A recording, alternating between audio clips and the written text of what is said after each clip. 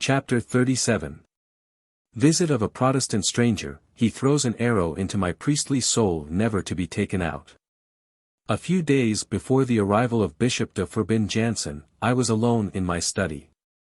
Considering my false position towards my ecclesiastical superiors, on account of my establishing the Temperance Society against their formal protest. My heart was sad. My partial success had not blinded me to the reality of my deplorable isolation from the great mass of the clergy. With a very few exceptions, they were speaking of me as a dangerous man. They had even given me the nickname of Le Réformateur au Petit Pied, small-sized reformer, and were losing no opportunity of showing me their supreme contempt and indignation, for what they called my obstinacy. In that sad hour, there were many clouds around my horizon, and my mind was filled with anxiety, when, suddenly, a stranger knocked at my door. He was a good-sized man, his smiling lips and honest face were beaming with the utmost kindness. His large and noble forehead told me, at once, that my visitor was a man of superior intellect. His whole mien was that of a true gentleman. He pressed my hand with the cordiality of an old friend and, giving me his name, he told me at once the object of his visit, in these words. I do not come here only in my name, but it is in the name of many, if not of all, the English-speaking people of Quebec and Canada. I want to tell you our admiration for the great reform you have accomplished in Beauport. We know the stern opposition of your superiors and fellow priests to your efforts, and we admire you more for that. Go on, sir, you have on your side the great God of heaven, who has said to us all, Look not thou upon the wine when it is red, when it giveth its colour in the cup, when it moveth itself aright. At the last, it biteth like a serpent, and stingeth like an adder. Prov 23. 31, 32. Take courage, sir, he added, you have, on your side, the Saviour of the world, Jesus Christ himself. Fear not man, sir, when God the Father, and his Son, Jesus Christ, are on your side. If you find any opposition from some quarter, and if deluded men turn you into ridicule when you are doing such a Christian work, bless the Lord. For Jesus Christ has said, Blessed are they who do hunger and thirst after righteousness, for they shall be filled. Blessed are ye when men shall revile you and persecute you, and shall say all manner of evil against you, falsely, for my sake. Matt. v. 6:11. I come also to tell you, sir, that if there are men to oppose you, there are many more who are praying for you day and night, asking our Heavenly Father to pour upon you his most abundant blessings. Intoxicating drinks are the curse of this young country. It is the most deadly foe of every father and mother, the most implacable enemy of every child in Canada. It is the ruin of our rich families, as well as the destruction of the poor. The use of intoxicating drinks, under any form, or pretext, is an act of supreme folly, for alcohol kills the body and damns the soul of its blind victims. You have, for the first time, raised the glorious banners of temperance among the French-Canadian people, though you are alone, today, to lift it up, be not discouraged. For, before long, you will see your intelligent countrymen rallying around it, to help you to fight and to conquer. No doubt, the seed you sow today is often watered with your tears. But, before long, you will reap the richest crop. And your heart will be filled with joy, when your grateful country will bless your name.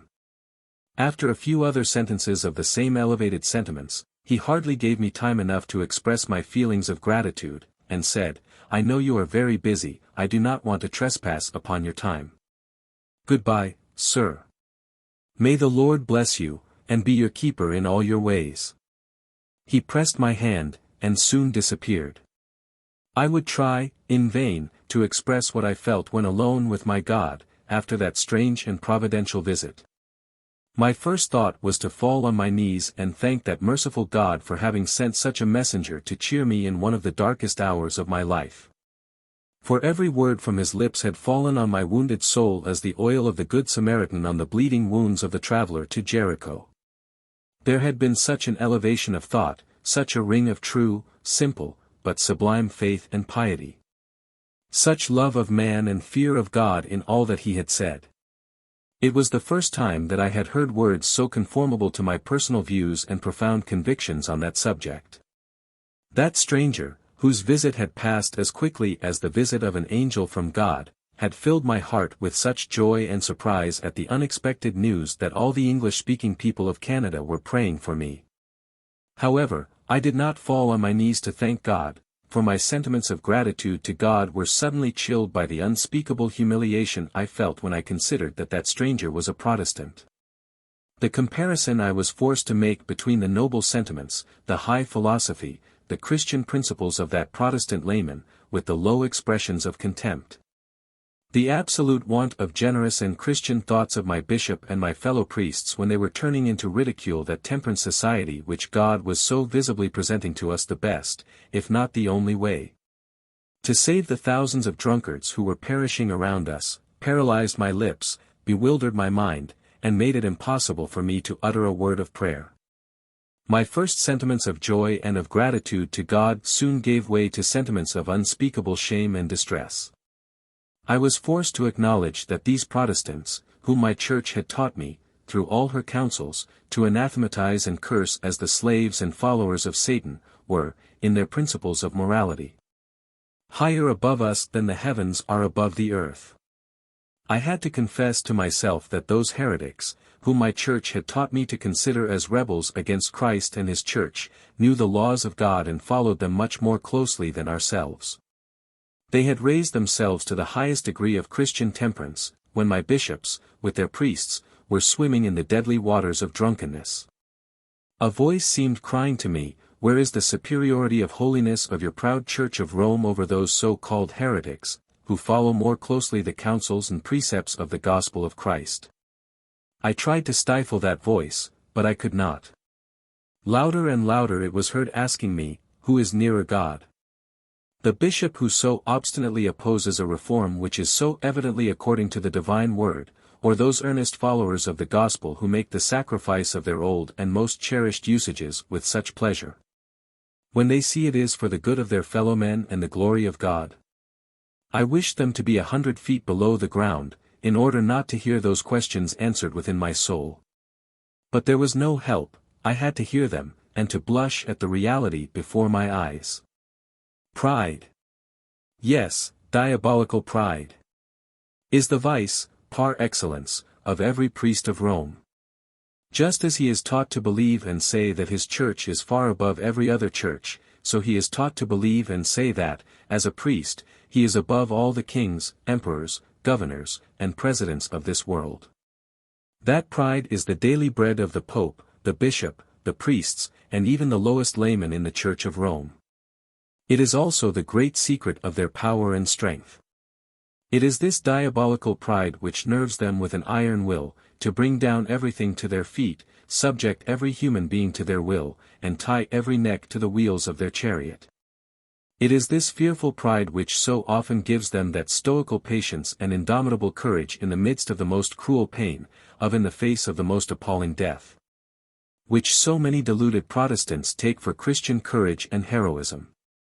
The priest of Rome believes that he is called by God Almighty to rule, subdue, and govern the world. With all those prerogatives that he fancies granted him by heaven, he builds up a high pyramid, on the top of which he sets himself, and from that elevation looks down with the utmost contempt on the rest of the world.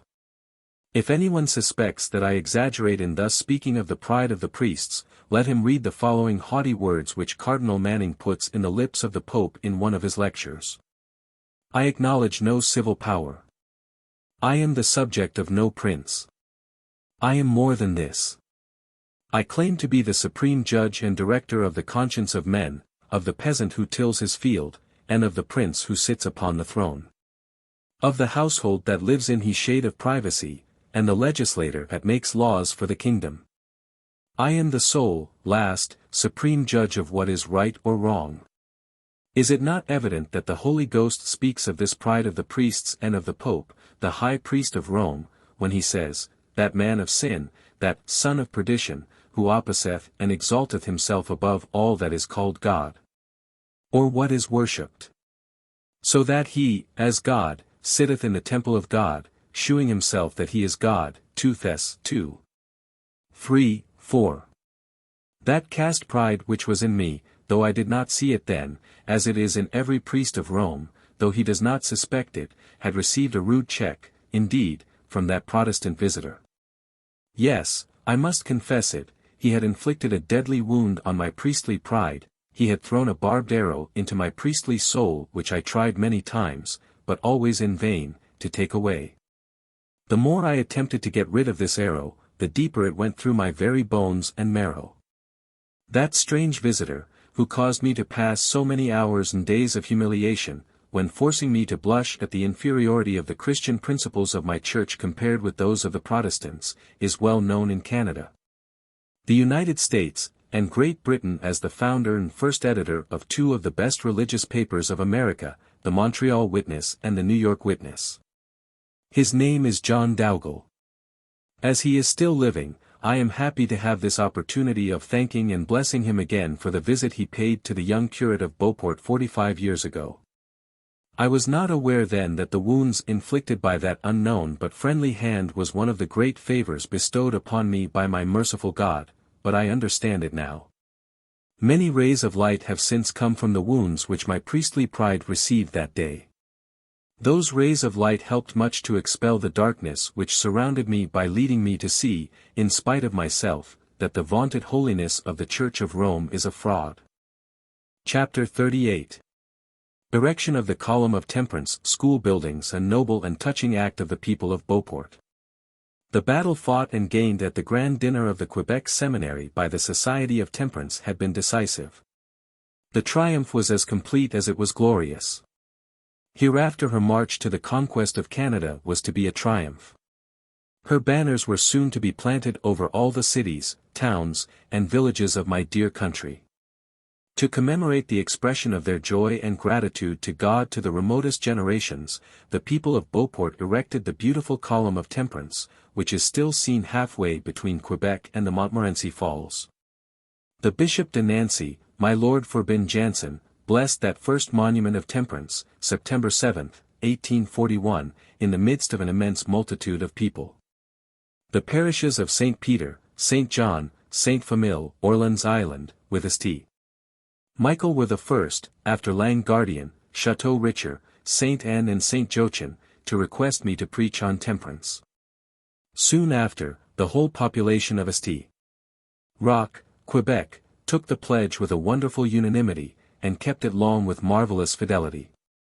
In order to show to the whole country their feelings of gratitude, they presented me with a fine picture of the Column of Temperance and a complimentary address, written and delivered by one of the most promising young men of Quebec, Mr. John Cauchon, who was raised some years later to the dignity of a cabinet minister, and who has been the worthy lieutenant governor of Manitoba. That address was soon followed by another from the citizens of Quebec and Beauport, presented along with my portrait, by Mr. Joseph Parent, then editor of the Canadian, and afterwards provincial secretary of Canada. What a strange being man is!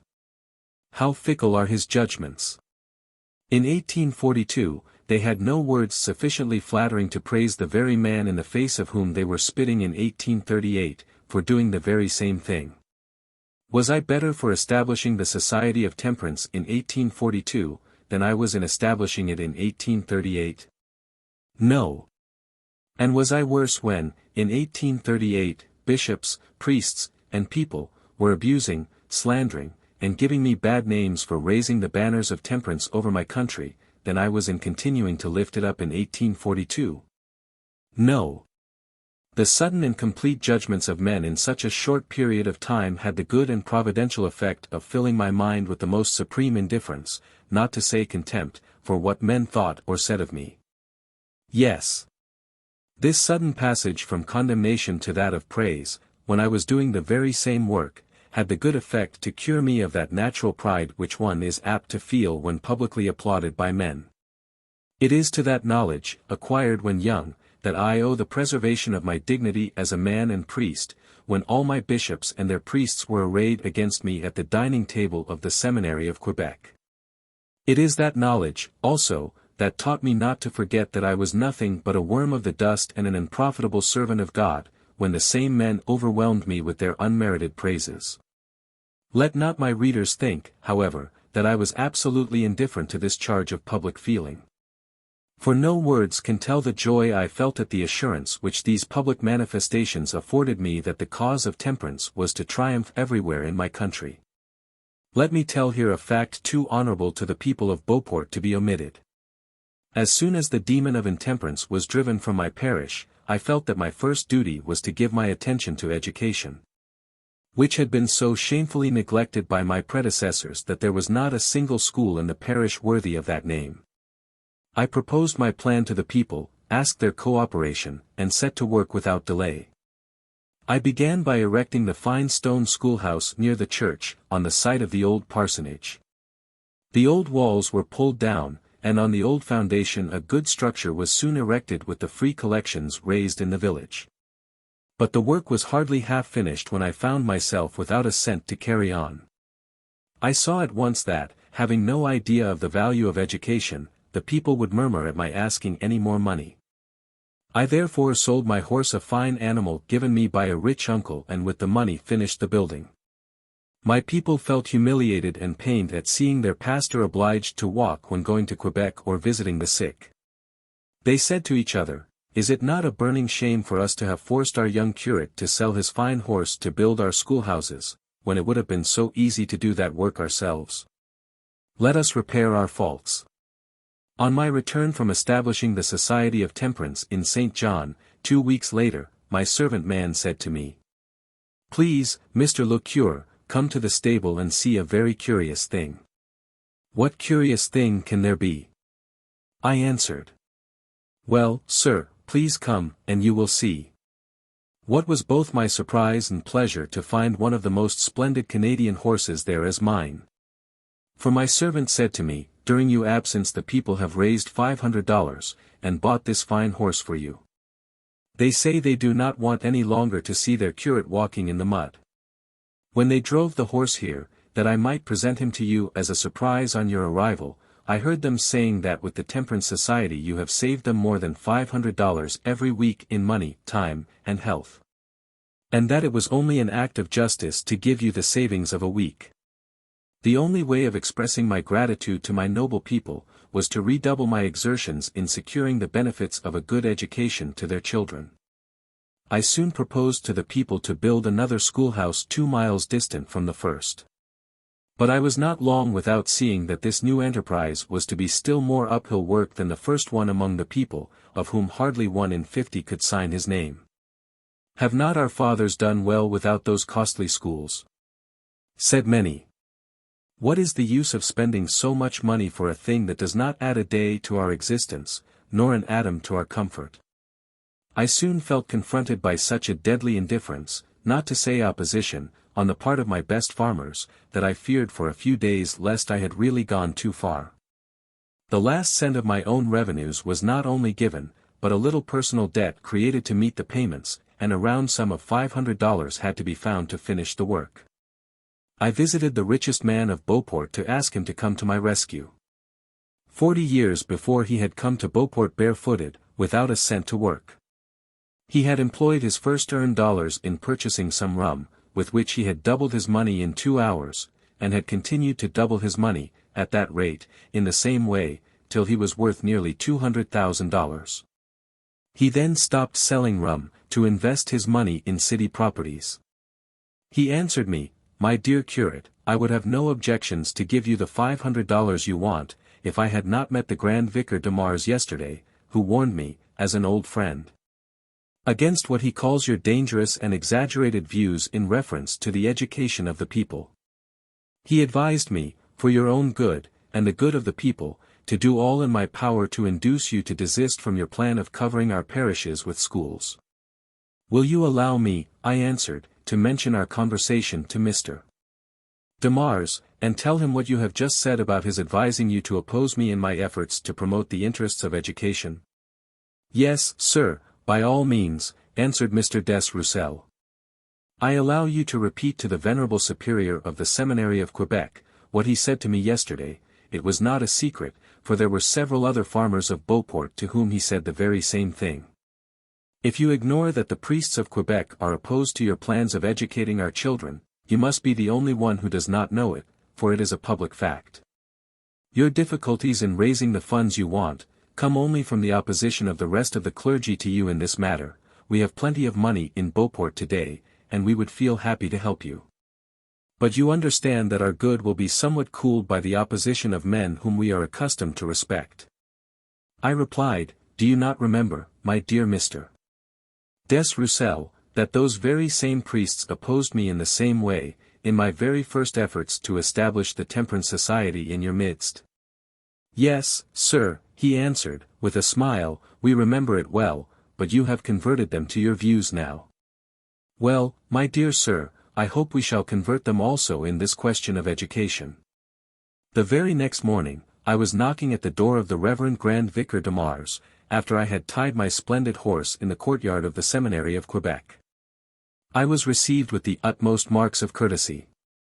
Without losing any time, I repeated to the old superior what Mr. Des Roussel had told me of his opposition to my educational plans, and respectfully asked him if it were true.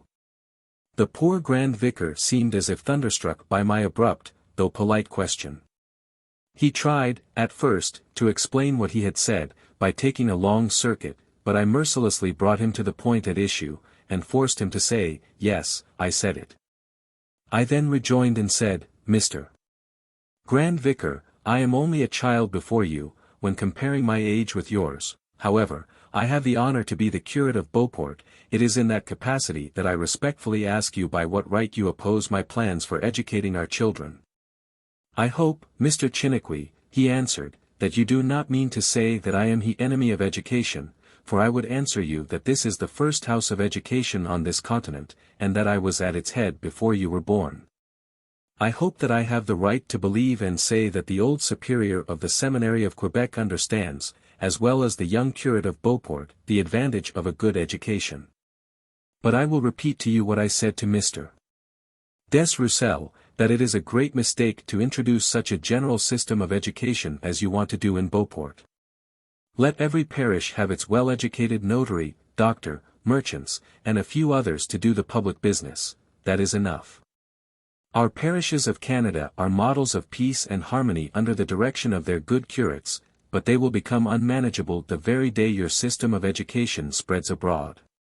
For then all the bad propensities of the heart will be developed with an irresistible force. Besides, you know that since the conquest of Canada by Protestant England, the Protestants are waiting for their opportunity to spread the Bible among our people. The only barrier we can oppose to that danger is to have, in future, as in the past, only a very limited number of our people who can read or write. For as soon as the common people are able to read, they will, like Adam and Eve, taste the forbidden fruit, they will read the Bible, turn Protestant, and be lost for time and eternity. In my answer, among other things, I said, go into the country, look at the farm which is well cultivated, plowed with attention and skill, richly manured, and sown with good seed. Is it not infinitely more pleasant and beautiful to live on such a farm, than on one which is neglected, unskillfully managed and covered with noxious weeds? Well, the difference between a well-educated and an uneducated people is still greater in my mind. I know that the priests of Canada, in general, have your views, and it is for that reason that the parish of Beauport with its immense revenues have been left without a school worthy the name, from its foundation to my going there. But my views are absolutely different. And as for your fear of the Bible, I confess we are antipodes to each other.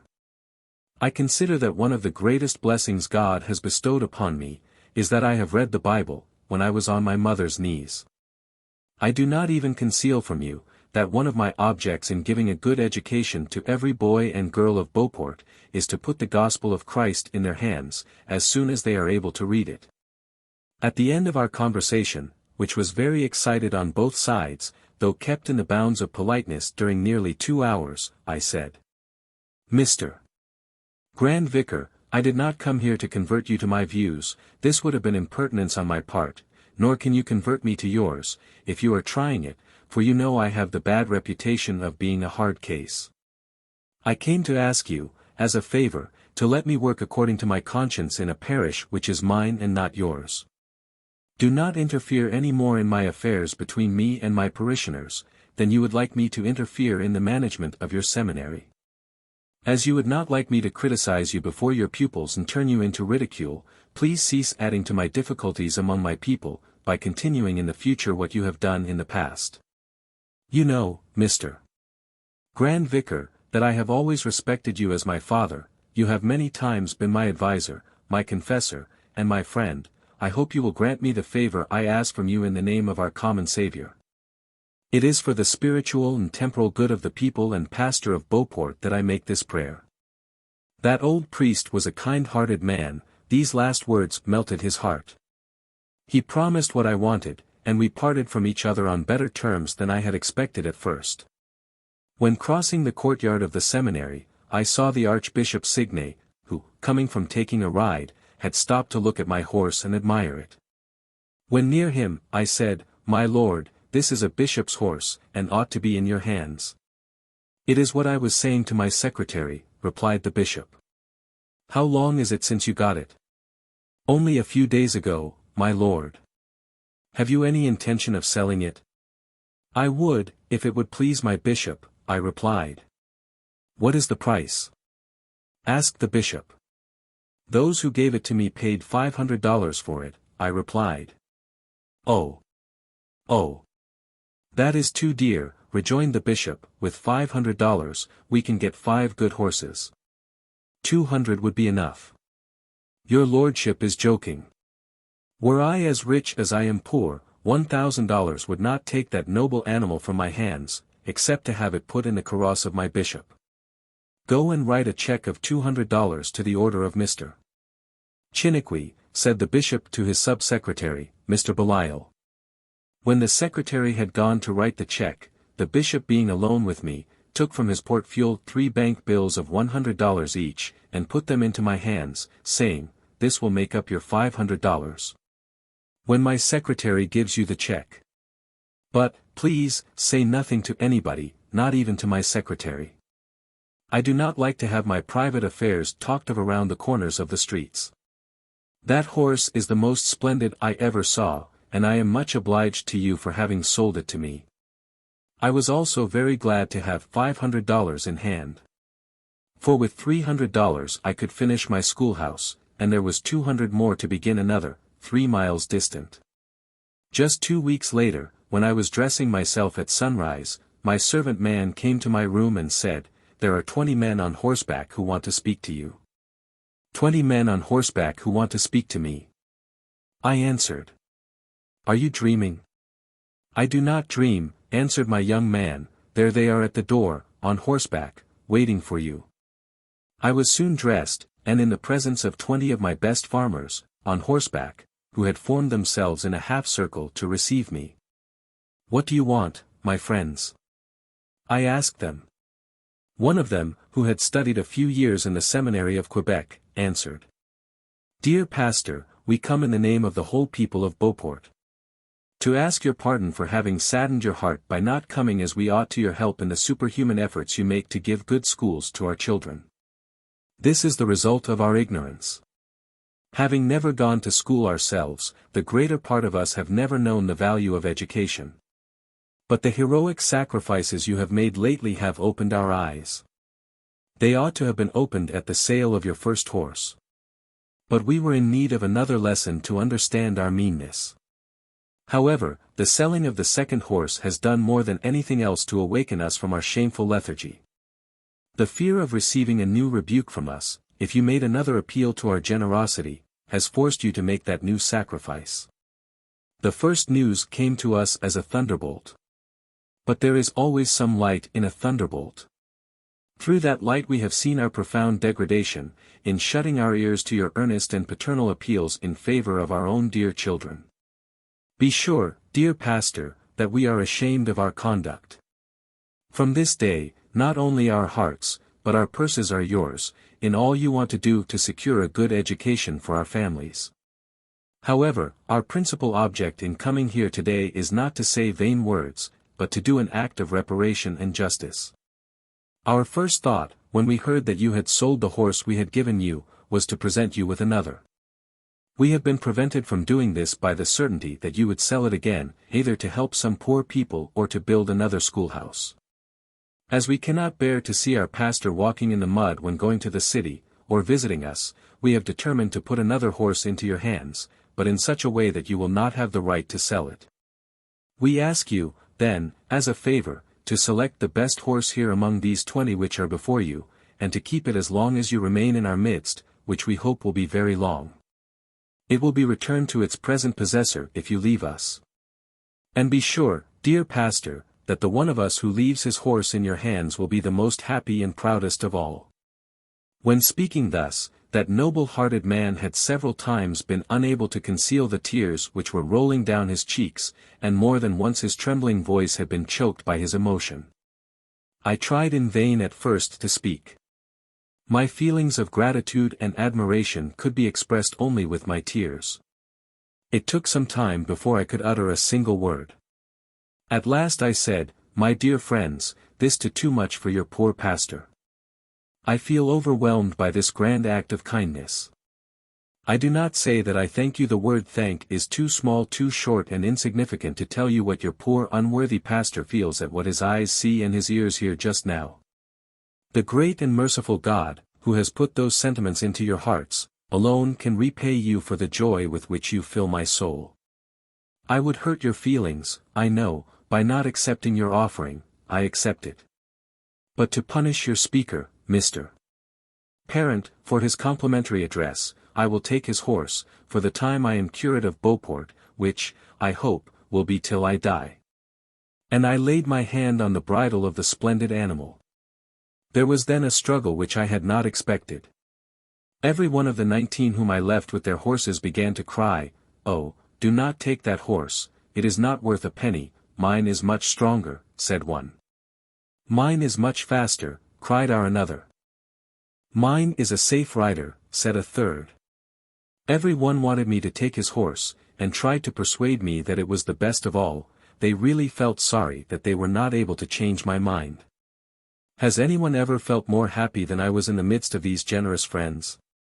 The memory of that happy hour will never pass away from my mind. Chapter 39. Sent to succeed Reverend Mr. Varon, curate of Kamouraska, stern opposition of that curate and the surrounding priests and people. Hours of desolation in Kamouraska, the good master allays the tempest and bids the waves be still. On the morning of the August 25, 1842, we blessed and opened the 7th school of Beauport. From that day all the children were to receive as good an education as could be given in any country place of Canada. Those schools had been raised on the ruins of the 7 taverns which had so long spread ruin, shame, desolation, and death over that splendid parish. My heart was filled with an unspeakable joy at the sight of the marvelous things which, by the hand of God, had been wrought in such a short time. At about 2 p.m. of that never-to-be-forgotten day, after I had said my vespers, and was alone, pacing the alleys of my garden, under the shade of the old maple trees bordering the northern part of that beautiful spot, I was reviewing the struggles and the victories of these last 4 years. It seemed that everything around me, not only the giant trees which were protecting me from the burning sun, but even the humblest grasses and flowers of my garden, had a voice to tell me, "Bless the Lord for his mercies." At my feet the majestic St. Lawrence was rolling its deep waters.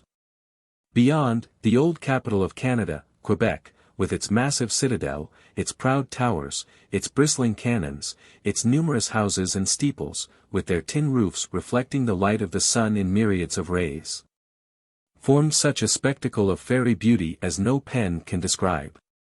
The fresh breeze from the river, mingled with the perfume of the 1,000 flowers of my parterre, bathed me in an atmosphere of fragrance. Never yet had I enjoyed life as at that hour. All the sanguine desires of my heart and the holy aspirations of my soul had been more than realized. Peace, harmony, industry, abundance, happiness, religion, and education had come on the heels of temperance, to gladden and cheer the families which God had entrusted to me. The former hard feelings of my ecclesiastical superiors had been changed into sentiments and acts of kindness, much above my merits. With the most sincere feelings of gratitude to God, I said with the old prophet, "Bless the Lord, O my soul." By the great mercy of God, that parish of Beauport, which at first had appeared to me as a bottomless abyss in which I was to perish, had been changed for me into an earthly paradise. There was only one desire in my heart. It was that I never should be removed from it. Like Peter on Mount Tabor, I wanted to pitch my tent in Beauport to the end of my life. But the rebuke which had shamed Peter came as quickly as lightning to show me the folly and vanity of my dreams. Suddenly the carrosse of the Bishop of Quebec came in sight, and rolled down to the door of the parsonage. The sub-secretary, the Reverend Mr. Belial, alighting from it, directed his steps towards the garden, where he had seen me, and handed me the following letter from the Right Reverend Turgeon, Coadjutor of Quebec. My dear Mons. Chiniquy. His Lordship Bishop Signe and I wish to confer with you on a most important matter. We have sent our carriage to bring you to Quebec. Please come without the least delay. Truly yours. Flav. Turgeon. 1 hour after, I was with the two bishops. My Lord Signe said, "Monsignor Turgeon will tell you why we have sent for you in such haste." Mons. Chiniquy, said Bishop Turgeon, "is not Kamouraska your birthplace?" "Yes, my lord." "Do you like that place, and do you interest yourself much in its welfare?" "Of course, my lord, I like Kamouraska.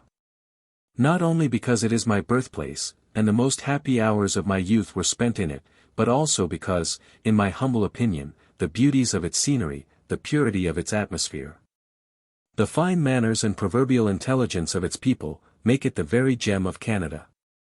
"You know," rejoined the bishop, "that Reverend Mons Varon has been too infirm, these last years, to superintend the spiritual interest of that important place. It is impossible to continue putting a young vicar at the head of such a parish, where hundreds of the best families of our aristocracy of Quebec and Montreal resort every summer.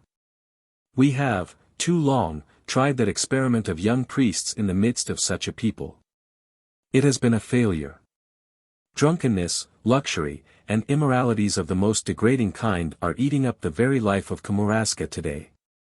Not less than 30 illegitimate births are known and registered in different places from Kamouraska these last 12 months. It is quite time to stop that state of affairs, and you are the only one, Mons Chiniquy, on whom we can rely for that great and difficult work." These last words passed through my soul as a two-edged sword. My lips quivered, I felt as if I were choking, and my tongue, with difficulty muttered, "My lord, I hope it is not your intention to remove me from my dear parish of Beauport." "No, Mons Chiniquy, we will not make use of our authority to break the sacred and sweet ties which unite you to the parish of Beauport. But we will put before your conscience the reasons we have to wish you at the head of the great and important parish of Kamouraska." For more than an hour the two bishops made strong appeals to my charity for the multitudes who were sunk into the abyss of drunkenness and every vice, and had no one to save them. "See how God and men are blessing you today," added the Archbishop Signe, "for what you have done in Beauport. Will they not bless you still more, if you save that great and splendid parish of Kamouraska, as you have saved Beauport? Will not a double crown be put upon your forehead by your bishops, your country, and your God, if you consent to be the instrument of the mercies of God towards the people of your own birthplace, and the surrounding country, as you have just been for Beauport and its surrounding parishes? Can you rest and live in peace now in Beauport, when you hear day and night the voice of the multitudes, who cry, 'Come to our help, we are perishing'? What will you answer to God, at the last day, when he will show you the thousands of precious souls lost at Kamouraska, because you refuse to go to their rescue? As Monsignor Turgeon has said, we will not make use of our authority to force you to leave your present position. We hope that the prayers of your bishops will be enough for you. We know what a great sacrifice it will be for you to leave Beauport today, but do not forget that the greater the sacrifice, the more precious will the crown be." My bishops had spoken to me with such kindness. Their paternal and friendly appeals had surely more power over me than orders. Not without many tears, but with a true good will, I consented to give up the prospects of peace and comfort which were in store for me in Beauport, to plunge myself again into a future of endless troubles and warfare, by going to Kamouraska. There is no need of saying that the people of Beauport did all in their power to induce the bishops to let me remain among them some time longer. But the sacrifice had to be made.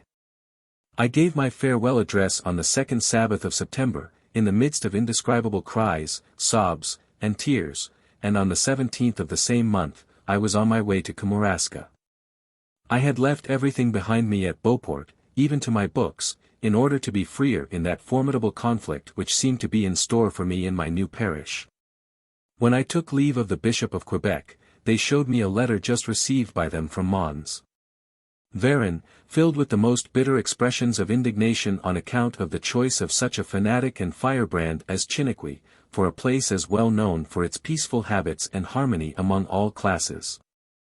The last words of the letter were as follows. The clergy and people of Kamouraska and vicinity consider the appointment of Mons Chiniquy to this parish as an insult, and we hope and pray that your lordship may change your mind on the subject. In showing me the letter, my lord Signe in Turgeon said, we fear that you will have more trouble than we expected with the old curate and his partisans, but we commend you to the grace of God and the protection of the Virgin Mary. Remembering that our Saviour has said, be of good cheer. I have overcome the world, John 16:33. I arrived at Kamouraska the 21st of September, 1842, on one of the finest days of the year. But my heart was filled with an unspeakable desolation, for all along the way the curates had told me that the people, with their old pastor, were unanimous in their opposition to my going there.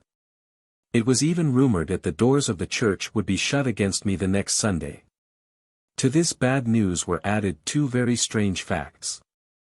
My brother Achilles, who was living at St. Michael, was to drive me from that place to St. Roch d'Aulnitz, whence my other brother Louis, would take me to Kamouraska. But we had not travelled more than 5 or 6 miles, when the wheel of the newly finished and beautifully painted buggy, having struck a stone, the seat was broken into fragments, and we both fell to the ground. By chance, as my brother was blessing the man who had sold him that rig for a new and first-class conveyance, a traveller going the same way passed by. I asked him for a place in his caleche, bade adieu to my brother, and consoled him by saying, as you have lost your fine buggy in my service, I will give you a better one. 2 days after, my second brother was driving me to my destination, and when about 3 or 4 miles from Kamouraska, his fine horse stepped on a long nail which was on the road, fell down and died in the awful convulsions of tetanus. I took leave of him, and consoled him also by promising to give him another horse. Another carriage took me safely to the end of my journey.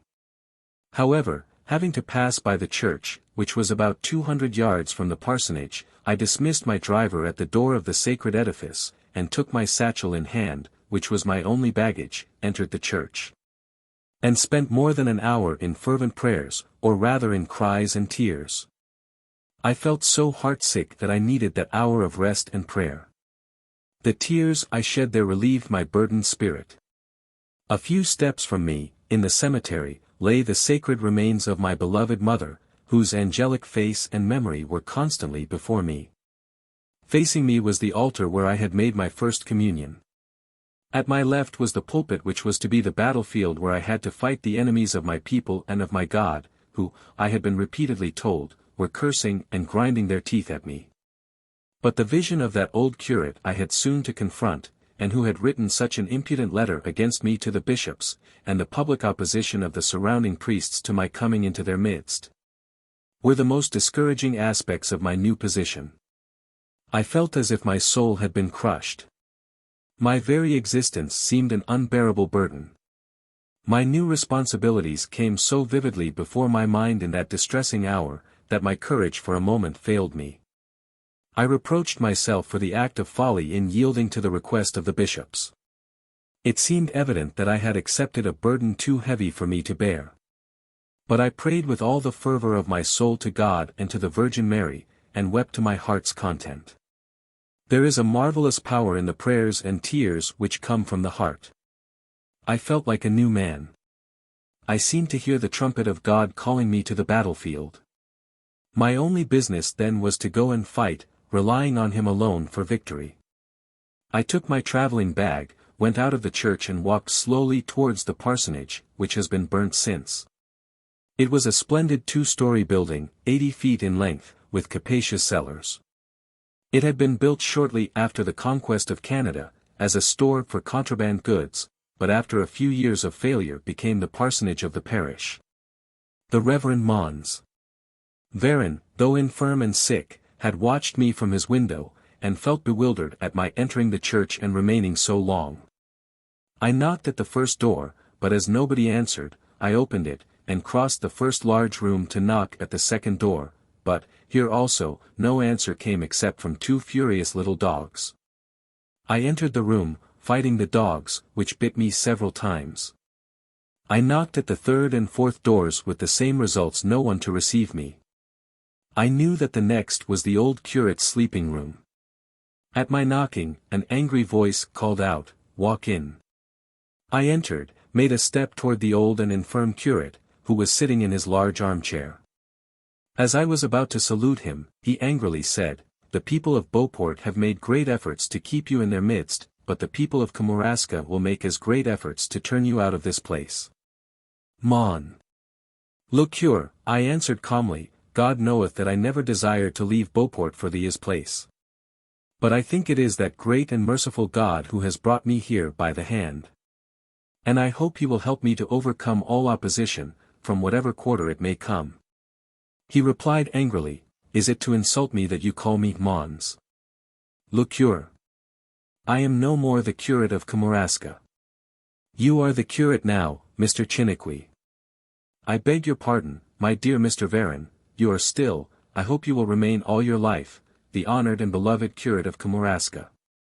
The respect and gratitude I owe you have caused me to refuse the titles and honors which our bishop wanted to give me. But, then, if I am the curate, what are you?" replied the old priest, with more calmness. "I am nothing but a simple soldier of Christ, and a sower of the good seed of the gospel." I answered, "When I fight the common enemy in the plain, as Joshua did, you, like Moses, will stand on the top of the mountain, lift up your hands to heaven, send your prayers to the mercy seat, and we will gain the day. Then both will bless the God of our salvation for the victory." Well. Well. This is beautiful, grand, and sublime, said the old priest, with a voice filled with friendly emotions. "But whence is your household furniture, your library?" "My household furniture," I answered, "is in this little bag, which I hold in my hand. I do not want any of my books as long as I have the pleasure and honor to be with the good Mons Varon, who will allow me, I am sure of it, to ransack his splendid library, and study his rare and learned books." "But what rooms do you wish to occupy?" rejoined the good old curate. "As the parsonage is yours and not mine," I answered, "please tell me where you want me to sleep and rest.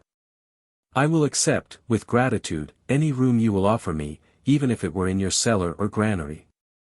I do not want to bother you in any way. When I was young, a poor orphan in your parish, some 20 years ago, were you not a father to me?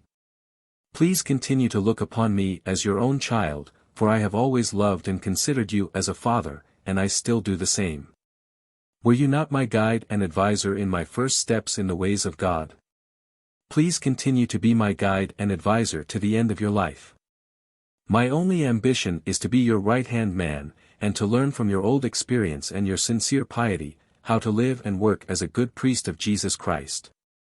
I had not finished the last sentence when the old man burst into tears, threw himself into my arms, pressed me to his heart, bathed me with his tears, and said, with a voice half suffocated by his sobs, "Dear Mr. Chiniquy, forgive me the evil things I have written and said about you. You are welcome in my parsonage, and I bless God to have sent me such a young friend, who will help me to carry the burden of my old age." I then handed him the bishop's letter, which had confirmed all I had said about my mission of peace towards him. From that day to his death, which occurred 6 months after, I never had a more sincere friend than Mr. Varon. I thanked God, who had enabled me at once, not only to disarm the chief of my opponents, but to transform him into my most sincere and devoted friend. My hope was that the people would soon follow their chief and be reconciled to me, but I did not expect that this would be so soon and from such an unforeseen and unexpected cause. The principal reason the people had to oppose my coming to Kamouraska was that I was the nephew of the Honorable Amable Dion, who had made a colossal fortune at their expense. The Reverend Mr. Varon, who was always in debt, was also forced by the circumstances, to buy everything, both for himself and the church, from him, and had to pay without murmur the most exorbitant prices for everything. In that way, the church and the curate, though they had very large revenues, had never enough to clear their accounts. When the people heard that the nephew of Mons Dion was their curate, they said to each other, "Now our poor church is forever ruined, for the nephew will, still more than the curate, favor his uncle. And the uncle will be less scrupulous than ever in asking more unreasonable prices for his merchandise." They felt they had more than fallen from Charybdis into Scylla. The very next day after my arrival, the beadle told me that the church needed a few yards of cotton for some repairs, and asked me if he would not go, as usual, to Mr. Dion's store. I told him to go there first, ask the price of that article, and then go to the other stores, ordering him to buy at the cheapest one. 30 cents was asked at Mr. Dion's, and only 15 cents at Mr. St. Pierre's. Of course, we bought at the latter's store. The day was not over, before this apparently insignificant fact was known all over the parish, and was taking the most extraordinary and unforeseen proportions. Farmers would meet with their neighbors and congratulate themselves that, at last, the yoke imposed upon them by the old curate and Mr. Dion, was broken. That the taxes they had to pay the store were at an end, with the monopoly which had cost them so much money. Many came to Mr. St. Pierre to hear from his own lips that their new curate had, at once, freed them from what they considered the long and ignominious bondage, against which they had so often but so vainly protested. For the rest of this week this was the only subject of conversation.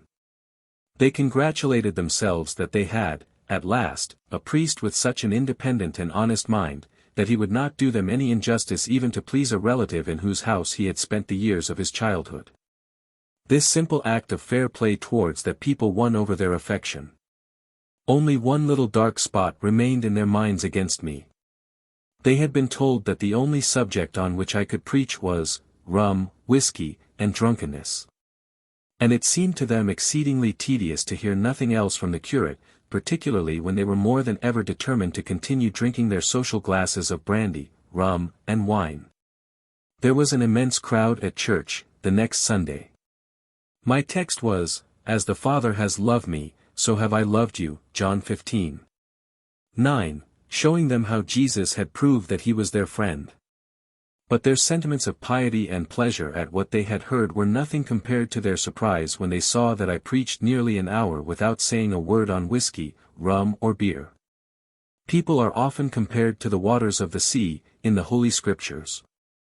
When you see the roaring waves dashing on that rock today, as if they wanted to demolish it, do not fear that this fury will last long. The very next day, if the wind has changed, the same waters will leave that rock alone, to spend their fury on the opposite rock. So it was in Kamouraska. They were full of indignation and wrath when I set my feet in their midst. But a few days later, those very men would have given the last drop of their blood to protect me. The dear Saviour had evidently seen the threatening storm which was to destroy his poor and profitable servant. He had heard the roaring waves which were dashing against me.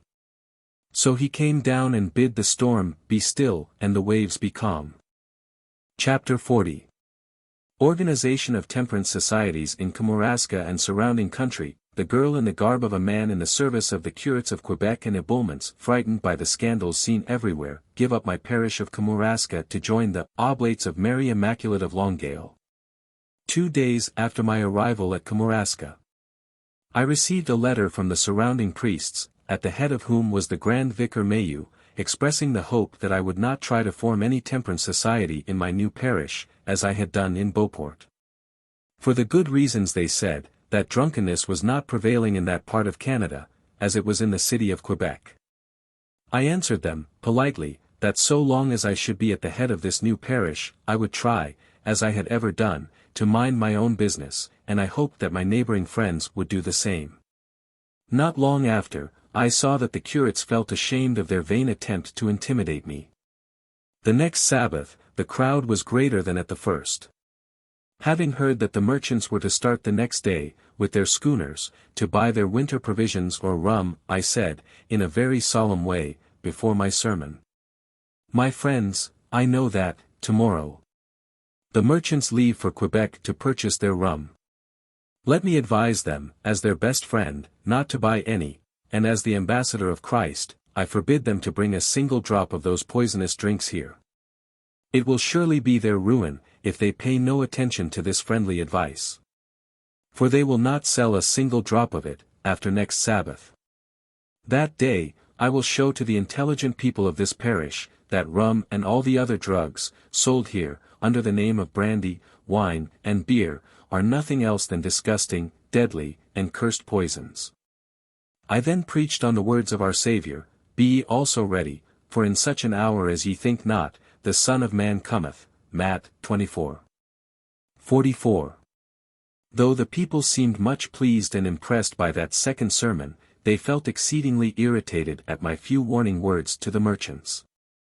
When the service was over, they all rallied around the merchants to tell them not to mind what they had heard. "If our young curate," said they, "thinks he will lead us by the nose, as he has done with the drunkards of Beauport, he will soon see his mistake. Instead of 100 tons, as you brought last fall, bring us 200, this year. We will drink them to his health. We have a good crop and we want to spend a jolly winter." It is probable that the church of Kamouraska had never seen within its walls such a crowd as on the second Sabbath of October, 1842. It was literally crammed. Curiosity had attracted the people who, not less eager to hear my first sermon against rum, than to see the failure they expected, and wished, of my first efforts to form a temperance society. Long before the public service, at the door of the church, as well as during the whole preceding week, the people had pledged themselves never to give up their strong drink, and never to join the temperance society. But what are the resolutions of man against God? Is he not their master? The half of that first sermon on temperance was not heard, when that whole multitude had forgotten their public promises. The hearts were not only touched, they were melted and changed by God, who wanted to show, once more, that his works of mercy were above all the works of his hands. From the very day of my arrival in Kamouraska, I had made a serious and exact inquiry about the untold miseries brought upon the people by intoxicating drinks. I had found that, during the last 20 years, 12 men had been drowned and 8 had been frozen to death, who had left 20 widows and 60 orphans in the most distressing poverty. 60 farmers had lost their lands and had been obliged to emigrate to other places, where they were suffering all the pangs of poverty from the drunkenness of their parents. Several other families had their properties mortgaged for their whole value to the rum merchants, and were expected, every day, to be turned out from their inheritances, to pay their rum bills. 7 mothers had died in delirium tremens, 1 had hung herself, another drowned herself when drunk. $100,000 had been paid to the rum merchants during the last 15 years. 200,000 more were due to the storekeeper, 3/4 of which were for strong drink. 4 men had been murdered, among whom was their landlord, Achilles Tatch, through their drunken habits. When I had recapitulated all these facts, which were public and undeniable, and depicted the desolation of the ruined families, composed of their own brothers, sisters, and dear children. When I brought before their minds, the tears of the widows, the cries of the starving and naked children, the shame of the families, the red hand of the murderers and the mangled bodies of their victims, the eternal cries of the lost from drunkenness, the broken-hearted fathers and mothers whose children had been destroyed by strong drink. When I proved to them that there was not a single one in their midst who had not suffered, either in his own person, or in that of his father or mother, brothers, sisters, or children, yes. When I had given them the simple and awful story of the crimes committed in their midst, the ruin and deaths, the misery of thousands of precious souls for whom Christ died in vain, the church was filled with such sobs and cries that I often could not be heard. Many times my voice was drowned by the indescribable confusion and lamentation of that whole multitude. Unable to contain myself, several times I stopped and mingled my sobs and cries with those of my people. When the sermon, which lasted 2 hours, was finished, I asked all those who were determined to help me in stopping the ravages of intoxicating drinks, in drying the tears which they caused to flow, and saving the precious souls they were destroying, to come forward and take the public pledge of temperance by kissing a crucifix which I held in my hand. 1,310 came. Not 50 of the people had refused to enroll themselves under the blessed and glorious banners of temperance. And these few recalcitrants came forward, with a very few exceptions, the next time I spoke on the subject. The very same day, the wives of the merchants sent dispatches to their husbands in Quebec, to tell them what had been done, and not a single barrel of intoxicating drinks was brought by them.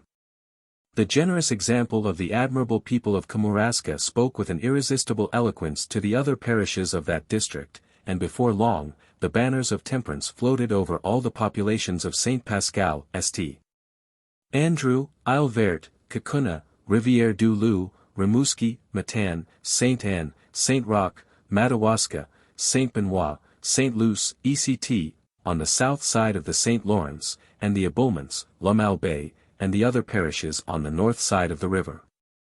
And the people kept their pledge with such fidelity that the trade in rum was literally killed in that part of Canada, as it had been in Beauport and its vicinity.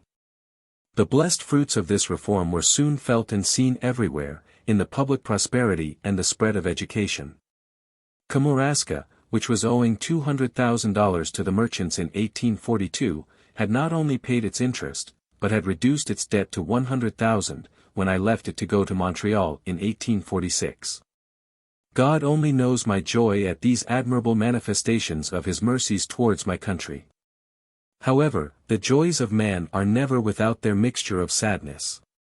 In the good providence of God, being invited by all the curates to establish temperance societies among their people, I had the sad opportunity, as no priest ever had in Canada, to know the secret and public scandals of each parish.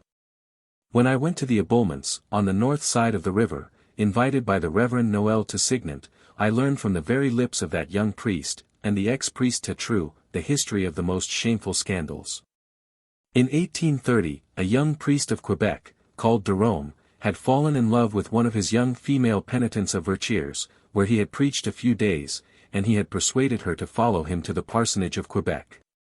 The better to conceal their iniquity from the public, he persuaded his victim to dress herself as a young man, and throw her dress into the river, to make her parents and the whole parish believe that she was drowned. I had seen her many times at the parsonage of Quebec, under the name of Joseph, and had much admired her refined manners, though more than once I was very much inclined to think that the smart Joseph was no one else than a lost girl. But the respect I had for the curate of Quebec, who was the coadjutor of the bishop, and his young vicars, caused me to reject those suspicions as unfounded. However, many even among the first citizens of the city had the same suspicions, and they pressed me to go to the coadjutor and warn him, but I refused, and told those gentlemen to do that delicate work themselves, and they did it. The position of that high dignitary and his vicar was not then a very agreeable one. Their bark had evidently drifted into dangerous waters. To keep Joseph among themselves was impossible, after the friendly advice from such high quarters, and to dismiss him was not less dangerous. He knew too well how the curate of Quebec, with his vicars, were keeping their vows of celibacy. To dismiss him without danger to themselves, a single word from his lips would destroy them. Happily for them, Mr. Clement, then curate of the Aboments, was in search of such a servant, and took him to his parsonage, after persuading the bishop coadjutor to give Joseph a large sum of money to seal his lips. Things went on pretty smoothly between Joseph and the priest for several years, till some suspicions arose in the minds of the sharp-sighted people of the parish, who told the curate that it would be safer and more honorable for him to get rid of his servant. In order to put an end to those suspicions, and to retain him in the parsonage, the curate persuaded him to marry the daughter of a poor neighbor. The banns were published 3 times, and the 2 girls were duly married by the curate, who continued his criminal intimacies, in the hope that no one would trouble him any more on that subject. But not long after he was removed to La Petite Rivière, and in 1838 the Reverend M. Tétreault was appointed curate of the Abomens. This new priest, knowing of the abominations which his predecessor had practiced, continued to employ Joseph. One day, when Joseph was working at the gate of the parsonage, in the presence of several people, a stranger came and asked him if Mr. Tétreault was at home. "Yes, sir, Mr. Curate is at home," answered Joseph. "But as you seem a stranger to the place, would you allow me to ask you from what parish you come?" "I am not ashamed of my parish," answered the stranger. "I come from Verchiers." At the word Verchiers, Joseph turned so pale that the stranger was puzzled. He looked carefully at him, and exclaimed, "Oh! My God! What do I see here? Genevieve! Genevieve! Over whom we have mourned so long is drowned. Here you are disguised as a man." "Dear uncle," it was her uncle, "for God's sake, not a word more here." But it was too late, the people who were there had heard the uncle and the niece. Their long and secret suspicions were well founded. One of their former priests had kept a girl, under the disguise of a man, in his house. And to blind his people more thoroughly, he had married that girl to another, in order to have them both in his house when he pleased, without awakening any suspicion. The news went, almost as quickly as lightning, from one end to the other of the parish, and spread all over the country, on both sides of the St. Lawrence. I had heard of that horror, but could not believe it. However, I had to believe it, when, on the spot, I heard from the lips of the ex-curate, M. Tétreault, and the new curate, M.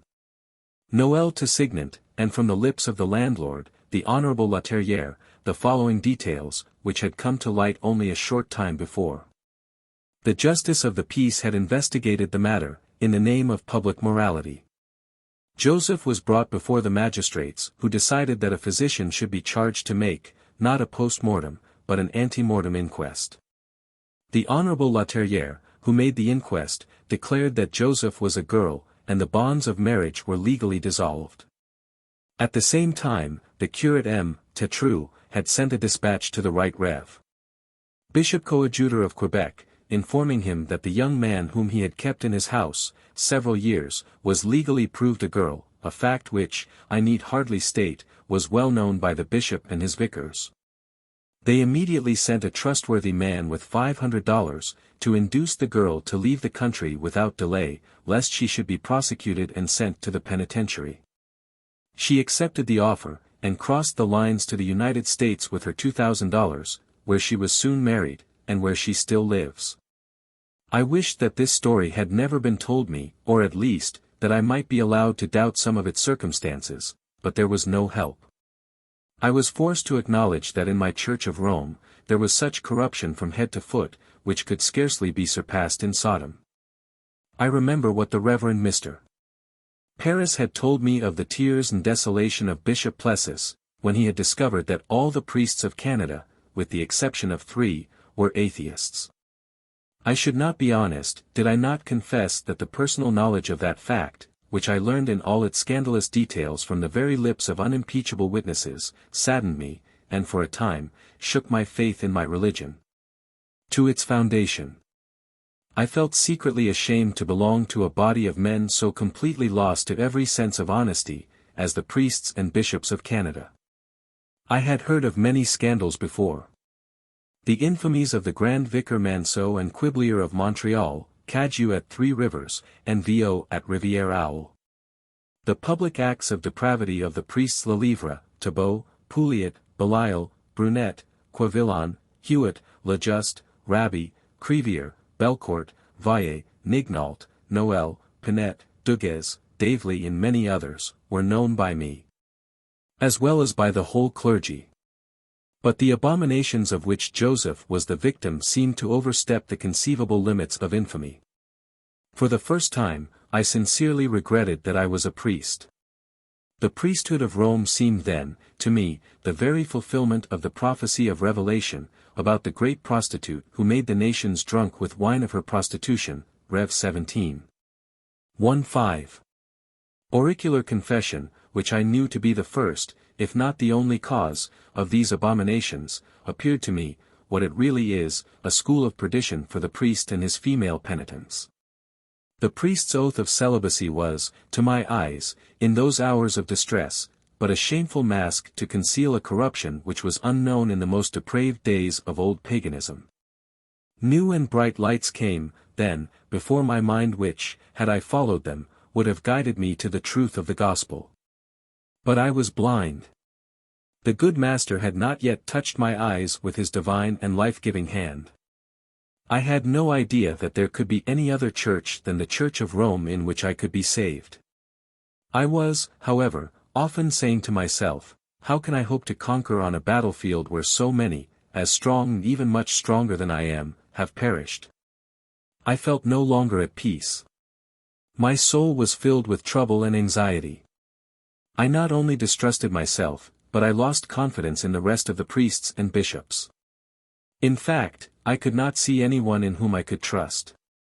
Though my beautiful and dear parish of Kamouraska was, more than ever, overwhelming me with tokens of its affection, gratitude, and respect, it had lost its attraction for me. To whatever side I turned my eyes, I saw nothing but the most seducing examples of perversion that it seemed as if I were surrounded by numberless snares, from which it was impossible to escape. I wished to depart from this deceitful and lost world. When my soul was as drowned under the waves of a bitter sea, the Reverend Mr. Gines, superior of the monastery of the Fathers of Oblates of Mary Immaculate, at Longueuil, near Montreal, came to pass a few days with me, for the benefit of his health. I spoke to him of that shameful scandal, and did not conceal from him that my courage failed me, when I looked at the torrent of iniquity which was sweeping everything, under our eyes, with an irresistible force. We are here alone, in the presence of God, I said to him. I confess that I feel an unspeakable horror at the moral ruin which I see everywhere in our church. My priesthood, of which I was so proud till lately, seems to me, today, the most ignominious yoke, when I see it dragged in the mud of the most infamous vices, not only by the immense majority of the priests, but even by our bishops. How can I hope to save myself, when I see so many, stronger than I am, perishing all around me? The Reverend Superior, with the kindness of a father and becoming gravity, answered me, I understand your fears, perfectly. They are legitimate and too well-founded. Like you, I am a priest, and like you, if not more than you, I know the numberless and formidable dangers which surround the priest. It is because I know them too well, that I have not dared to be a secular priest a single day. I knew the humiliating and disgraceful history of Joseph and the coadjutor bishop of Quebec. Nay, I know many things still more horrible and unspeakable which I have learned when preaching and hearing confessions in France and in Canada. My fear is that, today, there are not many more undefiled souls among the priests than in Sodom, in the days of Lot. The fact is, that it is morally impossible for a secular priest to keep his vows of celibacy, except by a miracle of the grace of God. Our holy church would be a modern Sodom long ago, had not our merciful God granted her the grace that many of her priests have always enrolled themselves among the armies of the regular priests in the different religious orders which are to the church, what the ark was to Noah and his children in the days of the deluge. Only the priests whom God calls, in his mercy, to become members of any of those orders, are safe. For they are under the paternal care and surveillance of superiors whose zeal and charity are like a shield to protect them. Their holy and strict laws are like strong walls and high towers which the enemy cannot storm. He then spoke to me, with an irresistible eloquence, of the peace of soul which a regular priest enjoys within the walls of his monastery.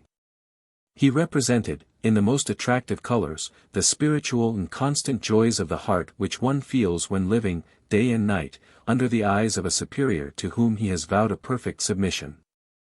He added, your providential work is finished in the diocese of Quebec. The temperance societies are established almost everywhere. We are in need of your long experience and your profound studies on that subject in the diocese of Montreal.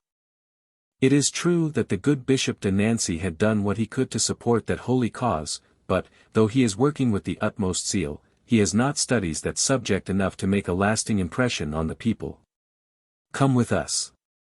We are more than 30 priests, oblates of Mary Immaculate, who will be too happy to second your efforts in that noble work, which is too much for one man alone.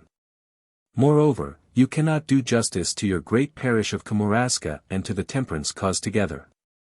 You must give up one, to consecrate yourself to the other. Take courage, my young friend.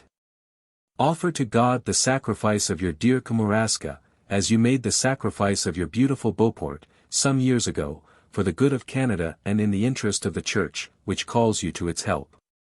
It seemed to me that I could oppose no reasonable argument to these considerations. I fell on my knees, and made the sacrifice of my beautiful and precious Kamouraska. The last Sabbath of September I gave my farewell address to the dear and intelligent people of Kamouraska, to go to Longueuil and become a novice of the Oblates of Mary Immaculate. Chapter 41. Perversion of Dr. Newman to the Church of Rome, Indiana. The light of his own explanations, common sense and the Word of God. The year 1843 will be long remembered in the Church of Rome for the submission of Dr. Newman to her authority. This was considered by many Roman Catholics as one of the greatest triumphs ever gained by their Church against Protestantism. But some of us, more acquainted with the daily contradictions and tergiversations of the Oxford divine, could not associate ourselves in the public rejoicings of our Church. From almost the very beginning of his public life, Dr. Newman as well as Dr. Pusey appeared to many of us as cowards and traitors in the Protestant camp, whose object was to betray the Church which was feeding them, and which they were sworn to defend. They both seemed to us to be skillful but dishonest conspirators. Dr. Newman, caught in the very act of that conspiracy, has boldly denied it. Brought before the tribunal of public opinion as a traitor who, though enrolled under the banners of the Church of England, was giving help and comfort to its foe, the Church of Rome. He has published a remarkable book under the title of Apologia pro Vita Sua, to exculpate himself. I hold in my hands the New York edition of 1865. Few men will read that book from beginning to end, and still fewer will understand it at its first reading. The art of throwing dust in the eyes of the public is brought to perfection in that work. I have read many books in my long life, but I have never met with anything like the Jesuit ability shown by Dr. Newman in giving a color of truth to the most palpable errors and falsehoods. I have had to read it at least 4 times, with the utmost attention, before being sure of having unlocked all its dark corners and sophistries. That we may be perfectly fair towards Dr. Newman, let us forget what his adversaries have written against him, and let us hear only what he says in his own defense. Here it is. I dare say that his most bitter enemies could never have been able to write a book so damaging against him as this one, which he has given us for his apology.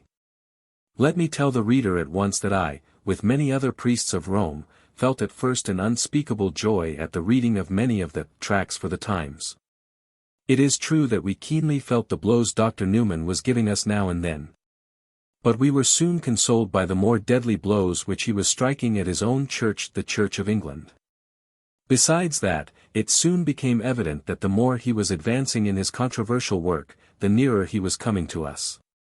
We were not long without saying to each other, Dr. Newman is evidently, though secretly, for us, he is a Roman Catholic at heart, and will soon join us. It is only from want of moral courage and honesty that he remains a Protestant. But from the very beginning there was a cloud in my mind, and in the minds of many other of my co-priests, about him. His contradictions were so numerous, his sudden transitions from one side to the other extreme, when speaking of Romanism and Anglicanism, his eulogiums of our Church today, and his abuses of it the very next day.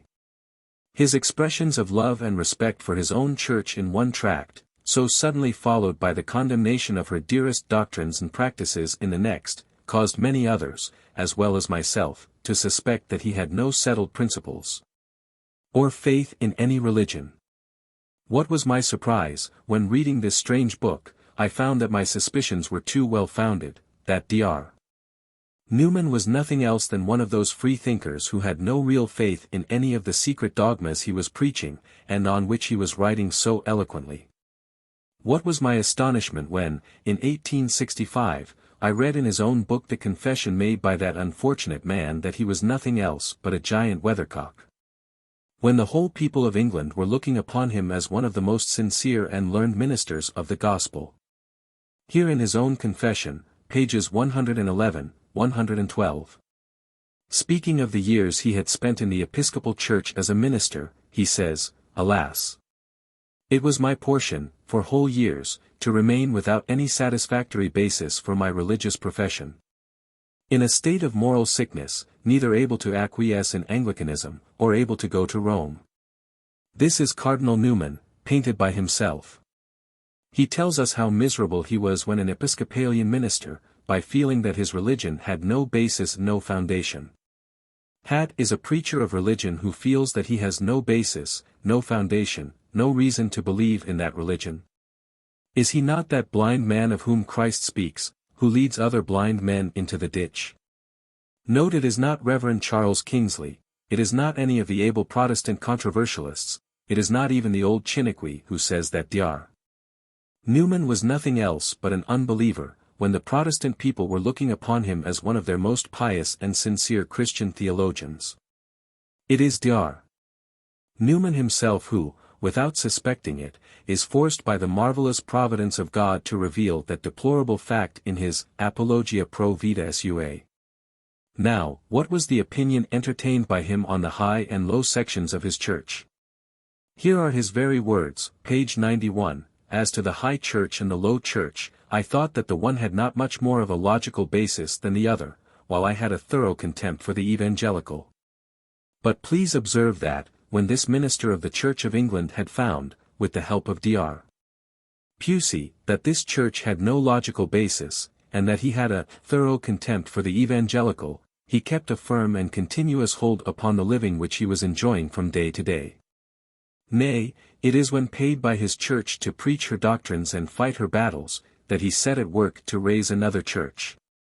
Of course, the new church was to have a firm basis of logic, history, and the gospel. The new church was to be worthy of the British people, it was to be the modern ark to save the perishing world.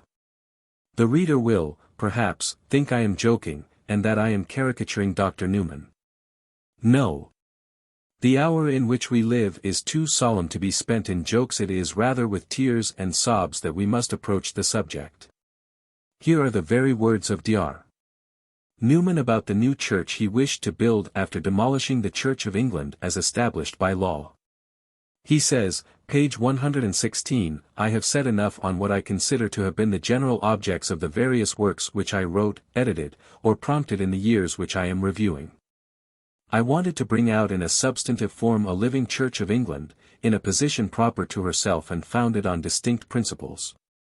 As far as paper could do it, and as earnestly preaching it and influencing others towards it could tend to make it a fact, a living church, made of flesh and blood, with voice, complexion, motion, and action, and a will of its own." If I had not said that these words were written by Dr. Newman, would the reader have suspected? What is to be the name of the new church? Dr. Newman himself called it Via Media.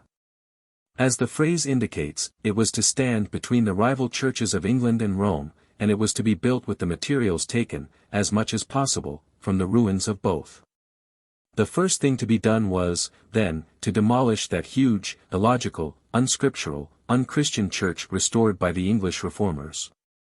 Dr. Newman bravely set to work, under the eye and direction of Dr. Pusey.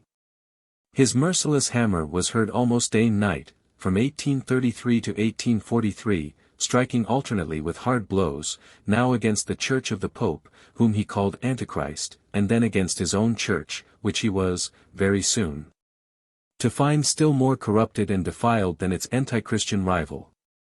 For as he was proceeding in his work of demolition, he tells us that he found more clearly, every day, that the materials and the foundations of the Church of Rome were exceedingly better than those of his own.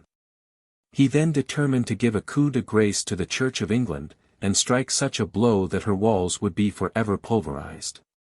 His perfidious tract XC aims at this object. Nothing can surpass the ability and the pious cunning with which Dr. Newman tries to conceal his shameful conspiracy in his Apologia. Hear the un-British and unmanly excuses which he gives for having deceived his readers, when he was looked upon as the most reliable theologian of the day, in defense of the doctrines of the Church of England. In pages 236-7 he says, "How could I ever hope to make them believe in a second theology, when I had cheated them in the first? With what face could I publish a new edition of a dogmatic creed, and ask them to receive it as gospel? Would it not be plain to them that no certainty was to be found anywhere? Well, in my defense I could but make a lame apology, however, it was the true one, viz., that I had not read the Fathers critically enough. That in such nice points as those which determine the angle of divergence between the two churches, I had made considerable miscalculations. And how came this about? Why, the fact was, unpleasant as it was to avow, that I had leaned too much upon the assertions of Usher, Jeremy Taylor, or Barrow, and had been deceived by them. Here is a specimen of the learning and honesty of the great Oxford divine. Dr. Newman confesses that when he was telling his people, St. Augustine says this, St. Jerome says that, when he assured them that St. Gregory supported this doctrine, and Origen that, it was all false. Those holy fathers had never taught such doctrines. It was Usher, Taylor, and Barrow who were citing them, and they had deceived him. Is it not a strange thing that such a shrewd man as Dr. Newman should have so completely destroyed his own good name in the very book he wrote, with so much care and ingenuity, to defend himself? One remains confounded. He can hardly believe his own eyes at such want of honesty in such a man. It is evident that his mind was troubled at the souvenir of such a course of procedure. But he wanted to excuse himself by saying it was the fault of Usher, Taylor, and Barrow. Are we not forcibly brought to the solemn and terrible drama in the Garden of Eden? Adam hoped to be excused by saying, "The woman whom thou gavest to be with me, she gave me the fruit of the tree, and I did eat." The woman said, "The serpent beguiled me, and I did eat." But what was the result of those excuses? We read, "Therefore the Lord God sent him forth from the Garden of Eden." Dr. Newman has lost the precious inheritance God had given him. He has lost the lamp he had received to guide his steps, and he is now in the dark dungeon of popery, worshipping, as a poor slave, the wafer god of Rome. But what has become of that new church, or religion, the via media which had just come out from the sickly brain of the Oxford professor?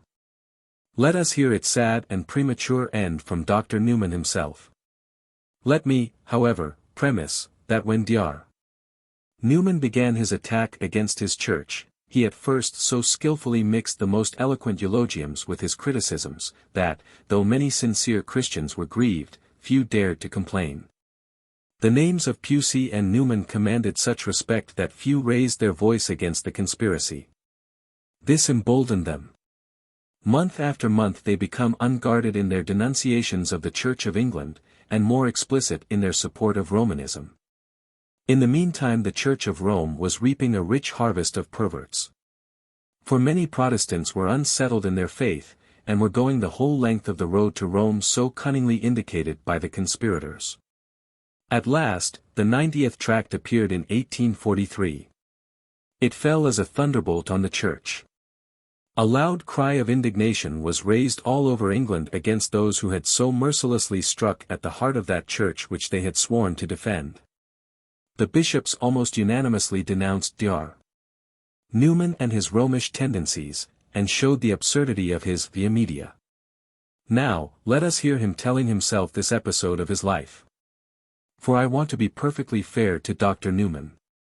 It is only from his own words and public acts that I want the reader to judge him.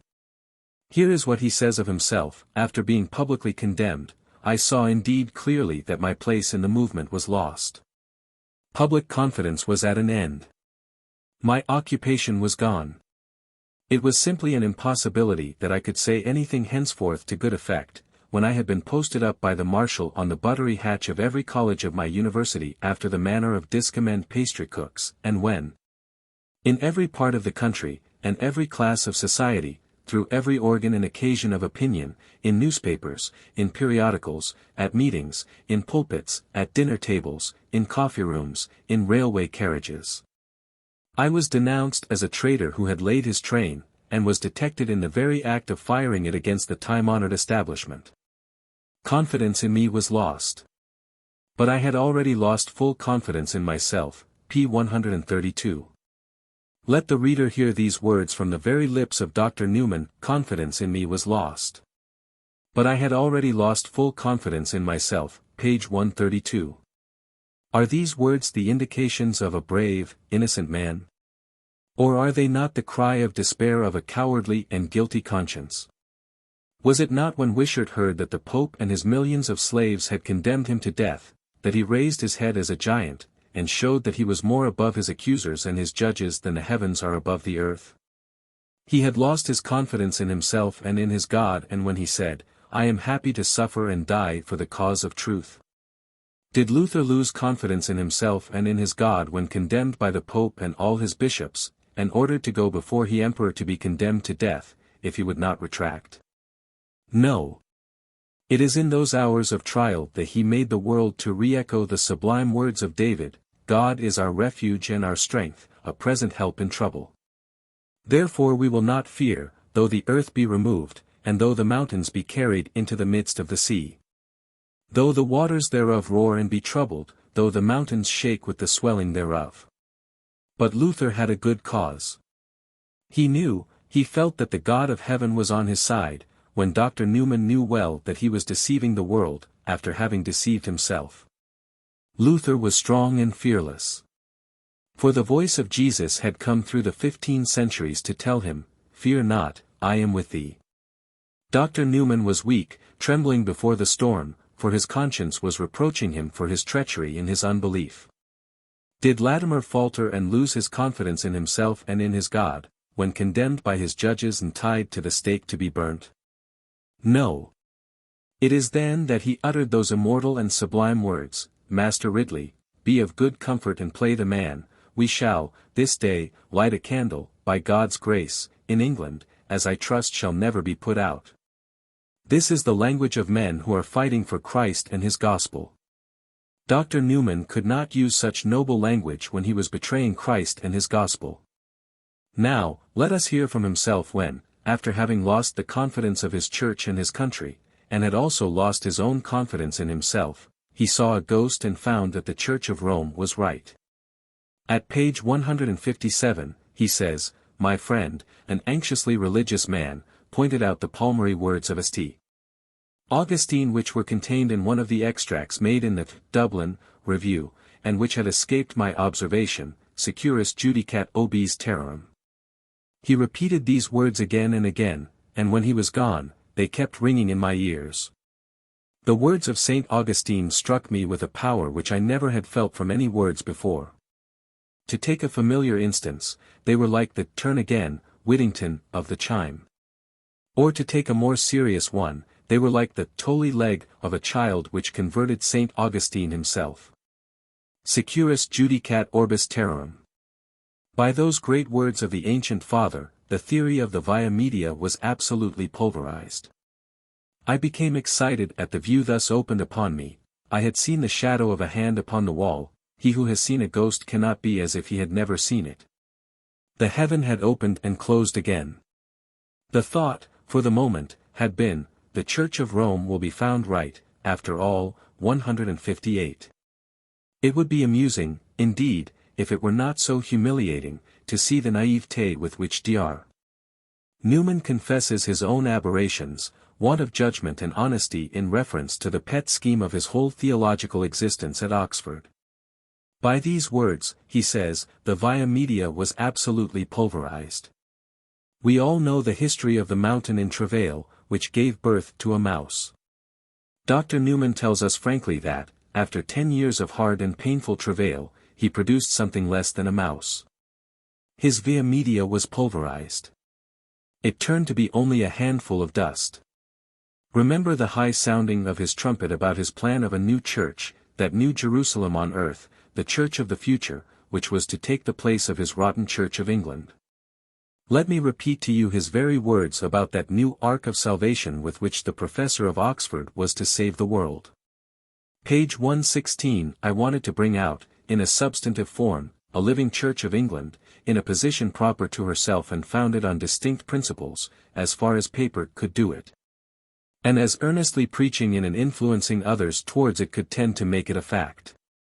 A living Church, made of flesh and blood, with voice, complexion, and motion, and action, and a will of its own. Now, what was the end of that masterpiece of theological architecture of Dr. Newman? Here is its history, given by the great architect himself. I read the palmary words of St. Augustine, Securus judical orbis terrarum. By those great words of the ancient father, the theory of the via media was pulverized. I become excited at the view thus opened before me. I had seen the shadow of a hand on the wall. He who has seen a ghost can never be as if he had not seen it. The heavens had opened and closed again. The thought, for a moment, was, the Church of Rome will be found right, after all. 158. Have we ever seen a man destroying himself more completely at the very moment that he tries to defend himself? Here he does ingeniously confess what everyone knew before, that his whole work, for the last 10 years, was not only a self-deception, but a supreme effort to deceive the world. His via media was a perfect string of infidelity, sophism, and folly. The whole fabric had fallen to the ground at the sight of a ghost. To build a grand structure, in the place of his church which he wanted to demolish, he had thought it was sufficient to throw a great deal of glittering sand, with some blue, white, and red dust, in the air. He tells us that one sad hour came when he heard 5 Latin words from St. Augustine, saw a ghost, and his great structure fell to the ground. What does this all mean? It simply means that God Almighty has dealt with Dr. Newman as he did with the impious Pharaoh in the Red Sea, when he was marching at the head of his army against the Church of old, his chosen people, to destroy them. Dr. Newman was not only marching with Dr. Pusey at the head of an army of theologians to destroy the Church of God, but he was employing all the resources of his intellect, all his false and delusive science, to raise an idolatrous church in its place. And when Pharaoh and Dr. Newman thought themselves sure of success, the God of heaven confounded them both. The first went down with his army to the bottom of the sea as a piece of lead. The second lost, not his life, but something infinitely more precious. He lost his reputation for intelligence, science, and integrity. He lost the light of the gospel, and became perfectly blind, after having lost his place in the kingdom of Christ. I have never judged a man by the hearsay of any one, and I would prefer to have my tongue cut out than to repeat a word of what the adversaries of Dr. Newman have said against him. But we have the right, and I think it is our duty, to hear and consider what he says of himself, and to judge him on his own confession. At page 174 we read these words from his own pen to a friend: I cannot disguise from myself that my preaching is not calculated to defend that system of religion which has been received for 300 years. And of which the heads of houses are the legitimate maintainers in this place. I fear I must allow that, whether I will or no, I am disposing them, the young men, towards Rome. Here Dr. Newman declares, in plain English, that he was disposing his hearers and students at Oxford to join the Church of Rome. I ask it, what can we think of a man who is paid and sworn to do a thing, who not only does it not, but who does the very contrary? Who would hesitate to call such a man dishonest? Who would hesitate to say that such a one has no respect for those who employ him, and no respect for himself? Dr. Newman writes this whole book to refute the public accusation that he was a traitor, that he was preparing the people to leave the Church of England and to submit to the Pope. But, strange to say, it is in that very book we find the irrefutable proof of his shameful and ignominious treachery. In a letter to Dr. Russell, president of the Roman Catholic College of Maynooth, he wrote, page 227, Roman Catholics will find this to be the state of things in time to come, whatever promise they may fancy there is of a large secession to their church. This man or that may leave us, but there will be no general movement. There is, indeed, an incipient movement of our church towards yours, and this your leading men are doing all they can to frustrate by their unwearied efforts, at all risks, to carry off individuals.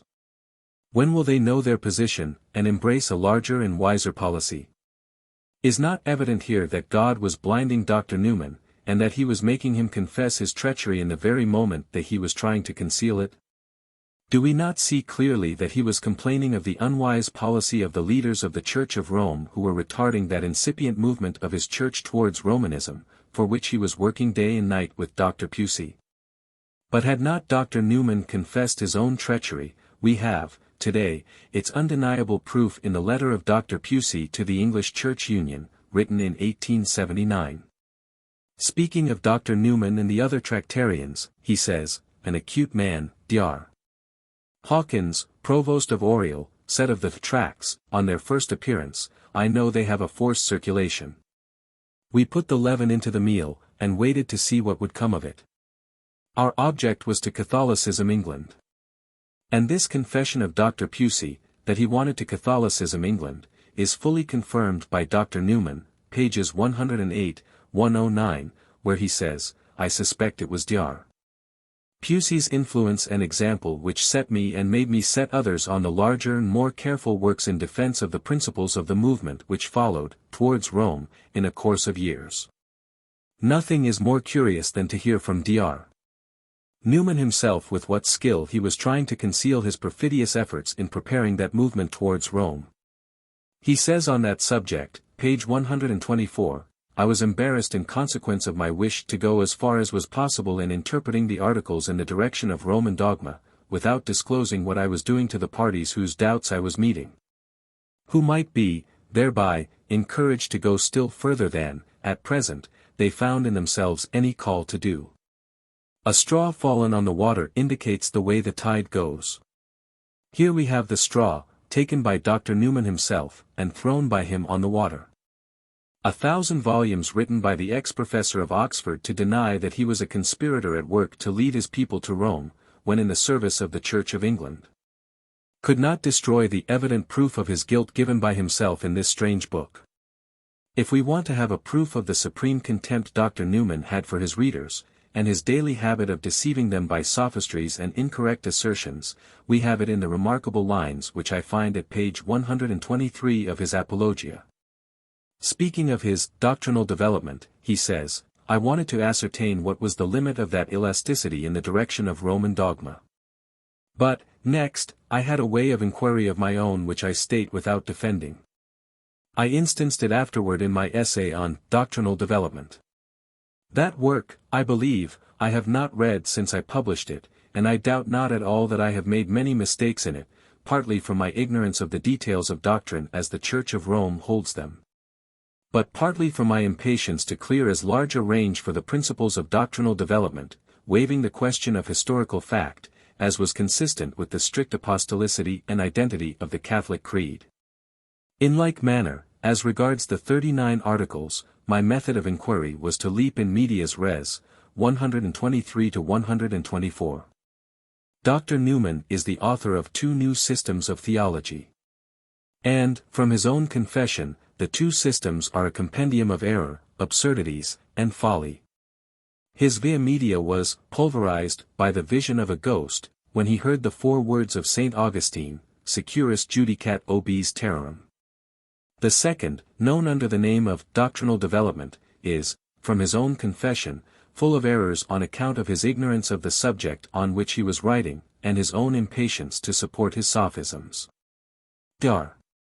Newman is really unfortunate in his paternity. He is the father of 2 literary children. The firstborn was called via media, but as it had neither head nor feet, it was suffocated on the day of its birth by a ghost. The second, called doctrinal development, was not viable.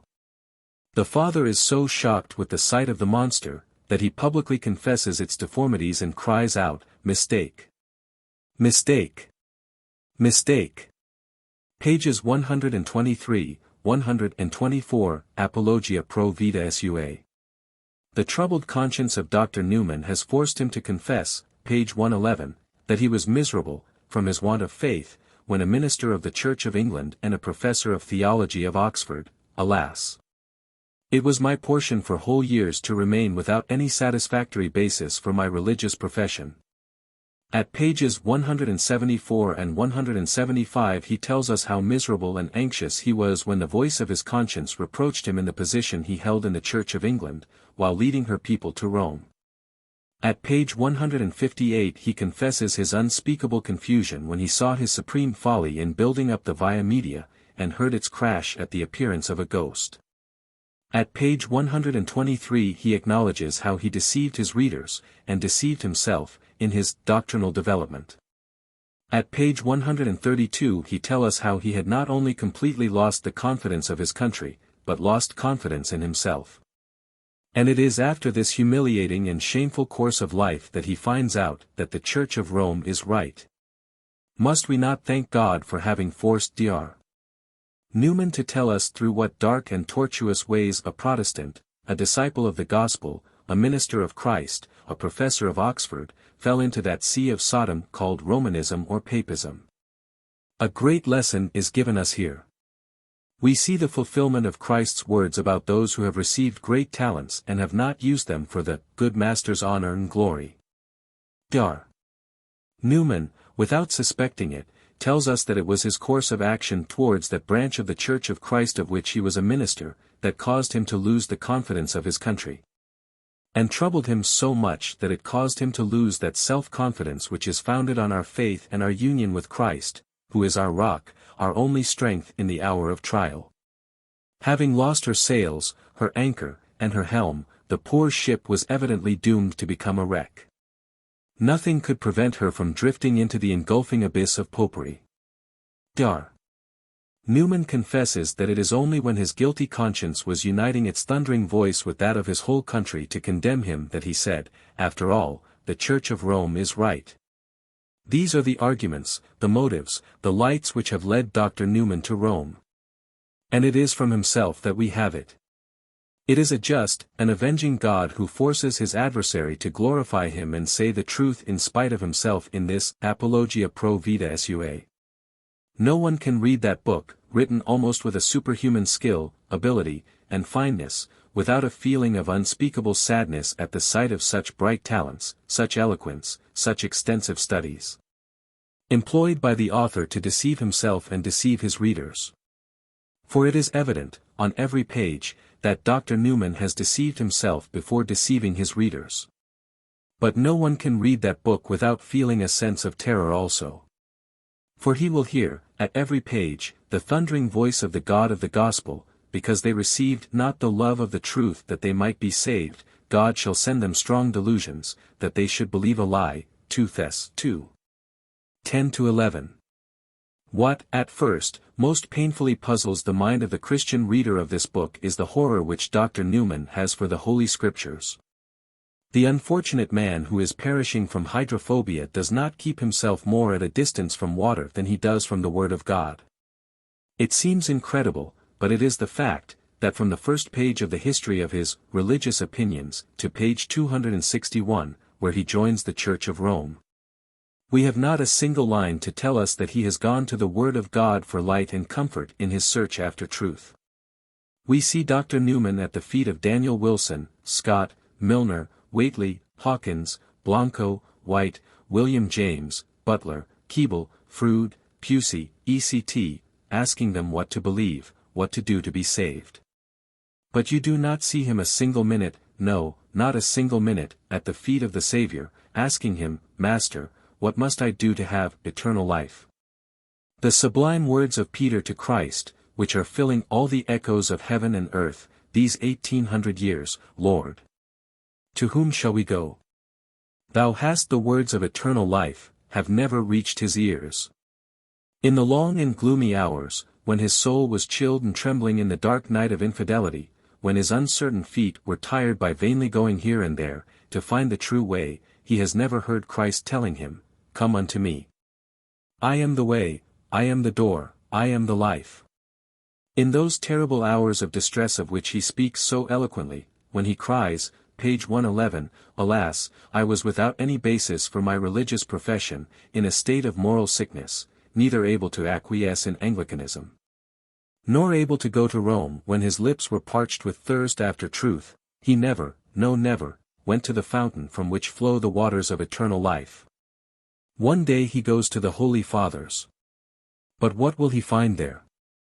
Will he see how Saint Cyprian sternly rebuked the impudence of Stephen, Bishop of Rome, who pretended to have some jurisdiction over the See of Carthage?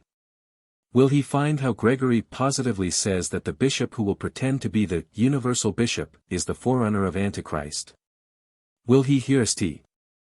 Augustine declaring that when Christ said to Peter, "Thou art Peter, and upon this rock I will build my church," he was speaking of himself as the rock upon which the church would stand? No. The only thing which Dr. Newman brings us from the Holy Fathers is so ridiculous and so unbecoming that I am ashamed to have to repeat it. He tells us, page 78, "I have an idea. The mass of the Fathers, Justin, Athenagoras, Irenaeus, Clement, Tertullian, Origen, Ambrose, hold that, though Satan fell from the beginning, the angels fell before the deluge, falling in love with the daughters of men. This has lately come across me as a remarkable solution of a notion I cannot help holding. Allow me here to remind the reader that, though the Fathers have written many beautiful evangelical pages, some of them have written the greatest nonsense and the most absurd things which human folly can imagine. Many of them were born and educated as pagans. They had learned and believed the history and immorality of their demigods, they had brought those notions with them into the church. And they had attributed to the angels of God, the passions and love for women which was one of the most conspicuous characters of Jupiter, Mars, Cupid, Bacchus, etc. And Dr. Newman, whose want of accuracy and judgment is so often revealed and confessed by him in this book, has not been able to see that those sayings of the Fathers were nothing but human aberrations. He has accepted that as gospel truth, and he has been silly enough to boast of it. The bees go to the flowers to make their precious honey, they wisely choose what is more perfect, pure and wholesome in the flowers to feed themselves. Dr. Newman does the very contrary, he goes to those flowers of past ages, the Holy Fathers, and takes from them what is impure for his food.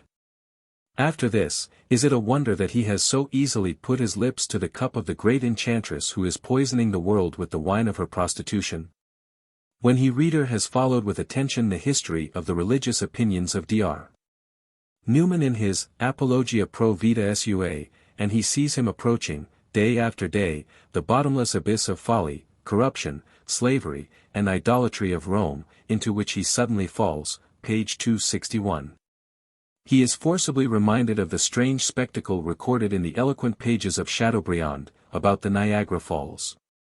More than once, travelers standing at the foot of that marvel of the marvels of the works of God, looking up towards heaven, have been struck by the sight of a small, dark spot moving in large circles, at a great distance above the fall. Gazing at that strange object, they soon remarked, that in its circular march in the sky, the small dark spot was rapidly growing larger, as it was coming down towards the thundering fall. They soon discovered the majestic form of one of the giant eagles of America.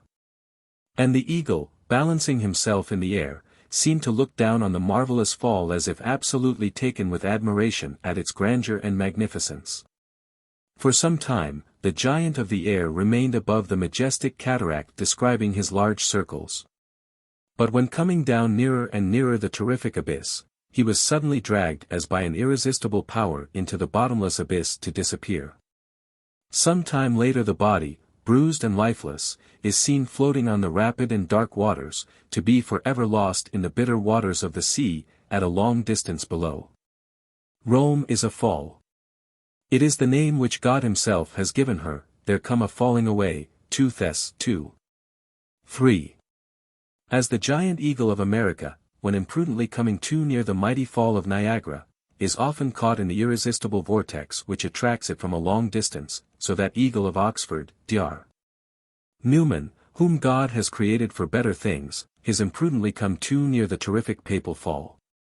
He has been enchanted by its beauty, its thousand bright rainbows, he has taken for real suns the fantastic jets of light which encircle its misty head, and conceal its dark and bottomless abyss. Bewildered by the bewitching voice of the enchantress, he has been unable to save himself from her perfidious and almost irresistible attractions. The eagle of Oxford has been caught in the whirlpool of the engulfing powers of Rome, and you see him today, bruised, lifeless, dragged on the dark waters of popery towards the shore of a still darker eternity. Dr. Newman could not make his submission to Rome without perjuring himself. He swore that he would never interpret the Holy Scriptures except according to the unanimous consent of the Holy Fathers. Well, I challenge him here, to meet me and show me that the Holy Fathers are unanimous on the supremacy of the power of the Pope over the other bishops, that he is infallible, that the priest has the power to make his God with a wafer, that the Virgin Mary is the only hope of sinners. I challenge him to show us that auricular confession is an ordinance of Christ. Dr. Newman knows well that those things are impostures. He has never believed, he never will believe them. The fact is that Dr. Newman confesses that he never had any faith when he was a minister of the Church of England, and it is clear that he is the same since he became a Roman Catholic. In page 282 we read this strange exposition of his faith: "We are called upon not to profess anything, but to submit and be silent, which is just the faith of the mute animal which obeys the motion of the bridle, without any resistance or thought of its own. This is, I cannot deny it, the true, the only faith in the Church of Rome. It is the faith which leads directly to atheism or idiotism. But Christ gave us a very different idea of the faith he asks from his disciples when he said, 'The hour cometh, and now is, when the true worshippers shall worship the Father in spirit and in truth.' John 4:23. That degrading and brutal religion of Dr. Newman surely was not the religion of Paul, when he wrote, 'I speak as to wise men, judge ye what I say,' 1 Cor x 15. Dr. Newman honestly tells us, page 228, when speaking of the worship of the Virgin Mary, "Such devotional manifestations in honor of Our Lady had been my great crux as regards Catholicism. I say frankly I do not fully enter into them now. They are suitable for Italy, but are not suitable for England. He has only changed his appearance, his heart is what it was formerly, when a minister of the Church of England. He wanted then another creed, another church for England. So now, he finds that this and that practice of Rome may do for the Italians, but not for the English people. Was he pleased with the promulgation of papal infallibility? No. It is a public fact that one of his most solemn actions, a few years since his connection with the Church of Rome, was to protest against the promulgation of that dogma. More than that, he expressed his doubts about the wisdom and the right of the council to proclaim it. Let us read his interesting letter to Bishop Ullathorne: "Rome ought to be a name to lighten the heart at all times. And a council's proper office is, when some great heresy or other evil impends, to inspire hope and confidence in the faithful. But now we have the greatest meeting which ever has been, and that at Rome, infusing into us by the accredited organs of Rome and of its partisans, such as the Civilta, the Harmonia, the Universe, and the Tablet, little else than fear and dismay. When we are all at rest and have no doubts, and at least practically, not to say doctrinally, hold the Holy Father to be infallible, suddenly there is thunder in the clear sky, and we are told to prepare for something, we know not what. To try our faith, we know not how. No impending danger is to be averted, but a great difficulty is to be created. Is this the proper work of an ecumenical council? As to myself personally, please God, I do not expect any trial at all, but I cannot help suffering with the many souls who are suffering. And I look with anxiety at the prospect of having to defend decisions which may not be difficult to my own private judgment, but may be most difficult to maintain logically in the face of historical facts. What have we done to be treated as the faithful never were treated before? When has a definition defied been a luxury of devotion, and not a stern, painful necessity? Why should an aggressive, insolent faction be allowed to make the heart of the just sad, whom the Lord hath not made sorrowful? Why cannot we be let alone, when we have pursued peace, and thought no evil?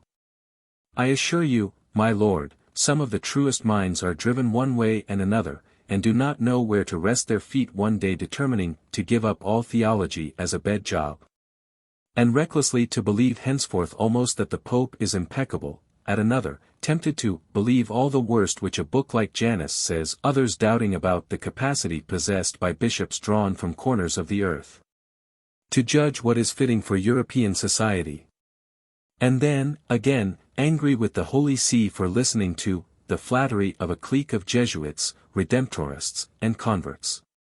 Then, again, think of the store of pontifical scandals in the history of 18 centuries, which have partly been poured forth and partly are still to come. What Murphy inflicted upon us in one way, M. Vuillet is indirectly bringing on us in another. And then, again, the blight which is falling upon the multitude of Anglican ritualists, etc. Who, themselves, perhaps at least, their leaders may never become Catholics, but who are leavening the various English denominations and parties, far beyond their own range, with principles and sentiments tending towards their ultimate absorption into the Catholic Church.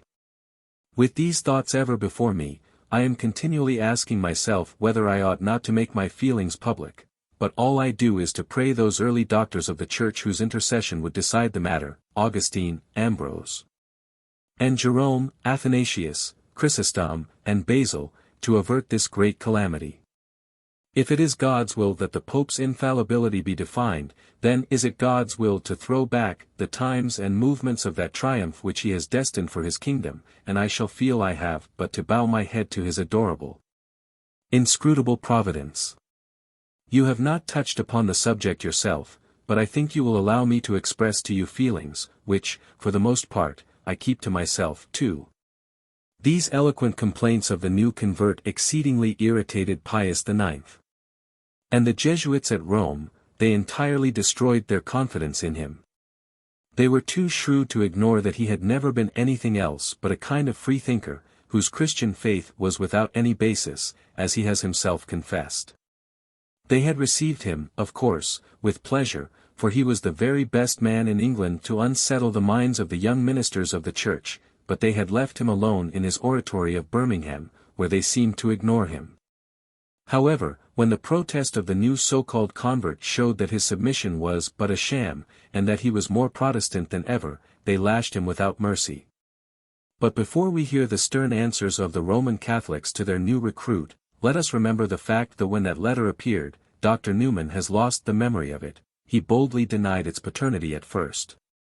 It was only when the proofs were publicly given that he had written it, that he acknowledged it, saying for his excuse that he had forgotten his writing it.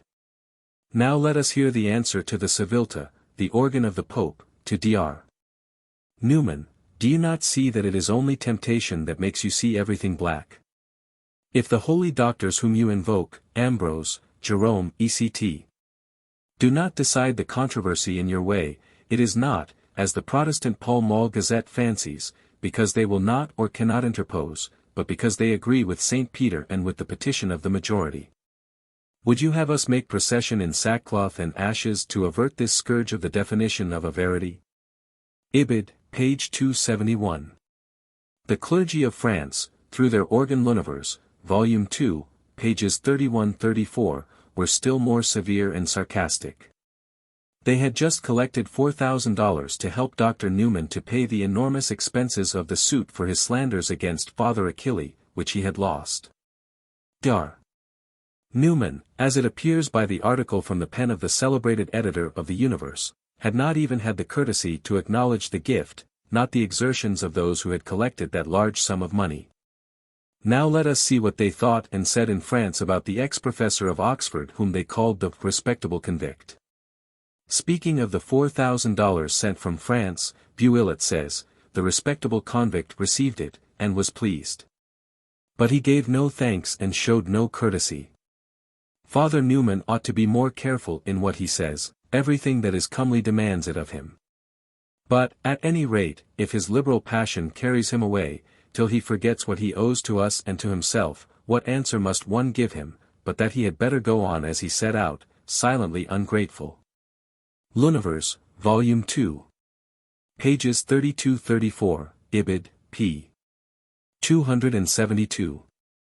These public rebukes, addressed from Paris and Rome by the two most popular organs of the Church of Rome, tell us the old story: the services of traitors may be accepted, but they are never trusted. Father Newman had not the confidence of the Roman Catholics. But some will say, has not the dignity of cardinal, to which he has lately been raised, proved that the present Pope has the greatest confidence in Dr. Newman? Had I not been 25 years a priest of Rome, I would say, yes. But I know too much of their tactics for that. The dignity of cardinal has been given to Drs. Manning and Newman as the baits which the fishermen of Prince Edward Island throw into the sea to attract the mackerels. The Pope, with those long scarlet robes thrown over the shoulders of the two renegades from the Church of England, hopes to catch more English mackerel.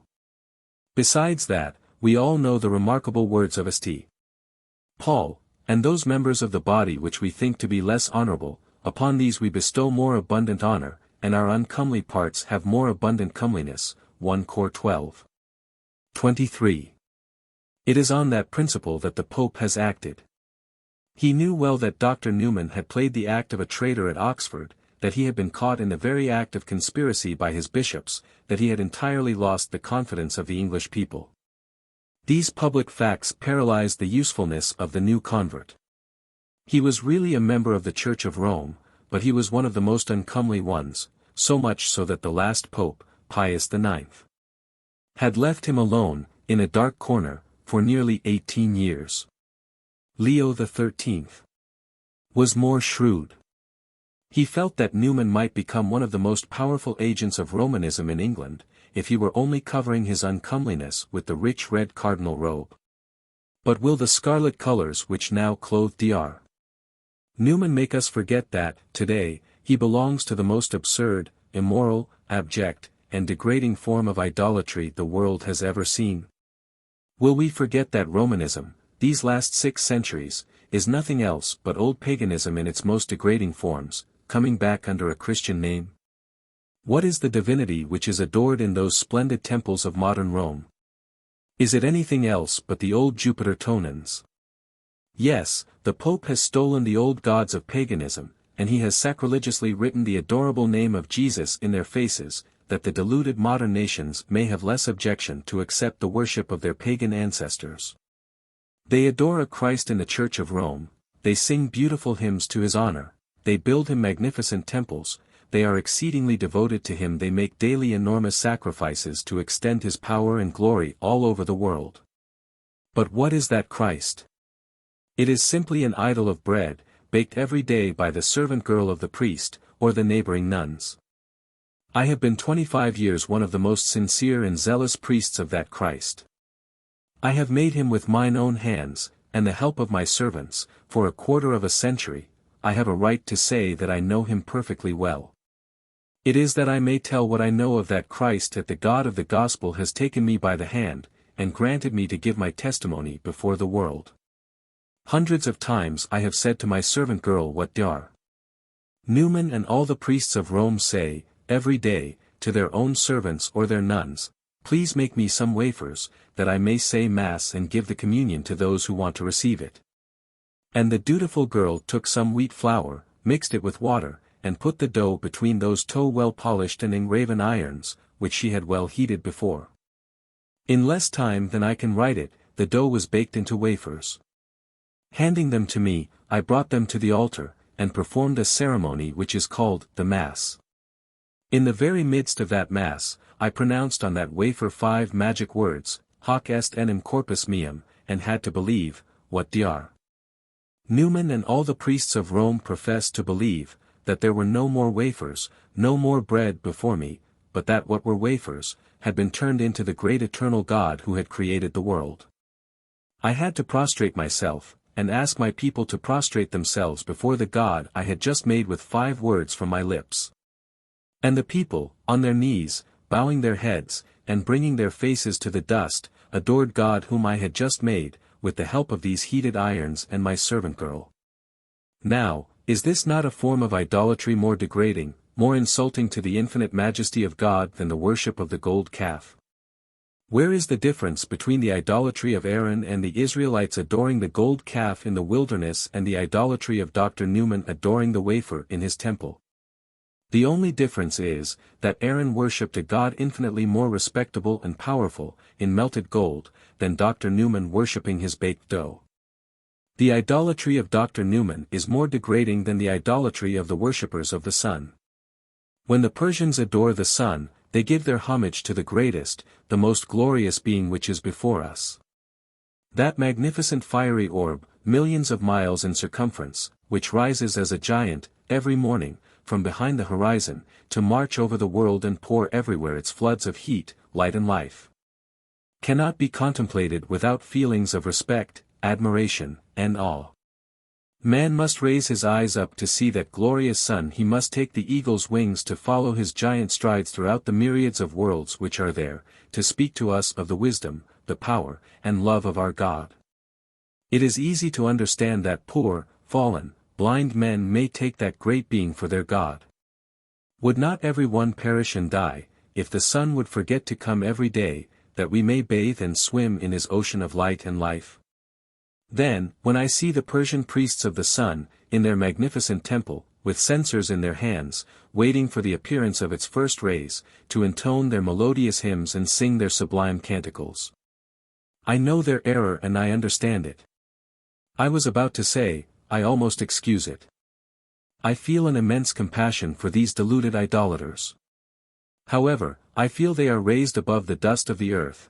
Their intelligence, their souls cannot but receive some sparks of life and life from the contemplation of that inexhaustible focus of light and life. But is not Dr. Newman with his Roman Catholic people 1,000 times more worthy of our compassion and our tears, when they are abjectly prostrated before his ignoble wafer to adore it as their Savior, their Creator, their God? Is it possible to imagine a spectacle more humiliating, blasphemous, and sacrilegious, than a multitude of men and women prostrating their faces to the dust to adore a God whom the rats and mice have, thousands of times, dragged and eaten in their dark holes? Where are the rays of light and life coming from that wafer? Instead of being enlarged and elevated at the approach of this ridiculous modern divinity, is not the human intelligence contracted, diminished, paralyzed, chilled, and struck with idiocy and death at its feet? Can we be surprised that the Roman Catholic nations are so fast falling into the abyss of infidelity and atheism, when they hear their priests telling them that more than 200,000 times, every day, this contemptible wafer is changed by them into the great God who has created heaven and earth at the beginning, and who has saved this perishing world by sacrificing the body and the blood which he has taken as his tabernacle to show us his eternal love?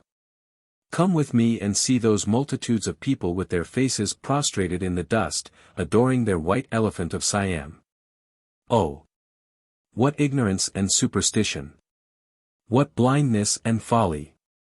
You will exclaim. To adore a white elephant as God! But there is a spectacle more humiliating and more deplorable. There is a superstition, an idolatry below that of the Siamese. It is the idolatry practiced by Dr. Newman and his millions of co-religionists today. Yes. The elephant god of the Asiatic people is infinitely more respectable than the wafer god of Dr. Newman. That elephant may be taken as the symbol of strength, magnanimity, patience, etc. There is life, motion in that noble animal. He sees with his eyes, he walks with his feet. Let someone attack him, he will protect himself with his mighty trunk. He will throw his enemy high in the air. He will crush him under his feet. But look at this modern divinity of Rome. It has eyes, but does not see, feet, but does not move, a mouth, but does not speak.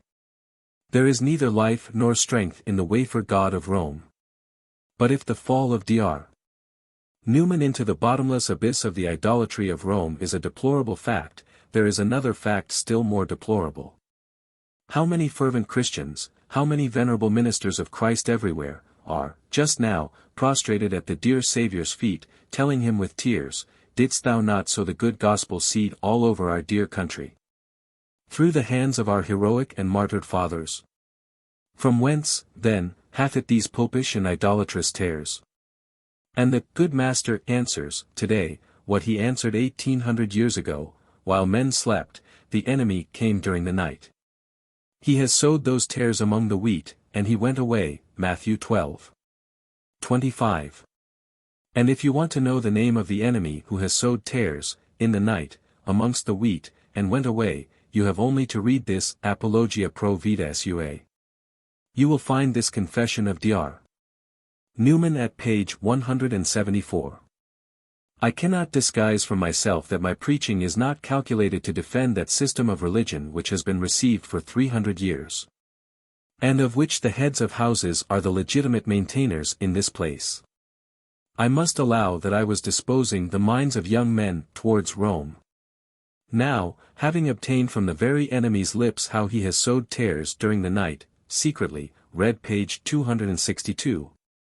And you will see how he went away and prostrated himself at the feet of the most implacable enemy of all the rights and liberties of men, to call him Most Holy Father. Read how he fell at the knees of the very power which prepared and blessed the armada destined to cover his native land, England, with desolation, ruins, tears and blood. And enchain those of her people who would not have been slaughtered on the battlefield. See how the enemy, after having sown the tares, went away to the feet of a Sergius III, the public lover of Marozia, and to the feet of his bastard, John XI, who was still more debauched than his father, and to the feet of Leo VI. Killed by an outraged citizen of Rome, in the act of such an infamous crime that I cannot name it here, to the feet of an Alexander, who seduced his own daughter, and surpassed in cruelty and debauchery Nero and Caligula. Let us see Dr. Newman falling at the feet of all these monsters of depravity, to call them, Most Holy Fathers, Most Holy Heads of the Church, Most Holy and Infallible Vicars of Jesus Christ. At the sight of such a fall, what can we do, but say with Isaiah? The Lord has broken the staff of the wicked, and the scepter of the ruler. How art thou fallen, O Lucifer, son of the morning! How art thou cut down to the ground? Is 14. The Pope, the Kings, and the People, Mullen and Son, Paternoster Square, pages 269–70. Also see, London, Standard, April 7, 1870. Chapter 42. Novitiate in the Monastery of the Oblates of Mary Immaculate of Longueuil, some of the 1,000 acts of folly and idolatry which form the life of a monk. The deplorable fall of one of the Fathers. On the first Sabbath of November 1846, after a retreat of 8 days, I fell on my knees, and asked as a favor, to be received as a novice of the religious order of the Oblates of Mary Immaculate of Longueuil, whose object is to preach retreats, revivals, among the people. No child of the Church of Rome ever enrolled himself with more earnestness and sincerity under the mysterious banners of her monastic armies than I did, that day. It is impossible to entertain more exalted views of the beauty and holiness of the monastic life, than I had. To live among the holy men who had made the solemn vows of poverty, obedience, and chastity, seemed to me the greatest and the most blessed privilege which my God could grant on earth. Within the walls of the peaceful monastery of Longueuil, among those holy men who had, long since, put an impassable barrier between themselves and that corrupted world, from the snares of which I was just escaping. My conviction was that I should see nothing but actions of the most exalted piety. And that the deadly weapons of the enemy could not pierce those walls protected by the Immaculate Mother of God. The frightful storms which had covered with wrecks the roaring sea, where I had so often nearly perished, could not trouble the calm waters of the port where my bark had just entered. Every one of the members of the community was to be like an angel of charity, humility, modesty, whose example was to guide my steps in the ways of God. My superior appeared to be less a superior than a father, whose protecting care, by day and night, would be a shield over me. Noah, in the ark, safe from the raging waves which were destroying the world, did not feel more grateful to God than I was, when once in this holy solitude. The vow of perfect poverty was to save me forever from the cares of the world. Having, hereafter, no right to possess a cent, the world would become to me a paradise, where food, clothing, and lodging would come without anxiety or care. My Father Superior would supply all these things, without any other condition on my part, than to love and obey a man of God whose whole life was to be spent in guiding my steps in the ways of the most exalted evangelical virtues. Had not that Father himself made a solemn vow to renounce not only all the honors and dignities of the Church, that his whole mind and heart might be devoted to my holiness on earth, and my salvation in heaven? How easy to secure that salvation now! I had only to look to that Father on earth, and obey him as my Father in heaven. Yes. The will of that Father was to be, for me, the will of my God. Though I might err in obeying him, my errors would not be laid to my charge. To save my soul, I should have only to be like a corpse, or a stick in the hands of my Father Superior. Without any anxiety or any responsibility whatever on my own, I was to be led to heaven as the newborn child in the arms of his loving mother, without any fear, thoughts, or anxiety of his own. With the Christian poet I could have sung, "Rocks and storms I fear no more. When on that eternal shore, drop the anchor, furl the sail, I am safe within the veil." But how short were to be these fine dreams of my poor deluded mind. When on my knees, Father Giges handed me, with great solemnity, the Latin books of the rules of that monastic order, which is their real gospel, warning me that it was a secret book, that there were things in it I ought not to reveal to anyone. And he made me solemnly promise that I would never show it to anyone outside the order. When alone, the next morning, in my cell, I thanked God and the Virgin Mary for the favors of the last day, and the thought came involuntarily to my mind, have you not, 1,000 times, heard and said that the Holy Church of Rome absolutely condemns and anathematizes secret societies? And do you not belong, today, to a secret society? How can you reconcile the solemn promise of secrecy you made last night, with the anathemas hurled by all your popes against secret societies? After having, in vain, tried, in my mind, to reconcile these two things, I happily remembered that I was a corpse, that I had for ever given up my private judgment, that my only business now was to obey. Does a corpse argue against those who turn it from side to side? Is it not in perfect peace, whatever may be the usage to which it is exposed, or to whatever place it is dragged? Shall I lose the rich crown which is before me, at my first step in the ways of perfection? I bade my rebellious intelligence to be still, my private judgment to be mute, and, to distract my mind from this first temptation, I read that book of rules with the utmost attention. I had not gone through it all before I understood why it was kept from the eyes of the curates and the other secular priests. To my unspeakable amazement, I found that, from the beginning to the end, it speaks with the most profound contempt for them all. I said to myself, what would be the indignation of the curates, if they should suspect that these strangers from France have such a bad opinion of them all? Would the good curates receive them as angels from heaven, and raise them so high in the esteem of the people, if they knew that the first thing an oblate has to learn, is that the secular priest is, today, steeped in immorality, ignorance, wordiness, laziness, gluttony, etc. That he is the disgrace of the Church, which would speedily be destroyed, was she not providentially sustained, and kept in the ways of God, by the holy monastic men whom she nurses as her only hope? Clear as the light of the sun on a bright day, the whole fabric of the order of the Oblates presented itself to my mind, as the most perfect system of Pharisaism the world had ever seen. The oblate, who studies his book of rules, his only gospel, must have his mind filled with the idea of his superior holiness, not only over the poor sinful, secular priest, but over everyone else. The oblate alone is Christian, holy, and sacred. The rest of the world is lost. The oblate alone is the salt of the earth, the light of the world. I said to myself, is it to attain to this pharisaical perfection that I have left my beautiful and dear parish of Kamouraska, and given up the honorable position which my God had given me in my country? However, after some time spent in these sad and despondent reflections, I again felt angry with myself. I quickly directed my mind to the frightful, unsuspected, and numberless scandals I had known in almost every parish I had visited. I remembered the drunkenness of the curate, the impurities of this, the ignorance of another, the worldliness and absolute want of faith of others, and concluded that, after all, the oblates were not far from the truth in their bad opinion of the secular clergy.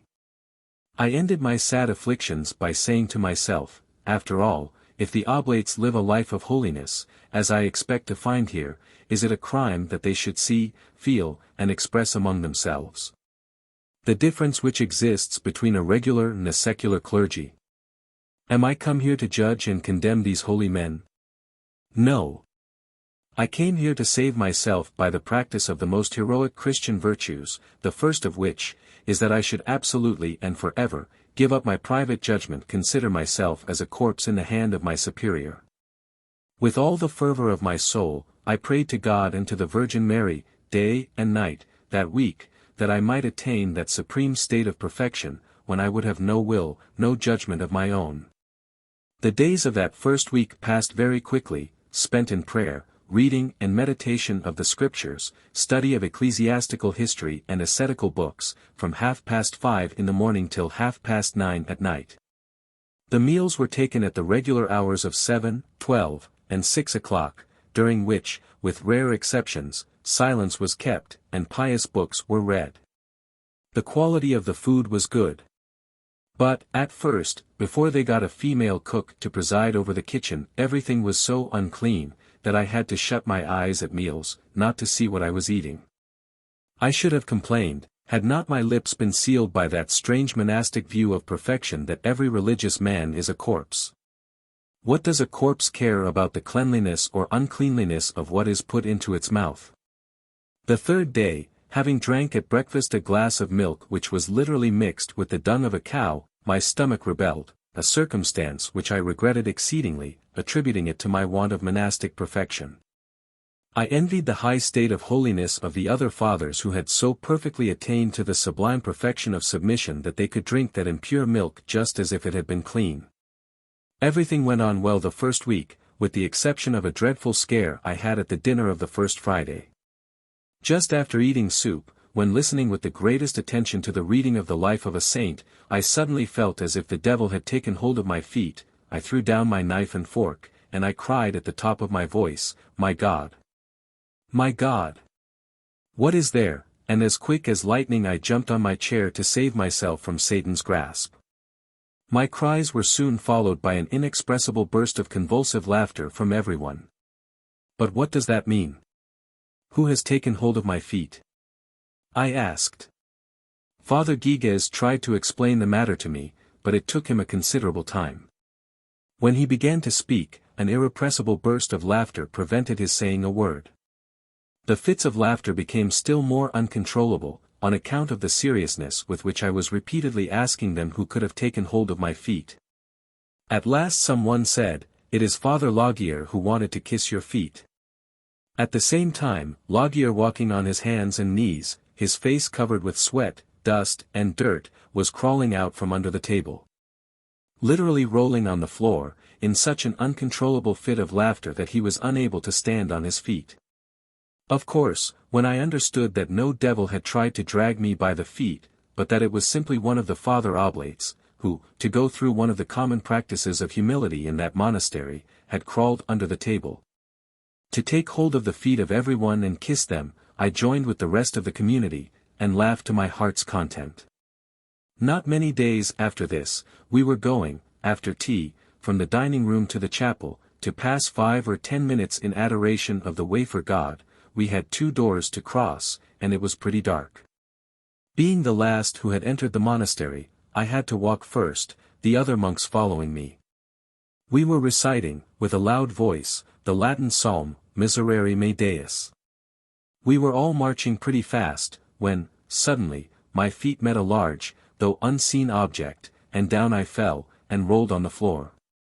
My next companion did the same, and rolled over me, and so did 5 or 6 others, who, in the dark, had also struck their feet on that object. In a moment, we were 5 or 6 holy fathers rolling on each other on the floor, unable to rise up, splitting our sides with convulsive laughter. Father Brunet, in one of his fits of humility, had left the table a little before the rest, with the permission of the superior, to lay himself flat on the floor, across the door. Not suspecting it, and unable to see anything, from the want of sufficient light, I had entangled my feet on that living corpse, as also the rest of those who were walking too close behind me, to stop before tumbling over one another. No words can describe my feelings of shame when I saw, almost every day, some performance of this kind going on, under the name of Christian humility. In vain I tried to silence the voice of my intelligence, which was crying to me, day and night, that this was a mere diabolical caricature of the humility of Christ. striving to silence my untamed reason, by telling it that it had no right to speak, and argue, and criticize, within the holy walls of a monastery, it, nevertheless, spoke louder, day after day, telling me that such acts of humility were a mockery. In vain, I said to myself, Chiniquy, thou art not come here to philosophize on this and that, but to sanctify thyself by becoming like a corpse, which has no preconceived ideas, no acquired store of knowledge, no rule of common sense to guide it. Poor, wretched, sinful Chiniquy, thou art here to save thyself by admiring every iota of the holy rules of your superiors, and to obey every word of their lips. I felt angry against myself, and unspeakably sad when, after whole weeks and months of efforts, not only to silence the voice of my reason, but to kill it, it had more life than ever, and was more and more loudly protesting against the unmanly, unchristian, and ridiculous daily usages and rules of the monastery. I envied the humble piety of the other good fathers, who were apparently so happy, having conquered themselves so completely, as to destroy that haughty reason, which was constantly rebelling in me. Twice, every week, I went to reveal to my guide and confessor, Father Allard, the master of novices, my interior struggles, my constant, though vain efforts, to subdue my rebellious reason. He always gladdened me with the promise that, sooner or later, I should have that interior perfect peace which is promised to the humble monk when he has attained the supreme monastic perfection of considering himself as a corpse. As regards the rules and will of his superiors, my sincere and constant efforts to reconcile myself to the rules of the monastery were, however, soon to receive a new and rude check. I had read in the Book of Rules, that a true monk must closely watch those who live with him, and secretly report to his superior the defects and sins which he detects in them. The first time I read that strange rule, my mind was so taken up by other things, that I did not pay much attention to it. But the second time I studied that clause, the blush came to my face, and in spite of myself, I said, "Is it possible that we are a band of spies?" I was not long in seeing the disastrous effects of this most degrading and immoral rule. One of the fathers, for whom I had a particular affection for his many good qualities, and who had many times given me the sincere proof of his friendship, said to me one day, "For God's sake, my dear Father Chiniquy, tell me if it is you who denounced me to the superior for having said that the conduct of Father Guigues towards me was uncharitable." "No, my dear friend," I answered, "I never said such a thing against you, for two reasons.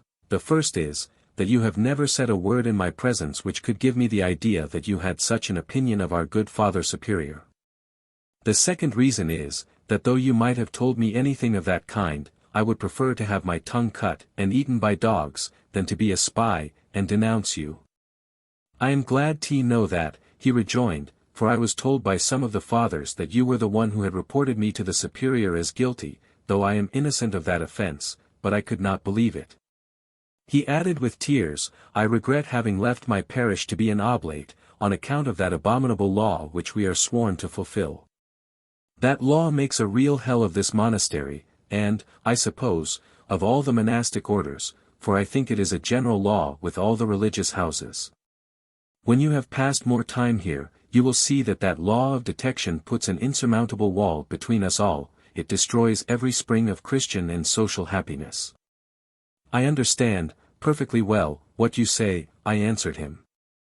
The last time I was alone with Father Superior, he asked me why I had said that the present Pope was an old fool. He persisted in telling me that I must have said it, for, he added, "one of our most reliable fathers has assured me you said it." "Well, my dear Father Superior," I answered him, "that reliable father has told you a big lie. I never said such a thing, for the good reason that I sincerely think that our present Pope is one of the wisest that ever ruled the Church." I added, "Now I understand why there is so much unpleasantness in our mutual intercourse, during the hours we are allowed to talk. I see that nobody dares to speak his mind on any grave subject. The conversations are colorless and without life." "That is just the reason," answered my friend. "When some of the fathers, like you and me, would prefer to be hung rather than become spies, the great majority of them, particularly among the French priests recently imported from France, will not hear 10 words from your lips on any subject. without finding an opportunity of reporting 8 of them as unbecoming and unchristian, to the superiors. I do not say that it is always through malice that they give such false reports, it is more through want of judgment. They are very narrow-minded, they do not understand the half of what they hear in its true sense. And they give their false impressions to the superiors, who, unfortunately, encourage that system of spying, as the best way of transforming every one of us into corpses. As we are never confronted with our false accusers, we can never know them, and we lose confidence in each other. Thus it is that the sweetest and holiest springs of true Christian love are forever dried up. It is on this spying system, which is the curse and the hell of our monastic houses, that a celebrated French writer, who had been a monk himself, wrote of all the monks. Ils rent dans leurs monastères sans se connaître. Ils y vivent, sans estimer, et ils se séparent sans se regretter. Monks enter a monastery without knowing each other, they live there, without loving each other, and they depart from each other without any regret. However, though I sincerely deplored that there was such a law of espionage among us, I tried to persuade myself that it was like the dark spots of the sun, which do not diminish its beauty, its grandeur, and its innumerable blessings. The society of the Oblates was still to me the blessed ark where I should find a sure shelter against the storms which were desolating the rest of the world. Not long after my reception as a novice, the providence of God put before our eyes one of those terrible wrecks which would make the strongest of us tremble. Suddenly, at the hour of breakfast, the superior of the seminary of St. Sulpice, and Grand Vicar of the Diocese of Montreal, the Reverend Mr. Quiblier, knocked at our door, to rest an hour, and breakfast with us, when on his way to France. This unfortunate priest, who was among the best orators and the best-looking men Montreal had ever seen, had lived such a profligate life with his penitent nuns and ladies of Montreal, that a cry of indignation from the whole people had forced Bishop Bourget to send him back to France. Our Father Superior took the opportunity of the fall of that talented priest, to make us bless God for having gathered us behind the walls of our monastery, where the efforts of the enemy were powerless. But, alas! We were soon to know, at our own expense, that the heart of man is weak and deceitful everywhere. It was not long after the public fall of the Grand Vicar of Montreal, when a fine-looking widow was engaged to preside over our kitchen. She was more than 40 years old, and had very good manners. Unfortunately, she had not been 4 months in the monastery, when she fell in love with her father confessor, one of the most pious of the French Father Oblates. The modern Adam was not stronger than the old one against the charms of the new Eve. Both were found, in an evil hour, forgetting one of the holy laws of God. The guilty priest was punished and the weak woman dismissed. But an unspeakable shame remained upon us all. I would have preferred to have my sentence of death, than the news of such a fall inside the walls of that house where I had so foolishly believed that Satan could not lay his snares. From that day, it was the will of God that the strange and beautiful illusions which had brought me to that monastery, should fade away one after the other, like the white mist which conceals the bright rays of the morning sun. The Oblates began to appear to me pretty much like other men. Till then, I had looked at them with my eyes shut, and I had seen nothing but the glittering colors with which my imagination was painting them. From that day, I studied them with my eyes opened, and I saw them just as they were. In the spring of 1847, having a severe indisposition, the doctor ordered me to go to the Hôtel Dieu of Montreal, which was, then, near the splendid St. Mary's Church. I made there, for the first time, the acquaintance of a venerable old nun, who was very talkative. She was one of the superiors of the house, her family name was Erdebise. Her mind was still full of indignation at the bad conduct of 2 Father Oblates, who, under the pretext of sickness, had lately come to her monastery to seduce the young nuns who were serving them. She told me how she had turned them out ignominiously, forbidding them ever to come again, under any pretext, into the hospital. She was young, when Bishop Lartigue, being driven away from the Sulpician Seminary of Montreal, in 1823, had taken refuge, with his secretary, the Reverend Ignace Bourget, into the modest walls of that nunnery. She told me how the nuns had soon to repent having received the bishop with his secretary and other priests. It was nearly the ruin of our community. The intercourse of the priests with a certain number of nuns, she said, was the cause of so much disorder and scandal, that I was deputed with some other nuns, to the bishop to respectfully request him not to prolong his stay in our nunnery. I told him, in my name, and in the name of many others, that if he would not comply with our legitimate request, we should instantly leave the house, go back to our families and get married. That it was better to be honestly married than to continue to live as the priests, even our father confessors, wanted us to do. After she had given me several other spicy stories of those interesting distant days, I asked her if she had known Maria Monk, when she was in their house, and what she thought of her book, Awful Disclosures.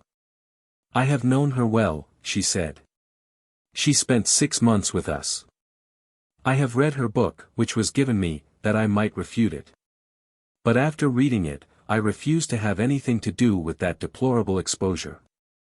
There are surely some inventions and suppositions in that book. But there is sufficient amount of truth to cause all our nunneries to be pulled down by the people, if only the half of them were known to the public. She then said to me, for God's sake, do not reveal these things to the world, till the last one of us is dead, if God spares you. She then covered her face with her hands, burst into tears, and left the room. I remained horrified. Her words fell upon me as a thunderbolt.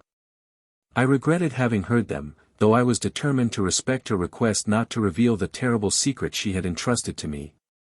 My God knows that I never repeated a word of it till now. But I think it is my duty to reveal to my country and the whole world the truth on that grave subject, as it was given me by a most respectable and unimpeachable eyewitness. The terrible secrets which Sister Urtebise had revealed to me rendered my stay in the Hotel Dieu as unpleasant as it had been agreeable at first.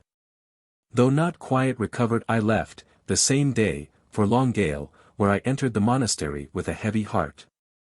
The day before, 2 of the fathers had come back from a 2 or 3 months evangelical excursion among the lumbermen, who were cutting wood in the forests along the Ottawa River and its tributaries. From 1 to 200 miles northwest of Montreal. I was glad to hear of their arrival.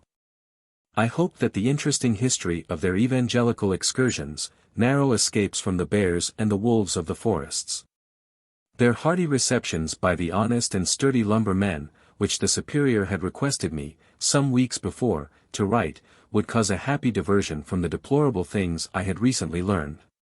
But only one of those fathers could be seen, and his conversation was anything but interesting and pleasant. There was evidently a dark cloud around him. And the other oblate, his companion, where was he? The very day of his arrival, he had been ordered to keep his room, and make a retreat of 10 days, during which time he was forbidden to speak to anyone. I inquired from a devoted friend among the old oblates the reason of such a strange thing. After promising never to reveal to the superiors the sad secret he trusted me with, he said, poor Father Das seduced one of his fair penitents, on the way. She was a married woman, the lady of the house where our missionaries used to receive the most cordial hospitality. The husband, having discovered the infidelity of his wife, came very near killing her. He ignominiously turned out the 2 fathers, and wrote a terrible letter to the superior. The companion of the guilty father denounced him, and confessed everything to the superior, who has seen that the letter of the enraged husband was only giving too true and correct a version of the whole unfortunate and shameful occurrence. Now, the poor, weak father for his penance, is condemned to 10 days of seclusion from the rest of the community. He must pass that whole time in prayer, fasting, and acts of humiliation, dictated by the superior. Do these deplorable facts occur very often among the Father Oblates? I asked. My friend raised his eyes, filled with tears, to heaven, and with a deep sigh, he answered, Dear Father Chiniquy, would to God that I might be able to tell you that it is the first crime of that nature committed by an oblate. But alas!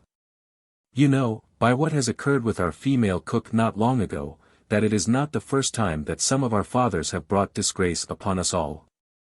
And you know also the abominable life of Father Telmont with the 2 nuns at Ottawa.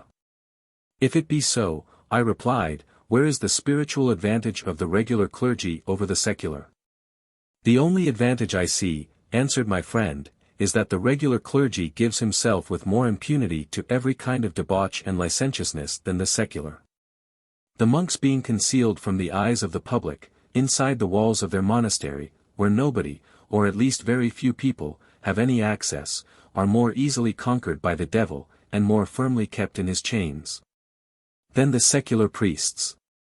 The sharp eyes of the public, and the daily intercourse the secular priests have with their relations and parishioners, form a powerful and salutary restraint upon the bad inclinations of our depraved nature. In the monastery, there is no restraint except the childish and ridiculous punishments of retreats, kissing of the floor, or of the feet, prostration upon the ground, as Father Burnett did, a few days after your coming among us. There is surely more hypocrisy and selfishness among the regular than the secular clergy. That great social organization which forms the human family is a divine work. Yes. Those great social organizations which are called the city, the township, the country, the parish, and the household, where every one is called to work in the light of day, is a divine organization, and makes society as strong, pure, and holy as it can be. I confess that there are also terrible temptations, and deplorable falls there, but the temptations are not so unconquerable, and the falls not so irreparable, as in these dark recesses and unhealthy prisons raised by Satan only for the birds of night, called monasteries or nunneries. The priest and the woman who falls in the midst of a well-organized Christian society, break the hearts of the beloved mother, covers with shame a venerable father, cause the tears of cherished sisters and brothers to flow, pierce with a barbed arrow, the hearts of thousands of friends. They forever lose their honor and good name. These considerations are so many providential, I dare say divine, shields, to protect the sons and daughters of Eve against their own frailty. The secular priest and the women shrink before throwing themselves into such a bottomless abyss of shame, misery, and regret. But behind the thick and dark walls of the monastery, or the nunnery, what has the fallen monk or nun to fear?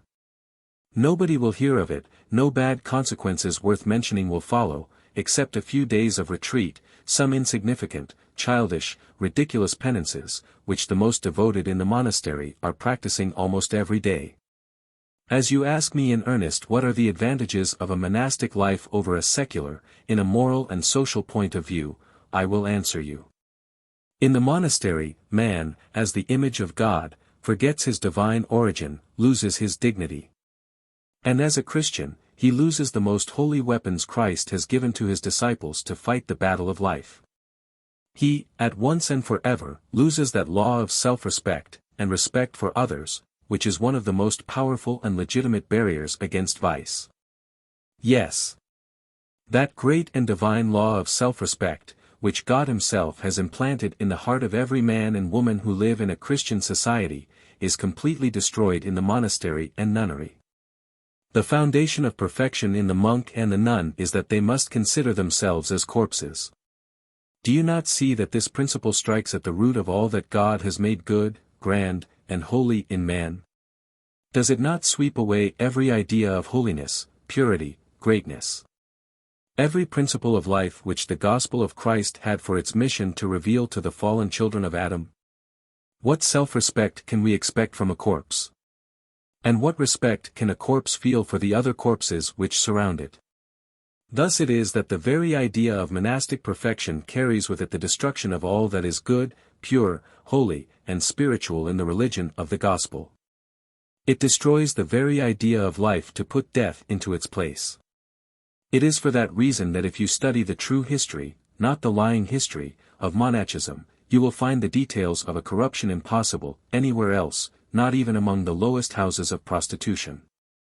Read the memoirs of Scipio de Ricci, one of the most pious and intelligent bishops our church has ever had, and you will see that the monks and the nuns of Italy live the very life of the brutes in the fields. Yes. Read the terrible revelations of what is going on among those unfortunate men and women, whom in the iron hand of monachism keeps tied in their dark dungeons. You will hear from the very lips of the nuns that the monks are more free with them than the husbands are with their legitimate wives. You will see that every one of those monastic institutions is a new Sodom. The monastic axiom, that the highest point of perfection is attained only when you consider yourself a corpse in the hand of your superior, is antisocial and anti-Christian. It is simply diabolical. It transforms into a vile machine that man whom God had created in his likeness, and made forever free. It degrades below the brute that man whom Christ, by his death, has raised to the dignity of a child of God, and an inheritor of an eternal kingdom in heaven. Everything is mechanical, material, false, in the life of a monk and a nun. Even the best virtues are deceptions and lies. The monks and the nuns being perfect only when they have renounced their own free will and intelligence to become corpses, can have neither virtues or vices. Their best actions are mechanical. Their acts of humility are to crawl under the table and kiss the feet of each other, or to make a cross on a dirty floor with the tongue, or lie down in the dust to let the rest of the monks or the nuns pass over them. Have you not remarked how those so-called monks speak with the utmost contempt of the rest of the world? One must have opportunities as I have had of seeing the profound hatred which exists among all monastic orders against each other. How the Dominicans have always hated the Franciscans, and how they both hate the Jesuits, who pay them back in the same coin. What a strong and nameless hatred divides the Oblates, to whom we belong, from the Jesuits. The Jesuits never lose an opportunity of showing us their supreme contempt. You are aware that, on account of those bad feelings, it is absolutely forbidden to an Oblate to confess to a Jesuit, as we know it is forbidden to the Jesuits to confess to an Oblate, or to any other priest. I need not tell you, for you know, that their vow of poverty is a mask to help them to become rich with more rapidity than the rest of the world. Is it not under the mask of that vow that the monks of England, Scotland, and France became the masters of the richest lands of those countries, which the nations were forced, by bloody revolutions, to wrench from their grasp? Is it not still under the mask of extreme poverty that the monks of Italy are among the richest proprietors in that unfortunate country? I have seen much more of the world than you. When a young priest, I was the chaplain, confessor, and intimate friend of the Duchess de Berry, the mother of Henry V, now the only legitimate king of France. When, in the midst of those great and rich princes and nobles of France, I never saw such a love of money, of honor, of vain glory, as I have seen among the monks since I have become one of them. When the Duchess de Berry finished her providential work in France, after making the false step which ruined her, I threw myself into the religious order of the Chartreux. I have lived several years in their palatial monastery of Rome. Have cultivated and enjoyed their sweet fruits in their magnificent gardens, but I was not there long without seeing the fatal error I had committed in becoming a monk. During the many years I resided in that splendid mansion, where laziness, stupidity, filthiness, gluttony, superstition, tediousness, ignorance, pride, and unmentionable immoralities, with very few exceptional cases, reigned supreme. I had every opportunity to know what was going on in their midst. Life soon became an unbearable burden, but for the hope I had of breaking my fetters. At last I found out that the best, if not the only way of doing this, was to declare to the Pope that I wanted to go and preach the gospel to the savages of America, which was, and is still true. I made my declaration, and by the Pope's permission the doors of my goal were opened, with the condition that I should join the Order of the Oblates Immaculate, in connection with which I should evangelize the savages of the Rocky Mountains. I have found among the monks of Canada the very same things I have seen among those of France and Italy. With very few exceptions they are all corpses, absolutely dead to every sentiment of true honesty in real Christianity. They are putrid carcasses, which have lost the dignity of manhood. My dear Father Chiniquy, he added, I trust you as I trust myself, when I tell you for our own good a secret which is known to God alone. When I am on the Rocky Mountains, I will raise myself up, as the eagles of those vast countries, and I shall go up to the regions of liberty, light and life. I will cease being a corpse, to become what my God has made me, a free and intelligent man. I will cease to be a corpse, in order to become one of the redeemed of Christ, who serve God in spirit and in truth. Christ is the light of the world. Monachism is its night. Christ is the strength, the glory, the life of man. Monachism is its decay, shame, and death. Christ died to make us free, the monastery is built up to make slaves of us. Christ died that we might be raised to the dignity of children of God. Monachism is established to bring us down much below living brutes, for it transforms us into corpses. Christ is the highest conception of humanity, monachism is its lowest. Yes, I hope my God will soon give me the favor I have asked so long. When I shall be on the top of the Rocky Mountains, I will, forever, break my fetters. I will rise from my tomb. I will come out from among the dead, to sit at the table of the redeemed, and eat the bread of the living children of God. I do regret that the remarkable monk, whose abridged views on monachism I have here given, should have requested me never to give his name, when he allows me to tell some of his adventures, which will make a most interesting romance.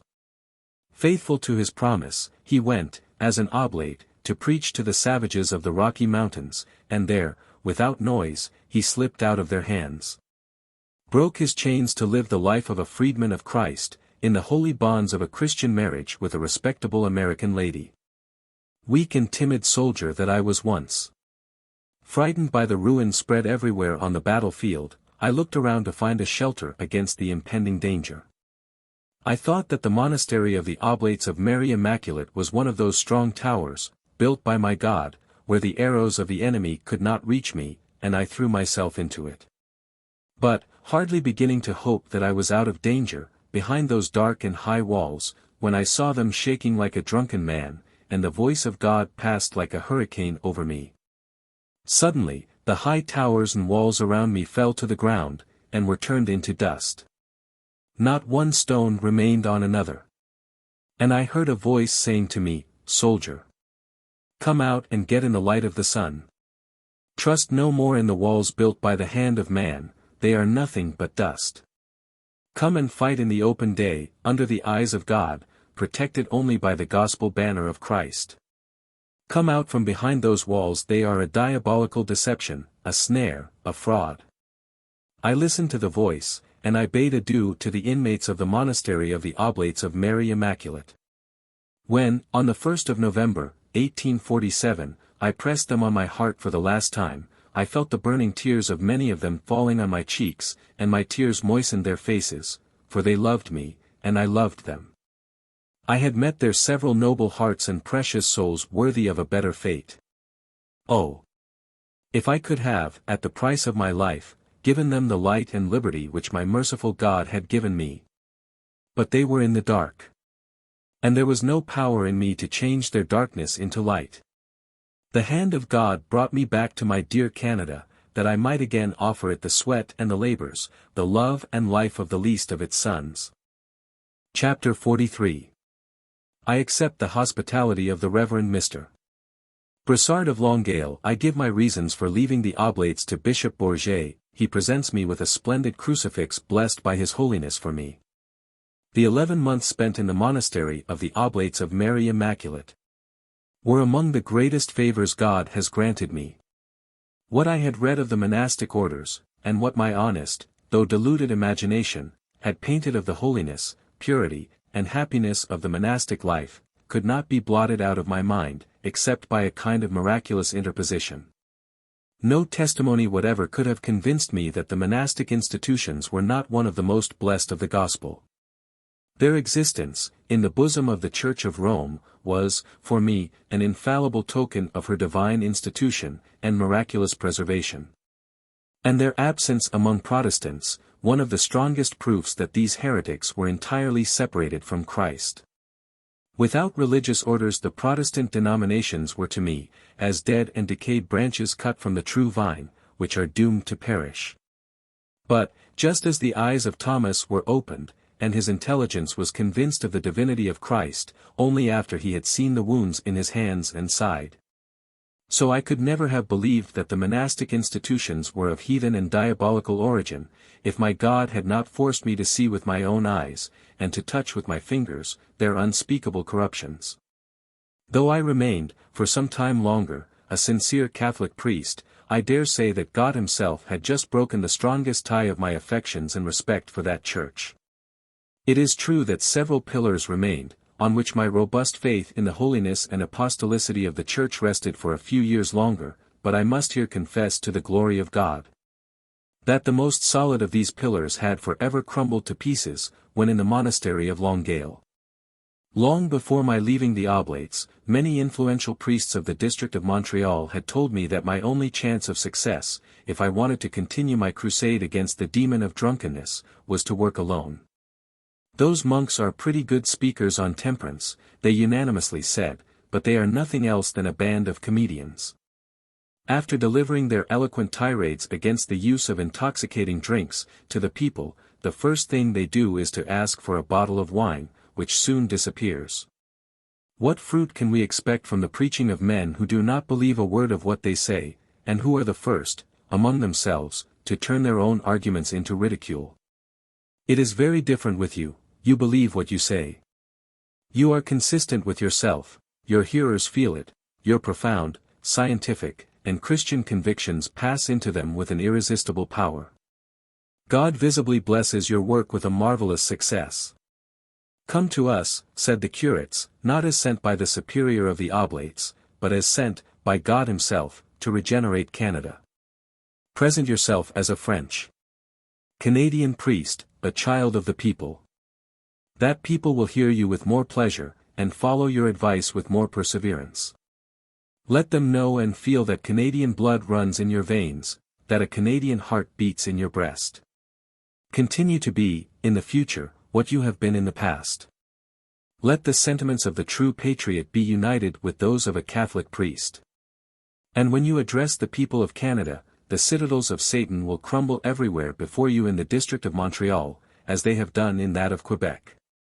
At the head of the French-Canadian curates, who thus spoke, was my venerable personal friend and benefactor, the Reverend Mr. Brassard, curate of Longueuil.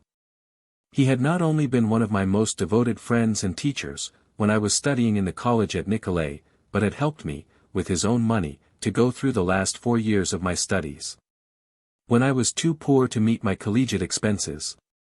No one had thought more highly than he of the Oblates of Mary Immaculate, when they first settled in Canada.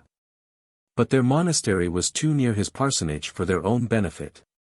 His sharp eyes, high intelligence, and integrity of character, soon detected that there was more false varnish than pure gold, on their glittering escutcheon. Several love scrapes between some of the Oblates and the pretty young ladies of his parish, and the long hours of night spent by Father Allard with the nuns, established in his village, under the pretext of teaching them grammar and arithmetic, had filled him with disgust. But what had absolutely destroyed his confidence, was the discovery of a long-suspected iniquity, which at first seemed incredible to him.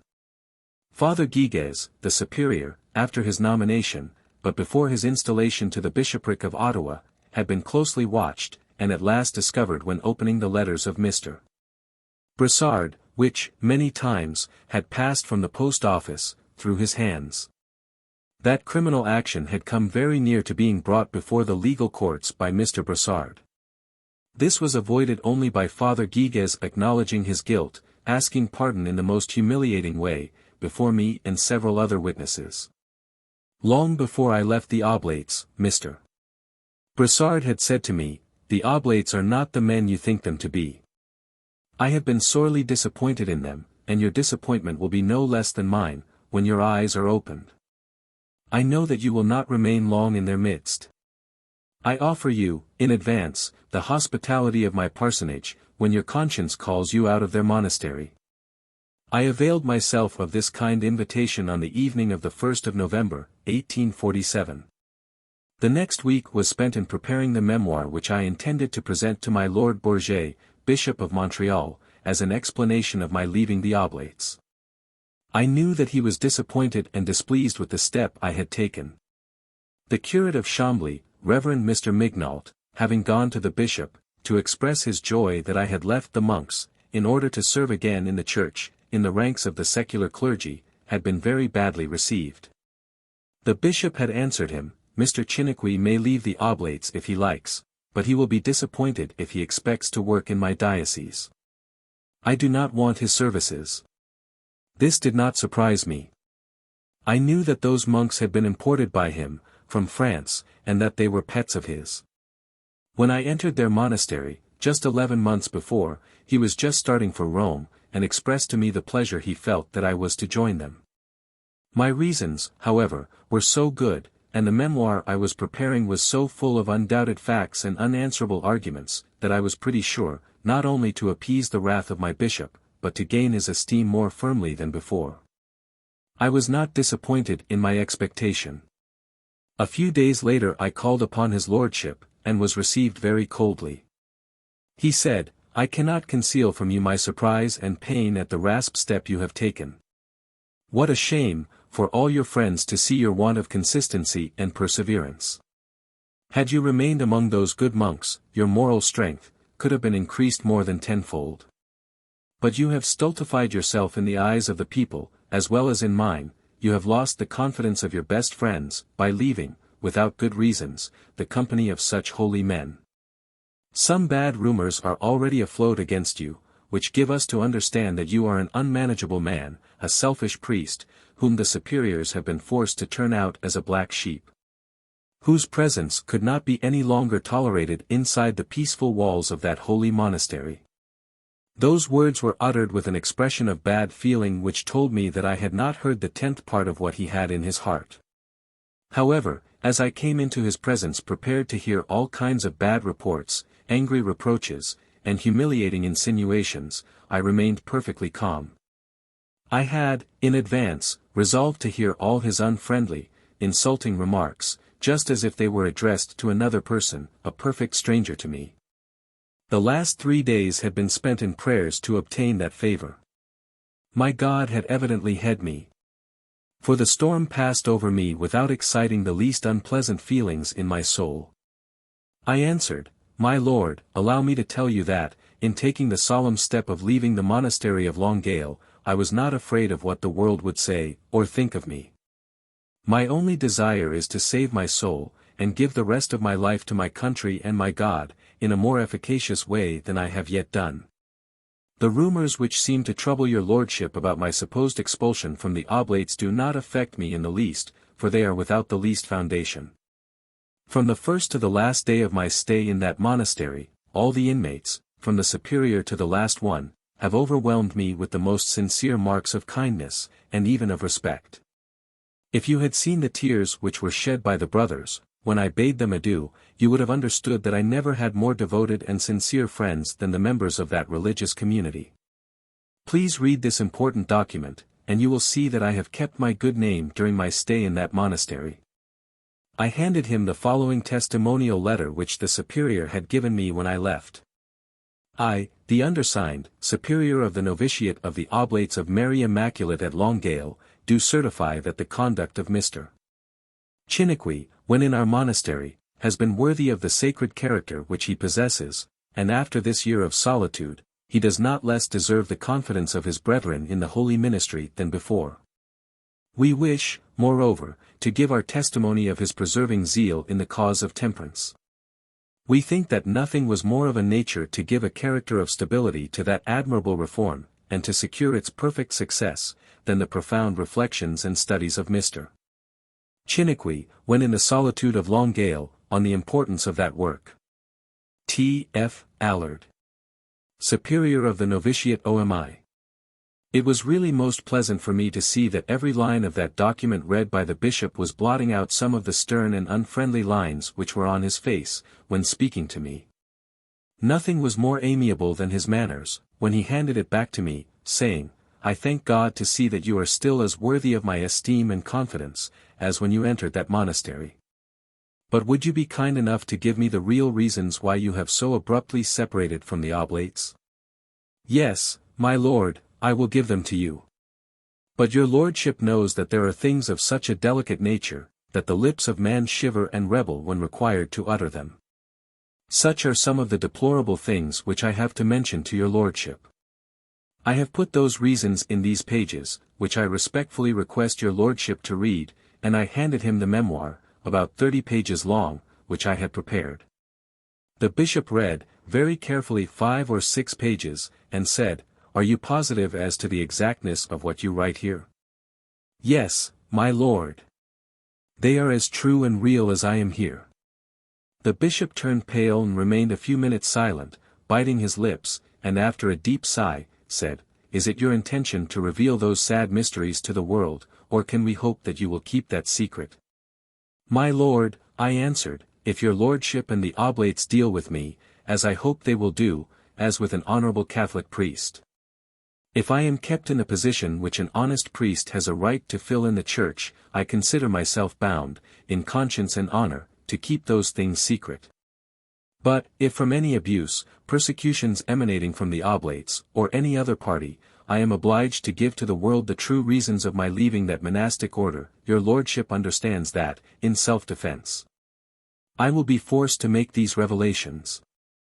But the oblates cannot say a word, or do anything wrong against you, promptly answered the bishop, after the honorable testimony they have given you. It is true, my lord, that I have no reason to fear anything from the oblates. I answered. But those religious men are not the only ones who might force me to defend myself. You know another who has my future destinies in his hands. You know that my future course will be shaped by his own toward me. With an amiable smile the bishop answered. I understand you. But I pledge myself that you have nothing to fear from that quarter. Though I frankly tell you that I would have preferred seeing you work as a member of that monastic institution, it may be that it is more according to the will of God, that you should go among the people, as sent by God, rather than by a superior, who might be your inferior in the eyes of many, in that glorious temperance, of which you are evidently the blessed apostle in Canada. I am glad to tell you that I have spoken of you to His Holiness, and he requested me to give you a precious medal, which bears his most perfect features, with a splendid crucifix. His Holiness has graciously attached 300 days for indulgences to every one who will take the pledge of temperance in kissing the feet of that crucifix. Wait a moment, added the bishop, I will go and get them and present them to you. When the bishop returned, holding in his hands those two infallible tokens of the kind sentiments of the Pope towards me, I fell on my knees to receive them and pressed them both to my lips with the utmost respect. My feelings of joy and gratitude in that happy hour cannot be expressed. I remained mute, for some time, with surprise and admiration, when holding those precious things which were coming to me, as I then sincerely believed, from the very successor of Peter, and the true vicar of Christ himself. When handing me those sacred gifts, the bishop addressed me the kindest words which a bishop can utter to his priest, or a father to his beloved son. He granted me the power to preach and hear confessions all over his diocese. And he dismissed me only after having put his hand on my head and asked God to pour upon me his most abundant benedictions everywhere I should go to work in the holy cause of temperance in Canada. Chapter 44. Preparations for the last conflict, wise counsel, tears, and distress of Father Matthew Longueuil the first to accept the great reform of temperance, the whole district of Montreal, St. Hyacinthe and 3 rivers conquered. Our adorable Saviour said, What king, going to make war against another king, sitteth not down first, and consulteth whether he be able, with 10,000, to meet him that cometh against him with 20,000? Luke 14:31, to follow that advice, how often had I fallen on my knees before my God, to implore the necessary strength and wisdom to meet that terrible enemy which was marching against me and my brethren. Often I was so discouraged by the sense of my personal incapacity, that I came near fainting and flying away at the sight of the power and resources of the foe.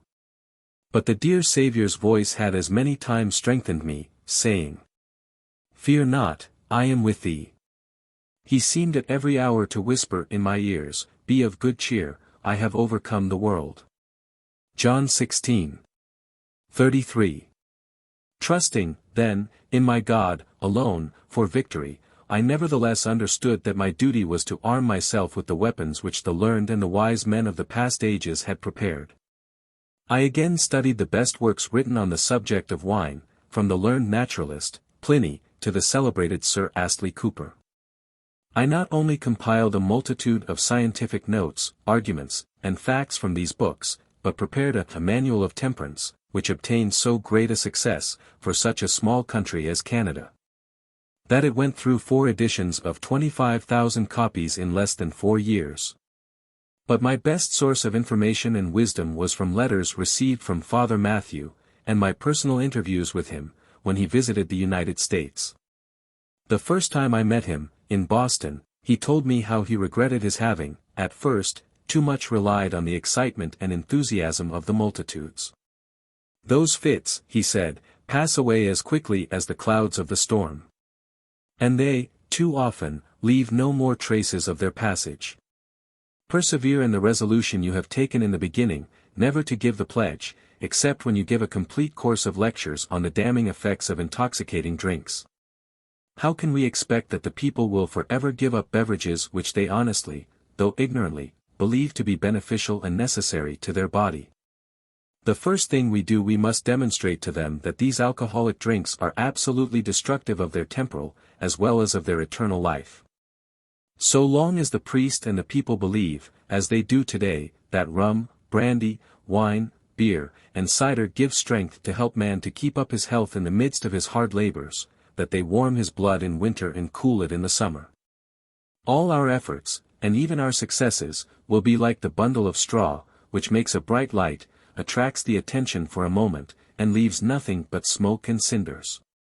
Hundreds of times I have seen my Irish countrymen honestly taking the pledge for life.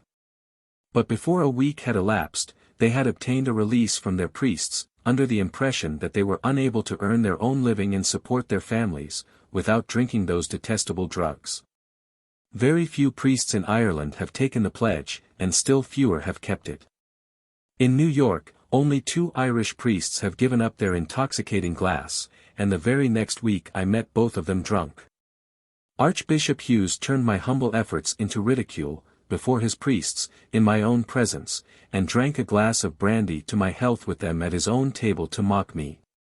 And here in Boston the drinking habits of the bishop and his priests are such, that I have been forced, through self-respect, to quietly withdraw from his palace and come to this hotel.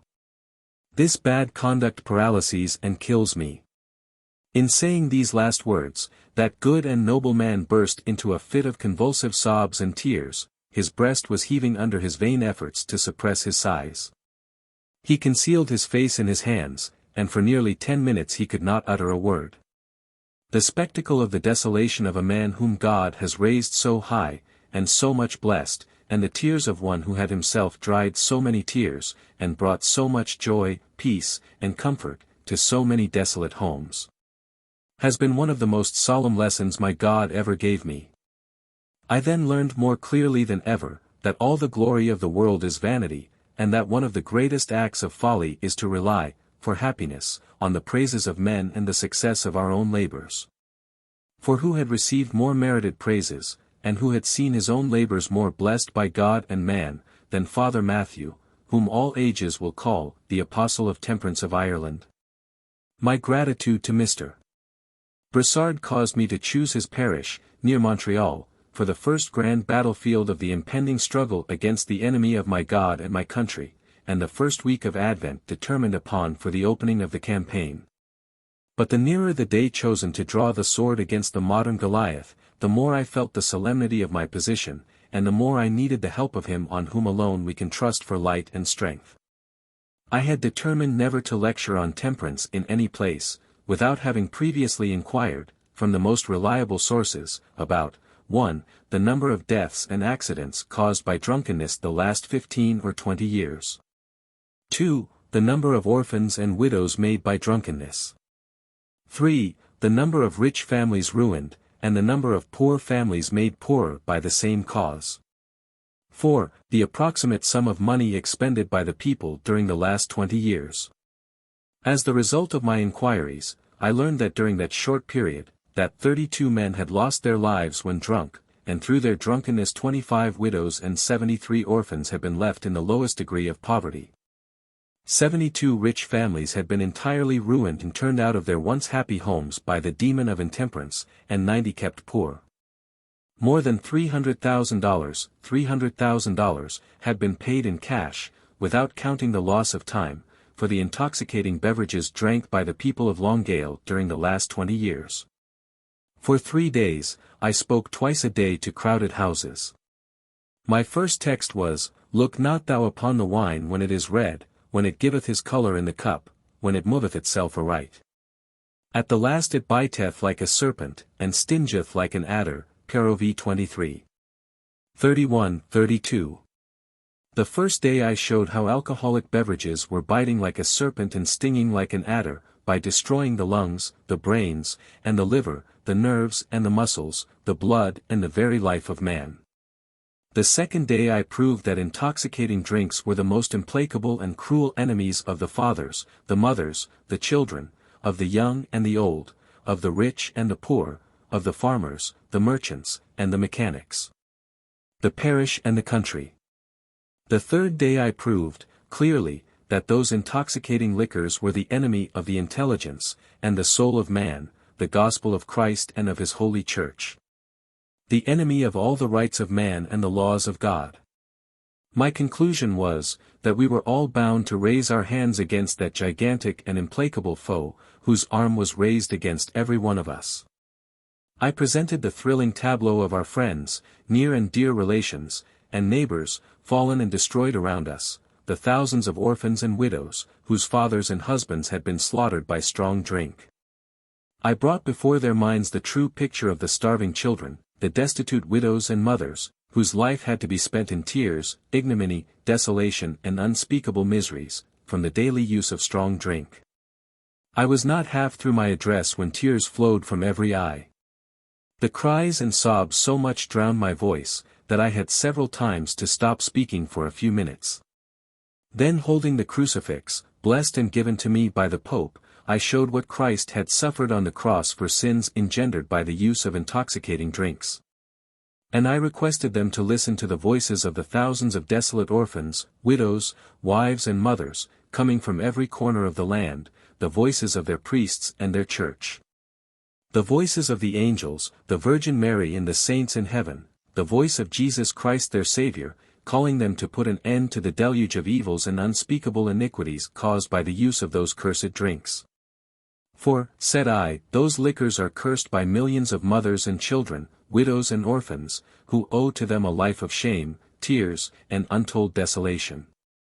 They are cursed by the Virgin Mary and the angels who are the daily witnesses of the iniquities with which they deluge the world.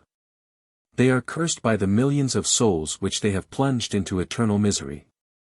They are cursed by Jesus Christ, from whose hands they have wrenched untold millions of souls, for whom he died on Calvary. Every one of those truths, incontrovertible for Roman Catholics, were falling with irresistible power on that multitude of people. The distress and consternation were so profound and universal, that they reacted, at last, on the poor speaker, who several times could not express what he himself felt except with his tears and his sobs.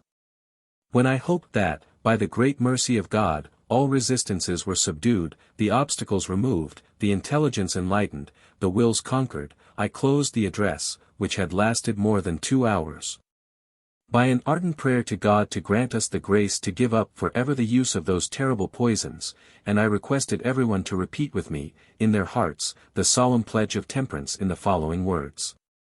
Adorable and dear Savior, Jesus Christ, who died on the cross to take away my sins and save my guilty soul, for thy glory, the good of my brethren and of my country, as well as for my own good, I promise, with thy help, never to drink.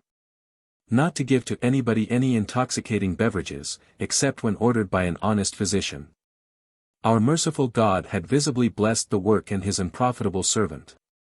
The success was above our sanguine expectations.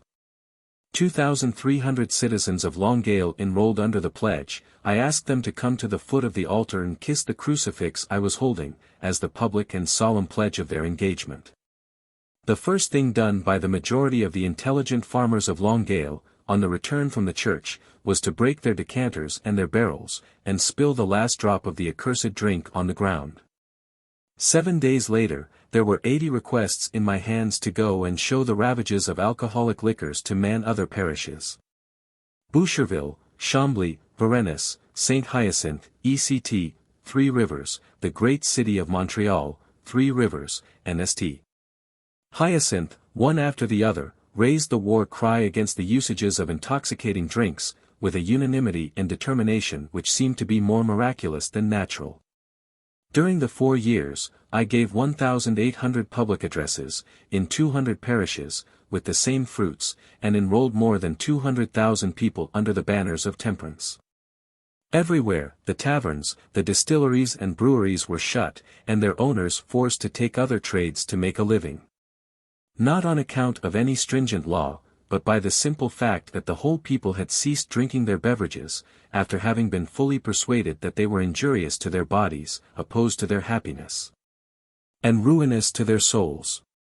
The convictions were so unanimous and strong on that subject, that, in many places, the last evening I spent in their midst, the merchants used to take all their barrels or rum, beer, wine and brandy to the public squares, make a pyramid of them, to which I was invited to set fire. The whole population, attracted by the novelty and sublimity of that spectacle, would then fill the air with their cries and shouts of joy. When the husbands and wives, the parents and children of the redeemed drunkards rent the air with their cries of joy at the destruction of their enemy, and the fire was in full blaze, one of the merchants would give me an axe to stave in the last barrel of rum. After the last drop was emptied, I usually stood on it to address some parting words to the people. Such a spectacle baffles any description. The brilliant light of the pine and cedar trees, mixed with all kinds of inflammable materials which everyone had been invited to bring, changed the darkest hour of that night into the brightest of days. The flames, fed by the fiery liquid, shot forth their tongues of fire towards heaven, as if to praise their great God, whose merciful hand had brought the marvelous reformation we were celebrating. The 1,000 faces, illuminated by the blaze, beamed with joy. The noise of the cracking barrels, mixed with that of a raging fire. The cries and shouts of that multitude, with the singing of the Te Deum, formed a harmony which filled every soul with sentiments of unspeakable happiness. But where shall I find words to express my feelings, when I had finished speaking? The mothers and wives to whom our blessed temperance had given back a loving husband and some dear children, were crowding around me with their families and redeemed ones, to thank me, press my hands to their lips, and water them with their grateful tears. The only thing which marred that joy were the exaggerated honors and unmerited praises with which I was really overwhelmed. I was, at first, forced to receive an ovation from the curates and people of Longueuil and the surrounding parishes, when they presented to me my portrait, painted by the artist Hamel, which filled me with confusion. For I felt so keenly that I did not deserve such honors. But it was still worse at the end of May, 1849. Judge Mondelet was deputed by the bishop and the priests and the city of Montreal, accompanied by 15,000 people, to present me with a gold medal, and a gift of $400. But the greatest surprise my God had in store for me, was kept for the end of June, 1850. At that time, I was deputed by 40,000 teetotalers, to present a petition to the Parliament of Toronto, in order to make the rum sellers responsible for the ravages caused to the families of the poor drunkards to whom they had sold their poisonous drugs. The House of Commons having kindly appointed a committee of 10 members to help me to frame that bill, it was an easy matter to have it pass through the 3 branches. I was present when they discussed and accepted that bill. Napoleon was not more happy after he had won the Battle of Austerlitz, than I was when I heard that my pet bill had become law, and that hereafter the innocent victims of the drunken father or husband would receive an indemnity from the landsharks who were fattening on their poverty and unspeakable miseries. But what was my surprise and consternation, when, immediately after the passing of that bill, the Honourable De Witt rose and proposed that a public expression of gratitude should be given me by Parliament, under the form of a large pecuniary gift. His speech seemed to me filled with such exaggerated eulogiums, that I would have been tempted to think it was mockery, had I not known that the Protestant gentleman was one of my most sincere friends. He was followed by the Honourables Baldwin and La Fontaine, ministers at that time, and half a dozen other members, who went still further into what I so justly consider the regions of exaggeration.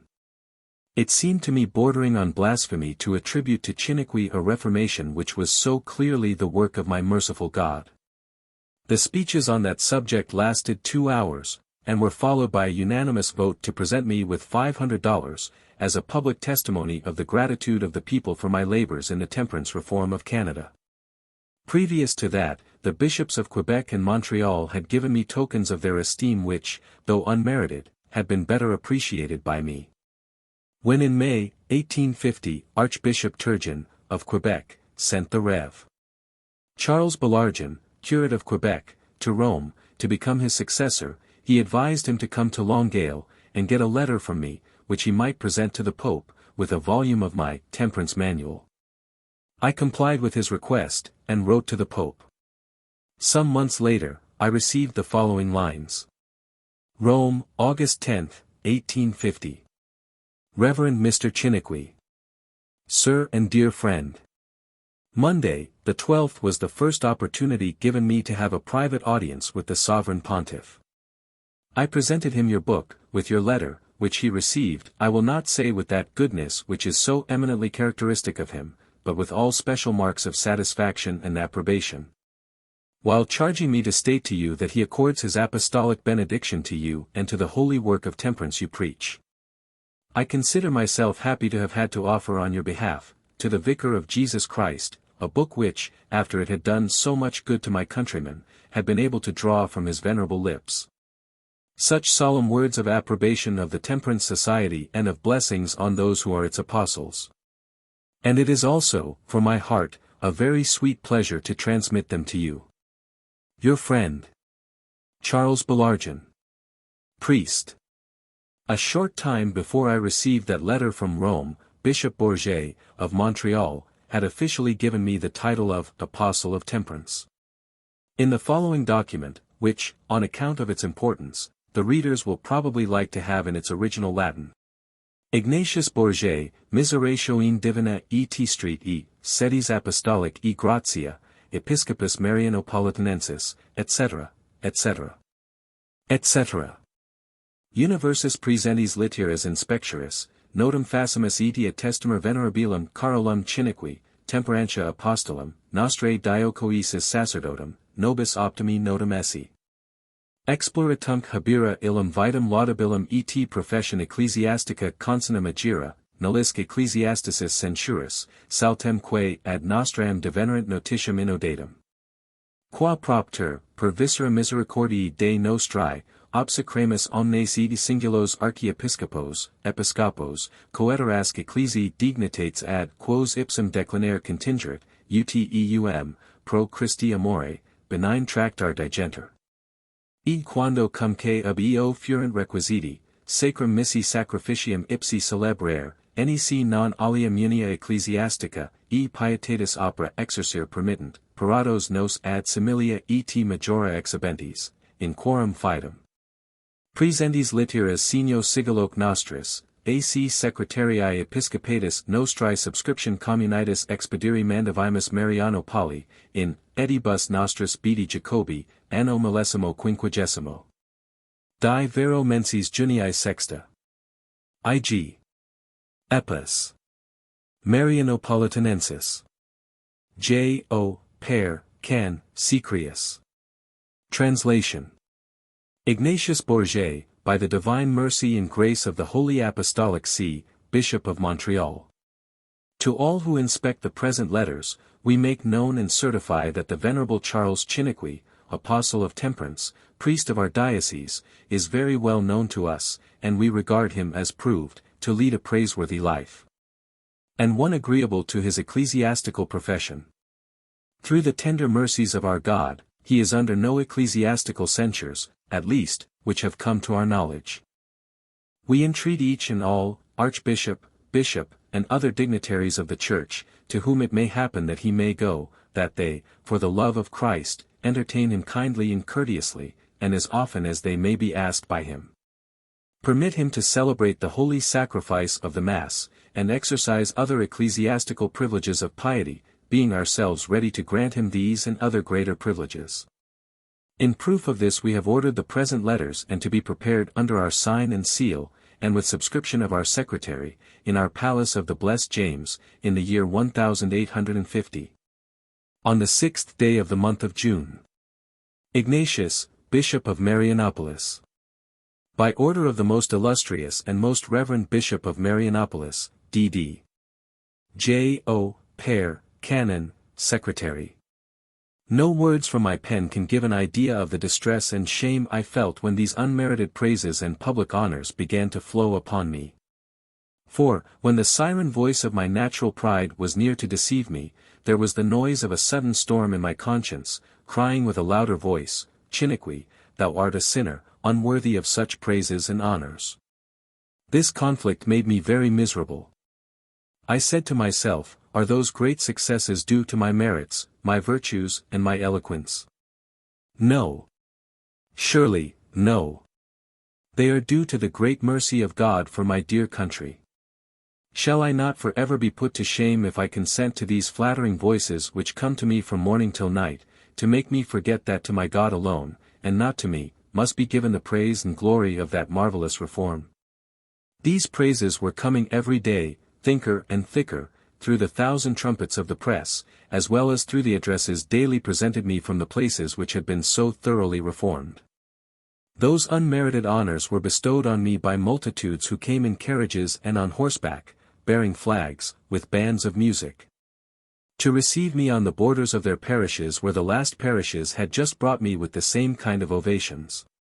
Sometimes, the roads were lined on both sides, by thousands and thousands of maple, pine or spruce trees, which they had carried from distant forests, in spite of all my protests. How many times the curates, who were sitting by me in the best carriages, drawn by the most splendid horses, asked me, why do you look so sad, when you see all these faces beaming with joy? I answered, I am sad, because these unmerited honors these good people do me, seem to be the shortest way the devil has found to destroy me. But the reform you have brought about is so admirable and so complete, the good which is done to the individuals, as well as to the whole country, is so great and universal, that the people want to show you their gratitude. Do you know, my dear friends, I answered, that marvelous change is too great to be the work of man? It is not evidently the work of God. To him, and him alone, then we ought to give the praise and the glory. My constant habit, after these days of ovation, was to pass a part of the night in prayer to God, to the Virgin Mary, and to all the saints in heaven, to prevent me from being hurt by these worldly honors. It was my custom then to read the Passion of Jesus Christ, from his triumphant entry into Jerusalem to his death on the cross, in order to prevent this shining dust from adhering to my soul.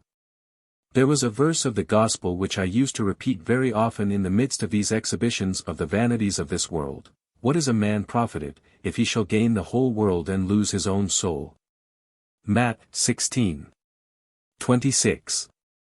Another source of serious anxiety for me was then coming from the large sums of money constantly flowing from the hands of my too kind and grateful reformed countrymen into mine.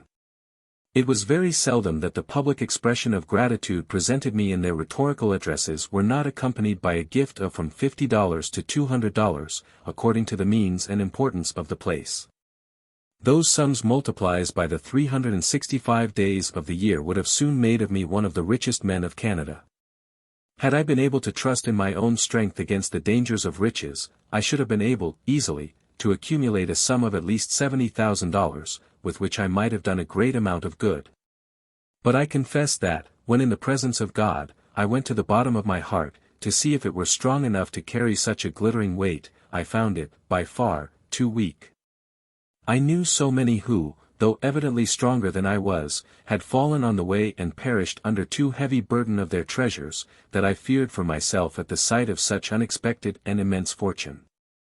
Besides, when only 18 years old, my venerable and dear benefactor, the Reverend Mr. Leprechaun, director of the College of Nicolet, had told me a thing I never had forgotten. Chiniquy, he said, I am sure you will be what we call a successful man in the world. You will easily make your way among your contemporaries. And, consequently, it is probable that you will have many opportunities of becoming rich. But when the silver and gold flow into your hands, do not pile and keep it. For, if you set your affection on it, you will be miserable in this world and damned in the next. You must not do like the fattened hogs which give their grease only after their death. Give it while you are living. Then you will not be blessed only by God and man, but you will be blessed by your own conscience. You will live in peace and die in joy. These solemn warnings from one of the wisest and best friends God had ever given me, when young, has never gone out of my mind. I found them corroborated in every page of that Bible which I loved so much, and studied every day. I found them also written, by God, in my heart. I then, on my knees, took the resolution, without making an absolute vow to it, to keep only what I wanted for my daily support and give the rest to the poor, or some Christian or patriotic object. I kept that promise. The $500 given me by Parliament did not remain 3 weeks in my hands. I never put a cent in Canada in the vaults of any bank. And when I left for Illinois, in the fall of 1851, instead of taking with me $70,000, as it would have been very easy, had I been so minded, I had hardly $1,500 in hand, the price of a part of my library, which was too heavy to be carried so far away. Chapter 45. My sermon on the Virgin Mary, compliments of Bishop Prince Stormy Night, first serious doubts about the Church of Rome, faithful discussion with the Bishop. The 15th of August, 1850, I preached in the Cathedral of Montreal. On the Blessed Virgin Mary's power in heaven, when interceding for sinners, I was sincerely devoted to the Virgin Mary. Nothing seemed to me more natural than to pray to her, and rely on her protection. The object of my sermon was to show that Jesus Christ cannot refuse any of the petitions presented to him by his mother. That she has always obtained the favors she asked her Son, Jesus, to grant to her devotees. Of course, my address was more sentimental than scriptural, as it is the style among the priests of Rome. But I was honest. And I sincerely believed what I said. Who among you, my dear brethren, I said to the people, will refuse any of the reasonable demands of a beloved mother? Who will break and sadden her loving heart when, with supplicating voice and tears, she presents to you a petition which it is in your power, nay, to your interest, to grant? For my own part, were my beloved mother still living, I would prefer to have my right hand crushed and burned into cinders, to have my tongue cut out, than to say, no, to my mother, asking me any favor which it was in my power to bestow. These are the sentiments which the God of Sinai wanted to engrave in the very hearts of humanity, when giving his laws to Moses, in the midst of lightning and thunders. And these are the sentiments which the God of the Gospel wanted to impress on our souls by the shedding of his blood on Calvary. The sentiments of filial respect and obedience to our mothers, Christ Jesus, the Son of God and Son of Mary, practiced to perfection.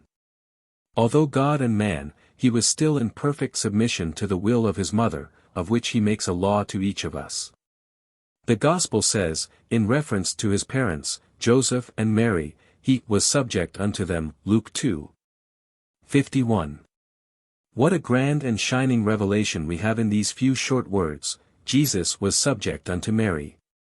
Is it not written, that Jesus is the same today, as he was yesterday, and will be forever? Heb 13:8, he has not changed. He is still the Son of Mary, as he was when only 12 years old. In his divine humanity, he is still subject unto Mary, as he was then. This is why our Holy Church, which is the pillar and fountain of truth, invites you and me, today, to put an unbounded confidence in her intercession. Remembering that Jesus has always granted the petitions presented to him by his divine mother, let us put our petitions in her hands, if we want to receive the favors we are in need of. The second reason why we must all go to Mary, for the favors we want from heaven, is that we are sinners rebels in the sight of God. Jesus Christ is our Savior. Yes. But he is also our God, infinitely just, infinitely holy. He hates our sins with an infinite hatred. He abhors our rebellions with an infinite, a godly hatred. If we had loved and served him faithfully, we might go to him, not only with the hope, but with the assurance of being welcomed. But we have forgotten and offended him, we have trampled his blood under our feet, we have joined with those who nailed him on the cross, pierced his heart with the lance, and shed his blood to the last drop. We belong to the crowd which mocked at his tortures, and insulted him at his death. How can we dare to look at him and meet his eyes? Must we not tremble in his presence? Must we not fear before that Lion of the tribe of Judah whom we have wounded and nailed to the cross? Where is the rebel who does not shiver, when he is dragged to the feet of the mighty prince against whom he has drawn the sword? What will he do if he wants to obtain pardon? Will he go himself and speak to that offended majesty? No. But he looks around the throne to see if he can find some of the great officers, and friends, or some powerful and influential person through whose intercession he can obtain pardon. If he finds any such, he goes immediately to him, puts his petitions into their hands, and they go to the foot of the throne to plead for the rebel, and the favor which would have been indignantly refused to the guilty subject. Had he dared to speak himself, is granted, when it is asked by a faithful officer, a kind friend, a dear sister, or a beloved mother. This is why our Holy Church, speaking through her infallible Supreme Pontiff, the Vicar of Christ, Gregory XVI, has told us, in the most solemn manner, that Mary is the only hope of sinners. Winding up my arguments, I added, we are those insolent ungrateful rebels. Jesus is that King of Kings against whom we have, 1,000 times, risen in rebellion. He has 1,000 good reasons to refuse our petitions, if we are impudent enough to speak to him ourselves. But look at the right hand of the offended king, and behold his dear and divine mother. She is your mother also. For it is to every one of us, as well as to John, that Christ said on the cross, speaking of Mary, Behold thy mother, John 19:27. Jesus has never refused any favor asked by that Queen of Heaven. He cannot rebuke his mother. Let us go to her. Let us ask her to be our advocate and plead our cause, and she will do it. Let us suppliantly request her to ask for our pardon, and she will get it. I then sincerely took these glittering sophisms for the true religion of Christ, as all the priests and people of Rome are bound to take them today, and presented them with all the earnestness of an honest, though deluded mind. My sermon had made a visible and deep impression. Bishop Prince, coadjutor of my Lord Bourget, who was among my hearers, thanked and congratulated me for the good effect it would have on the people, and I sincerely thought I had said what was true and right before God. But when night came, before going to bed, I took my Bible as usual, knelt down before God, in the neat little room I occupied in the bishop's palace, and read the 12th chapter of Matthew. With a praying heart and a sincere desire to understand it, and be benefited thereby. Strange to say, when I reached the 40th verse, I felt a mysterious awe, as if I had entered for the first time into a new and most holy land. Though I had read that verse and the following many times, they came to my mind with a freshness and newness as if I had never seen them before. There was a lull in my mind for some moments. Slowly, and with breathless attention, supreme veneration and respect, I read the history of that visit of Mary to the sacred spot where Jesus, my Savior, was standing in the midst of the crowd feeding his happy hearers with the bread of life. When I contemplated that blessed Mary, whom I loved, as so tenderly approaching the house where she was to meet her divine Son, who had been so long absent from her, my heart suddenly throbbed in sympathy with hers. I felt as if sharing her unspeakable joy at every step which brought her nearer to her adorable and beloved Son. What tears had she not shed when Jesus had left her alone, in her now poor and cheerless home, that he might preach the gospel in the distant places, where his Father had sent him. With Jesus in her humble home, was she not more happy then than the greatest queen on her throne? Did she not possess a treasure more precious than all the world? How sweet to her ears and heart were the words she had heard from his lips. How lovely the face of the most beautiful among the sons of men. How happy she must have felt, when she heard that he was, now, near enough to allow her to go and see him. How quick were her steps. How cheerful and interesting the meeting. How the beloved Savior will repay by his respectful and divine love to his beloved mother, the trouble and the fatigue of her long journey. My heart beat with joy at the privilege of witnessing that interview, and of hearing the respectful words Jesus would address to his mother. With heart and soul throbbing with these feelings, I slowly read, while he yet talked to the people, Behold his mother and his brethren stood without, desiring to speak with him. Then one said unto him, Behold, thy mother and thy brethren stand without, desiring to speak with thee. But he answered and said unto him that told him, Who is my mother?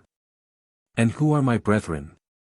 And he stretched forth his hands towards his disciples, and said, Behold my mother and my brethren. For whosoever shall do the will of my Father which is in heaven, the same is my brother, and sister, and mother. I had hardly finished reading the last verse, when big drops of sweat began to flow from my face, my heart beat with a tremendous speed, and I came near fainting. I sat in my large armchair, expecting every minute to fall on the floor. Those alone who have stood several hours at the falls of the marvelous Niagara, heard the thundering noise of its waters, and felt the shaking of the rocks under their feet, can have any idea of what I felt in that hour of agony. A voice, the voice of my conscience, whose thunders were like the voice of 1,000 Niagaras, was telling me, Do you not see that you have preached a sacrilegious lie this morning, when, from the pulpit, you said to your ignorant and deluded people, that Jesus always granted the petitions of his mother, Mary? Are you not ashamed to deceive yourself, and deceive your poor countrymen with such silly falsehoods? Read again these words. And understand that, far from granting all the petitions of Mary, Jesus has always, except when a child, said no to her requests. He has always rebuked her, when she asked him anything in public. Here she comes to ask him a favor before the whole people. It is the easiest, the most natural favor that a mother ever asked of her son. It is a favor that a son has never refused to a mother. He answers by a rebuke, a public and solemn rebuke. It is through want of love and respect for Mary that he gave her that rebuke.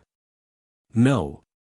Never a son loved and respected a mother as he did.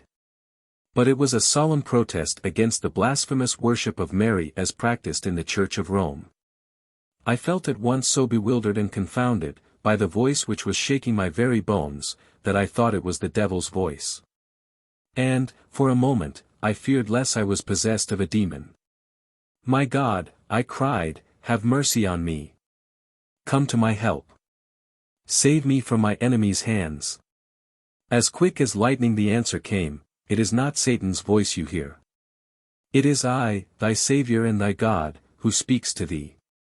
Read what Mark, Luke, and John tell you about the way I received her petitions, from the very day I began to work, and speak publicly as the Son of God, and the Saviour of the world. These cries of my awakening intelligence were sounding in my ears for more than 1 hour, before I consented to obey them. At last, with a trembling hand, and a distressed mind, I took my Bible and read in St.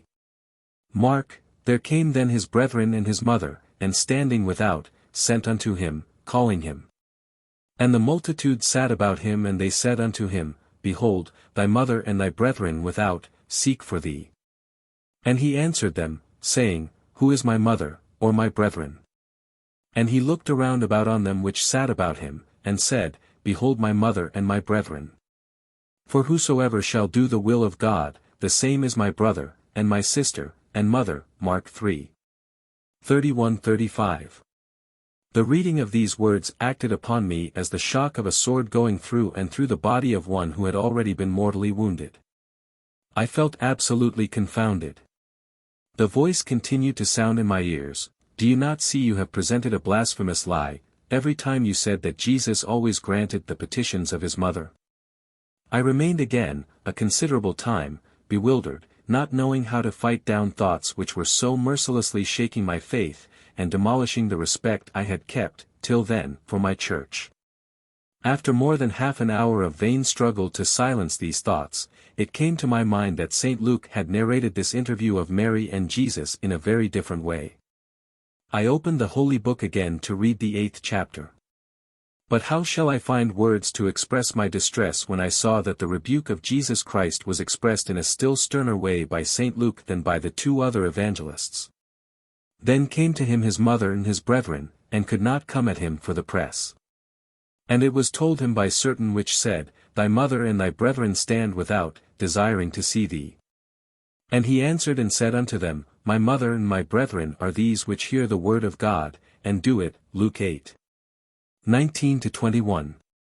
It then seemed to me as if those 3 evangelists said to me, How dare you preach with your apostate and lying church, that Jesus has always granted all the petitions of Mary.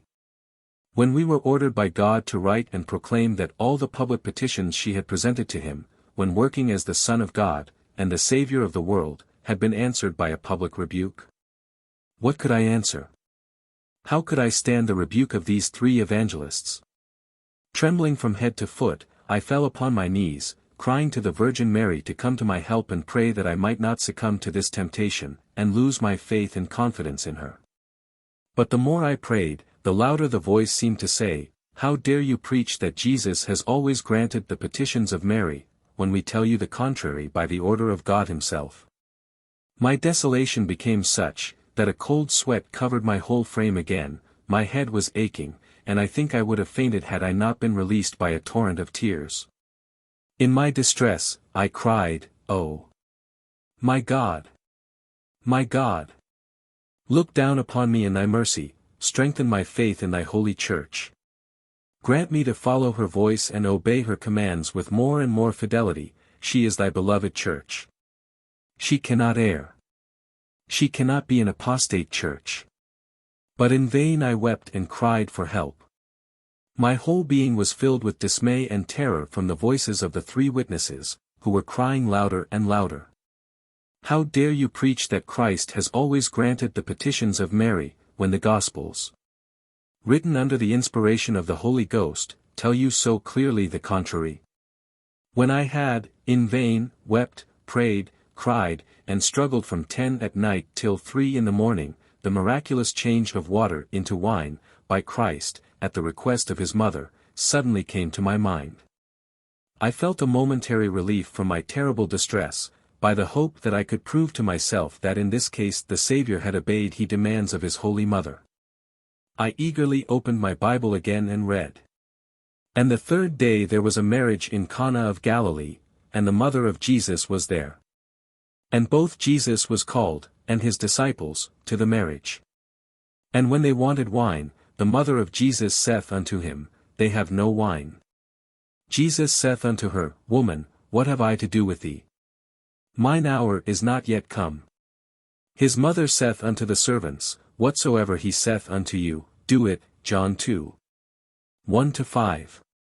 Till that hour I had always accepted that text in the sense given in the Church of Rome, as proving that the very first miracle of Jesus Christ was wrought at the request of his mother.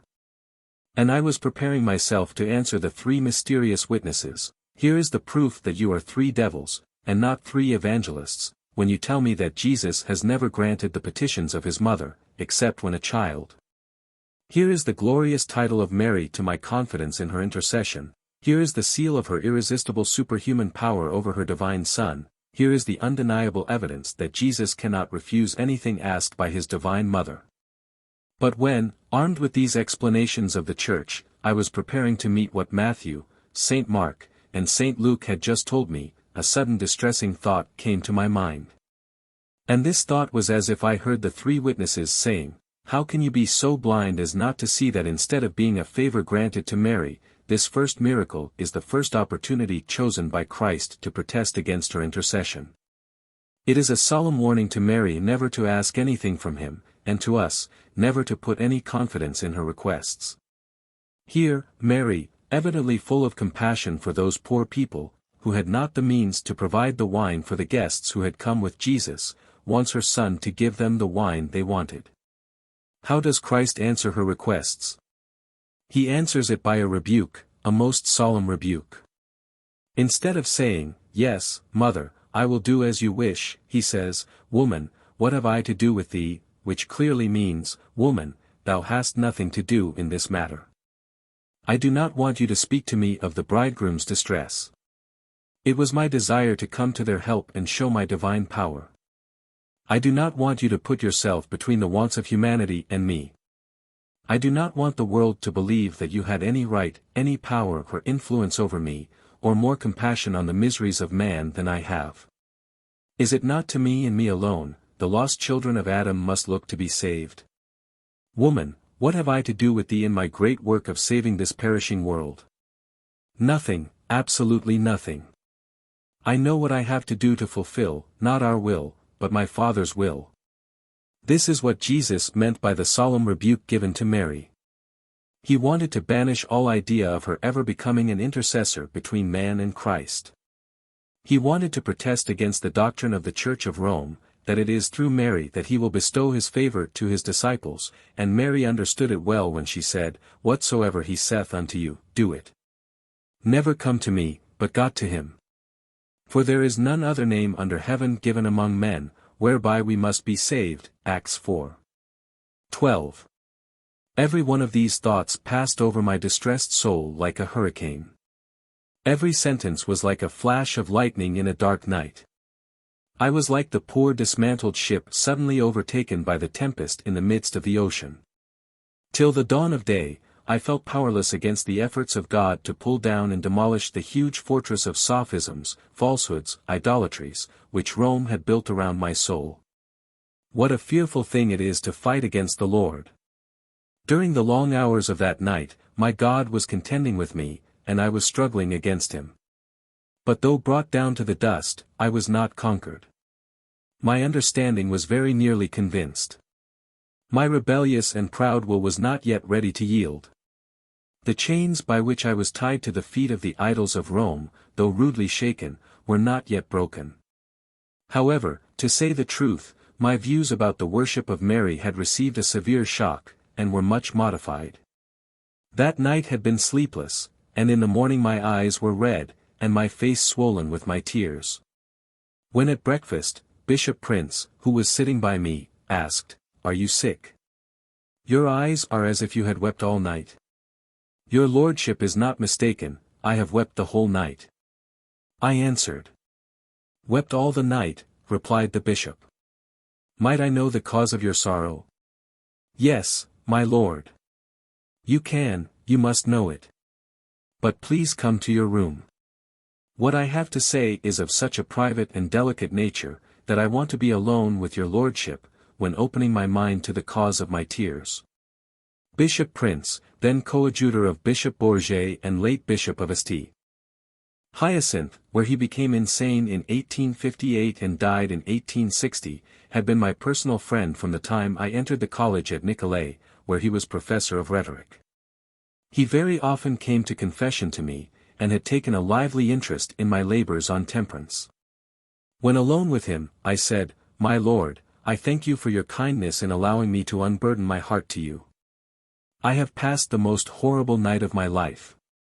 Temptations against our holy religion such as I never had before, have assailed me all night. Your lordship remembers the kind words you addressed to me yesterday about the sermon I preached.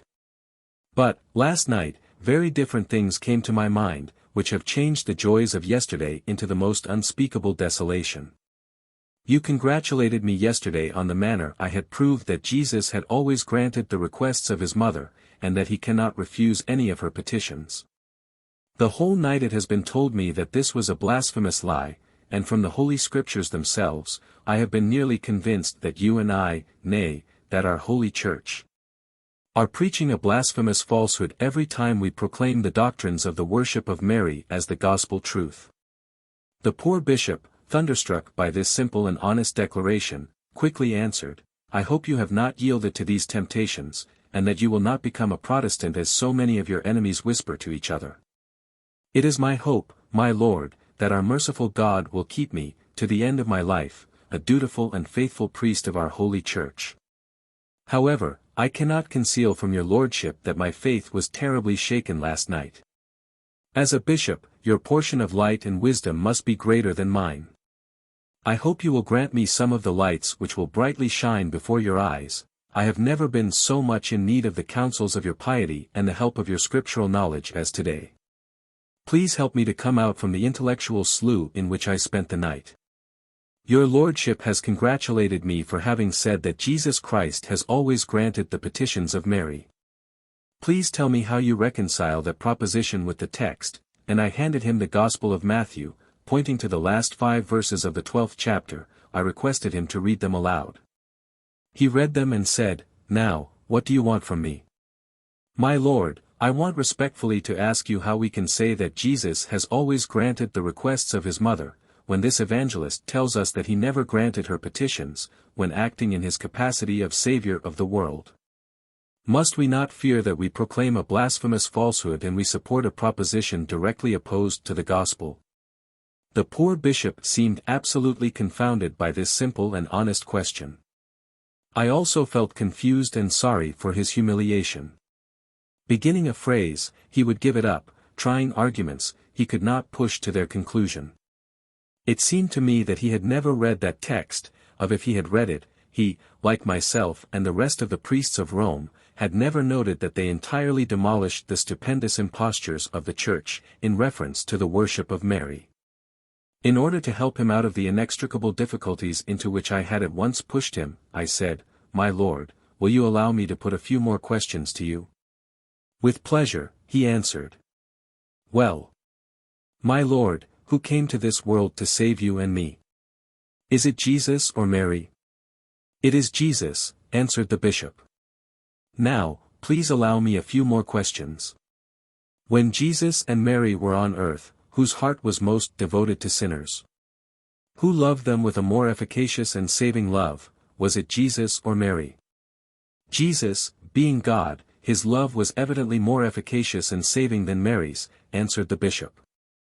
"In the days of Jesus and Mary, to whom did Jesus invite sinners to go for their salvation, was it to himself or Mary?"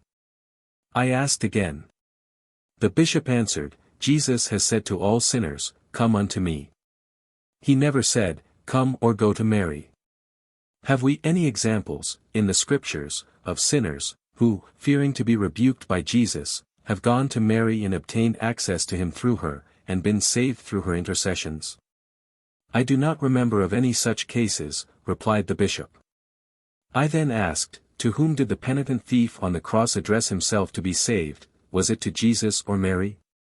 "It was to Jesus," replied the bishop. "Did that penitent thief do well to address himself to Jesus on the cross, rather than to Mary who was at his feet?" said I. "Surely he did better," answered the bishop. "Now, my lord, allow me only one question more. You told me that Jesus loved sinners, when on earth, infinitely more than Mary, that he was infinitely more their true friend than she was, that he infinitely took more interest in their salvation than Mary.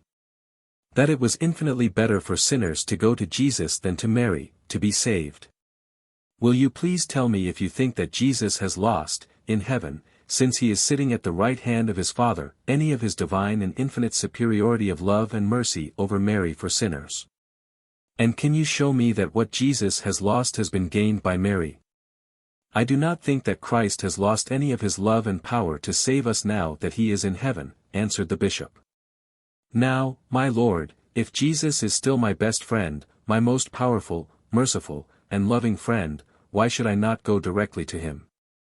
Why should we, for a moment, go to anyone who is infinitely inferior, in power, love, and mercy, for our salvation?" The bishop was stunned by my question. He stammered some unintelligible answer, excused himself for not being able to remain any longer, on account of some pressing business. And extending his hand to me before leaving, he said, "You will find an answer to your questions and difficulties in the Holy Fathers. Can you lend me the Holy Fathers, my lord?" He replied, "No, sir, I have them not." This last answer, from my bishop, shook my faith to its foundation, and left my mind in a state of great distress. With the sincere hope of finding in the Holy Father some explanations which would dispel my painful doubts, I immediately went to Mr. Fabre, the great bookseller of Montreal, who got me, from France, the splendid edition of the Holy Fathers, by Migny. I studied, with the utmost attention, every page where I might find what they taught of the worship of Mary, and the doctrines that Jesus Christ had never refused any of her prayers. What was my desolation, my shame, and my surprise to find that the Holy Fathers of the first 6 centuries had never advocated the worship of Mary, and that the many eloquent pages on the power of Mary in heaven, and her love for sinners, found in every page of my theologians, and other ascetic books I had read till then, were but impudent lies. Additions interpolated in their works, 100 years after their death. When discovering these forgeries, under the name of the Holy Fathers, of which my church was guilty, how many times, in the silence of my long nights of study and prayerful meditations, did I hear a voice telling me, "Come out of Babylon." But where could I go? Out of the Church of Rome, where could I find that salvation which was to be found only within her walls? I said to myself, surely there are some errors in my dear Church. The dust of ages may have fallen on the precious gold of her treasures, but will I not find still more damnable errors among those hundreds of Protestant churches, which, under the name of Episcopalians, Presbyterians, Baptists, Methodists, etc., are divided and subdivided into scores of contemptible sects, anathematizing and denouncing each other before the world? My ideas of the great family of evangelical churches, comprised under the broad name of Protestantism, were so exaggerated then, that it was absolutely impossible for me to find in them that unity which I considered the essentials of the Church of Christ. The hour was not yet come, but it was coming fast, when my dear Saviour would make me understand his sublime words, "I am the vine, and ye are the branches."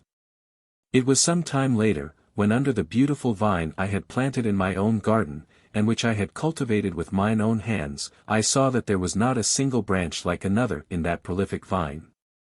Some branches were very big, some very thin, some very long, some very short, some going up, some going down, some straight as an arrow, some crooked as a flash of lightning, some turning to the west, some to the east, some to the north, and others to the south. But, although the branches were so different from each other in so many things, they all gave me excellent fruit, so long as they remained united to the vine. Chapter 46. The Holy Fathers knew mental troubles at not finding the doctrines of my Church in their writings, Purgatory and the Sucking Pig of the Poor Man of Varenus. The most desolate work of a sincere Catholic priest is the study of the Holy Fathers. He does not make a step in the labyrinth of their discussions and controversies without seeing the dreams of his theological studies and religious views disappear as the thick morning mist, when the sun rises above the horizon. Bound as he is, by a solemn oath, to interpret the Holy Scriptures only according to the unanimous consent of the Holy Fathers. The first thing which puzzles and distresses him is their absolute want of unanimity on the greater part of the subjects which they discuss. The fact is, that more than 2/3 of what one Father has written is to prove that what some other Holy Father has written is wrong and heretical. The student of the Fathers not only detects that they do not agree with one another, but finds that many of them do not even agree with themselves. Very often they confess that they were mistaken when they said this or that. That they have lately changed their minds, that they now hold for saving truth what they formerly condemned as a damning error. What becomes of the solemn oath of every priest in presence of this undeniable fact? How can he make an act of faith when he feels that its foundation is nothing but falsehood? No words can give an idea of the mental tortures I felt when I saw positively that I could not, any longer, preach on the eternity of the suffering of the damned, nor believe in the real presence of the body, soul, and divinity of Christ in the sacrament of communion, nor in the supremacy of the sovereign pontiff of Rome, nor in any of the other dogmas of my Church, without perjuring myself. For there was not one of those dogmas which had not been flatly and directly denied by some Holy Fathers. It is true, that in my Roman Catholic theological books I had long extracts of Holy Fathers, very clearly supporting and confirming my faith in those dogmas. For instance, I had the apostolic liturgies of St. Peter, St. Mark, and St. James, to prove that the sacrifice of the Mass, Purgatory, prayers for the dead, transubstantiation, were believed and taught from the very days of the Apostles. But what was my dismay when I discovered that those liturgies were nothing else than vile and audacious forgeries presented to the world, by my popes and my Church, as gospel truths. I could not find words to express my sense of shame and consternation, when I became sure that the same Church which had invented those apostolical liturgies, had accepted and circulated the false decretals of Isidore, and forged innumerable additions and interpolations to the writings of the Holy Fathers, in order to make them say the very contrary of what they intended. How many times, when alone, studying the history of the shameless fabrications, I said to myself, does the man whose treasury is filled with pure gold, forge false coins, or spurious pieces of money? No. How, then, is it possible that my church possess the pure truth, when she has been at work during so many centuries, to forge such egregious lies, under the names of liturgies and decretals, about the Holy Mass, purgatory, the supremacy of the Pope, etc.? If those dogmas could have been proved by the Gospel and the true writings of the Fathers, where was the necessity of forging lying documents? Would the popes and councils have treasuries with spurious bank bills, if they had had exhaustless mines of pure gold in hand? What right has my church to be called holy and infallible, when she is publicly guilty of such impostures? From my infancy I had been taught, with all the Roman Catholics, that Mary is the Mother of God, and many times, every day, when praying to her, I used to say, Holy Mary, Mother of God, pray for me. But what was my distress when I read in the Treatise on Faith and Creed, by Augustine, chapter 4. 9, these very words, when the Lord said, Woman, what have I to do with thee? Mine hour is not yet come, John 2. For, he rather admonishes us to understand that, in respect of his being God, there was no mother for him.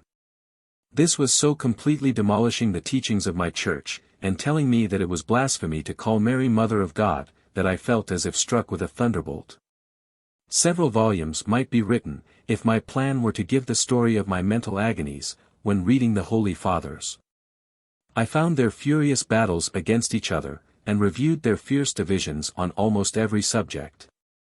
The horror of many of them, at the dogmas which my church had taught to make me believe from my infancy, as the most solemn and sacred revelations of God to man, such as transubstantiation, auricular confession, purgatory, the supremacy of Peter, the absolute supremacy of the Pope over the whole Church of Christ. Yes. What thrilling pages I would give to the world, were it my intention to portray, in their true colors, the dark clouds, the flashing lights and destructive storms which, during the long and silent hours of many nights I spent in comparing the Fathers with the Word of God and the teachings of my Church. Their fierce and constant conflicts. Their unexpected, though undeniable oppositions to many of the articles of the faith I had to believe and preach, were coming to me, day after day, as the barbed darts thrown at the doomed whale when coming out of the dark regions of the deep to see the light and breathe the pure air. Thus, as the unexpected contradictions of the Holy Fathers to the tenets of my Church, and their furious and uncharitable divisions among themselves, were striking me, I plunged deeper and deeper in the deep waters of the Fathers and the Word of God, with the hope of getting rid of the deadly darts which were piercing my Roman Catholic conscience. But, it was in vain. The deeper I went, the more the deadly weapons would stick to the flesh and bone of my soul. How deep was the wound I received from Gregory the Great, one of the most learned popes of Rome, against the supremacy and universality of the power of the Pope of Rome as taught today. The following extracts from his writings will show, I say confidently, whosoever calls himself universal priest, or desires so to be called, is in his pride the forerunner of Antichrist, because, in his pride, he sets himself before the rest. These words wounded me very painfully. I showed them to Mr.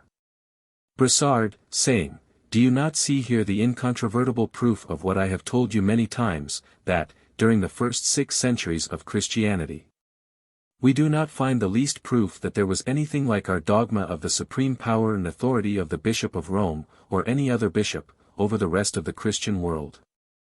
If there is anything which comes to the mind with an irresistible force, when reading the Fathers of the first centuries, it is that, not one of them had any idea that there was, in the Church, any man chosen by God, to be, in fact or name, the universal and supreme pontiff. With such an undeniable fact before us, how can we believe and say that the religion we profess and teach is the same which was preached from the beginning of Christianity? My dear Chiniquy, answered Mr. Broussard, did I not tell you, when you bought the Holy Fathers, that you were doing a foolish and dangerous thing? In every age, the man who singularizes himself and walks out of the common tracks of life is subject to fall into ridicule. As you are the only priest in Canada who has the Holy Fathers, it is thought and said, in many quarters, that it is through pride you got them. That it is to raise yourself above the rest of the clergy, that you study them, not at home, but that you carry some wherever you go. I see, with regret, that you are fast losing ground in the mind, not only of the bishop, but of the priests in general, on account of your indomitable perseverance in giving all your spare time to their study. You are also too free and imprudent in speaking of what you call the contradictions of the Holy Fathers, and their want of harmony with some of our religious views. Many say that this too great application to study, without a moment of relaxation, will upset your intelligence and trouble your mind. They even whisper that there is danger ahead of your faith, which you do not suspect, and that they would not be surprised if the reading of the Bible and the Holy Fathers would drive you into the abyss of Protestantism. I know that they are mistaken, and I do all in my power to defend you. But, I thought, as your most devoted friend, that it was my duty to tell you those things, and warn you before it is too late. I replied, Bishop Prince told me the very same things, and I will give you the answer he got from me. When you ordain a priest, do you not make him swear that he will never interpret the Holy Scriptures except according to the unanimous consent of the Holy Fathers? Ought you not, then, to know what they teach? For, how can we know their unanimous consent without studying them? Is it not more than strange that, not only the priests do not study the Holy Fathers, but the only one in Canada who is trying to study them, is turned into ridicule and suspected of heresy? Is it my fault if that precious stone, called unanimous consent of the Holy Fathers, which is the very foundation of our religious belief and teaching, is to be found nowhere in them? Is it my fault if Origen never believed in the eternal punishment of the damned, if Saint Cyprian denied the supreme authority of the Bishop of Rome, if Saint Augustine positively said that nobody was obliged to believe in purgatory, if St. John Chrysostom publicly denied the obligation of auricular confession, and the real presence of the body of Christ in the Eucharist? Is it my fault if one of the most learned and holy popes, Gregory the Great, has called by the name of Antichrist all his successors, for taking the name of Supreme Pontiff, and trying to persuade the world that they had, by divine authority, a supreme jurisdiction and power over the rest of the Church? And what did Bishop Prince answer you? Rejoined Mr. Brassard. Just as you did, by expressing his fears that my too great application to the study of the Bible and the Holy Fathers, would either send me to the lunatic asylum, or drive me into the bottomless abyss of Protestantism. I answered him, in a jocose way, that if the too great study of the Bible and the Holy Fathers were to open me the gates of the lunatic asylum, I feared I would be left alone there. For I know that they are keeping themselves at a respectable distance from those dangerous writings. I added seriously, so long as God keeps my intelligence sound, I cannot join the Protestants, for the numberless and ridiculous sects of these heretics are a sure antidote against their poisonous errors. I will not remain a good Catholic on account of the unanimity of the Holy Fathers, which does not exist, but I will remain a Catholic on account of the grand and visible unanimity of the prophets, apostles, and the evangelists with Jesus Christ. My faith will not be founded upon the fallible, obscure, and wavering words of Origen, Tertullian, Chrysostom, Augustine, or Jerome, but on the infallible word of Jesus, the Son of God, and of his inspired writers, Matthew, Mark, Luke, John, Peter, James, and Paul. It is Jesus, and not Origen, who will now guide me. For the second was a sinner, like myself, and the first is forever my Saviour and my God. I know enough of the Holy Fathers to assure your Lordship that the oath we take of accepting the Word of God according to their unanimous consent is a miserable blunder, if not a blasphemous perjury. It is evident that Pius IV, who imposed the obligation of that oath upon us all, never read a single volume of the Holy Fathers. He would not have been guilty of such an incredible blunder, if he had known that the Holy Fathers are unanimous in only one thing, which is to differ from each other on almost everything. Except, we suppose, that, like the last Pope, he was too fond of good champagne, and that he wrote that ordinance after a luxurious dinner. I spoke this last sentence in a half-serious and half-joking way. The bishop answered, "Who told you that about our last Pope?"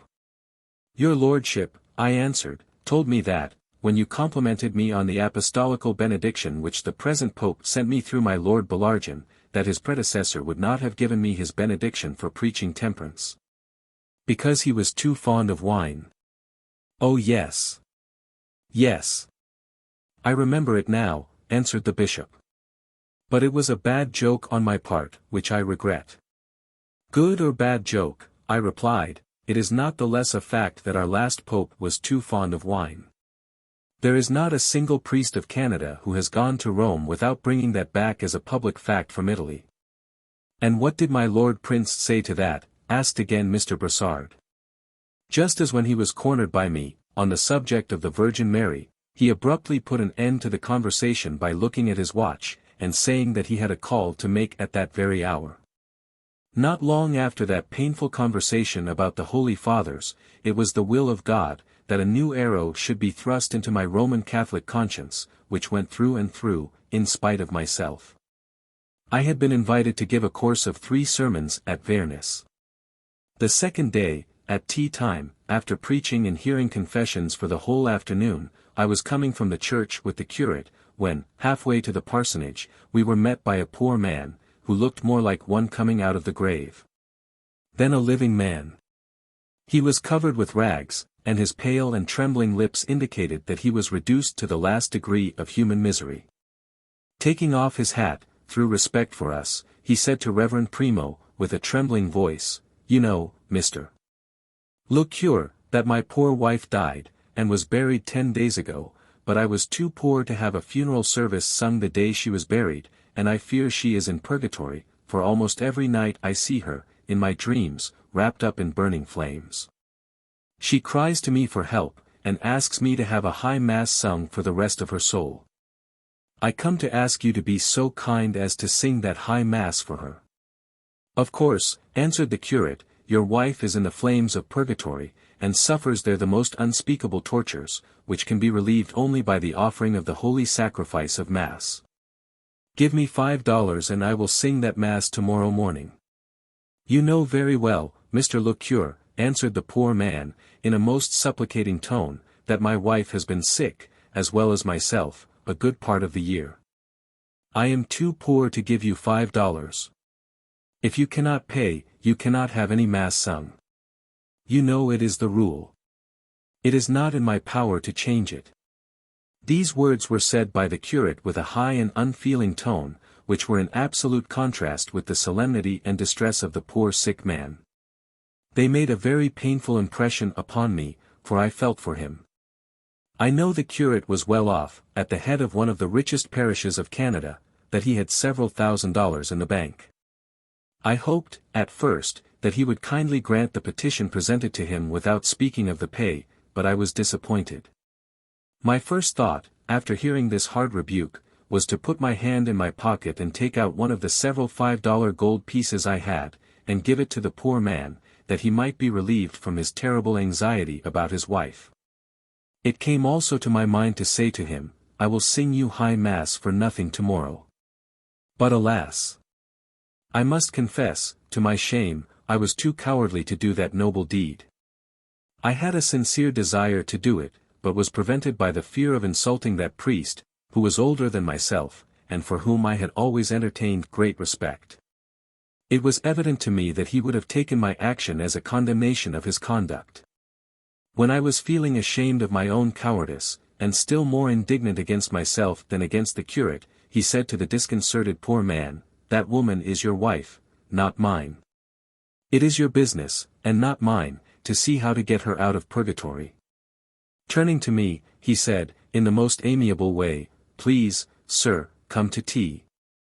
We hardly started, when the poor man, raising his voice, said, in a most touching way, "I cannot leave my poor wife in the flames of purgatory.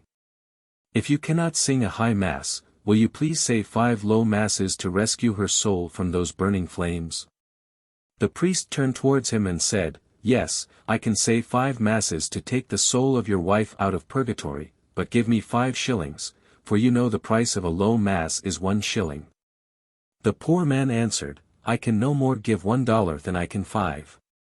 I have not a cent, and my 3 poor little children are as naked and starving as myself." "Well, well," answered the curate, "when I passed this morning before your house, I saw 2 beautiful sucking pigs. Give me one of them, and I will say your 5 low masses." The poor man said, These small pigs were given me by a charitable neighbor, that I might raise them to feed my poor children next winter.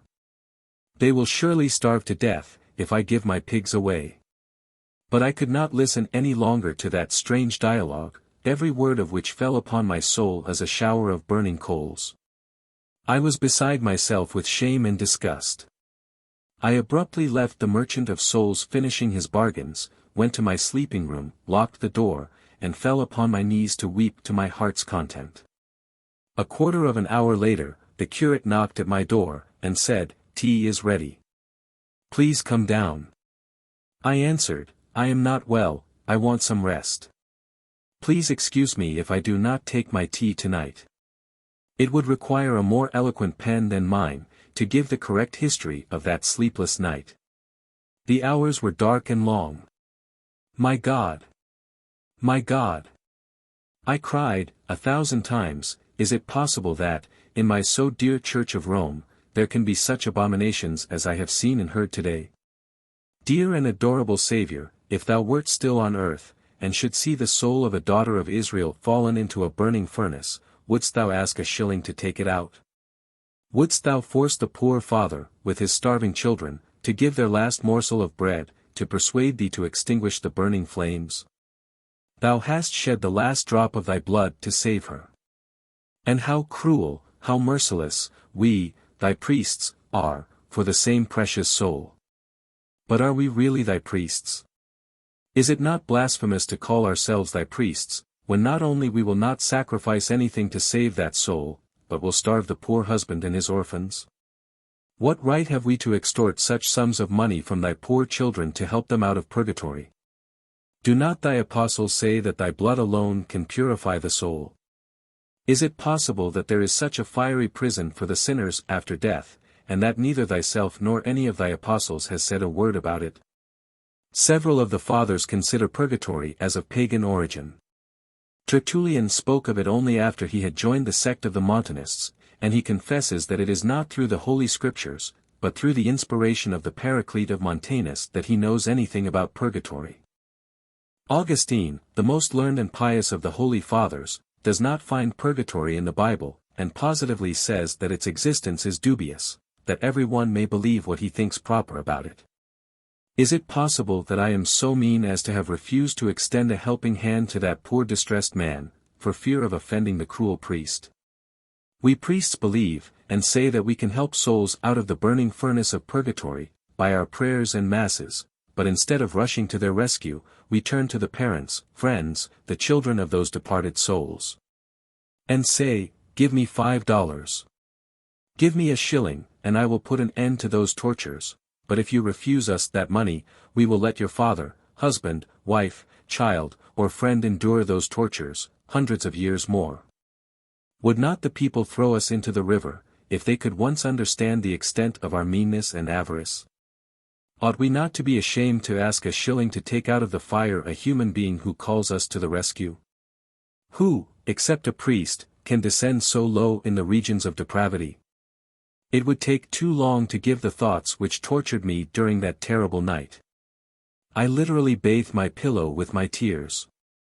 Before saying my Mass next morning, I went to confess my criminal cowardice and want of charity towards that poor man, and also the terrible temptation against my faith which tortured my conscience during the long hours of that night. And I repaired my cowardice by giving $5 to that poor man. I spent the morning in hearing confessions till 10 o'clock, when I delivered a very exciting sermon on the malice of sin, proved by the sufferings of Christ on the cross. This address gave a happy diversion to my mind, and made me forget the sad story of the sucking pig. After the sermon, the curate took me by the hand to his dining room, where he gave me, in spite of myself, the place of honor. He had the reputation of having one of the best cooks of Canada, in the widow of one of the governors of Nova Scotia, whom he had as his housekeeper. The dishes before our eyes did not diminish his good reputation. The first dish was a sucking pig, roasted with an art and perfection as I had never seen. It looked like a piece of pure gold, and its smell would have brought water to the lips of the most penitent anchorite. I had not tasted anything for the last 24 hours, had preached 2 exciting sermons, and spent 6 hours in hearing confessions. I felt hungry, and the sucking pig was the most tempting thing to me. It was a real Epicurean pleasure to look at it and smell its fragrance.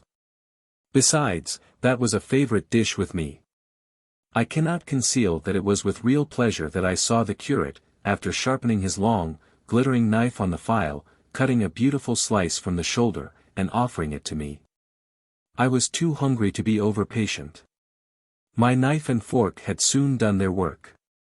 I was carrying to my mouth the tempting and succulent mouthful when, suddenly, the remembrance of the poor man's sucking pig came to my mind. I laid the piece on my plate, and with painful anxiety, looked at the curate and said, "Will you allow me to put you a question about this dish?"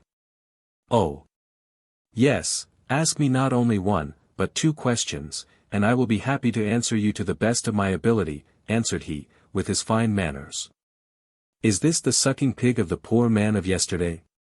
I asked. With a convulsive fit of laughter, he replied, "Yes, it is just it.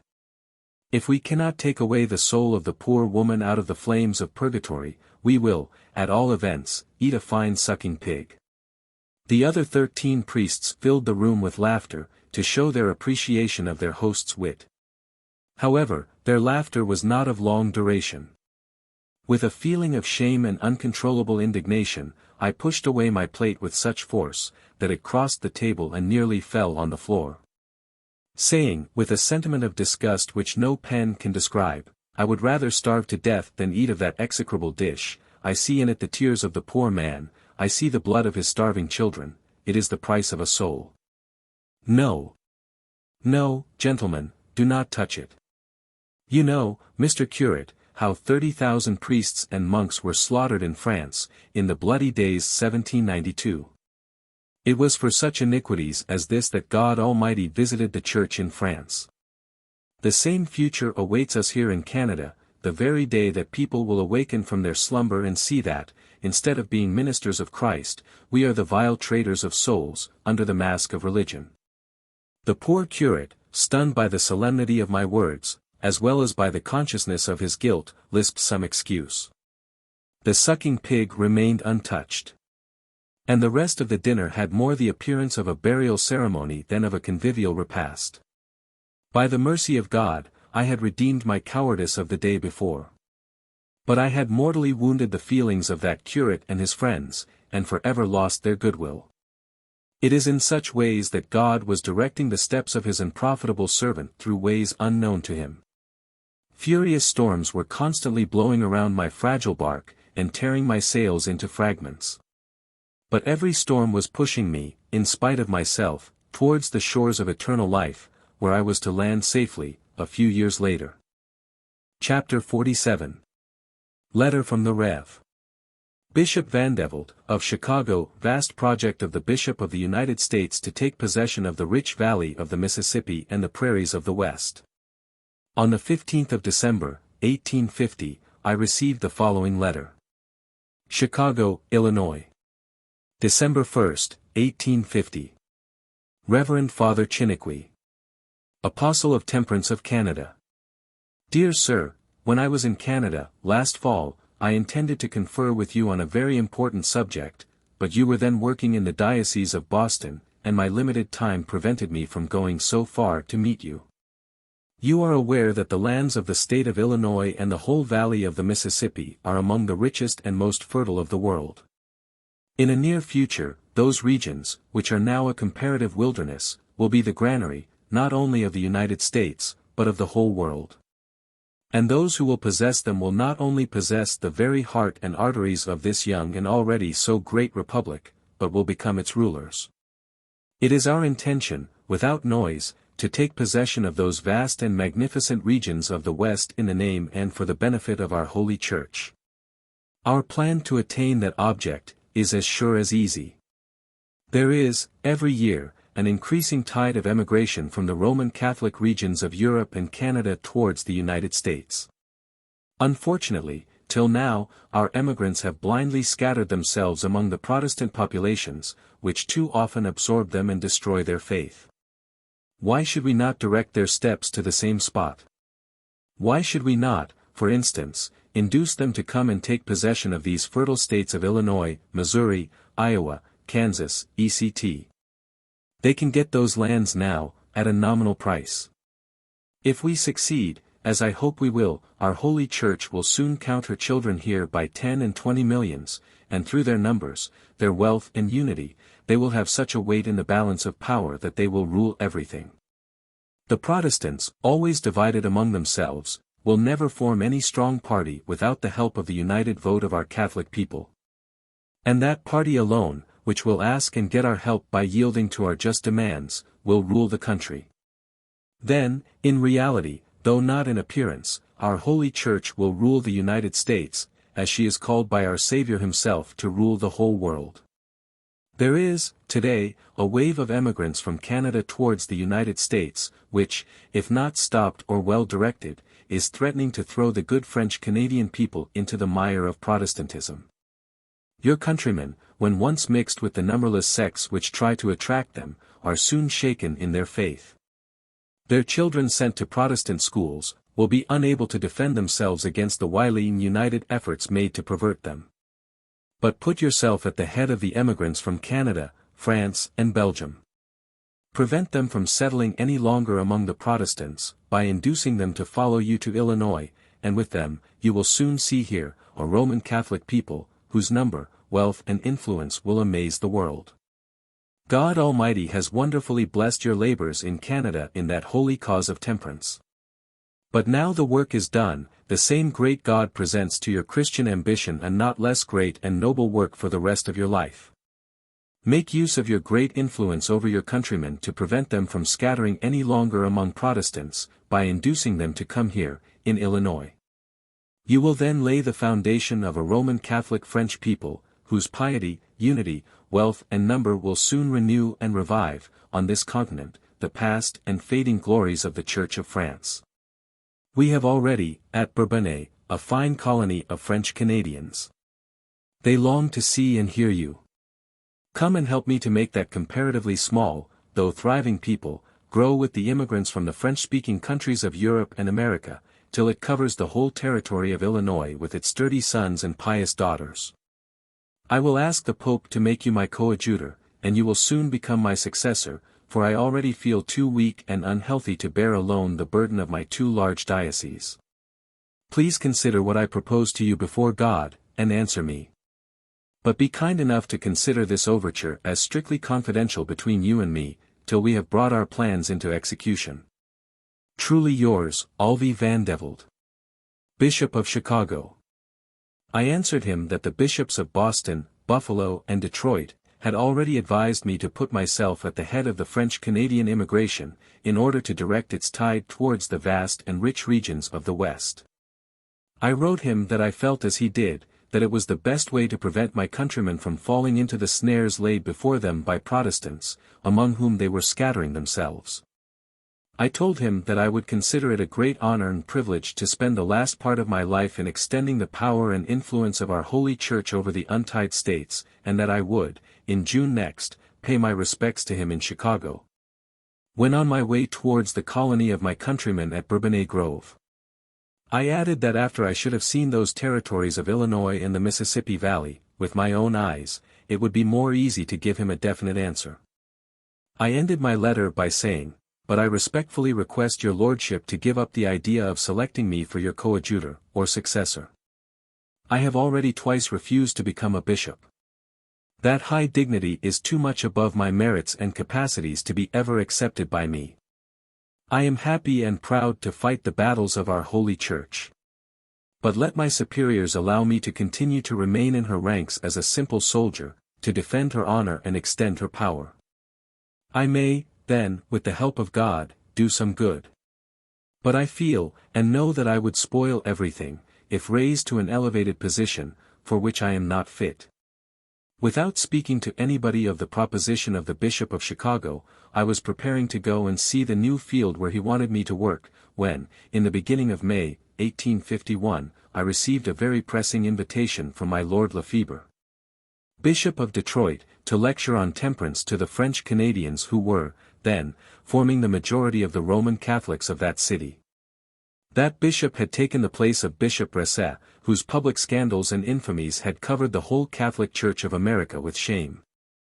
During the last years he had spent in his diocese, very few weeks had passed without his being picked up beastly drunk in the lowest taverns, and even in the streets of Detroit, and dragged, unconscious to his place.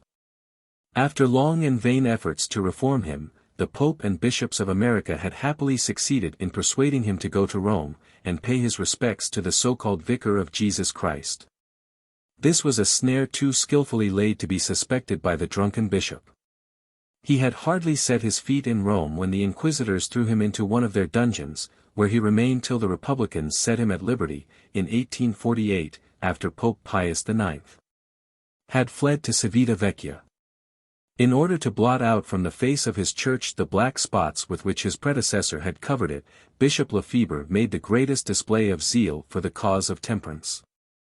As soon as he was inducted, he invited his people to follow his example and enroll themselves under its banners, in a very powerful address on the evils caused by the use of intoxicating drinks. At the end of his eloquent sermon, laying his right hand on the altar, he made a solemn promise never to drink any alcoholic liquors. His telling sermon on temperance, with his solemn and public promise, were published through almost all the papers of that time, and I read it many times to the people with good effect. When, on my way to Illinois, I reached the city of Detroit to give the course of lectures demanded by the bishop, in the first week of June. Though the bishop was absent, I immediately began to preach to an immense audience in the cathedral. I had agreed to give 5 lectures, and it was only during the third one that Bishop Lefebvre arrived. After paying me great compliments for my zeal and success in the temperance cause, he took me by the hand to his dining room, and said, "Let us go and refresh ourselves." I shall never forget my surprise and dismay when I perceived the long dining table, covered with bottles of brandy, wine, beer, etc., prepared for himself and his 6 or 7 priests, who were already around it, joyfully emptying their glasses. My first thought was to express my surprise and indignation, and leave the room in disgust, but by a second and better thought I waited a little to see more of that unexpected spectacle. I accepted the seat offered me by the bishop at his right hand. "Father Chiniquy," he said, "this is the sweetest claret you ever drank." And before I could utter a word, he had filled my large glass with the wine, and drank his own to my health. Looking at the bishop in amazement, I said, "What does this mean, my lord?" "It means that I want to drink with you the best claret you ever tasted." "Do you take me for a comedian?" I replied, with lips trembling with indignation. "I did not invite you to play a comedy," he answered. "I invited you to lecture on temperance to my people, and you have done it in a most admirable way, these last 3 days. Though you did not see me, I was present at this evening's address. I never heard anything so eloquent on that subject as what you said. But now that you have fulfilled your duty, I must do mine, which is to treat you as a gentleman, and drink that bottle of wine with you. But, my lord, allow me to tell you that I would not deserve to be called or treated as a gentleman, were I vile enough to drink wine after the address I gave this evening." "I beg your pardon for differing from you," answered the bishop. "Those drunken people to whom you spoke so well against the evils on intemperance, are in need of the stringent and bitter remedies you offer them in your teetotalism. But here we are sober men and gentlemen, we do not want such remedies. I never thought that the physicians were absolutely bound to take the pills they administered to their patients. I hope your lordship will not deny me the right you claim for yourself, to differ with me in this matter. I entirely differ from you, when you say that men who drink as you do with your priests, have a right to be called sober men. I fear, Mr. Chiniquy, that you forget where you are, and to whom you speak just now," replied the bishop. "It may be that I have made a blunder, and that I am guilty of some grave error in coming here, and speaking to you as I am doing, my lord. In that case, I am ready to ask your pardon. But before I retract what I have said, please allow me to respectfully ask you a very simple question." Then taking from my pocket-book his printed address, and his public and solemn promise never to drink, neither to offer any intoxicating drinks to others, I read it aloud, and said, "Are you the same Bishop of Detroit, called Lefebvre? Who has made this solemn promise? If you are not the same man, I will retract and beg your pardon, but if you are the same, I have nothing to retract. My answer fell upon the poor bishop as a thunderbolt. He lisped some unintelligible and insignificant explanation, which, however, he ended by a coup d'état, in saying, "My dear Mr. Chiniquy, I did not invite you to preach to the bishop, but only to the people of Detroit." "You are right, my lord, I was not called to preach to the bishop, but allow me to tell you that if I had known sooner, that when the Bishop of Detroit, with his priests, solemnly, publicly, and with their right hand on the altar, promised that they would never drink any intoxicating drinks, it means that they will drink and fill themselves with those detestable liquors, till their brains shiver with their poisonous fumes, I would not have troubled you with my presence or my remarks here. However, allow me to tell your lordship to be kind enough to find another lecturer for your temperance meetings. For I am determined to take the train tomorrow morning for Chicago." There is no need to say that, during that painful conversation, the priests, with only one exception, were as full of indignation against me as they were full of wine. I left the table and went to my sleeping apartment, overwhelmed with sadness and shame. Half an hour later, the bishop was with me, conjuring me to continue my lectures, on account of the fearful scandals which would result from my sudden and unexpected exit from Detroit, when the whole people had the assurance from me, that very night, that I would continue to lecture the 2 following evenings. I acknowledged that there would be a great scandal, but I told him that he was the only one responsible for it by his want of faith and consistency. He, at first, tried to persuade me that he was ordered to drink, by his own physicians, for his health, but I showed him that this was a miserable illusion. He then said that he regretted what had occurred, and confessed that it would be better if the priests practiced what they preached to the people. After which, he asked me, in the name of our Lord Jesus Christ, to forget the errors of the bishops and priests of Detroit, in order to think only of the good which the conversion of the numberless drunkards of that city would do to the people. He spoke to me with such earnestness of the souls saved, the tears dried, the happiness restored to hundreds of families, by temperance, that he touched the most sensitive chords of my heart, and got from me the promise that I would deliver the other 2 expected lectures. He was so glad, that he pressed me on his bosom, and gave me, what we call in France, le baiser de paix, kiss of peace, to show me his esteem and gratitude. When alone, I tried to drown in a sound sleep the sad emotions of that evening. But it was impossible. That night was to be again a sleepless one to me. The intemperance of that high dignitary and his priests filled me with an unspeakable horror and disgust. Many times, during the dark hours of that night, I had as if it were a voice saying to me, "Do you not see that the bishops and priests of your church do not believe a word of their religion? Their only object is to throw dust in the eyes of the people, and live a jolly life. Do you not see that you do not follow the word of God, but only the vain and lying traditions of men in the Church of Rome? Come out of it. Break the heavy yoke which is upon you, and follow the simple, pure religion of Jesus Christ." I tried to silence that voice by saying to myself, "These sins are not the sins of my holy church, they are the sins of individuals. It was not the fault of Christ if Judas was a thief. It is not more the fault of my holy church if this bishop and his priests are drunkards and worldly men. Where will I go if I leave my church? Will I not find drunkards and infidels everywhere I may go in search of a better religion?" The dawn of the next day found me feverish, and unable to get any rest in my bed. Hoping that the first fresh air of the morning would do me good, I went to the beautiful garden, covered with fruit trees of all kinds, which was, then, around the episcopal residence. But what was my surprise to see the bishop leaning on a tree, with his handkerchief over his face, and bathed in tears. I approached him with the least noise possible. I saw that he did not perceive me. By the motion of his head and shoulders, it became evident to me that he was in anguish of soul. I said to him, "My dear bishop, what is the matter? Why do you weep and cry at such an early hour?" Pressing my hand convulsively in his, he answered, "Dear Father Chiniquy, you do not yet know the awful calamity which has befallen me this night." "What calamity?" I asked. "Do you not remember," he answered, "that young priest who was sitting at your right hand last evening?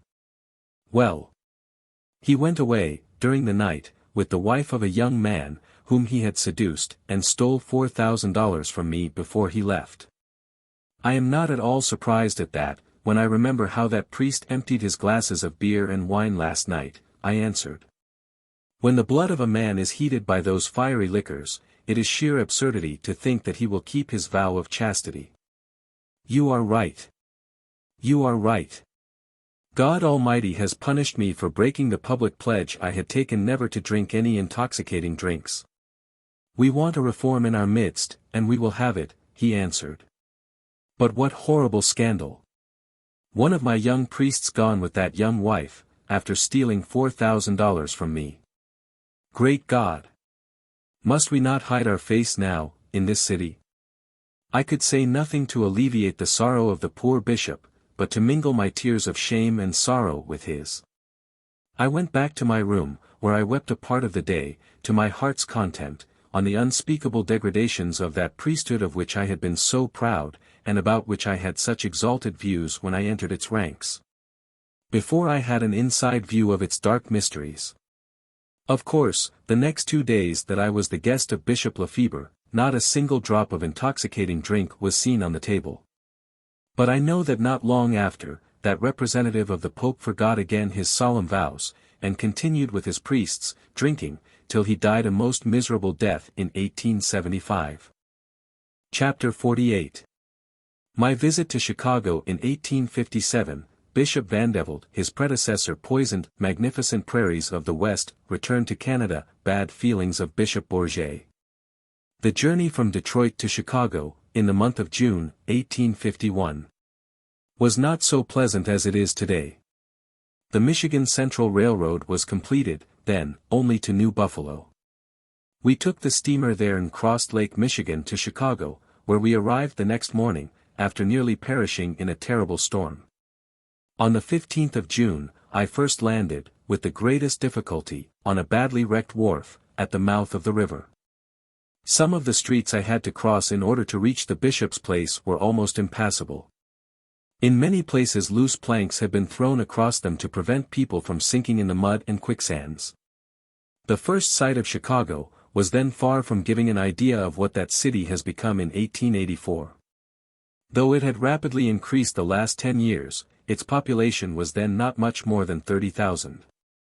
The only line of railroad finished was from Chicago to Aurora, about 40 miles. The whole population of the state of Illinois was then not much beyond 200,000. Today, Chicago alone numbers more than 500,000 souls within her limits. Probably more grain, lumber, beef and pork, are now bought and sold in a single day in Chicago than were then in a whole year. When I entered the miserable house called the Bishop's Palace, I could hardly believe my eyes. The planks of the lower floor, in the dining room, were floating, and it required a great deal of ingenuity to keep my feet dry while dining with him for the first time. But the Christian kindness and courtesy of the bishop made me more happy in his poor house than I felt, later, in the white marble palace built by his haughty successor, C. Reagan. There were, then, in Chicago about 200 French-Canadian families, under the pastorate of the Reverend M. Labelle, who, like myself, was born in Kamouraska. The drunkenness and other immoralities of the clergy, pictured to me by that priest, surpassed all I had ever heard known. After getting my promise that I would never reveal the fact before his death, he assured me that the last bishop had been poisoned by one of his grand vicars in the following way. He said, the grand vicar, being father confessor of the nuns of Loretto, had fallen in love with one of the so-called virgins, who died a few days after becoming the mother of a stillborn child. This fact having transpired, and threatening to give a great deal of scandal, the bishop thought it was his duty to make an inquest and punish his priest, if he should be found guilty. But the grand vicar, seeing that his crime was to be easily detected, found that the shortest way to escape exposure was to put an end to the inquest by murdering the poor bishop. A poison very difficult to detect, was administered, and the death of the prelate soon followed, without exciting any surprise in the community. Horrified by the long and minute details of that mystery of iniquity, I came very near returning to Canada, immediately, without going any further. But after more mature consideration, it seemed to me that these awful iniquities on the part of the priests of Illinois was just the reason why I should not shut my eyes to the voice of God. If it were His will that I should come to take care of the precious souls He would trust to me. I spent a week in Chicago lecturing on temperance every evening, and listening during the days to the grand plans the bishop was maturing, in order to make our Church of Rome the mistress and ruler of the magnificent valley of the Mississippi, which included the states of Minnesota, Iowa, Missouri, Kansas, Mississippi, etc. He clearly demonstrated to me, that once mistress of the incalculable treasures of those rich lands, through the millions of her obedient children, our Church would easily command the respect and the submission of the less favored states of the East. My zeal for my Church was so sincere that I would have given, with pleasure, every drop of my blood, in order to secure to her such a future of power and greatness. I felt really happy and thankful to God that He should have chosen me to help the Pope and the bishops realize such a noble and magnificent project. Leaving Chicago, it took me nearly 3 days to cross that vast prairies, which were then a perfect wilderness, between Chicago and Bourbonnais, where I spent 3 weeks in preaching and exploring the country, extending from Kankakee River to the southwest, towards the Mississippi. It was only then that I plainly understood the greatness of the plans of the bishop, and that I determined to sacrifice the exalted position God had given me in Canada to guide the steps of the Roman Catholic emigrants from France, Belgium and Canada, towards the regions of the West, in order to extend the power and influence of my Church all over the United States. On my return to Chicago, in the second week of July, all was arranged with the bishop of my coming back in the autumn, to help him to accomplish his gigantic plans. However, it was understood between us that my leaving Canada for the United States would be kept a secret till the last hour, on account of the stern opposition I expected from my bishop. The last thing to be done, on my return to Canada, in order to prepare the emigrants to go to Illinois, rather than any other part of the United States, was to tell them through the press the unrivaled advantages which God had prepared for them in the West. I did so by a letter, which was published not only by the press of Canada, but also in many papers of France and Belgium. The importance of that letter is such, that I hope my readers will bear with me in reproducing the following extracts from it. Montreal, Canada East. August 13, 1851. It is impossible to give our friends, by narration, an idea of what we feel, when we cross, for the first time, the immense prairies of Illinois. It is a spectacle which must be seen to be well understood. As you advance in the midst of these boundless deserts, where your eyes perceive nothing but lands of inexhaustible richness, remaining in the most desolating solitude, you feel something which you cannot express by any words. Is your soul filled with joy, or your heart broken by sadness? You cannot say. You lift up your eyes to heaven, and the voice of your soul is chanting a hymn of gratitude. Tears of joy are trickling down your cheeks, and you bless God, whose curse seems not to have fallen on the land where you stand. Cursed is the ground for thy sake, thorns also and thistles shall it bring forth to thee. Gen 3. 17:18. You see around you the most luxuriant verdure, flowers of every kind, and magnificent above description.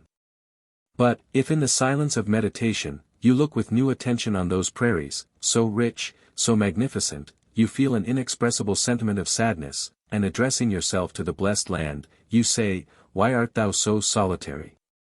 Why is the wild game alone here to glorify my God?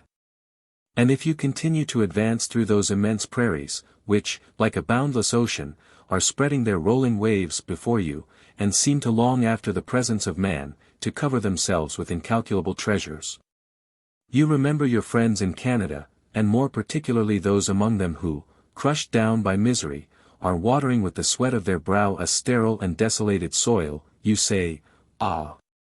If such and such of my friends were here, how soon they would see their hard and ungrateful labors changed into the most smiling and happy position. Perhaps I will be accused then of trying to depopulate my country, and drive my countrymen from Canada to the United States. No. No. I never had so perverse a design.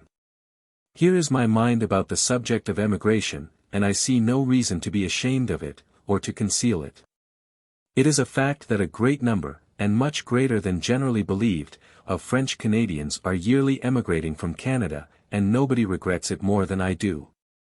But as long as those who govern Canada will not pay more attention to that evil, it will be an incurable one, and every year Canada will lose thousands and thousands of its strongest arms and noblest hearts, to benefit our happy neighbors. With many others, I had the hope that the eloquent voice of the poor settlers of our eastern townships would be heard, and that the government would help them.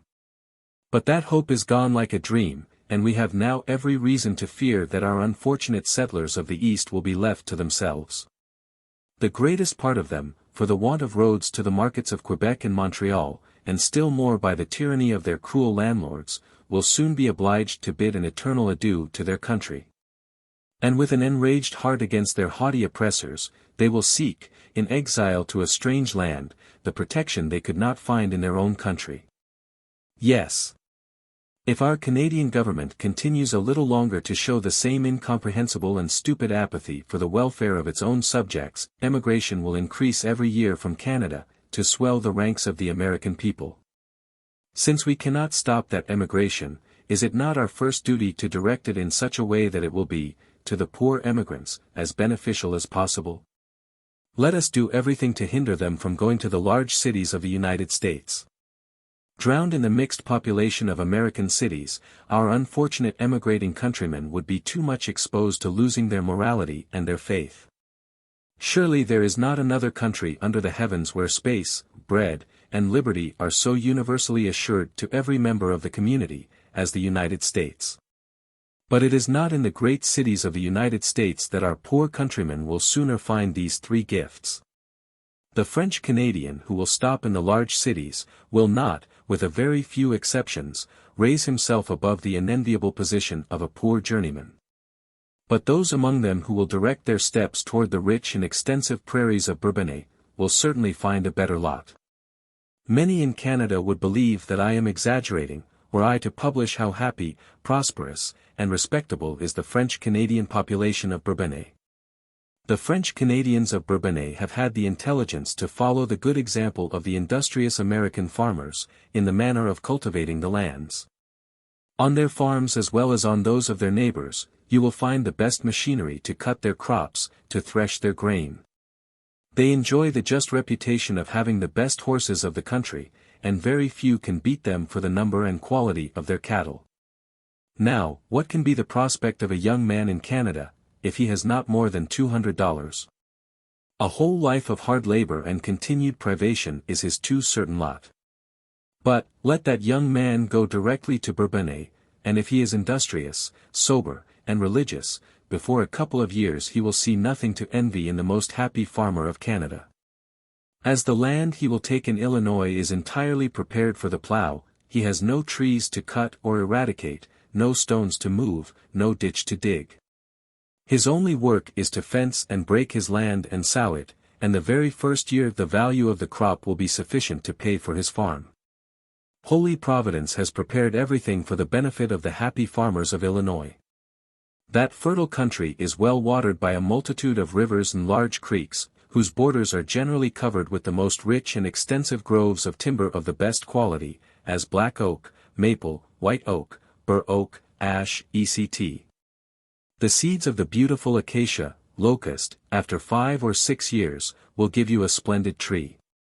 The greatest variety of fruits are growing naturally in almost every part of Illinois. Coal mines have been discovered in the very heart of the country, more than sufficient for the wants of the people. Before long, a railroad from Chicago to Bourbonnais will bring our happy countrymen to the most extensive market, the Queen City of the West Chicago. I will then say to my young countrymen who intend emigrating from Canada, my friend, exile is one of the greatest calamities that can befall a man. Young Canadian, remain in the country, keep thy heart to love it, thy intelligence to adorn it, and thine arms to protect it. Young and dear countryman, remain in thy beautiful country. There is nothing more grand and sublime in the world than the waters of the St. Lawrence. It is on its deep and majestic waters that, before long, Europe and America will meet and bind themselves to each other by the blessed bonds of an eternal peace. It is on its shores that they will exchange their incalculable treasures. Remain in the country of thy birth, my dear son. Let the sweat of thy brow continue to fertilize it, and let the perfume of thy virtues bring the blessing of God upon it. But, my dear son, if thou hast no more room in the valley of the St. Lawrence, and if, by the want of protection from the government, thou canst not go to the forest without running the danger of losing thy life in a pond, or being crushed under the feet of an English or Scotch tyrant, I am not the man to invite thee to exhaust thy best days for the benefit of the insolent strangers, who are the lords of the eastern lands. I will sooner tell thee, go my child, there are many extensive places still vacant on the earth, and God is everywhere. That great God calleth thee to another land, submit thyself to his divine will. But, before you bid a final adieu to thy country, engrave on thy heart and keep as a holy deposit, the love of thy holy religion, of thy beautiful language, and of the dear and unfortunate country of thy birth. On thy way to the land of exile, stop as little as possible in the great cities, for fear of the many snares thy eternal enemy has prepared for thy perdition. But go straight to Bourbonnais. There you will find many of thy brothers who have erected the cross of Christ, join thyself to them, thou shalt be strong of their strength. Go and help them to conquer to the gospel of Jesus those rich countries, which shall, very soon, weigh more than is generally believed, in the balance of the nations. Yes, go straight to Illinois. Thou shalt not be entirely in a strange and alien country. Holy Providence has chosen thy fathers to find that rich country, and to reveal to the world its admirable resources. More than once that land of Illinois has been sanctified by the blood of thy ancestors. In Illinois thou shalt not make a step without finding indestructible proof of the perseverance, genius, bravery, and piety of the French forefathers. Go to Illinois, and the many names of Bourbonnais, Joliet, Dubuque, LaSalle, St. Charles, St. Mary, etc. That you will meet everywhere, will tell you more than my words, that that country is nothing but the rich inheritance which your fathers have found for the benefit of their grandchildren. C. Chiniquy. I would never have published this letter, if I had foreseen its effects on the farmers of Canada. In a few days after its appearance, their farms fell to half their value. Every one, in some parishes, wanted to sell their lands and emigrate to the West. It was only for want of purchasers that we did not see an emigration which would have surely ruined Canada. I was frightened by its immediate effect on the public mind. However, while some were praising me to the skies for having published it, others were cursing me and calling me a traitor. The very day after its publication, I was in Quebec, where the bishops of Canada were met in council. The first one I met was my Lord de Charbonneau, Bishop of Toronto. After having blessed me, he pressed my hand in his, and said, "I have just read your admirable letter. It is one of the most beautiful and eloquently written articles I ever read. The Spirit of God has surely inspired every one of its sentences. I have, just now, forwarded 6 copies of it to different journals of France and Belgium, where they will be republished, and do an incalculable amount of good. By directing the French-speaking Catholic emigrants towards a country where they will run no risk of losing their faith, with the assurance of securing a future of unbounded prosperity for their families. Your name will be put among the names of the greatest benefactors of humanity. Though these compliments seem to me much exaggerated and unmerited, I cannot deny that they pleased me. By adding to my hopes and convictions that great good would surely come from the plan I had of gathering all the Roman Catholic emigrants on the same spot, to form such large and strong congregations. That they would have nothing to fear from heretics. I thanked the bishop for his kind and friendly words, and left him to go and present my respectful salutations to Bishop Bourget, of Montreal, and give him a short sketch of my voyage to the far west. I found him alone in his room, in the very act of reading my letter. A lioness, who had just lost her whelps, would not have broken upon me with more angry and threatening eyes than that bishop did. "Is it possible," he said, "Mr. Chiniquy, that your hand has written and signed such a perfidious document? How could you so cruelly pierce the bosom of your own country, after her dealing so nobly with you? Do you not see that your treasonable letter will give such an impetus to emigration that our most thriving parishes will soon be turned into solitude? Though you do not say it, we feel at every line of that letter that you will leave your country, to give help and comfort to our natural enemies. Surprised by this unexpected burst of bad feeling, I kept my sang-froid, and answered, My lord, your lordship has surely misunderstood me, if you have found in my letter my treasonable plan to ruin our country. Please read it again, and you will see that every line has been inspired by the purest motives of patriotism, and the highest views of religion. How is it possible that the worthy Bishop of Toronto should have told me that the Spirit of God Himself had directed every line of that letter, when my good bishop's opinion is so completely opposite? The abrupt answer the bishop gave to these remarks clearly indicated that my absence would be more welcome than my presence. I left him, after asking his blessing, which he gave me in the coldest manner possible. On the 25th of August, I was back at Longueuil, from my voyage to Quebec, which I had extended as far as Kamouraska, to see again the noble-hearted parishioners, whose unanimity in taking the pledge of temperance, and admirable fidelity in keeping it then, had filled my heart with such joy. I related my last interview with Bishop Bourget to my faithful friend Mr. Brassard. He answered me, The present bad feelings of the Bishop of Montreal against you are not a secret to me. Unfortunately, the low-minded men who surround and counsel him are as unable as the bishop himself to understand your exalted views in directing the steps of the Roman Catholics towards the splendid valley of the Mississippi. They are besides themselves, because they see that you will easily succeed in forming a grand colony of French-speaking people in Illinois. Now, I am sure of what I say, though I am not free to tell you how it came to my knowledge. There is a plot somewhere to dishonor and destroy you at once. Those who are at the head of that plot hope that if they can succeed in destroying your popularity, nobody will be tempted to follow you to Illinois. For, though you have concealed it as well as you could, it is evident to everyone now, that you are the man selected by the bishops of the West to direct the uncertain steps of the poor emigrants towards those rich lands. Do you mean, my dear Mr. Brassard, I replied, that there are priests around the Bishop of Montreal, cruel and vile enough to forge calumnies against me, and spread them before the country in such a way that I shall be unable to refute them?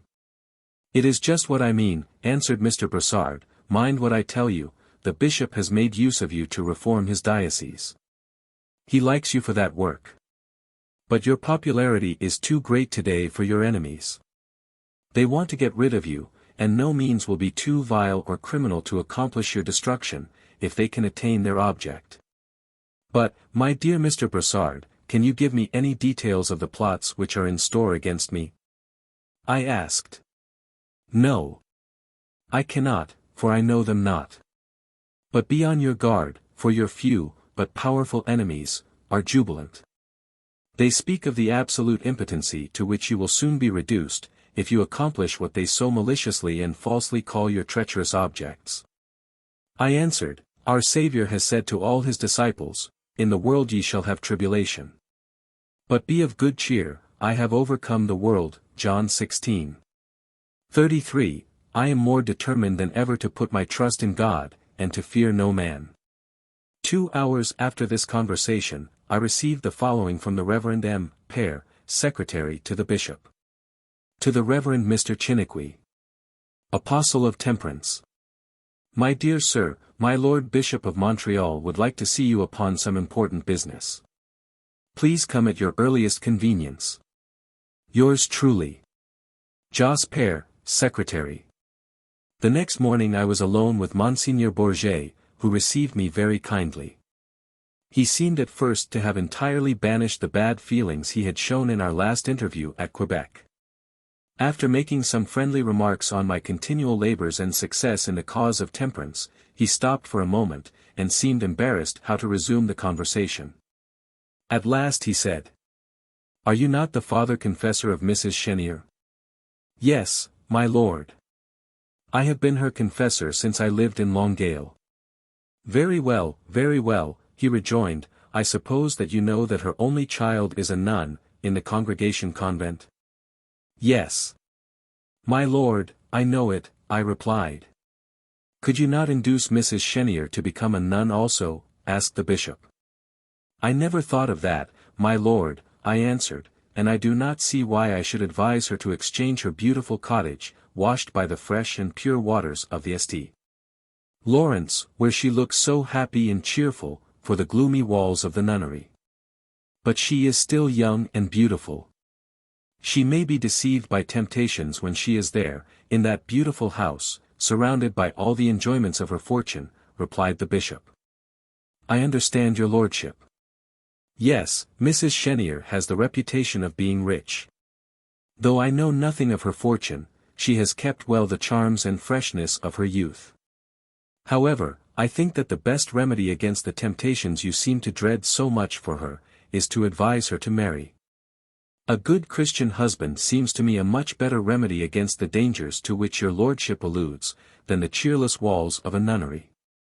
You speak just as a Protestant, rejoined the bishop, with an evident nervous irritation. We remark that, though you hear the confessions of a great number of young ladies, there is not a single one of them who has ever become a nun. You seem to ignore that the vow of chastity is the shortest way to a life of holiness in this world and happiness in the next. I am sorry to differ from your lordship, in that matter, I replied.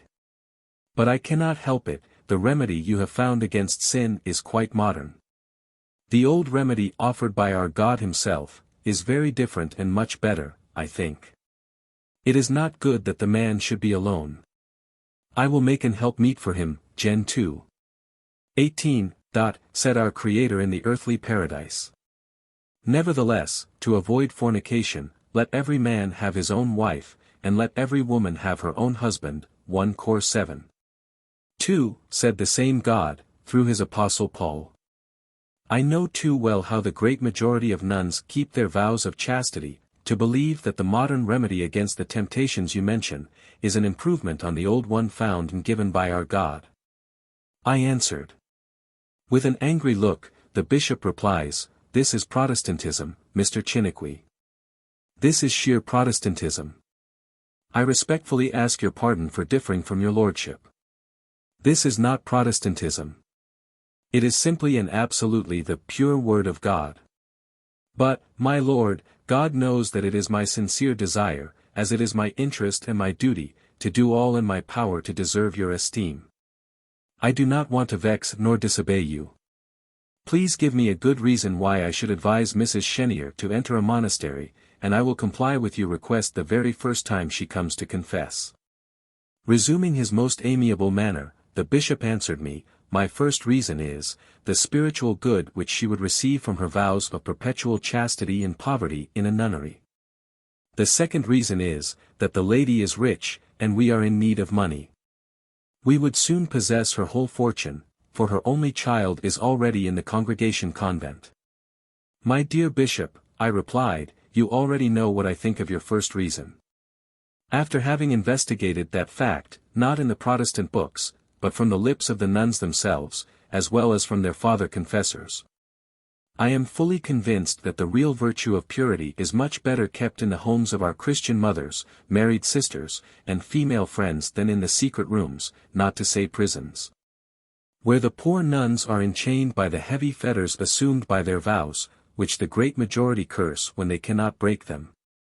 And for the second reason, your lordship gives me to induce Mrs. Chenier becoming a nun, I am again sorry to say that I cannot conscientiously accept it. I have not consecrated myself to the priesthood to deprive respectable families of their legal inheritance in order to enrich myself or anybody else. I know she has poor relations who need her fortune after her death. Do you pretend to say that your bishop is a thief? Angrily rejoined the bishop. No, my lord. By no means. No doubt, for your high standpoint of view, your lordship may see things in a very different aspect, from what I see them, in the low position I occupy in the church. But, as your lordship is bound to follow the dictates of his conscience in everything, I also feel obligated to give heed to the voice of mine.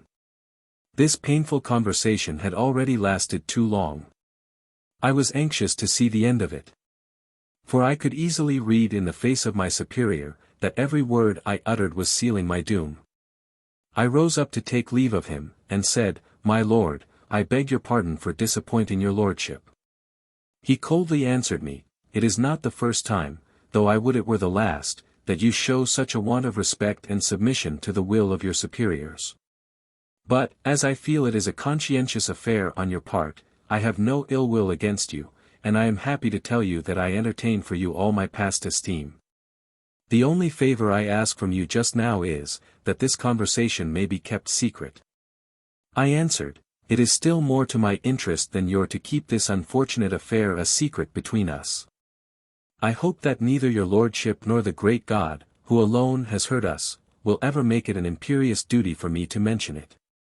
What good news do you bring me from the bishop's palace? Asked my venerable friend, Mr. Brossard, when I returned, late in the afternoon. I would have very spicy, though unpalatable news to give you, had not the bishop asked me to keep what has been said between us a secret. Mr. Brossard laughed outright at my answer, and replied, a secret. A secret. Ah! But it is a Gazette secret, for the bishop has bothered me, as well as many others, with that matter, frequently, since your return from Illinois. Several times he has asked us to persuade you to advise your devoted penitent, Mrs. Chenier, to become a nun. I knew he invited you to his palace yesterday for that object. The eyes and heart of our poor bishop, continued Mr. Brossard, are too firmly fixed on the fortune of that lady. Hence, his zeal about the salvation of her soul through the monastic life. In vain I tried to dissuade the bishop from speaking to you on that subject, on account of your prejudices against our good nuns. He would not listen to me. No doubt you have realized my worst anticipations, you have, with your usual stubbornness, refused to yield to his demands. I fear you have added to his bad feelings, and consummated your disgrace. What a deceitful man that bishop is! I answered, indignantly. He has given me to understand that this was a most sacred secret between him and me, when I see, by what you say, that it is nothing else than a farcical secret, known by the hundreds who have heard of it. But, please, my dear Mr. Brossard, tell me, is it not a burning shame that our nunneries are changed into real traps, to steal, cheat, and ruin so many unsuspecting families? I have no words to express my disgust and indignation, when I see that all those great demonstrations and eloquent tirades about the perfection and holiness of the nuns, on the part of our spiritual rulers, are nothing else, in reality, than a veil to conceal their stealing operations. Do you not feel, that those poor nuns are the victims of the most stupendous system of swindling the world has ever seen? I know that there are some honorable exceptions. For instance, the nunnery you have founded here is an exception. You have not built it to enrich yourself, as you have spent your last cent in its erection. But you and I are only simpletons, who have, till now, ignored the terrible secrets which put that machine of the nunneries and monkeries in motion. I am more than ever disgusted and terrified, not only by the unspeakable corruptions, but also by the stupendous system of swindling, which is their foundation stone. If the cities of Quebec and Montreal could know what I know of the incalculable sums of money secretly stolen through the confessional, to aid our bishops in building the famous cathedrals and splendid palaces, or to cover themselves with robes of silk, satin, silver, and gold, to live more luxurious than the pashas of Turkey, they would set fire to all those palatial buildings. They would hang the confessors, who have thrown the poor nuns into these dungeons under the pretext of saving their souls, when the real motive was to lay hands on their inheritance, and raise their colossal fortunes. The bishop has opened before me a most deplorable and shameful page of the history of our church. It makes me understand many facts which were a mystery to me till today.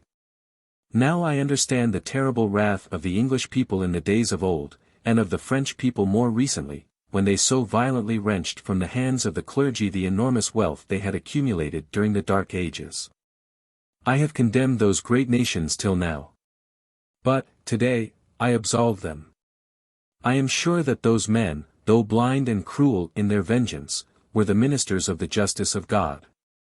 The God of heaven could not, forever, tolerate a sacrilegious system of swindling, as I know, now, to be in operation from one end to the other, not only of Canada, but of the whole world, under the mask of religion. I know that the bishop and his flatterers will hate and persecute me for my stern opposition to his rapacity.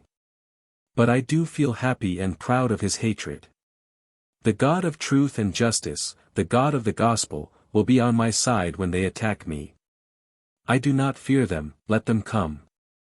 That bishop surely did not know me, when he thought that I would consent to be the instrument of his hypocrisy, and that, under the false pretext of a delusive perfection, I would throw that lady into a dungeon for her life. That he might become rich with her inheritance. Mr. Brossard answered me, I cannot blame you for your disobeying the bishop, in this instance. I foretold him what has occurred, for I knew what you think of the nuns. Though I do not go so far as you in that, I cannot absolutely shut my eyes to the facts which stare us in the face.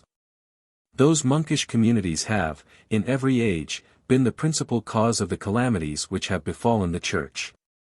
For their love of riches, their pride and laziness, with their other scandals, have always been the same. Had I been able to foresee what has occurred inside the walls of the nunnery I built up here, I never would have erected it. However, now that I have built it, it is as the child of my old age, I feel bound to support it to the end. This does not prevent me from being afflicted when I see the facility with which our poor nuns yield to the criminal desires of their too weak confessors. Who could have thought, for instance, that lean and ugly superior of the Oblates, Father Allard, could have fallen in love with his young nuns, and that so many would have lost their hearts on his account? Have you heard how the young men of our village, indignant at his spending the greater part of the night with the nuns, have whipped him, when he was crossing the bridge, not long before his leaving Longueuil for Africa? It is evident that our bishop multiplies too fast those religious houses.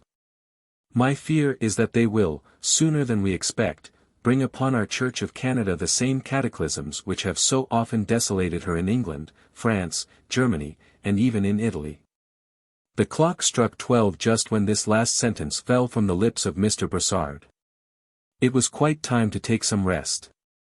When leaving me for his sleeping room he said, My dear Chiniquy, gird your loins well, sharpen your sword for the impending conflict.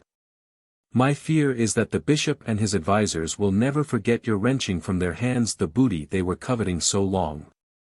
They will never forgive the spirit of independence with which you have rebuked them. In fact, the conflict is already begun. May God protect you against the open blows, and the secret machinations they have in store for you. I answered him, I do not fear them. I put my trust in God. It is for His honor I am fighting and suffering. He will surely protect me from those sacrilegious traitors in souls. Chapter 49. The plot to destroy me, the interdict, the retreat at the Jesuits' college, the lost girl, employed by the bishop, retracts, the bishop confounded, sees his injustice, makes amends. The first week of September, 1851. I was hearing confessions in one of the churches of Montreal, when a fine-looking girl came to confess sins, whose depravity surpassed anything I had ever heard. Though I forbade her twice to do it, she gave me the names of several priests who were the accomplices of her orgies. The details of her iniquities were told with such cynical impudence, that the idea struck me at once, that she was sent by someone to ruin me.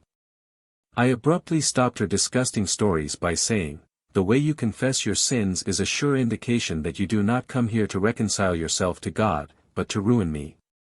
By the grace of God, you will fail. I forbid you to come any more to my confessional. If I see you again among my penitents, I will order the beadle to turn you out of the church. I instantly shut the door of the small aperture through which she was speaking to me. She answered something which I could not understand.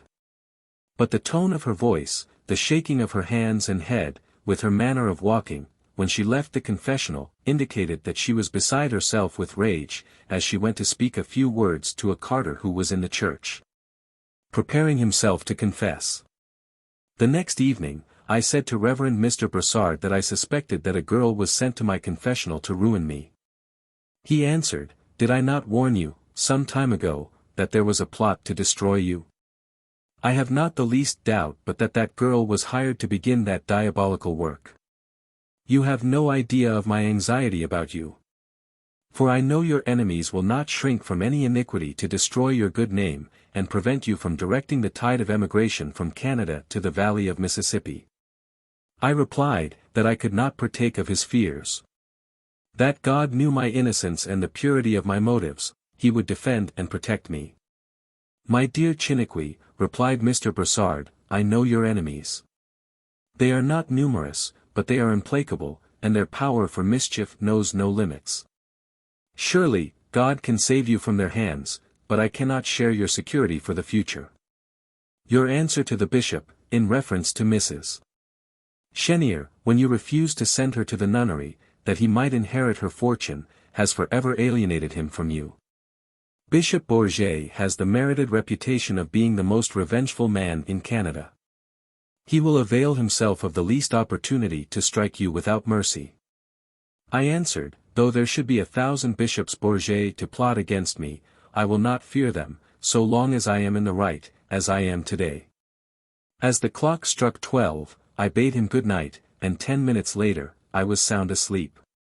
The following days, I went to deliver a course of lectures on temperance to several parishes south of La Prairie, till the 28th of September, after which I came back from St. Constant to rest for a few days, and prepare to start for Chicago. On my arrival, I found, on my table, a short letter from Bishop Bourget telling me, that, for a criminal action, which he did not want to mention, committed with a person he would not name, he had withdrawn all my priestly powers and interdicted me. I handed the letter to Mr. Brassard and said, Is not this the fulfillment of your prophecies? What do you think of a bishop who interdicts a priest without giving him a single fact, and without even allowing him to know his accusers? It is just what I expected from the implacable vengeance of the Bishop of Montreal. He will never give you the reasons of your interdict, for he knows well you are innocent, and he will never confront you with your accusers. For it would be too easy for you to confound them. But is not this against all the laws of God and man? Is it not against the laws of the Church? I replied. Of course it is, answered he, but do you not know that, on this continent of America, the bishops have, long ago, thrown overboard all the laws of God and man, and all the laws of the Church, to rule and enslave the priests? I replied, if it be so, are not Protestants correct, when they say that our Church has rejected the Word of God to follow the traditions of man? What can we answer them when they tell us that our Church has no right to be called the Church of God? Would the Son of God have given up his life on the cross to save men, that they might be the property of a few lawless tyrants, who should have the right to take away their honor and life? I am not ready to answer those puzzling questions, he answered, but this is the fact. Though it is absolutely against all the laws of the Church to condemn a priest without showing him his guilt, and confronting him with his accusers, our modern bishops, every week, condemn some of their priests without specifying any fact, or even giving them the names of their accusers. Mind what I tell you, I replied. I will not allow the bishop to deal with me in that way. If he dares to trample the laws of the gospel under his feet, to accomplish my ruin, and satisfy his vengeance, I will teach him a lesson that he will never forget.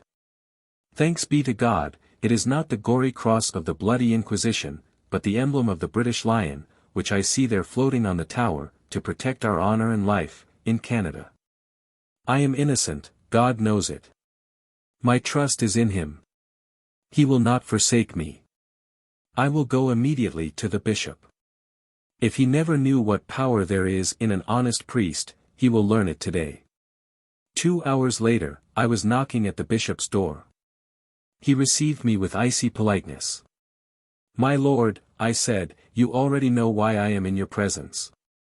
Here is a letter from you, accusing me of a crime which is not specified, under the testimony of accusers whom you refuse to name. And before hearing me, and confronting me with my accusers, you punish me as guilty. You not only take away my honor with that unjust sentence, but my life. I come in the name of God, and of his Son, Jesus Christ, to respectfully ask you to tell me the crime of which I am accused, that I may show you my innocence. I want to be confronted with my accusers, that I may confound them. The bishop was, at first, evidently embarrassed by my presence. His lips were pale and trembling, but his eyes were dry and red, like the tiger's eyes, in the presence of his prey. He answered, I cannot grant your request, sir. Opening then my New Testament, I read, receive no accusation against a priest, except under 2 or 3 witnesses, 1 Tim. v. 19. I added, it was after I had heard this voice of God, and of his holy church, that I consented to be a priest. I hope it is not the intention of your lordship to put aside this word of God and of his church. It is not your intention to break that solemn covenant made by Christ with his priests, and sealed with his blood? With an air of contempt and tyrannical authority, which I had never suspected to be possible in a bishop, he answered, I have no lesson of scripture or canonical law to receive from you, sir, and no answer to give to your impertinent questions. You are interdicted. I have nothing to do with you. These words, uttered by the man whom I was accustomed to consider as my superior, had a strange effect upon me. I felt as if awakening from a long and painful dream. For the first time, I understood the sad prophecies of the Reverend Mr. Brassard, and I realized the honor of my position. My ruin was accomplished. Though I knew that that high dignitary was a monster of hypocrisy, injustice and tyranny, he had, among the masses, the reputation of a saint. His unjust sentence would be considered as just and equitable by the multitude over whom he was reigning supremely. At a nod of his head the people would fall at his feet, and obey his commands to crush me. All ears would be shut, and all hearts hardened against me. In that fatal hour, for the first time in my life, my moral strength and courage failed me. I felt as if I had just fallen into a bottomless abyss, out of which it was impossible to escape. What would my innocence, known only to God, avail me, when the whole world would believe me guilty? No words can give an idea of the mental torture of that horrible hour. For more than a quarter of an hour, not a word was exchanged between the bishop and me. He seemed very busy writing letters, while I was resting my head between my hands, and shedding torrents of tears. At last I fell on my knees, took the hands of the bishop in mine, and, with a voice half choked with sighs, I said, My Lord, in the name of our Lord Jesus Christ, and in the presence of God, I swear that I have done nothing which could bring such a sentence against me. I again implore your lordship to confront me with my accusers, that I may show you my innocence. With a savage insolence, the bishop withdrew his hands, as if I had contaminated them, and said, after rising from his chair, You are guilty. Go out of my presence. 1,000 times since I have thanked my God that I had no dagger with me, for I would have plunged it into his heart. But, strange to say, the diabolical malice and dishonesty of that depraved man suddenly brought back my former self-respect and courage. I, at once took the stern resolution to face the storm. I felt, in my soul, that giant strength which often God himself implants in the breast of the oppressed, when he is in the presence of his merciless tyrants. It seemed that a flash of lightning had passed through my soul, after having written in letters of fire, on the walls of the palace, Mystery of iniquity. Relying entirely on the God of truth and justice, who knew my innocence and the great perversity of my oppressor, I left the room, without saying a word, and hastened back to Longueuil, to acquaint the Reverend Mr.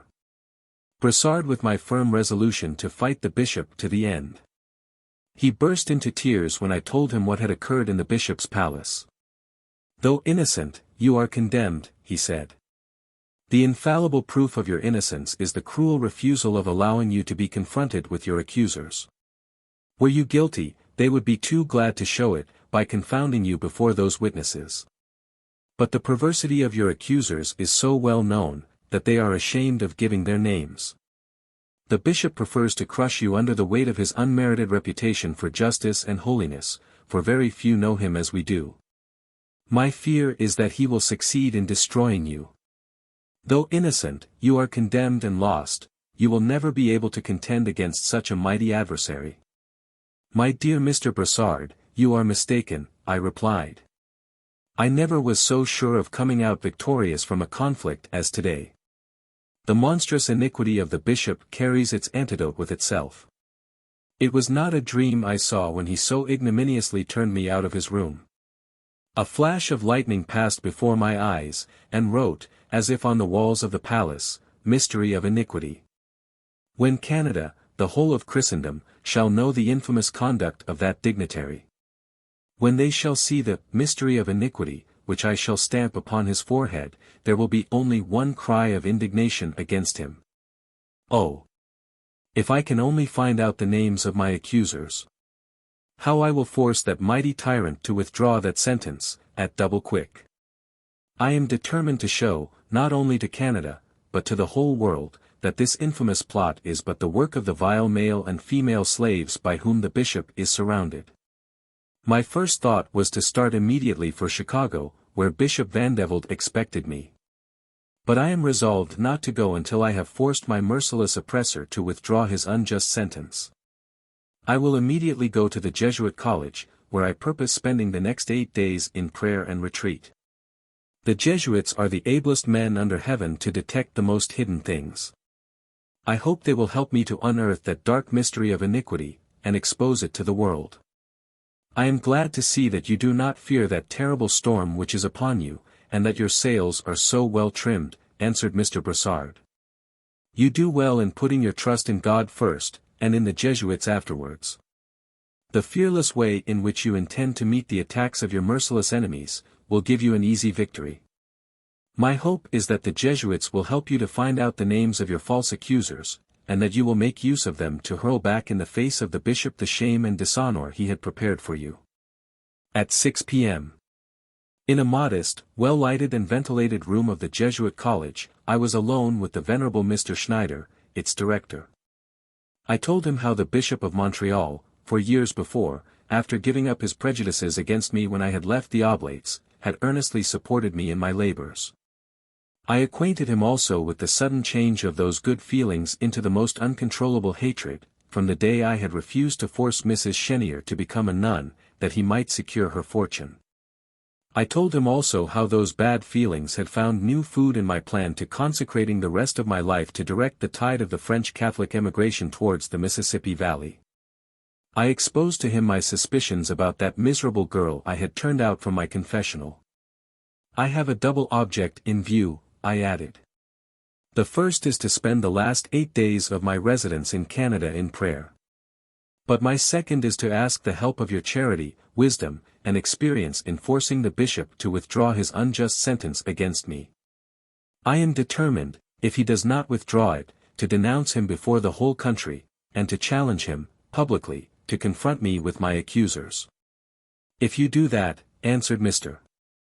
Schneider, I fear lest you not only do an irreparable damage to the Bishop of Montreal, but to our Holy Church also.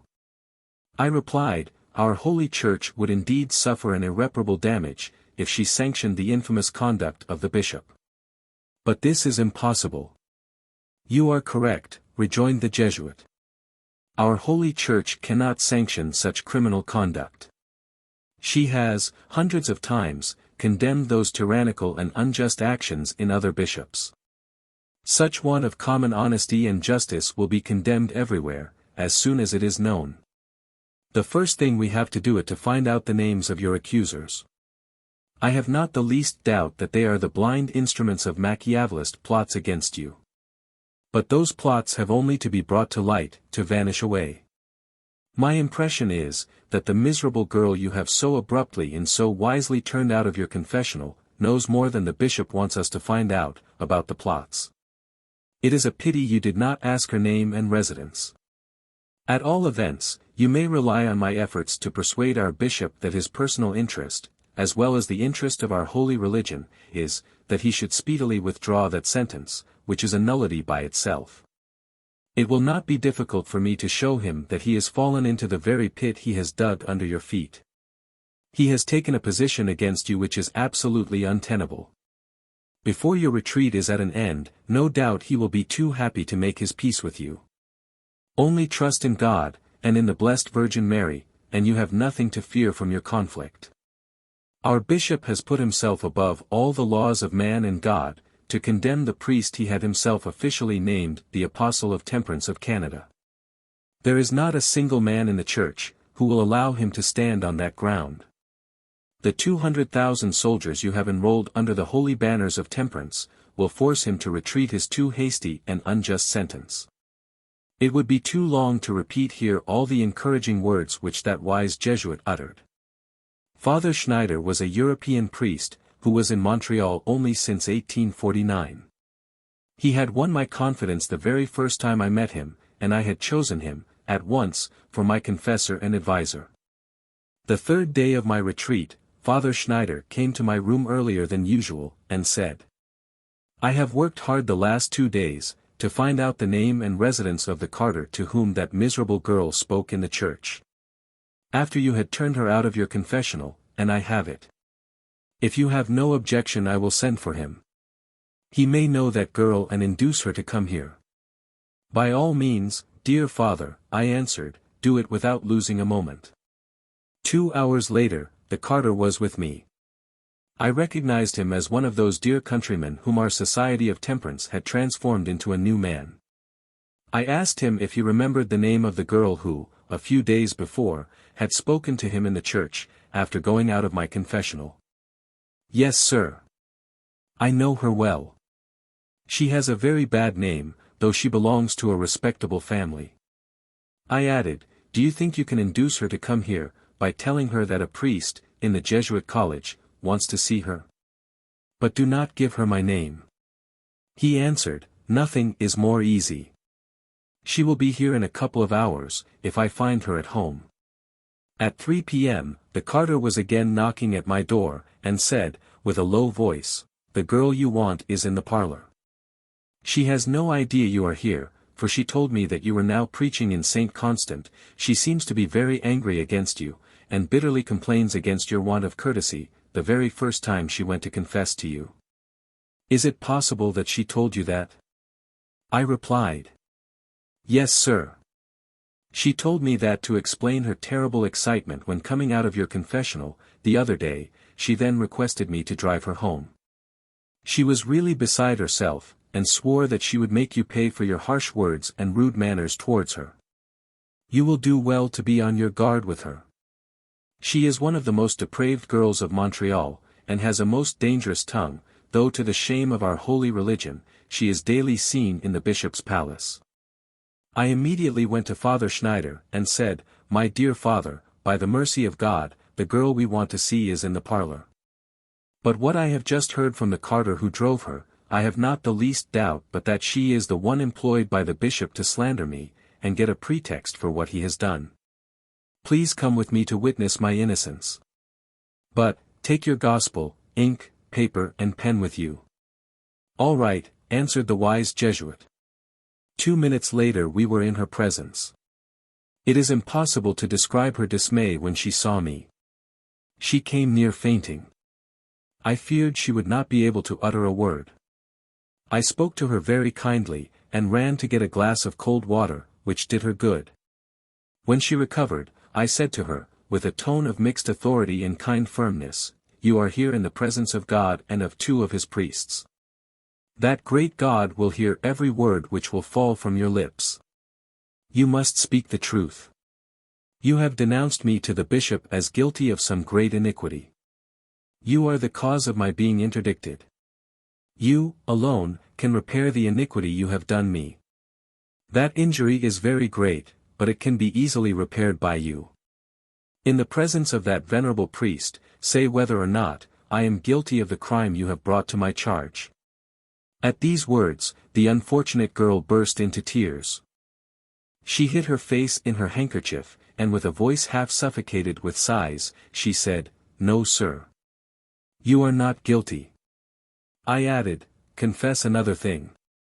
Is it not a fact that you had come to my confessional more with the intention of tempting me to sin, than to reconcile yourself to God?" "Yes, sir," she added, "this was my wicked intention. Continue to tell the truth, and our great and merciful God will forgive you. Is it not to revenge yourself for my rebuking you, that you have brought the false accusations to the bishop in order that he might interdict me?" "Yes, sir. That is the only reason I had for accusing you." After Father Schneider had made 4 copies of those declarations, signed by him as witness, and after she had sworn on the gospel, I forgave her the injury she had done me, I gave her some good advice and dismissed her. "Is it not evident," I said to Father Schneider, "that our merciful God never forsakes those who trust in him? Yes, I never saw the interposition of God so marvelously manifested as in this perfect deliverance from the hands of your enemies. But, please, tell me why you requested me to make 4 copies of her sworn declaration of your innocence. Was not one sufficient? Asked Mr. Schneider. I answered, one of those copies was for the bishop, another will remain in your hands, Mr. Bressard will have one, and I need one for myself. For the dishonesty of the bishop is so evident to me now, that I think him able to destroy the copy I will send him, with the hope, after its destruction, of keeping me at his feet. If he does that new act of iniquity, I will confound him with the 3 other authentic copies which will remain. Besides, this unfortunate girl may die sooner than we expect. In that case, I would find myself again with the bishop's knife on my throat, if I had no other retractation to the perjured declaration which he has persuaded her to give him. You are right, replied Father Schneider. Now the only thing for you to do is to send that retractation to the bishop, with a firm and polite request to retract his unjust sentence against you. Let me do the rest with him. The battle is over. It has been fierce, but short. However, thanks be to God, you have a most complete victory over your unjust aggressors. The bishop will do all in his power, no doubt, to make you forget the darkest page of his life. The shrewd Jesuit was correct in his previsions. Never did any bishop receive me with so many marks, not only of kindness, but I dare say of respect, than Bishop Bourget, when, after my retreat, I went to take leave of him, before my departure from Canada for the United States. I trust, my lord, I said, that, today, I can hope to possess the confidence and friendly feelings of your lordship. Certainly, my dear Mr. Chiniquy, certainly, you possess my full confidence and friendship. I dare say more. You possess my most sincere gratitude, for what you have done in my diocese. I answered, I am much obliged to your lordship for this expression of your kind feelings. But, now, I have 2 new favors to ask from your lordship. The first, is a written document expressive of those kind feelings. The second, is a chalice from your hands to offer the holy sacrifice of Mass the rest of my life. I will grant you your request with the utmost pleasure, answered the bishop. And without losing a moment, he wrote the following letter, which I reproduce here, on account of its importance. Translation. Montreal, October 13, 1851. Sir, you request me to give you permission to leave my diocese, in order to go and offer your service to the Bishop of Chicago. As you still belong to the Diocese of Quebec, I think you ought to address yourself to my Lord of Quebec, to get the extract you want. As for me, I cannot but thank you for what you have done in our midst. And in my gratitude towards you, I wish you the most abundant blessing from heaven. Every day of my life I will remember you. You will always be in my heart, and I hope that on some future day the providence of God will give me some opportunity of showing you all the feelings of gratitude I feel towards you. I remain, your most obedient servant, Ignace. Reverend C. Chiniquy, Bishop of Montreal. Though that letter was a most perfect recantation of all he had said and done against me, and was of immense value to me in such circumstances, the bishop added to its importance by the exceedingly kind manner in which he handed it to me. As he was going into another room he said, I will give you the silver chalice you want, to offer the holy sacrifice of Mass the rest of your days. But he came back and said, my secretary is absent, and has the key of the trunk which contains those vases. It makes no difference, my lord, I replied, please order your secretary to put that chalice in the hands of Reverend Mr. Bressard, who will forward it, with a box of books which he has to send me to Chicago next week. The bishop very kindly promised to do so, and he fulfilled his promise. The next day, that precious gift was put in the hands of Mr. Bressard, in presence of several priests. It was sent, the following week, to Chicago, where I got it, and that fine silver chalice is still in my possession. I then fell on my knees, and said, my lord, I am just leaving Canada for the far west, please give me your benediction. He blessed me and pressed me to his heart with the tenderness of a father, saying, may God Almighty bless you, wherever you go and in everything you do, till the end of your life. Chapter 50. Address presented me at Longueuil. I arrive at Chicago, I select the spot for my colony, I build the first chapel. Jealousy and opposition of the priests of Bourbonnais and Chicago. Great success of the colony. Though I had kept my departure from Canada as secret as possible, it had been suspected by many. And Mr. Brassard, unable to resist the desire that his people should give me the expression of their kind feelings, had let the secret slip from his lips 2 days before I left. I was not a little surprised a few hours before my taking leave of him, to see his whole parish gathered at the door of his parsonage, to present me the following address. To the Reverend Father Chiniquy. Venerable Sir, it is only 3 years since we presented you with your portrait, not only as an expression of our gratitude for your labors and success in the cause of temperance in our midst, but also as a memorial, which would tell our grandchildren the good you have done to our country. We were, then, far from thinking that we were so near the day when we would have the sorrow to see you separating yourself from us. Your unforeseen exit from Canada fills us with a regret and sadness, which is increased by the fear we have, that the reform you have started, and so gloriously established everywhere, will suffer from your absence. May our merciful God grant that your faithful co-laborers may continue it, and walk in your footsteps. While we submit to the decrees of Providence, we promise that we will never forget the great things you have done for the prosperity of our country. Your likeness, which is in every Canadian family, will tell to the future generations what Father Chiniquy has done for Canada. We console ourselves by the assurance that, wherever you go, you will rise the glorious banners of temperance among those of our countrymen who are scattered in the land of exile. May these brethren put on your forehead the crown of immortality, which you have so well deserved for your noble work in our midst. Signed. L. M. Brassard, Priest and Curate. H. Hicks, Vicar, and 300 others. I answered. Gentlemen, I thank you for the honor you do me by your address. But allow me to tell you, that the more I look upon the incalculable good resulting from the temperance reform I have established, nearly from one end of Canada to the other, the more I would deceive myself, were I to attribute to myself the whole merit of that blessed work.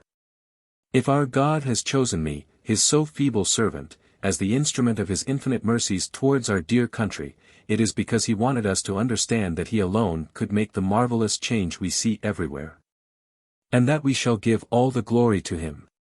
It is more to the fervent prayers, and to the good examples of our venerable bishops and curates, than to my feeble efforts, that we owe the triumph of temperance in Canada.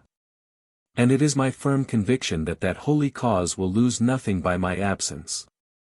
Our merciful God has called me to another field. I have heard his voice. Though it is a great sacrifice for me to leave my own beloved country, I must go to work in the midst of a new people, in the distant lands of Illinois.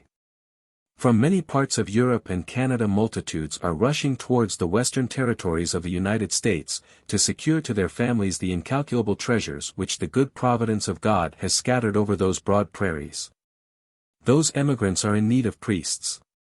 They are like those little ones of whom God speaks in his word, who wanted bread and had nobody to give them any. I have heard their cries, I have seen their wants. And in spite of the great sacrifice I am called upon to make, I must bless the good Master who calls me to work in that vineyard, planted by his own hands in those distant lands. If anything can diminish the sadness of my feelings, when I bid adieu to my countrymen, it is the assurance given me by the noble people of Longueuil, that I have in Canada many friends whose fervent prayers will constantly ascend to the throne of grace, to bring the benedictions of heaven upon me wherever I go. C. Chiniquy. I arrived at Chicago on the 29th of October, 1851, and spent 6 days with Bishop Vandeveld, in maturing the plans of our Catholic colonization. He gave me the wisest advices, with the most extensive powers which a bishop can give a priest, and urged me to begin at once the work, by selecting the most suitable spot for such an important and vast prospect.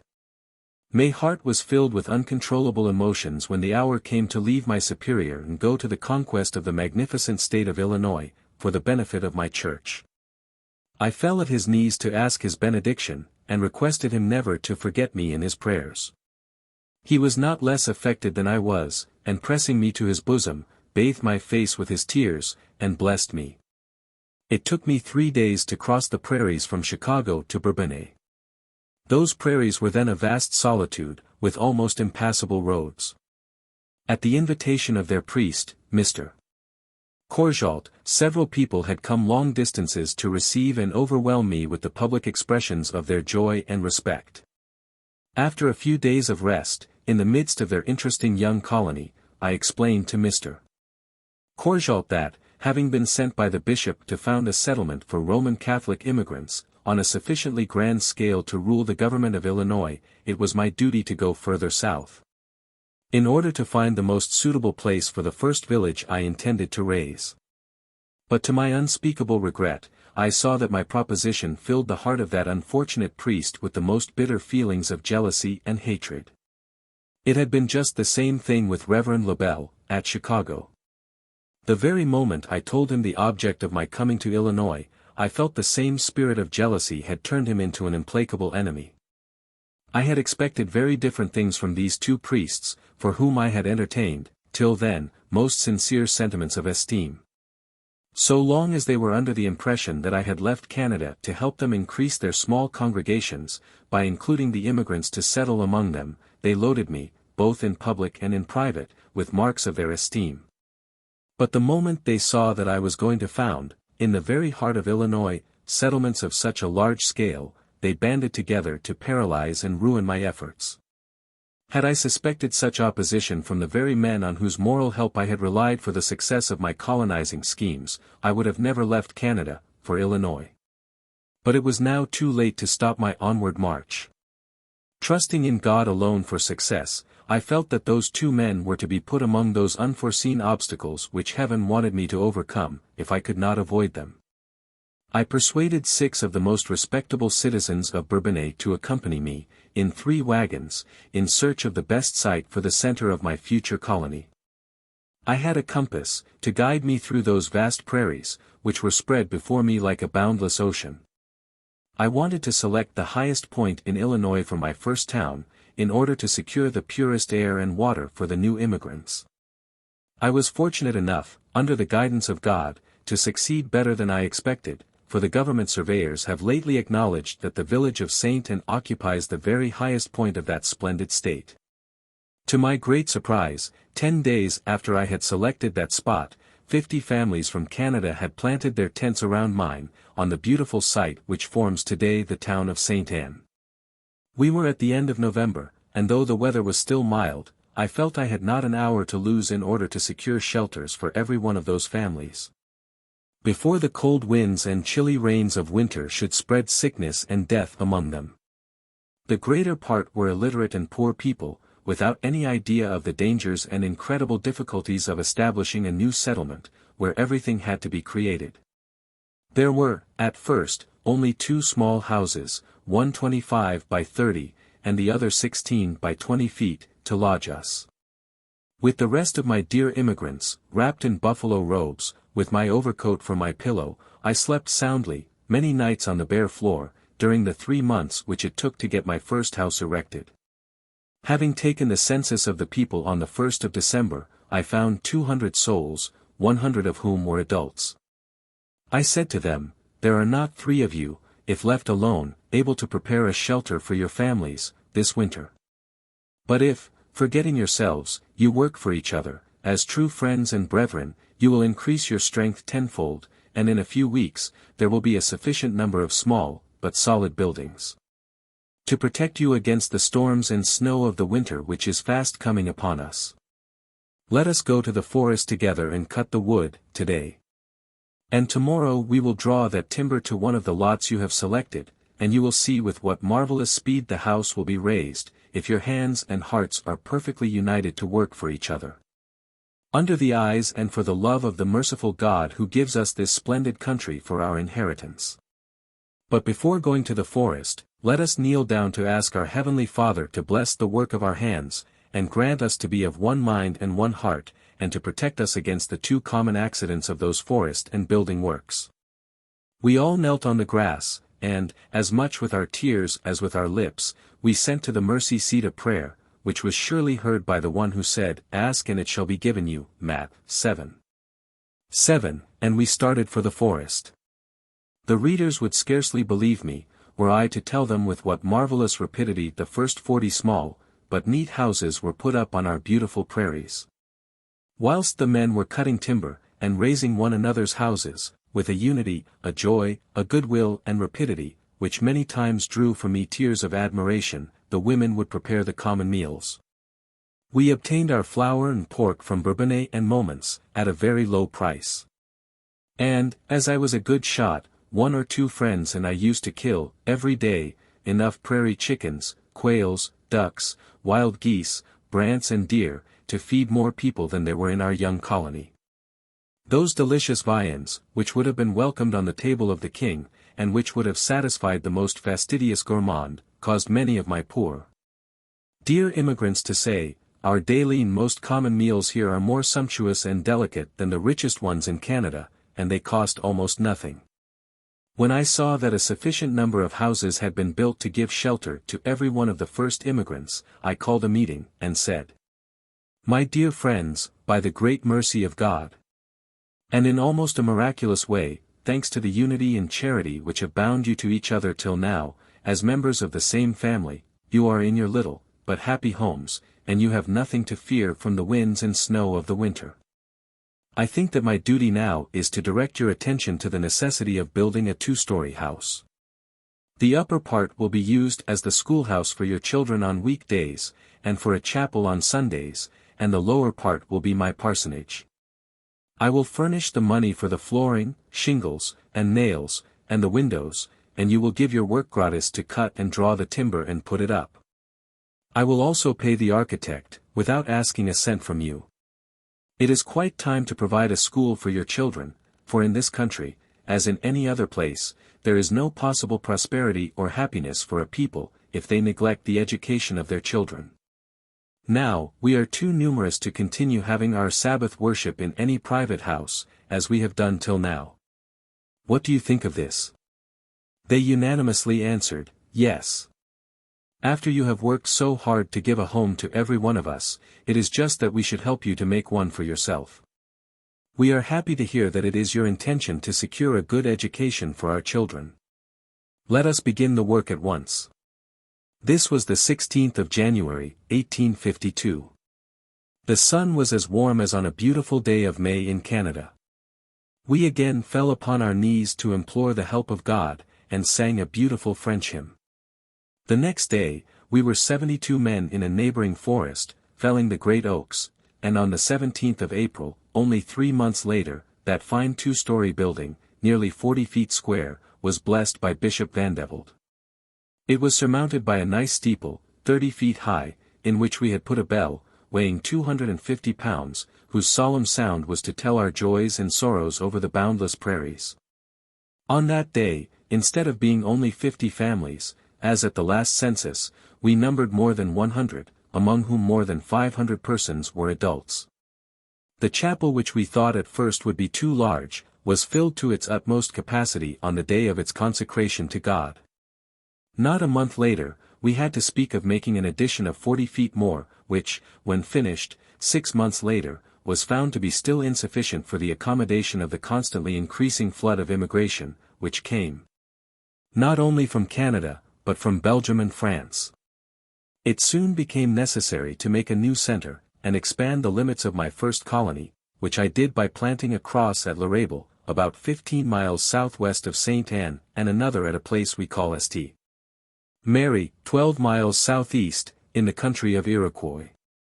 These settlements were soon filled, for that very spring more than 1,000 new families came from Canada to join us. No words can express the joy of my heart, when I saw with what rapidity my, then, so dear Church of Rome was taking possession of those magnificent lands, and how soon she would be unrivaled mistress, not only of the state of Illinois, but of the whole valley of the Mississippi. But the ways of men are not the ways of God. I had been called by the bishops of Rome to Illinois, to extend the power of that church. But my God had called me there, that I might give to that church the most deadly blow she has ever received on this continent. My task is now to tell my readers, how the God of truth, and light, and life, broke, one after another, all the charmed bonds by which I was kept a slave at the feet of the Pope. And how he opened my eyes, and those of my people, to the unsuspected and untold abominations of Romanism. Chapter 51. Intrigues, impostures, and criminal life of the priests in Bourbonnais, indignation of the bishop, the people ignominiously turn out the criminal priest from their parish, frightful scandal. Please accompany me to Bourbonnais. I have to confer with you and the Reverend Mr. Courjault, on important matters, said the bishop, half an hour before leaving Saint Anne, after having blessed the chapel. I intended, my lord, to ask your lordship to grant me that honor, before you offered it, I answered. 2 hours of good driving took us to the parsonage of the Reverend Mr. Courjault, who had prepared a sumptuous dinner, to which several of the principal citizens of Bourbonnais had been invited. When all the guests had departed, and the bishop, Mr. Courjault, and I, were alone, he drew from his trunk a bundle of weekly papers of Montreal, Canada, in which several letters, very insulting and compromising for the bishop, were published, signed R.L.C. Showing them to me, he said. Mr. Chiniquy, can I know the reasons you had for writing such insulting things against your bishop? My lord, I answered, I have no words to express my surprise and indignation, when I read those letters. But, thanks be to God, I am not the author of those infamous writings. I would rather have my right hand cut off, than allow it to pen such false and perfidious things against you or anyone else. Do you assure me that you are not the writer of those letters? Are you positive in that denial, and do you know the contents of these lying communications? Replied the bishop. Yes, my lord, I know the contents of these communications. I have read them, several times, with supreme disgust and indignation, and I positively assert that I never wrote a single line of them. Then, can you tell me who did write them? Said the bishop. I answered, please, my lord, put that question to the Reverend Mr. Courjault, he is more able than anyone to satisfy your lordship on that matter. I looked at Mr. Courjault with an indignant air, which told him that he could not any longer wear the mask behind which he had concealed himself for the last 3 or 4 months. The eyes of the bishop were also turned, and firmly fixed on the wretched priest. No. Never had I seen anything so strange as the countenance of that guilty man. His face, though usually ugly, suddenly took a cadaverous appearance, his eyes were fixed on the floor, as if unable to move. The only signs of life left in him were given by his knees, which were shaking convulsively, and by the big drops of sweat rolling down his unwashed face. For, I must say here, en passant, that, with very few exceptions, that priest was the dirtiest man I ever saw. The bishop, with unutterable expressions of indignation, exclaimed, Mr. Courjault. You are the writer of those infamous and slanderous letters. 3 times you have written, and twice, you told me, verbally, that they were coming from Mr. Chiniquy.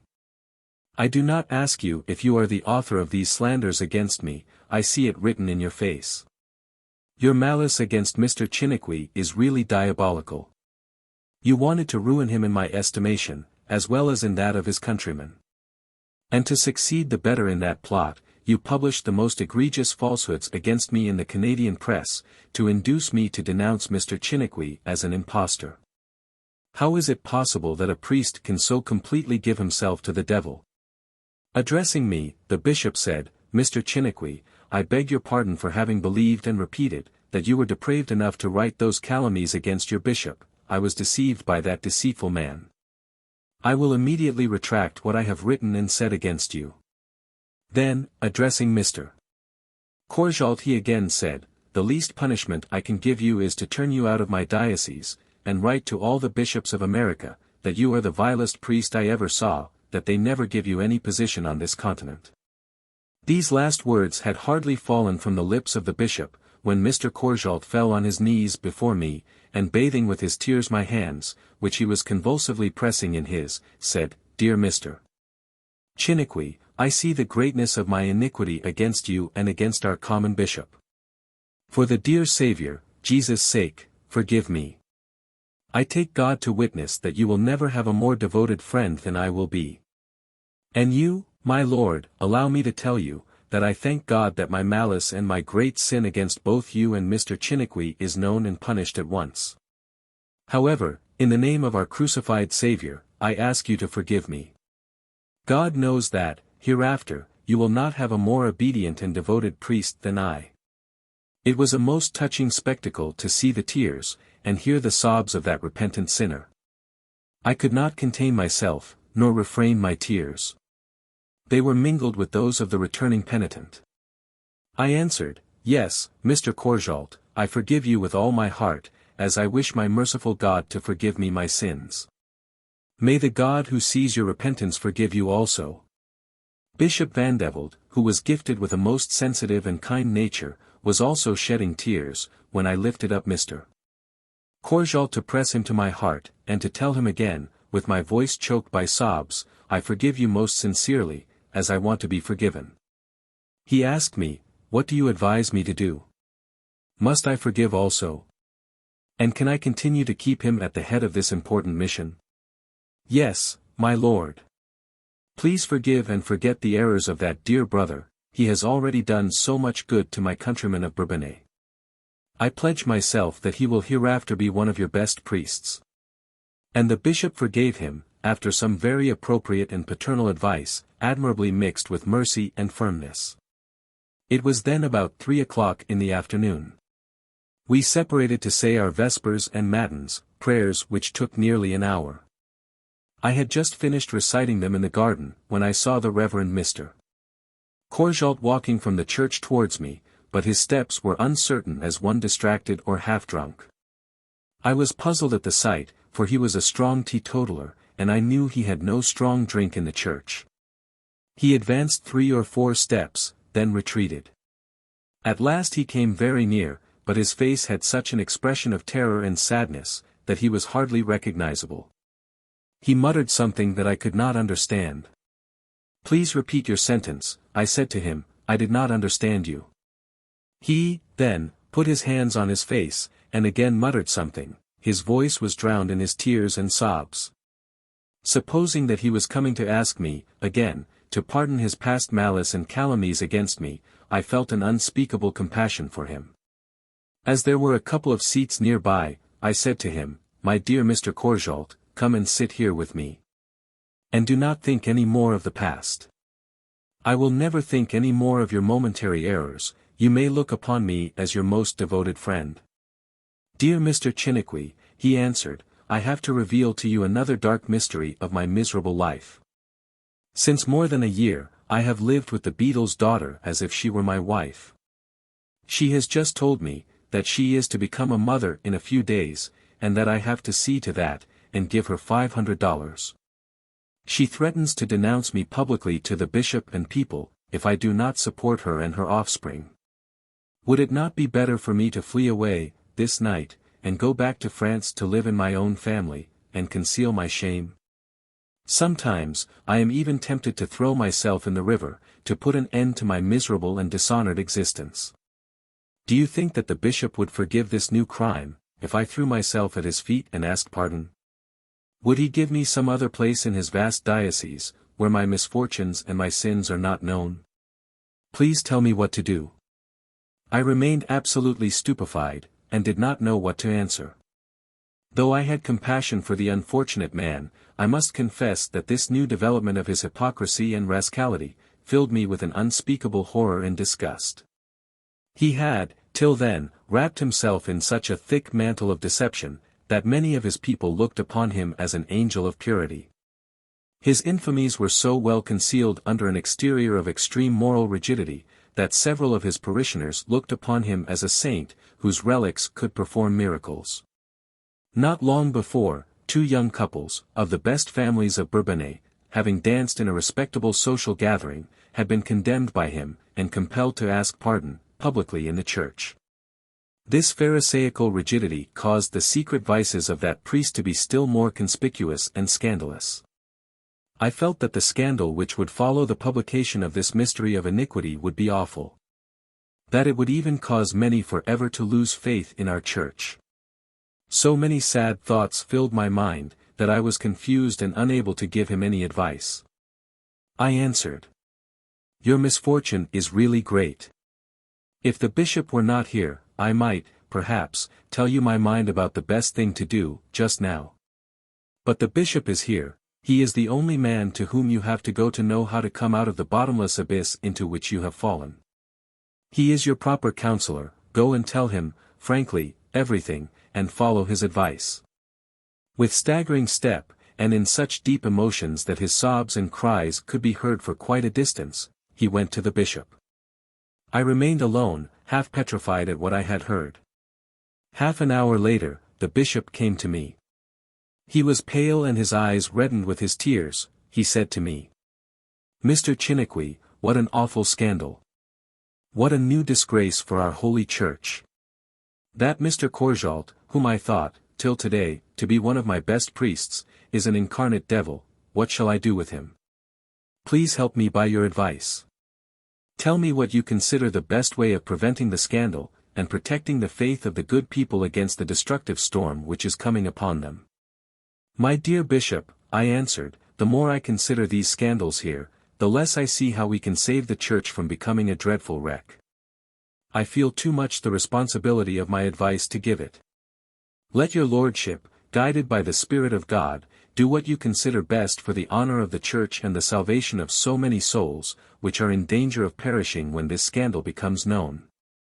For me, the only thing I can do, is to conceal my face with shame, go back to my young colony, to pray, and weep and work." The bishop replied, "Here is what I intend to do, Mr. Courjault tells me that there is not the least suspicion, among the people, of his sin, and that it is an easy thing to send that girl to the house provided in Canada for priests' offences, without awakening any suspicion. He seems so penitent, that I hope, hereafter, we have nothing to fear from him. He will now live the life of a good priest here, without giving any scandal. But if I remove him, then there will be some suspicious of his fall, and the awful scandal we want to avoid will come. Please lend me $100, which will give to Mr. Courjault, to send that girl to Canada as soon as possible. And he will continue here, to work with wisdom, after this terrible trial. What do you think of that plan? If our lordship is sure of the conversion of Mr. Courjault, and that there is no danger of his great iniquity being known by the people, evidently, the wisest thing you can do is to send that girl to Canada, and keep Mr. Courjault here. Though I see great dangers even in that way of dealing in this sad affair. But, unfortunately, I have not a cent in hand today, and I cannot lend you the $100 you want." "Then," said the bishop, "I will give a draft on a Bank of Chicago, but you must endorse it." "I have no objection, my lord, to endorse any draft signed by your lordship," I replied. Though it was late in the day, and that I had, at first, proposed to spend the night, I came back to my dear colony of St. Anne.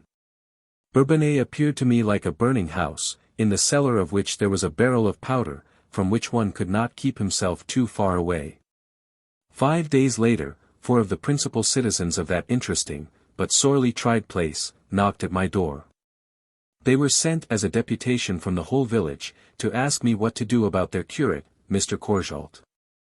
They told me that several of them had, long since, suspected what was going on between that priest and the beadle's daughter, but they had kept that secret.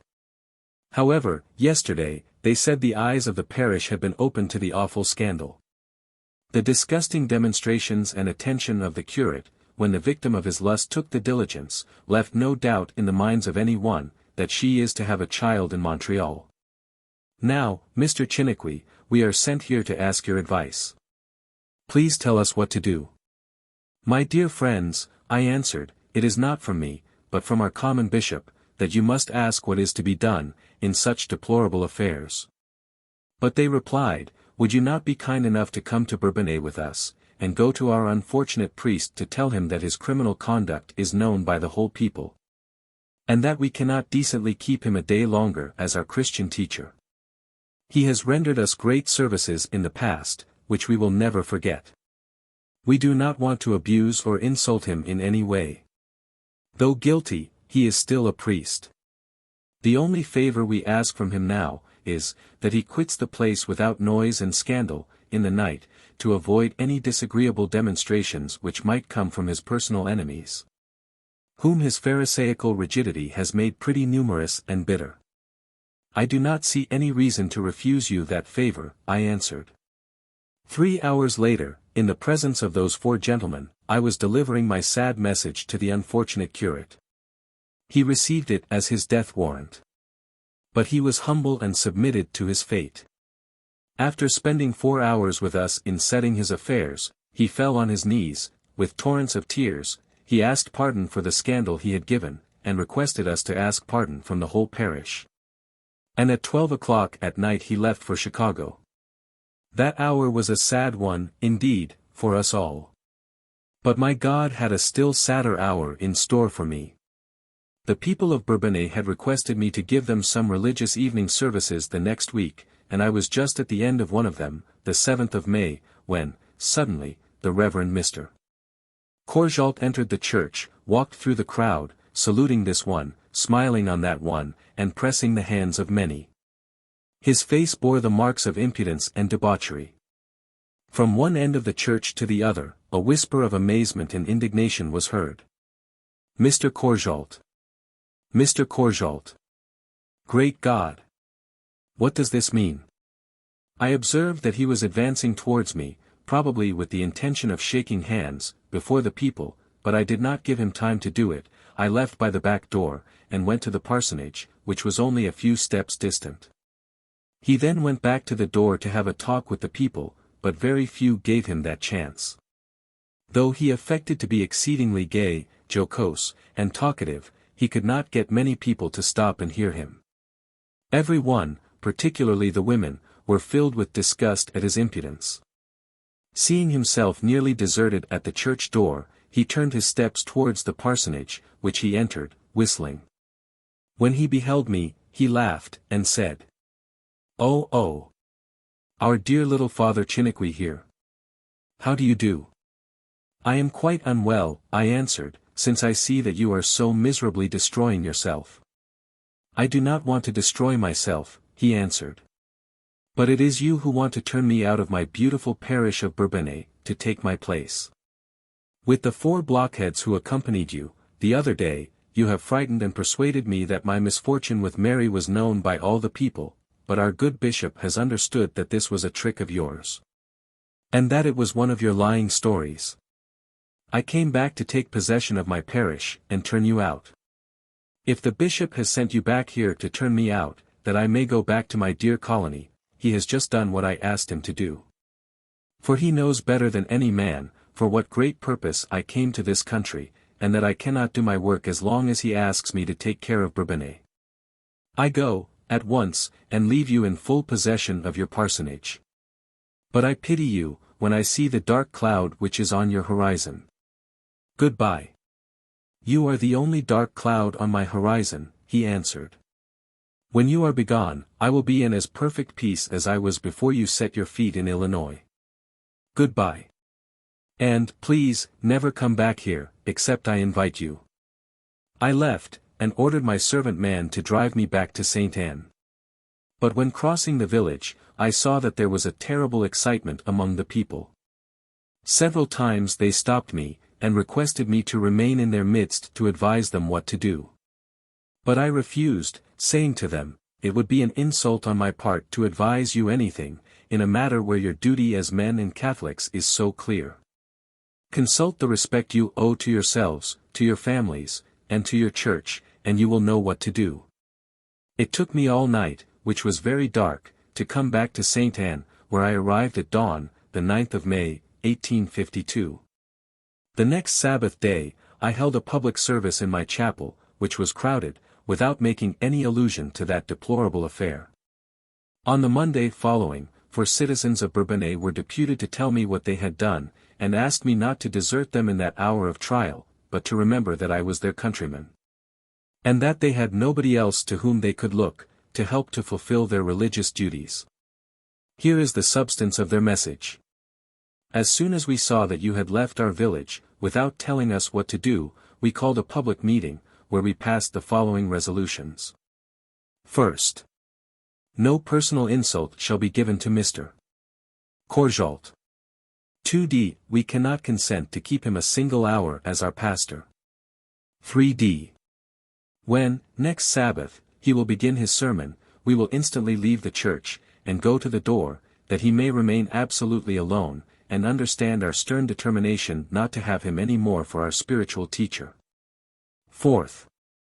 We will send these resolutions to the bishop, and ask him to allow Mr. Chiniquy to divide his time and attention between his new colony and us, till we have a pastor able to instruct and edify us. Strange to say, poor Mr. Courjault shut up in his parsonage, during that night, knew nothing of that meeting. He had not found a single friend to warn him of what was to happen the next Sunday. That Sunday the weather was magnificent, and there never had been such a multitude of people at the church. The miserable priest, thinking by that unusual crowd, that everything was to be right with him that day, began his mass, and went to the pulpit to deliver his sermon. But he had hardly pronounced the first words, when, at a signal given by some one, the whole people, without a single exception, ran out of the church as if it had been on fire, and he remained alone. Of course, this fell upon him as a thunderbolt, and he came very near fainting. However, recovering himself, he went to the door, and having, with his tears and sobs, as with his words, persuaded the people to listen to what he had to tell them, he said, I see that the hand of God is upon me, and I deserve it. I have sinned, and made a mistake by coming back. You do not want me any more to be your pastor. I cannot complain of that, this is your right, you will be satisfied. I will leave the place forever tonight. I only ask you to forgive my past errors and pray for me. This short address was followed by the most deadly silence, not a voice was heard to insult him. Many, on the contrary, were so much impressed with the sad solemnity of this occurrence that they could not refrain their tears. The whole people went back to their homes with broken hearts. Mr. Courjault left Bourbonnais that very night, never to return again. But the awful scandal he had given did not disappear with him. Our great and merciful God, who, many times, has made the very sins and errors of his people to work for good, caused that public iniquity of the priest to remove the scales from many eyes, and prepare them to receive the light, which was already dawning at the horizon. A voice from heaven was as if heard by many of us. Do you not see that in your Church of Rome, you do not follow the word of God, but the lying traditions of men? Is it not evident that your priest's celibacy is a snare and an institution of Satan? Many asked me to show them in the gospel where Christ had established the law of celibacy. I will do better, I added, I will put the gospel in your hands, and you will look for yourselves in that holy book, what is said on that matter. The very same day I ordered a merchant, from Montreal, to send me a large box filled with New Testaments, printed by the order of the Archbishop of Quebec, and on the 25th as many from New York. Very soon it was known by every one of my immigrants that not only had Jesus never forbidden his apostles and priests to marry, but he had left them free to have their wives, and live with them, according to the very testimony of Paul. Have we not power to lead about a sister, a wife, as well as other apostles, and as the brethren of the Lord, and Cephas? 1 Cor 9. 5. They saw, by their gospel, that the doctrine of celibacy of the priests was not brought from heaven by Christ, but had been forged in darkness, to add to the miseries of man. They read and read over again these words of Christ, If ye continue in my word, then are ye my disciples indeed. And ye shall know the truth, and the truth shall make you free. If the Son, therefore, shall make you free, ye shall be free indeed. John 8. 31, 32, 36. And those promises of liberty, which Christ gave to those who read and followed his word, made their hearts leap with joy. They fell upon their minds as music from heaven. They also soon found, by themselves, that every time the disciples of Christ had asked him who would be the first ruler, or the Pope, in his church, he had always solemnly and positively said that, in his church, no body would ever become the first, the ruler or the Pope. And they began, seriously, to suspect that the great powers of the Pope and his bishops were nothing but a sacrilegious usurpation. I was not long without seeing that the reading of the Holy Scriptures by my dear countrymen was changing them into other men. Their minds were evidently enlarged and raised to higher spheres of thought. They were beginning to suspect that the heavy chains which were wooding their shoulders were preventing them from making progress in wealth, intelligence, and liberty, as their more fortunate fellow-men, called Protestants. This was not yet the bright light of the day, but it was the blessed dawn. Chapter 52. Correspondence with the Bishop. On the 20th of May, 1852, I received the following letter from Bishop Vandeveld. Reverend Mr. Chiniquy. My dear Mr. Chiniquy, the Rev. Courjault is just returned from Bourbonnais, where he ought never to have gone back. He has told me of his complete failure, and ignominious exit. I bitterly regret having allowed him to go there again. But he had so persuaded me that his criminal conduct with his servant girl was ignored by the people, that I had yielded to his request. I feel that this new attempt, on his part, to impose himself on that honest people, has added to the enormity of his first scandal. I advise him now to go back to France, where he can more easily conceal his shame than in America. But one of the darkest features of that disgusting affair is, that I am obliged to pay the $500 which the girl asked, in order to prevent Mr. Courjault from being dragged before the civil tribunal, and sent to jail. The malice of that priest against you has received its just reward. By my fear is that you have another implacable enemy here in Mr. Lebel, whose power to do evil is greater than Mr. Courjault's. Before you began your great work of directing the flood of Roman Catholic immigration towards this country, to secure it to our Holy Church, he was in favor of that glorious scheme, but his jealousy against you has suddenly changed his mind. He has lately addressed a letter to the Canadian press, every word of which is an unmitigated falsehood. Of course, the Bishop of Montreal, who is more than ever opposed to our colonization plan, has published that lying letter in his journal. More than that, he has reproduced the testimony of a perjured man, who swears that many of the people of Illinois are bitten and killed by the rattlesnakes, and those who escape are taxed 6 cents for each pane of glass of their windows. Will you be discouraged by this opposition? I hope not. This opposition is the greatest evidence we could have that our scheme is from God, and that He will support you. I am tempted to interdict Mr. Lebel, and send him back to Canada, for writing things which he so well knows to be false. The want of a French-speaking priest for your countrymen of Chicago is the only thing which has prevented me from withdrawing his faculties. But I have warned him that, if he writes any more against the truth, I will punish him as he deserves. For you, my dear sir, I will address to you the very words which God himself addressed to his servant Joshua, be strong, and of good courage. For unto this people shalt thou divide, for an inheritance, the land which I swear unto their fathers to give them, Joshua I. 6. I agree with what you wrote in your last letter, that the charge I have given you of Bourbonnais, pro tempore, will seriously interfere with your other numberless duties towards your dear immigrants. But there is no help. The only thing I can promise is to relieve you as soon as possible. I have one other priest to whom I can trust the interesting mission of Bourbonnais. For Father Huyck is too old and infirm for such a work. It is evidently the will of God that you should extend your labors over the first limits you had fixed. Be faithful to the end, and the Lord will be with you, and support you throughout all your labors and tribulations. Truly yours. Olive Vandeveld, Bishop of Chicago. During the next 6 months, more than 500 families from France, Belgium, and Canada, came and gave to our colony a life, power, and prosperity, impossible for me to depict. The joy I felt at this unforeseen success was much diminished, however, by the sudden news that Mr. Courjault had come back from France, where he spent only 1 month. Not daring to visit Bourbonnais again, he was lurking on the frontiers of Indiana, only a few miles distant, evidently with some sinister intention.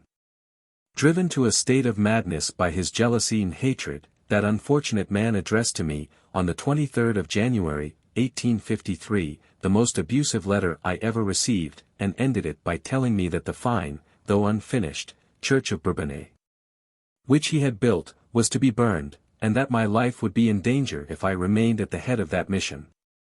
I immediately sent that letter to the bishop, asking his advice. In his answer, he told me that he thought that Mr. Courjault was wicked enough to fulfill his threats. He added, though I have not yet clear evidence of it, it is my fear that Mr.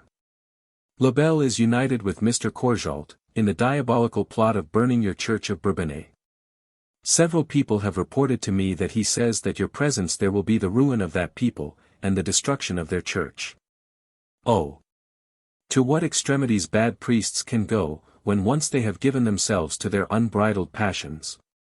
The first thing I would advise you, my dear Mr. Chiniquy, in the presence of such a terrible calamity, is to ensure that church without delay.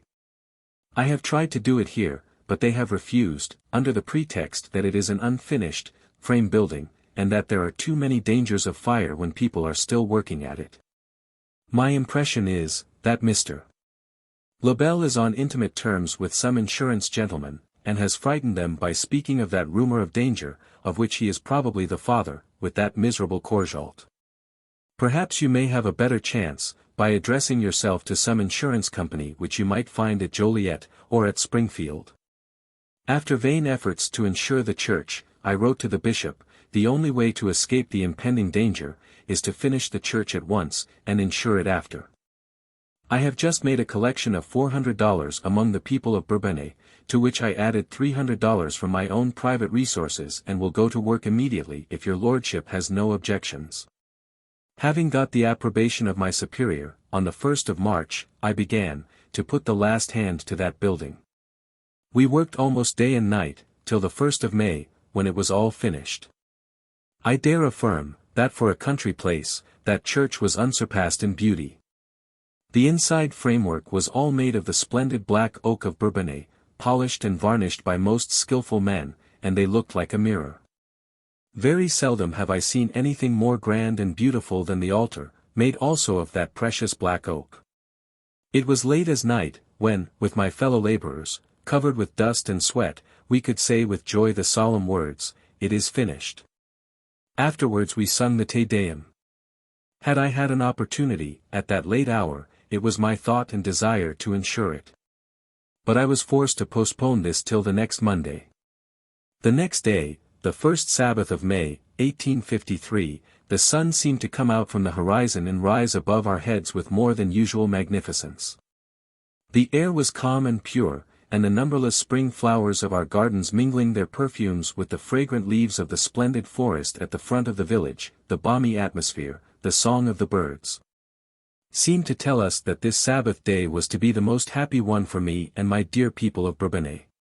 The church had never been so crowded. The hymns we sung had never been so melodious, and the words of gratitude which I addressed to my God, when I thanked him for the church he had given us, in which to adore and bless him, had never been so sincere and earnest.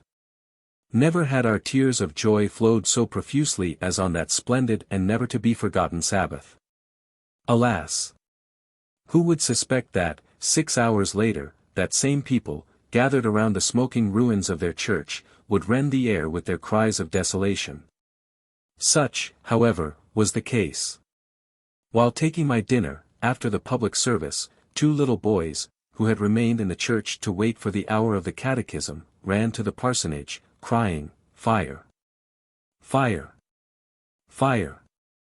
Bareheaded, and half paralyzed with the idea that my church was on fire, I went out to see the awful reality. A girdle of smoke and fire was already issuing from almost every part, between the top of the wooden walls and the roof. I had rushed to the church with a pail of water in my hand. But it was too late to make any use of it, the flames were already running and leaping with a fearful rapidity over the fresh varnish, like a long train of powder. In less than 2 hours all was finished again. No doubt could remain in our minds. This was the work of an incendiary, for there was no fire in the church after the service. Many strangers who had come from a distance had gone through the whole nave and the upper galleries, to have a better sight of the whole building, and 2 of them had been seen by the little boys, remaining 10 or 15 minutes alone. They had gone back to some of the houses of the village without being remarked by anybody, for it was dinner time, and there was nobody to watch them. Though stunned by that awful calamity, the noble-hearted people of Bourbonnais did not lose their minds. Seeing that they were all gathered around the smoking ruins, at about 6 p.m. I addressed to them a few words to support their courage. I told them that it was only in the midst of great trials and difficulties that men could show their noblest qualities and their true manhood.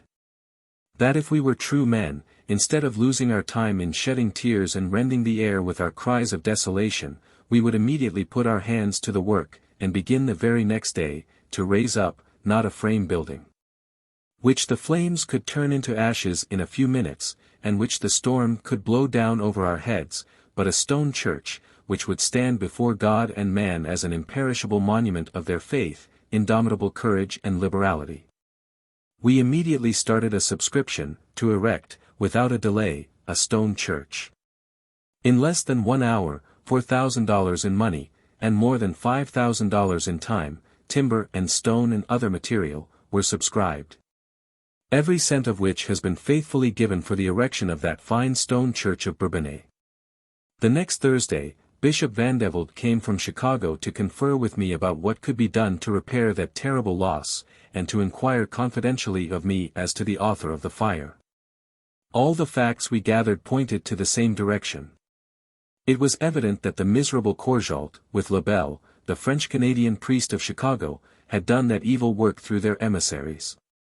No doubt of this remained in my mind when I learned that soon after, Mr. Courjault had thrown himself into one of those dark dungeons called a monastery of La Trappe, which Satan has built on earth as a preparation for the dark hereafter of the wicked. The unexpected visit of my bishop had at first rejoiced me by the hope that he would bring me words of encouragement. But what was my disappointment when he said to me, dear Mr. Chiniquy, I must reveal to you a thing that I have not yet made known to anyone. It is confidential, and I request you not to say a word before it is accomplished. I cannot remain any longer Bishop of Illinois. No. I cannot any longer resume the responsibilities of such a high position, because it is beyond my power to fulfill my duties and do what the Church requires of me. The conduct of the priests of this diocese is such, that, should I follow the regulations of the canon, I would be forced to interdict all my priests with the exception of you and 2 or 3 others. They are all either notorious drunkards, or given to public or secret concubinage. Several of them have children by their own nieces, and 2 by their own sisters. I do not think that 10 of them believe in God. Religion is nothing to them but a well-paying comedy. Where can I find a remedy to such a general evil? Can I punish one of them and leave the others free in their abominable doings, when they are almost all equally guilty? Would not the general interdiction of these priests be the death blow of our Church in Illinois? Besides, how can I punish them, when I know that many of them are ready to poison me the very moment I raise a finger against them? I suppose that you do not ignore the fact that my poor predecessor was poisoned, by one of those priests who had seduced several nuns, when he was in the very act of investigating the matter.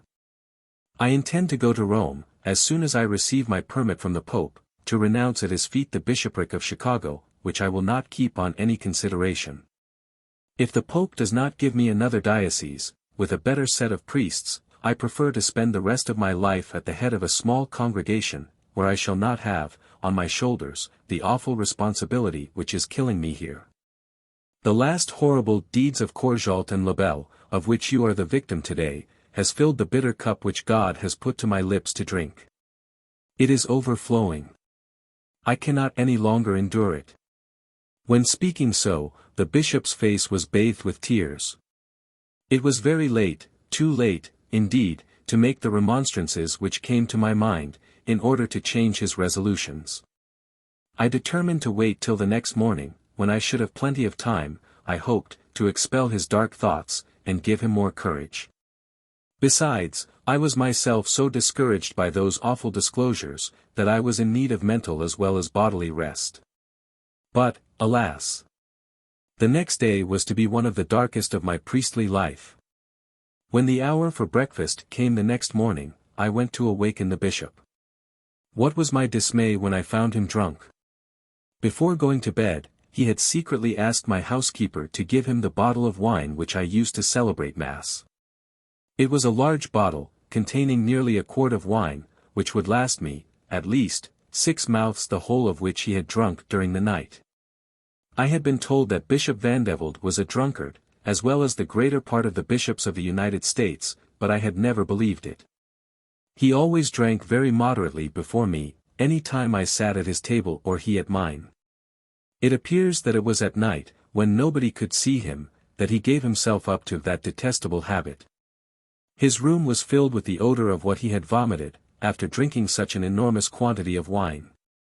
He left the room, only at noon, after the fumes of the wine had almost entirely disappeared, and requested the housekeeper to cleanse it herself, without letting the servants know anything of the occurrence of the night. But words would fail to express my consternation, and the discouragement I felt. I had formed such a good and exalted opinion of that man. I had found in him such noble qualities. His intelligence was so bright, his learning so extensive, his heart so large, his plans so grand, his piety so sincere, his charity so worthy of a bishop of Christ. It was so pleasant for me to know, till then, that I was honored with the full confidence of a bishop who, it seemed to me, had not a superior in our church. The destruction of my dear church by the hands of incendiaries, was surely a great calamity for me, but the fall of my bishop, from the high position he had in my heart and mind, was still greater. I had the means, in hand, to rebuild that church. But my confidence in my bishop was irremediably and forever lost. Never had a son loved his father more sincerely than I had loved him, and never had any priest felt a more sincere respect for his bishop than I for him. Oh! What a terrible wound was made in my heart that day! What tortures I felt! But how many times since I have blessed my God for these wounds! Without them, I should never have known that instead of being in the bosom of the Immaculate Church of Christ, I was slave of that great Babylon which poisons the nations with the wine of her abominations. My love and respect for Bishop Vandeveld were very strong chains, by which I was bound to the feet of the idols of Rome. I will eternally bless God for having himself broken these chains, on that day of supreme desolation. The remaining part of the day, as well as the hour of the next morning which the bishop spent in my house, I remained almost mute in his presence. He was not less embarrassed when he asked me my views about his project of leaving the diocese. I answered him, in a few words, that I could not disapprove the purpose, for I would myself prefer to live in a dark forest, in the midst of wild animals, than among drunken, atheist priests and bishops. Some months later I learned, without regret, that the Pope had accepted his resignation of the bishopric of Chicago, and appointed him Bishop of Natchez, in Louisiana. His successor to the bishopric of Chicago, was Reverend Oregon. One of the very first things which this new bishop did, was to bring Bishop Vandeveld before the criminal tribunals as a thief, accusing him of having stolen $100,000 from the bishopric of Chicago, and carrying them away with him. There is no need to say that this action caused a terrible scandal. Not only in Illinois, but through all the United States, both priests and laymen had to blush and cast down their eyes before the world. The two bishops, employing the best lawyers to fight each other, came very near proving to the world that both of them were equally swindlers and thieves. When the Pope forced them both to stop their contestation, and bring the affair before his tribunal at Rome, there it was decided that the $100,000 which had really been taken from Chicago to the Natchez diocese, should be equally divided between the two bishops. How many times did I feel my soul brought to the dust, in the midst of those horrible scandals? How many sleepless nights have I spent, when a voice, which I could not silence, seemed crying to me, louder than thunder, "What are you doing here, extending the power of a church which is a den of thieves, drunkards, and impure atheists? A church, governed by men whom you know to be godless, swindlers, and vile comedians? Do you not see that you do not follow the word of God, but the lying traditions of men, when you consent to bow your knees before such men? Is it not blasphemy to call such men the ambassadors, and the disciples of the humble, pure, holy, peaceful, and divine Jesus? Come out of that church. Break the fetters, by which you are bound as a vile slave to the feet of such men. Take the gospel for thine only guide and Christ for thine only ruler. I was in desolation at finding that my faith in my church was, in spite of myself, shaken by these scandals. With burning tears rolling down my cheeks, and with a broken and humiliated heart, I fell, one night, on my knees, and asked my God to have mercy upon me, by strengthening my faith and preserving it from ruin. But it seemed that neither my tears nor my cries were of any avail, and I remained the whole night, as a ship stuck by a hurricane, drifting on an unknown sea, without a compass or a rudder. I was not aware of it then, but I learned it after, that the divine and sure pilot was directing my course towards the port of salvation. The next day, I had a happy diversion, in the arrival of 50 new immigrants, who knocked at my door, asking my advice about the best place to select for their future home. It seemed to me, though pretty long after that my duty was to go and pay my respects to my new bishop, and open to him my heart as to my best friend, and the guide whom God himself had chosen to heal the wounds of my soul, by pouring the oil and wine of charity into them. I will never forget the day, the 11th of December, 1854, when I saw Bishop Origen, for the first time, nor the painful impressions I received from that first interview. He was of medium stature, with a repugnant face, and his head always in motion. All its motions seemed the expression of insolence, contempt, tyranny, and pride. There was absolutely nothing pleasant either in his words or in his manners. I fell on my knees to ask his benediction, when I had given him my name and kissed his hand, which seemed as cold as that of a corpse. "Ah! Ah! You are Father Chiniquy," he said. "I am glad to see you, though you have deferred your visit a long time. Please sit down.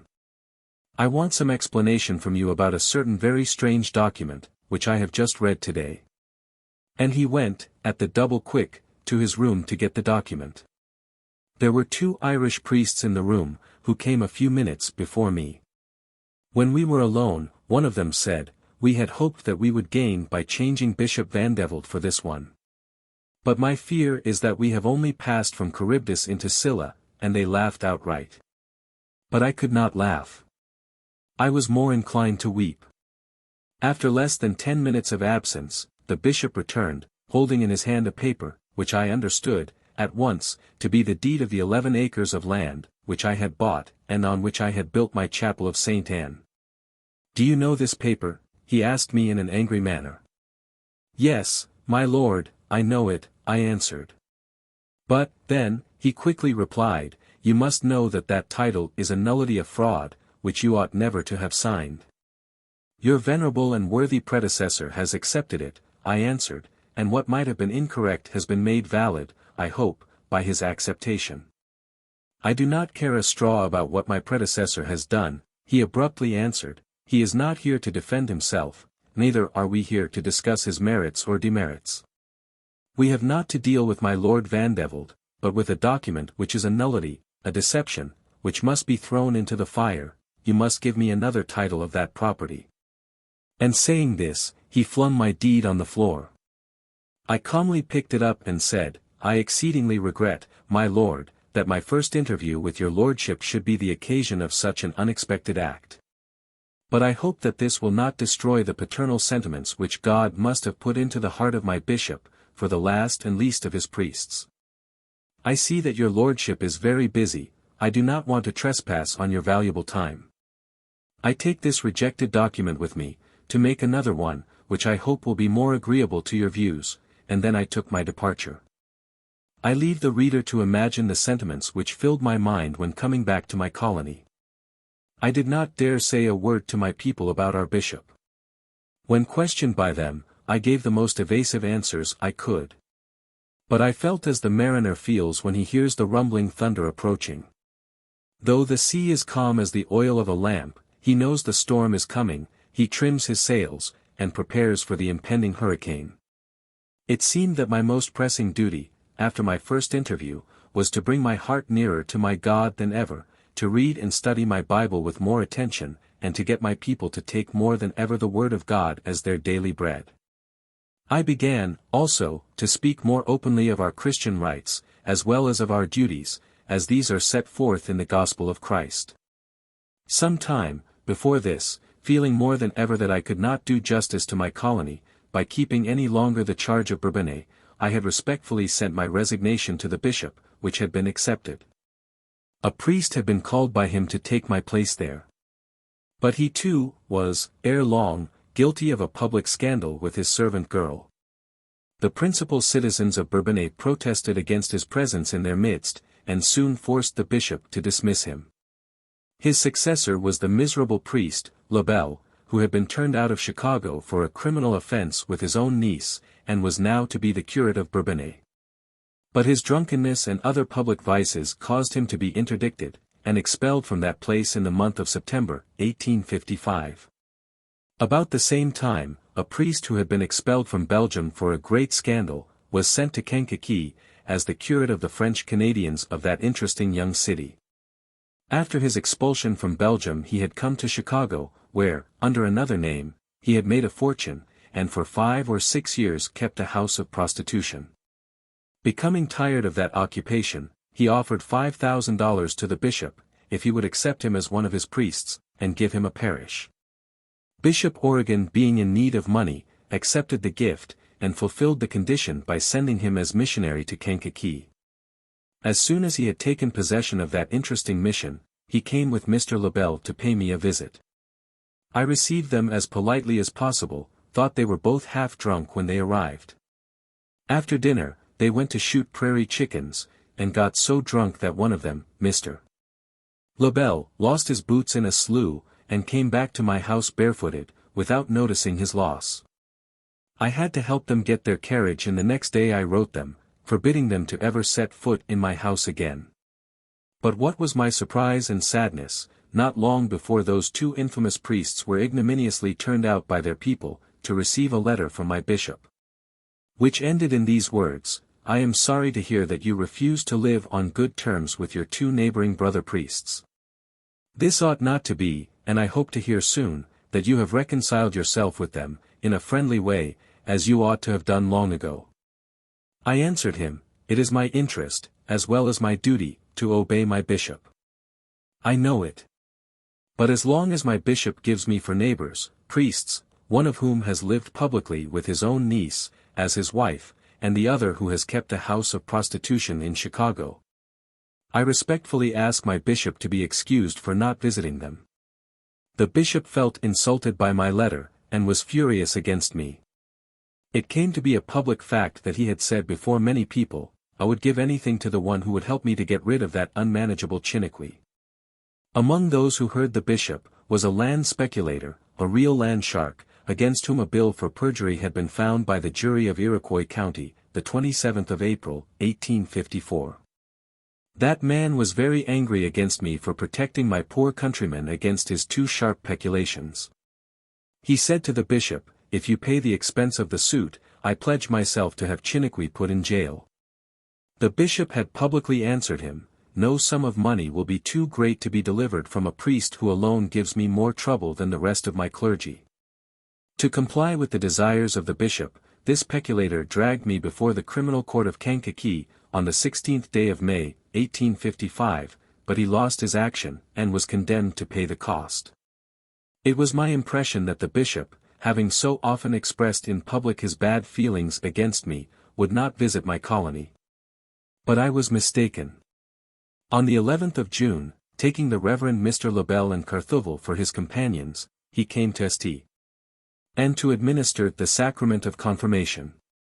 As the infamous conduct of those 2 priests was known to every one of my people, I felt a supreme disgust at their arrival, and came very near forbidding them to sit at my table. Having, however, asked the bishop to give me half an hour of private interview, I respectfully, but energetically protested against the presence of these 2 degraded men in my house. He coldly answered me, "Mr. Chiniquy, you forget that I am the Bishop of Illinois, and that you are a simple priest, whom I can interdict and remove from here when I like. I do not come here to receive your lessons, but to intimate to you my orders. You seem to forget that charity is above all others the virtue which must adorn the soul of a good priest. Your great zeal is nothing before God, and it is less than nothing before me, so long as you have not charity. It is my business, and not yours, to know what priests I must employ, or reject. Your business is to respect them, and forget their past errors, the very day I see fit to receive them among my priests.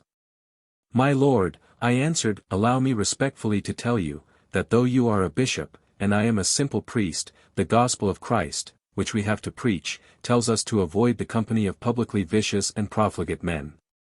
My conscience tells me that through respect for myself and my people, and through respect for the gospel I preach, I must avoid the company of men, one of whom has lived with his niece as his wife, and the other has, till very lately, been guilty of keeping a house of prostitution in Chicago. Your lordship may ignore these things, and, in consequence of that, may give your confidence to these men. But nothing is more apt to destroy the faith of our French-Canadian people, than to see such men in your company when you come to administer the sacrament of confirmation. It is through respect for your lordship that I take the liberty of speaking thus. He angrily answered me, I see, now, the truthfulness of what people say about you. It is to the gospel you constantly appeal on everything. The gospel. The gospel is surely a holy book, but remember that it is the church which must guide you. Christ has said, hear my church. I am here the interpreter, ambassador, the representative of the church. When you disobey me, it is the church you disobey. Now, my lord, that I have fulfilled what I consider a conscientious duty, I promise, that through respect for your lordship, and to keep myself in the bonds of peace with my bishop, I, today, will deal with these two priests as if they were worthy of the honorable position you give them. All right. All right, replied the bishop. But it must be near the hour for dinner. Yes, my lord, I have just heard the bell calling us to the dining room. After the blessing of the table by the bishop, he looked at the Rev. Carthovel, who was sitting just before him, and said, What is the matter with you, Mr. Carthovel? You do not look well. No, my lord, he answered, I am not well, I want to go to bed. He was correct, he was not well, for he was drunk. During the public services, he had left the chapel to come down and ask for a bottle of wine I kept to celebrate Mass. The housekeeper, thinking he wanted the wine in the chapel, handed him the bottle, which he drank in her presence in less than 5 minutes. After which he went up to the chapel to help the bishop in administering the confirmation to the 150 people whom I had prepared for the reception of that rite. As soon as dinner was finished, the bishop requested me to go and take a walk with him. After giving me some compliments on the beauty of the site I had chosen for my first village and chapel, he saw at a short distance a stone building, which was raised only a little above the windows, and directing his steps towards it, he stopped only 20 or 30 feet distant, and asked me, Whose house is this?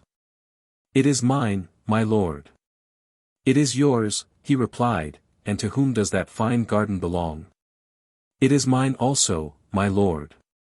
Well, he rejoined, where did you get the money to purchase that fine piece of land and build that house? I got the money where every honest man gets what he possesses, in my hard labor, and in the sweat of my brow, I replied. I want that house and that piece of land, rejoined the bishop, with an imperative voice. So do I replied. You must give me that house, with the land on which it is built, said the bishop. I cannot give them as long as I am in need of them, my lord, I replied. I see that you are a bad priest, as I have often been told, since you disobey your bishop, he rejoined with an angry manner. I replied, I do not see why I am a bad priest, because I keep what my God has given me. Are you ignorant of the fact that you have no right to possess any property? He answered. Yes. My lord, I am ignorant of any law in our holy church that deprives me of any such rights. If, however, your lordship can show me any such law, I will give you the title of that property just now. If there is not such a law, he replied, stamping on the ground with his feet, I will get one passed. My lord, I replied, you are a great bishop. You have great power in the church, but allow me to tell you that you are not great enough to have such a law passed in our holy church. You are an insolent priest, he answered with an accent of terrible anger, and I will make you repent for your insolence. He then turned his face towards the chapel, without waiting for my answer, and ordered the horses to be put in the carriage, that he might leave in the shortest possible time. A quarter of an hour later he had left St. Anne, where he was never to come again. The visit of that mitre thief, with his 2 profligate priests, though very short, did much by the mercy of God, to prepare our minds to understand that Rome is the great harlot of the Bible, which seduces and intoxicates the nations with the wine of her prostitution. Rev. 17. 2. Chapter 53.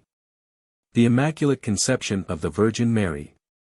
The December 8, 1854, Pope Pius IX was sitting on his throne. A triple crown of gold and diamonds was on his head, silk and damask red and white vestments on his shoulders. 500 mitred prelates were surrounding him, and more than 50,000 people were at his feet, in the incomparable St. Peter's Church of Rome.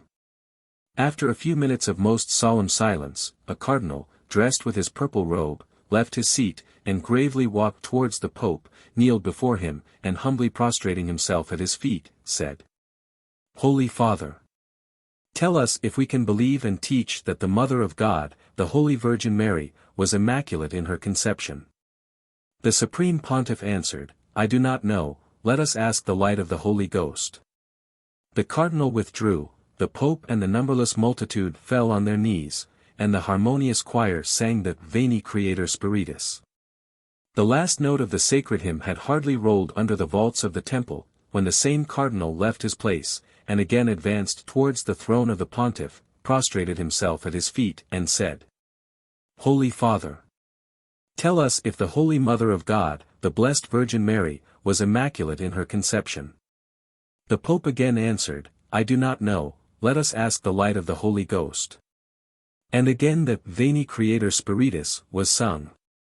The most solemn silence had a second time succeeded to the melodious sacred song, when again the eyes of the multitude were following the grave steps of the purple-robed cardinal, advancing, for the 3rd time, to the throne of the successor of St. Peter, to ask him, "Holy Father, tell us if we can believe that the Blessed Virgin Mary, the Mother of God, was immaculate." The Pope, as if he had just received a direct communication from God, answered with a solemn voice, "Yes. We must believe that the Blessed Virgin Mary, the Mother of God, was immaculate in her conception. There is no salvation to those who do not believe this dogma." And, with a loud voice, the Pope intoned the Te Deum. The bells of the 300 churches of Rome rang, the cannons of the citadel were fired. The last act of the most ridiculous and sacrilegious comedy the world has ever seen, was over. The doors of heaven were forever shut against those who would refuse to believe the anti-scriptural doctrine that there is a daughter of Eve who has not inherited the sinful nature of Adam, to whom the Lord said in his justice, "Dust thou art, and unto dust shalt thou return." Gen 3:19, and of the children of whom the God of truth has said, "There is none righteous, no, not one, for all have sinned." Rom 3:10-23. We look in vain to the first centuries of the Church to find any traces of that human aberration. The first dark clouds which Satan had brought to mar the gospel truth, on that subject, appeared only between the 8th and 9th centuries. But, in the beginning, that error made very slow progress. Those who propagated it, at first, were a few ignorant fanatics, whose names are lost in the night of the Dark Ages. It is only in the 12th century that it began to be openly preached by some brainless monks. But then it was opposed by the most learned men of the time. We have a very remarkable letter of St. Bernard to refute some monks of Lyons who were preaching this new doctrine. A little later, Peter Lombard adopted the views of the monks of Lyons, and wrote a book to support that opinion, but he was refuted by St. Thomas Aquinas, who is justly considered by the Church of Rome, as the best theologian of that time. After that, the celebrated order of the Franciscans used all their influence to persuade the world that Mary was immaculate in her conception. But they were vigorously opposed and refuted by the not less celebrated order of the Dominicans. These two learned and powerful bodies, during more than a century, attacked each other without mercy on that subject, and filled the world with the noise of their angry disputes, both parties calling their adversaries heretics. They succeeded in driving the Roman Catholics of Europe into two camps of fierce enemies. The Immaculate Conception became the subject of burning discussions, not only between the learned universities, between the bishops and the priests and the nuns of those days, but it divided the families into two fiercely contending parties. It was discussed, attacked and defended, not only in the chairs of universities, and the pulpits of the cathedrals, but also in the fields, and in the very streets of the cities. And when the two parties had exhausted the reasons which their ingenuity, their learning, or their ignorant fanaticism could suggest to prove or deny the Immaculate Conception, they often had recourse to the stick and to the sword to sustain their arguments. It will appear almost incredible today, but it is a fact. The greatest number of the large cities of Europe, particularly in Spain, were then reddened with the blood of the supporters and opponents of that doctrine. In order to put an end to these contests, which were troubling the peace of their subjects, the kings of Europe sent deputation after deputation to the popes to know, from their infallible authority, what to believe on the subject. Philip III and Philip IV made what we may call supreme efforts to force the popes, Paul V, Gregory XV, and Alexander VII, to stop the shedding of blood, and disarm the combatants, by raising the opinion in favor of the Immaculate Conception to the dignity of a Catholic dogma. But they failed. The only answer they could get from the infallible head of the Church of Rome was, that dogma was not revealed in the Holy Scriptures, had never been taught by the Apostles, nor by the Fathers, and had never been believed or preached by the Church of Rome as an article of faith. The only thing the popes could do to please the supplicant kings and bishops, and nations of Europe in those days, was to forbid both parties to call the other heretics, and to forbid to say that it was an article of faith which ought to be believed to be saved. At the Council of Trent, the Franciscans, and all the partisans of the Immaculate Conception, gathered their strength to have a decree in favor of the new dogma. But the majority of the bishops were visibly against that sacrilegious innovation, and they failed. It was reserved to the unfortunate Pius IX to drag the Church of Rome to that last limit of human folly. In the last century, a monk, called Father Leonard, had a dream, in which he heard the Virgin Mary telling him, that there would be an end to the wars in the world, and to the heresies and schisms in the Church. Only after a pope should have obliged, by a decree, all the faithful to believe that she was immaculate in her conception. That dream, under the name of a celestial vision, had been extensively circulated by means of little tracts. Many believed it to be a genuine revelation from heaven, and, unfortunately, the good-natured but weak-minded Pius IX was among the number. When he was in exile in Gaeta, he had himself a dream, which he took for a vision, on the same subject. He saw the Virgin, who told him that he should come back to Rome, and get an eternal peace for the Church, only after he should have promised to declare that the Immaculate Conception was a dogma, which every one had to believe to be saved. He awoke from his dream much impressed by it, and the first thing he did when up, was to make a vow to promulgate the new dogma as soon as he should be back to Rome, and the world has seen how he has fulfilled that vow. But, by the promulgation of this new dogma, Pius IX, far from securing an eternal peace to his Church, far from destroying what he is pleased to call the heresies which are attacking Rome on every side, had done more to shake the faith of the Roman Catholics than all their enemies. By trying to force this new article of faith on the consciences of his people, in a time that so many can judge for themselves, and read the records of past generations, he has pulled down the strongest column which was supporting the whole fabric of his Church. He forever destroyed the best arguments which the priests had to offer to the ignorant, deluded multitudes which they keep so abjectly tied to their feet. No words can sufficiently express the dignified and supreme contempt with which, before that epoch, the priests of Rome were speaking of the new articles of faith, the novelties of the arch-heretics, Luther, Calvin, Knox, etc. How eloquent were the priests of Rome, before the 8th of December, 1854, when saying to their poor ignorant dupes, "In our holy Church of Rome there is no change, no innovations, no novelties, no new dogmas. We believe today just what our fathers believed, and what they have taught us.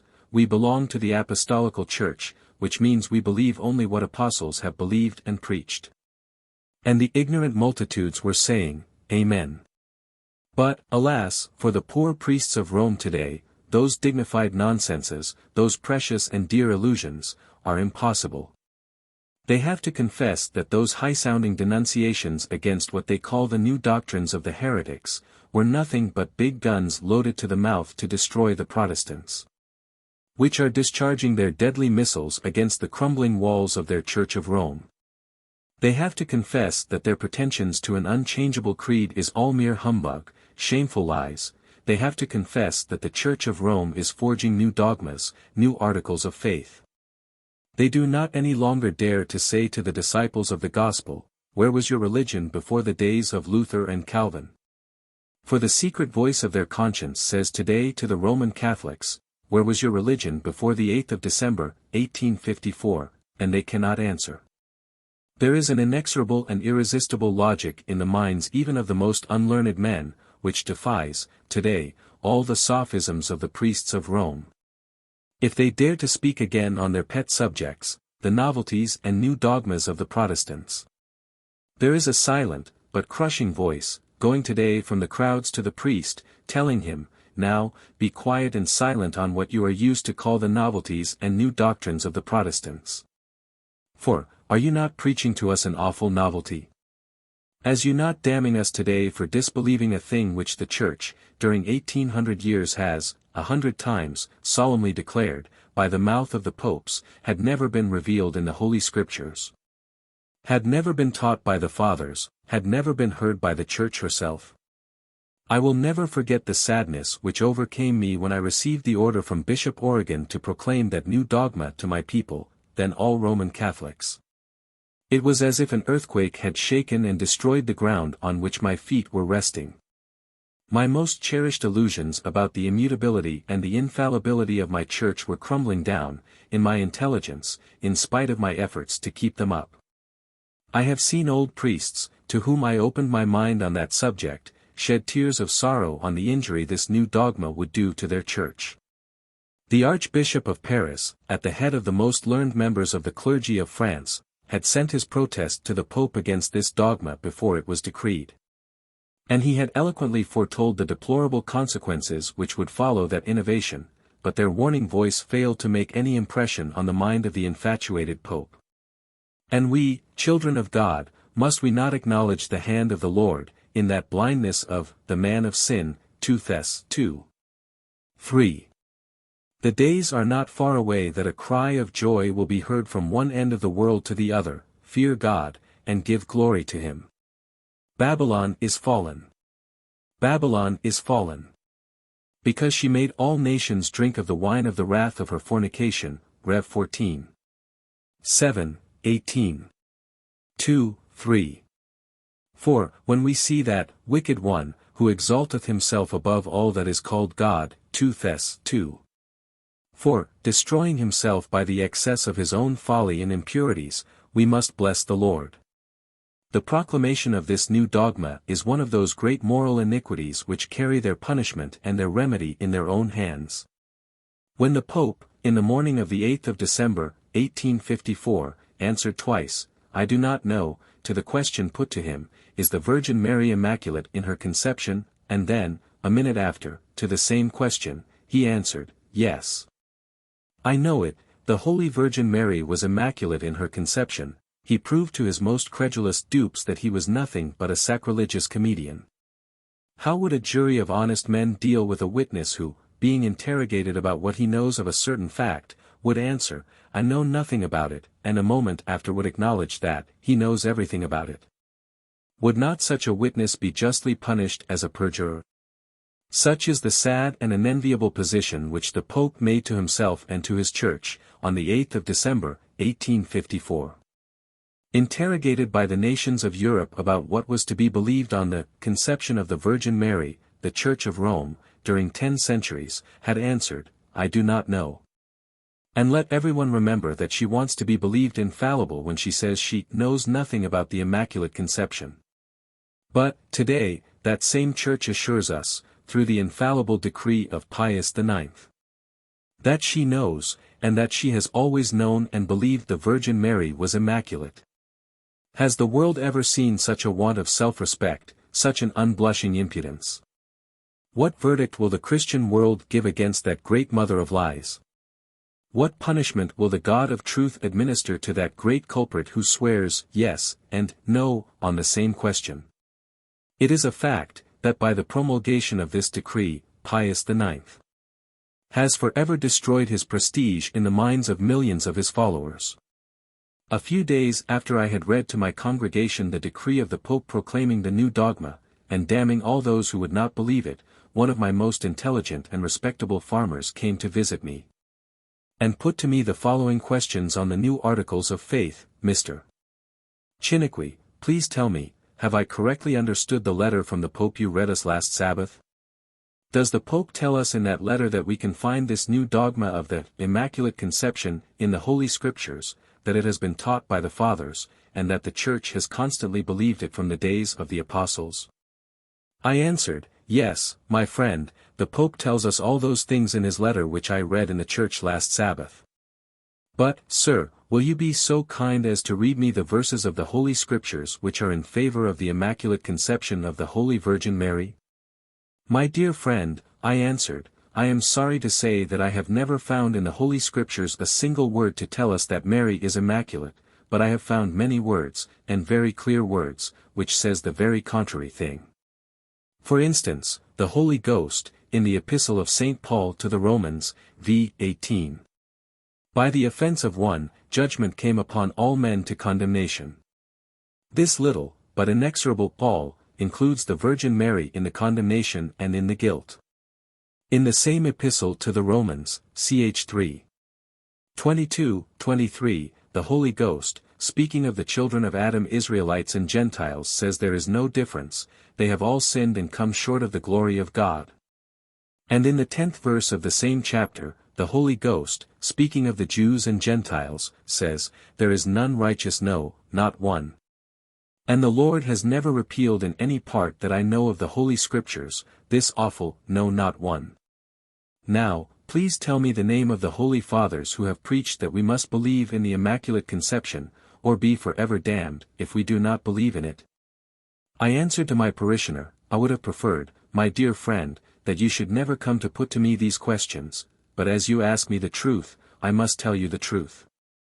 I have studied the Fathers with a pretty good attention, but I have not yet found a single one of them who was of that opinion in any way.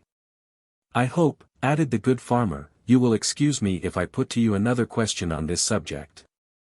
Perhaps you do not know it, but there is a great deal of feeling in talking about this new article of faith among us since last Sabbath. I want to know a little more about it.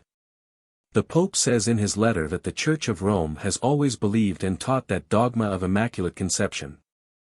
Is that correct? Yes, my friend, the Pope says that in his encyclical. But these last 900 years, more than 100 popes have declared that the Church had never believed it. Even several popes have forbidden to say that the Immaculate Conception was an article of faith, and they solemnly permitted us to believe and say what we please on that matter. If it be so with this new dogma, how can we know it is not so with the other dogmas of our Church, as the Confession, the Purgatory, etc., added the farmer. My dear friend, do not allow the devil to shake your faith. We are living in bad days indeed. Let us pray God to enlighten us and save us. I would have given much had you never put to me these questions. My honest parishioner had left me. But his awful questions, they were really awful, as they are still awful for a priest of Rome, and the answers I had been forced to give were sounding in my soul as thunderclaps. There was in my poor trembling heart, as the awful noise of an irresistible storm, which was to destroy all that I had so dearly cherished and respected in my then so dear and venerated Church of Rome. My head was aching. I fell on my knees. But for a time I could not utter a word of prayer, big tears were rolling on my burning cheeks, new light was coming before the eyes of my soul, but I took it for the deceitful temptation of Satan. A voice was speaking to me. It was the voice of my God, telling me, come out from Babylon. Rev 18. 4. But I took that voice for the voice of Satan. I was trying to silence it. The Lord was then drawing me away from my perishing ways, but I did not know him then. I was struggling against him to remain in the dark dungeons of error. But God was to be the stronger. In his infinite mercy he was to overpower his unfaithful servant. He was to conquer me, and with me many others. Chapter 54. The Abominations of Auricular Confession. There are two women who ought to be constant objects of the compassion of the disciples of Christ, and for whom daily prayers ought to be offered at the mercy seat: the Brahmin woman, who, deceived by her priests, burns herself on the corpse of her husband to appease the wrath of her wooden gods. And the Roman Catholic woman, who, not less deceived by her priests, suffers a torture far more cruel and ignominious in the confessional box, to appease the wrath of her wafer god. For I do not exaggerate when I say, that for many noble-hearted, well-educated, high-minded women, to be forced to unveil their hearts before the eyes of a man, to open to him all the most secret recesses of their souls, all the most sacred mysteries of their single or married life, to allow him to put to them questions which the most depraved woman would never consent to hear from her vilest seducer, is often more horrible and intolerable than to be tied on burning coals. More than once I have seen women fainting in the confessional box, who told me afterwards that the necessity of speaking to an unmarried man on certain things, on which the most common laws of decency ought to have forever sealed their lips, had almost killed them. Not hundreds, but thousands of times, I have heard from the lips of dying girls, as well as married women, the awful words, "I am forever lost." All my past confessions and communions have been so many sacrileges. I have never dared to answer correctly the questions of my confessors. Shame has sealed my lips and damned my soul. How many times I remained as one petrified, by the side of a corpse, when these last words having hardly escaped the lips of one of my female penitents, who had been snatched out of my reach by the merciless hand of death, before I could give her pardon through the deceitful sacramental absolution. I then believed, as the dead sinner herself had believed, that she should not be forgiven except by that absolution. For there are not only thousands, but millions of Roman Catholic girls and women, whose keen sense of modest and womanly dignity, are above all the sophisms and diabolical machinations of their priests. They can never be persuaded to answer yes to certain questions of their confessors. They would prefer to be thrown into the flames, and burnt to ashes with the Brahmin widows, rather than allow the eyes of a man to pry into the sacred sanctuary of their souls. Though sometimes guilty before God, and under the impression that their sins will never be forgiven if not confessed, the laws of decency are stronger in their hearts than the laws of their perfidious church. No consideration, not even the fear of eternal damnation, can persuade them to declare to a sinful man, sins which God alone has the right to know, for he alone can blot them out with the blood of his Son, shed on the cross. But what a wretched life must that be of those exceptional noble souls, which Rome keeps in the dark dungeons of her superstition.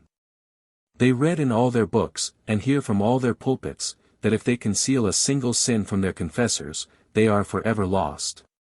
But, being absolutely able to trample under their feet the laws of self-respect and decency, which God Himself has impressed in their souls, they live in constant dread of eternal damnation.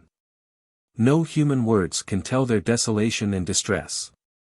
When at the feet of their confessors they find themselves under the horrible necessity of speaking of things on which they would prefer to suffer the most cruel death rather than to open their lips, or to be forever damned if they do not degrade themselves forever in their own eyes, by speaking on matters which a respectable woman will never reveal to her own mother, much less to a man.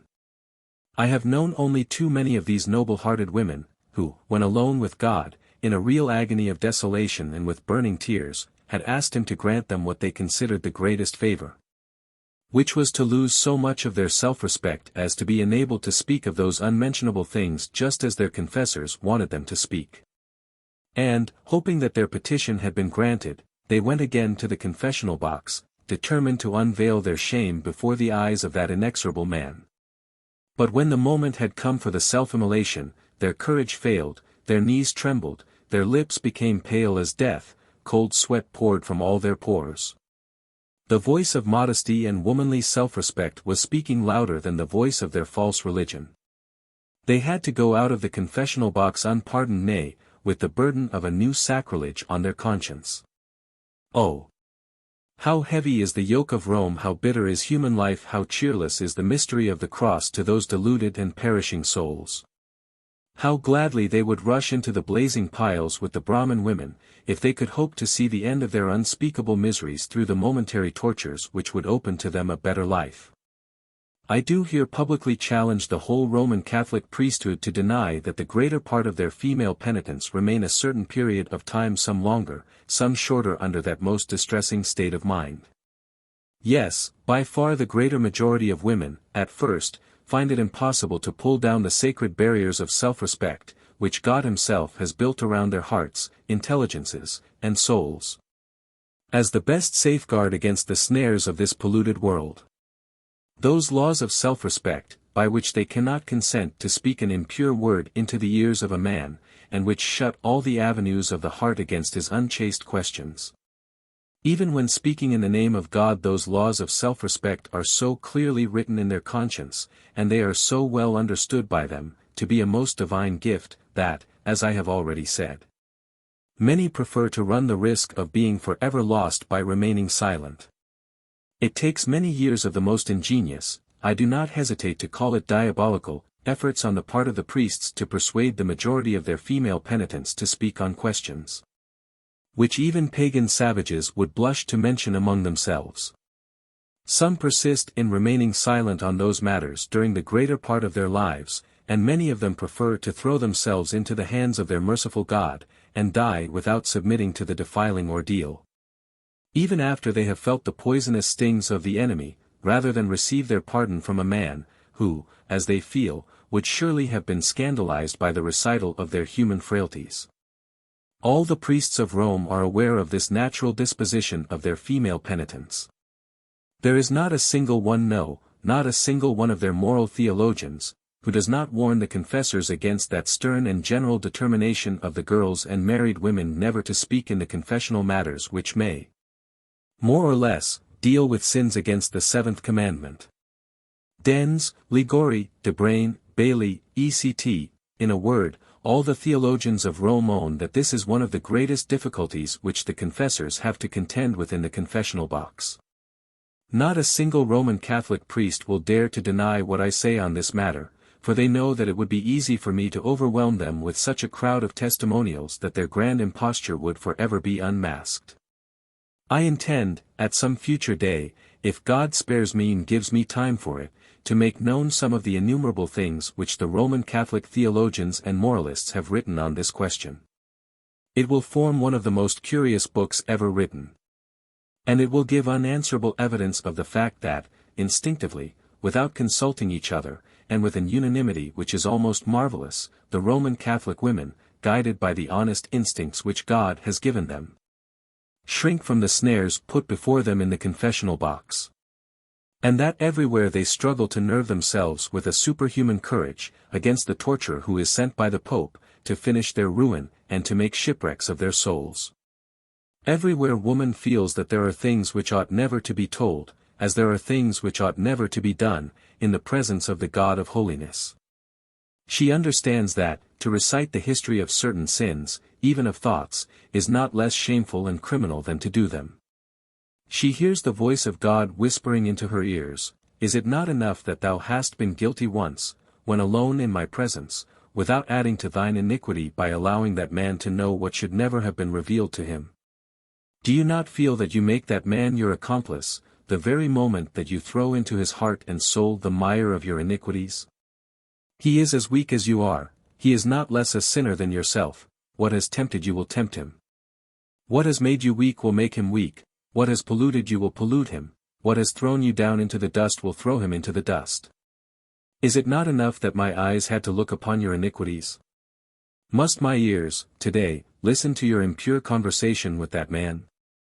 Were that man as holy as my prophet David, may he not fall before the unchaste unveiling of a new Bathsheba? Were he as strong as Samson, may he not find in you his tempting Delilah? Were he as generous as Peter, may he not become a traitor at the maidservant's voice? Perhaps the world has never seen a more terrible, desperate, solemn struggle than the one which is going on in the soul of a poor trembling young woman, who, at the feet of that man, has to decide whether or not she will open her lips on those things which the infallible voice of God, united to the no less infallible voice of her womanly honor and self-respect, tell her never to reveal to any man. The history of that secret, fierce, desperate struggle has never yet, so far as I know, been fully given.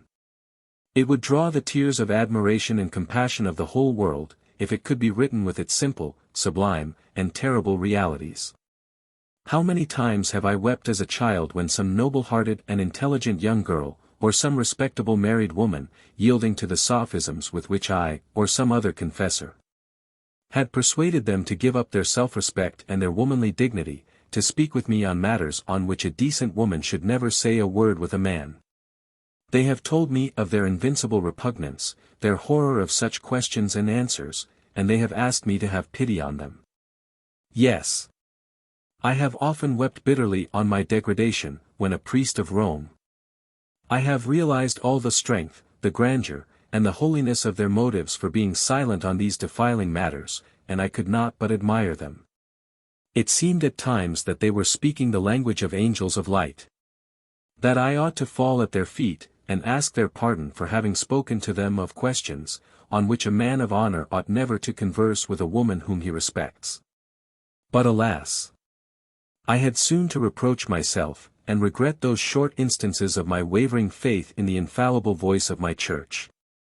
I had soon to silence the voice of my conscience, which was telling me, "Is it not a shame that you, an unmarried man, dare to speak on these matters with a woman? Do you not blush to put such questions to a young girl? Where is your self-respect? Where is your fear of God? Do you not promote the ruin of that girl by forcing her to speak on these matters?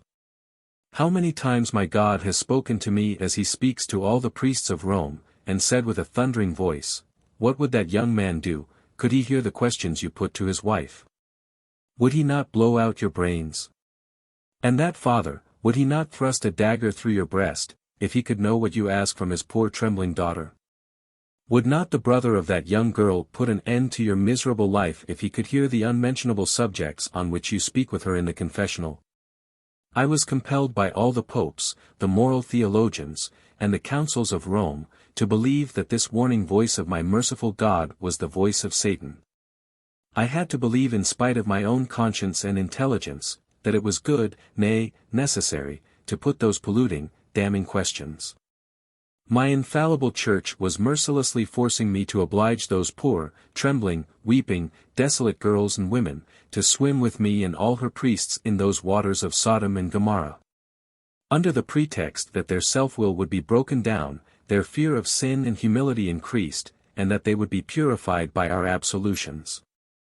With what supreme distress, disgust, and surprise, we see, today, a great part of the noble Episcopal Church of England struck by a plague which seems incurable, under the name of Puseyism, or ritualism.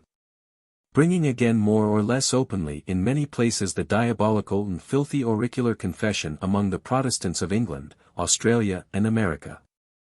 The Episcopal Church is doomed to perish in that dark and stinking pool of popery auricular confession, if she does not find a prompt remedy to stop the plague brought by the disguised Jesuits, who are at work everywhere to poison and enslave her two unsuspecting daughters and sons.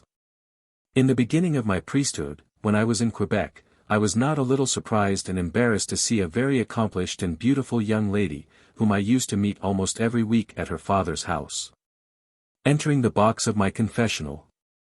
She had been used to confess to another young priest of my acquaintance, and she was always looked upon as one of the most pious girls of the city. Though she had disguised herself as much as possible, in order that I might not know her, I felt sure that I was not mistaken. She was the amiable Mary. Not being absolutely certain of the correctness of my impressions, I left her entirely under the hope that she was a perfect stranger to me. At the beginning she could hardly speak, her voice was suffocated by her sobs, and through the little apertures of the thin partition between her and me, I saw two streams of big tears trickling down her cheeks. After much effort, she said, "Dear Father, I hope you do not know me, and that you will never try to know me. I am a desperately great sinner. Oh! I fear that I am lost. But if there is still a hope for me to be saved, for God's sake do not rebuke me. Before I begin my confession, allow me to ask you not to pollute my ears by questions which our confessors are in the habit of putting to their female penitents. I have already been destroyed by those questions. Before I was 17 years old, God knows that his angels are not more pure than I was. But the chaplain of the nunnery where my parents had sent me for my education, though approaching old age, put to me, in the confessional, a question which, at first, I did not understand, but, unfortunately, he had put the same question to one of my young classmates, who made fun of them in my presence, and explained them to me, for she understood them too well. This first unchaste conversation of my life plunged my thoughts into a sea of iniquity till then absolutely unknown to me. Temptations of the most humiliating character assailed me for a week, day and night.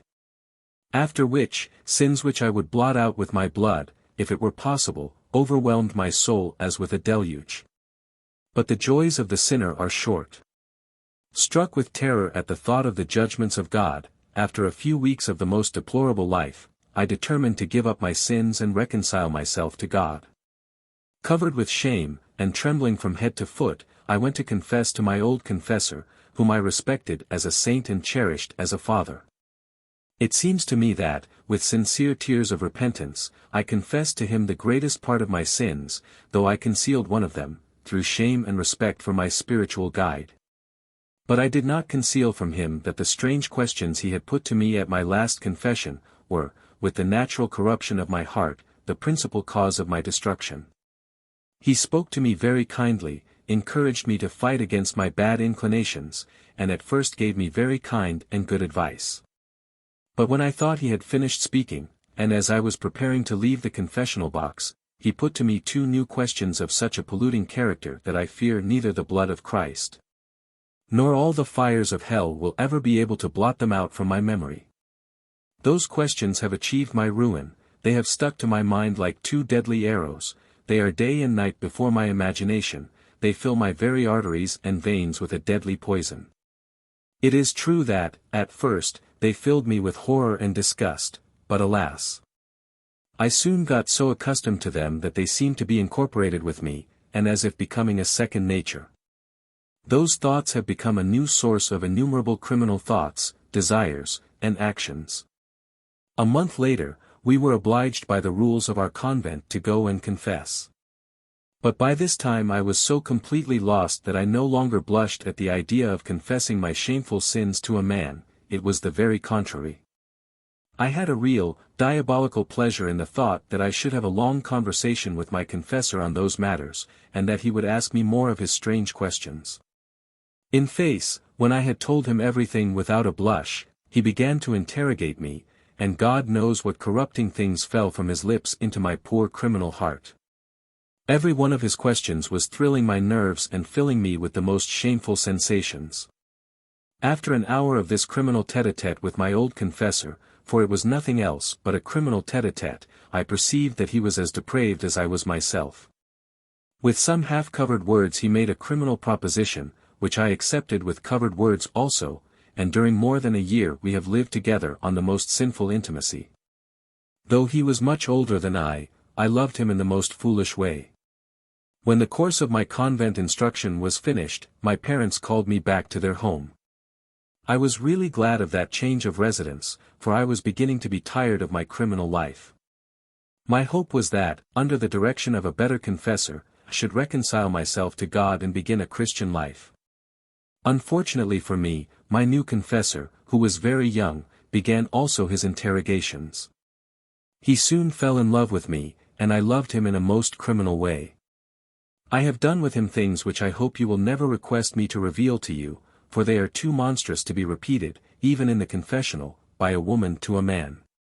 I do not say these things to take away the responsibility of my iniquities with this young confessor from my shoulders, for I think I have been more criminal than he was. It is my firm conviction that he was a good and holy priest before he knew me, but the questions he put to me, and the answers I had to give him, melted his heart. I know it just as boiling lead would melt the ice on which it flows. I know this is not such a detailed confession as our Holy Church requires me to make.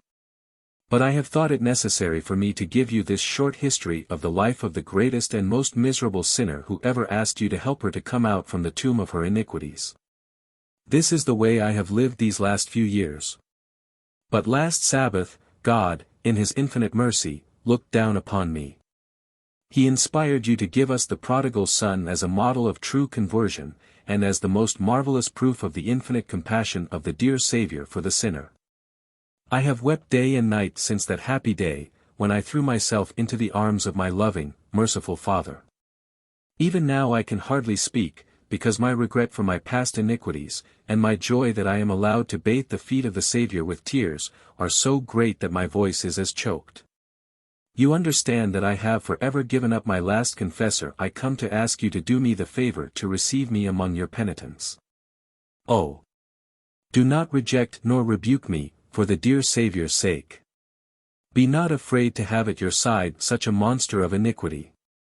But before going further, I have two favors to ask from you. The first is, that you will never do anything to ascertain my name.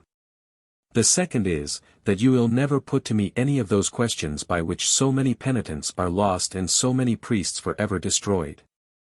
Twice I have been lost by those questions. We come to our confessors that they may throw upon guilty souls the pure waters which flow from heaven to purify us. But instead of that, with their unmentionable questions they pour oil on the burning fires which are already raging in our poor sinful hearts. Oh! Dear Father, let me become our penitent, that you may help me to go and weep with Magdalene at the Saviour's feet. Do respect me, as He respected that true model of all the sinful, but repenting women. Did our Savior put to her any questions? Did He extort from her the history of things which a sinful woman cannot say without forgetting the respect she owes to herself and to God? No. You told us not long ago, that the only thing our Savior did was to look at her tears and her love. Well, please do that, and you will save me. I was then a very young priest, and never had any words so sublime come to my ears in the confessional box. Her tears and her sobs, mingled with the frank declaration of the most humiliating actions, had made such a profound impression upon me that I was, for some time, unable to speak. It had come to my mind also that I might be mistaken about her identity, and that perhaps she was not the young lady that I had imagined. I could, then, easily grant her first request, which was to do nothing by which I could know her. The second part of her prayer was more embarrassing, for the theologians are very positive in ordering the confessors to question their penitents, particularly those of the female sex, in many circumstances. I encouraged her in the best way I could, to persevere in her good resolutions, by invoking the Blessed Virgin Mary and Saint Philomene, who was then Saint à la mode, just as Marie Alacoque is today among the blind slaves of Rome. I told her that I would pray and think over the subject of her second request, and I asked her to come back in a week for my answer. The very same day I went to my own confessor, the Reverend Mr. Bellargin, then curate of Quebec, and afterwards Archbishop of Canada.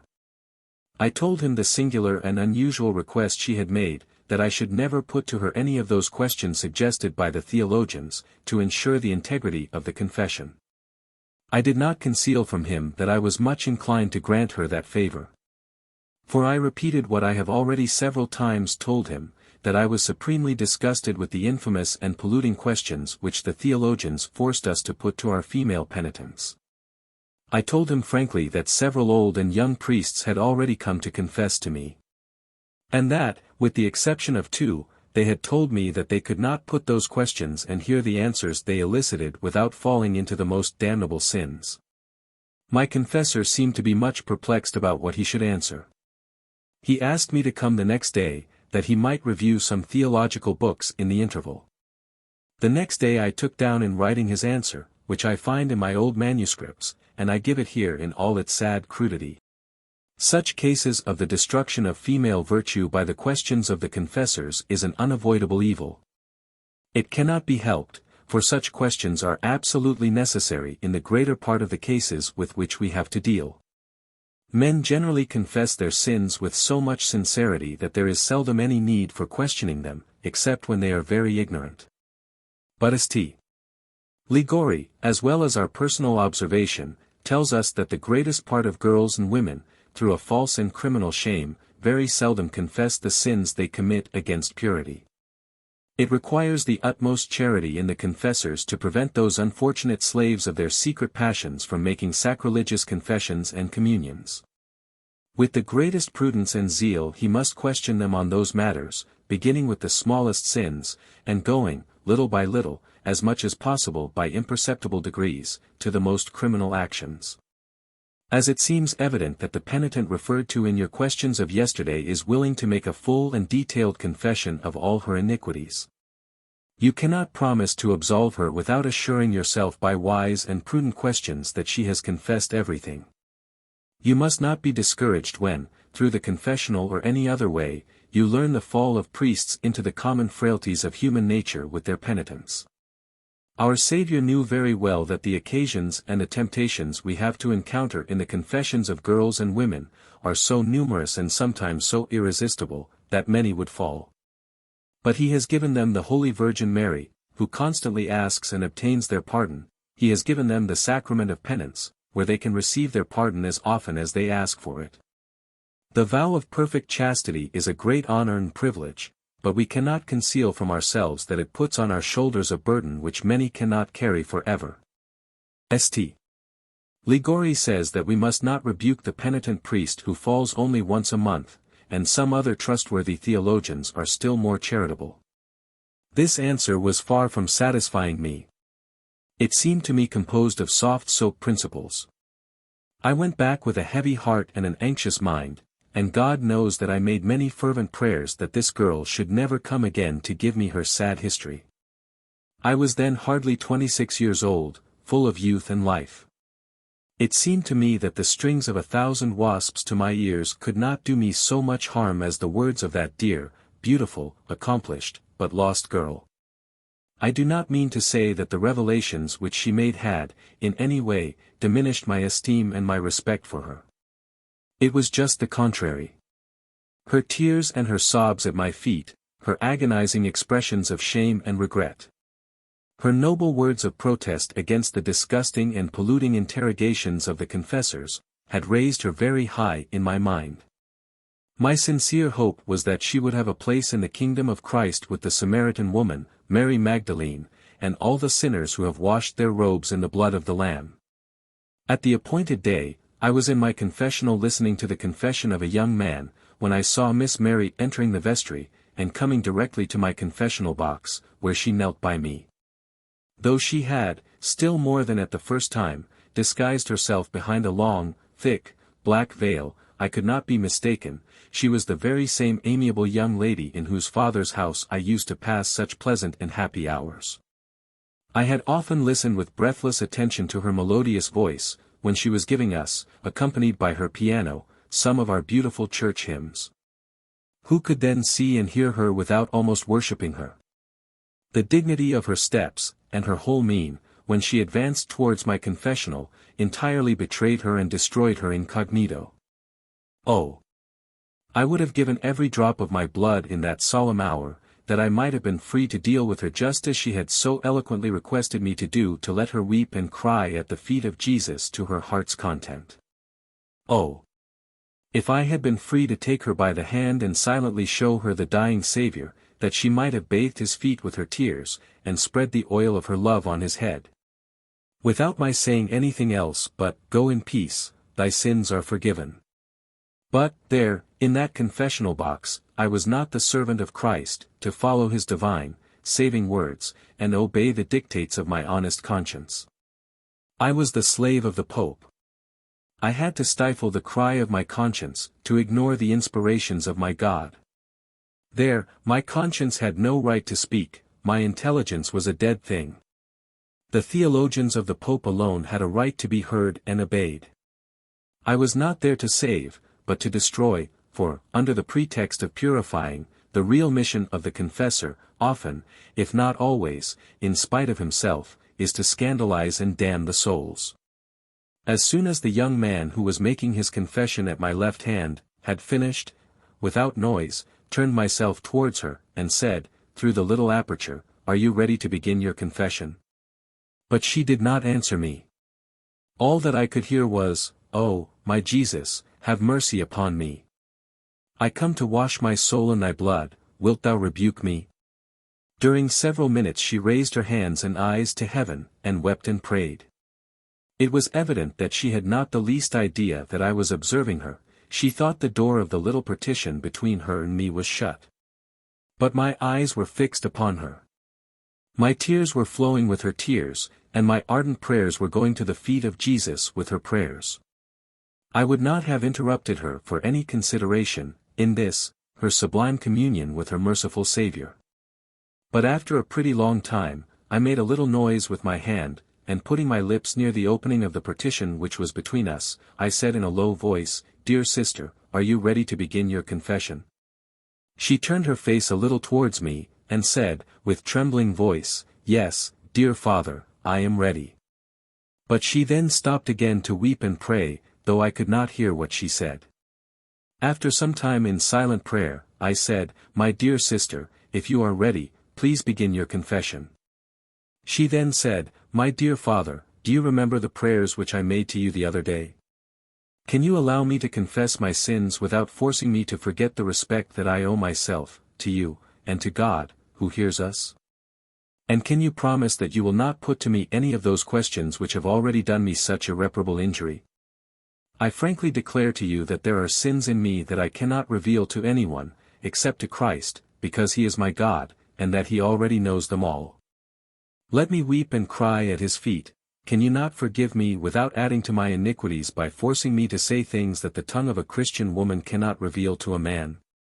"My dear sister," I answered, "were I free to follow the voice of my own feelings I would be only too happy to grant your request, but I am here only as the minister of our Holy Church, and bound to obey the laws.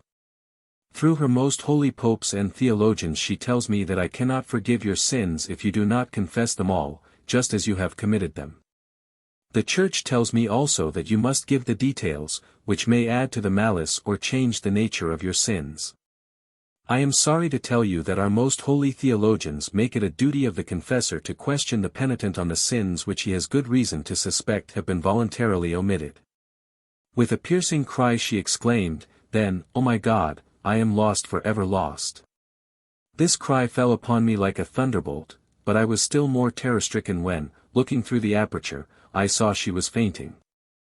I heard the noise of her body falling upon the floor, and of her head striking against the sides of the confessional box.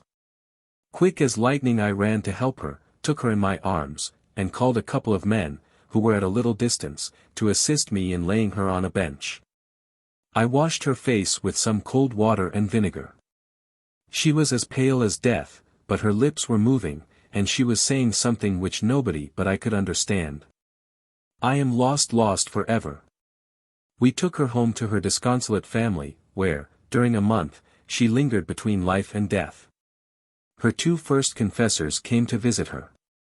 But having asked everyone to go out of the room, she politely, but absolutely, requested them to go away, and never come again.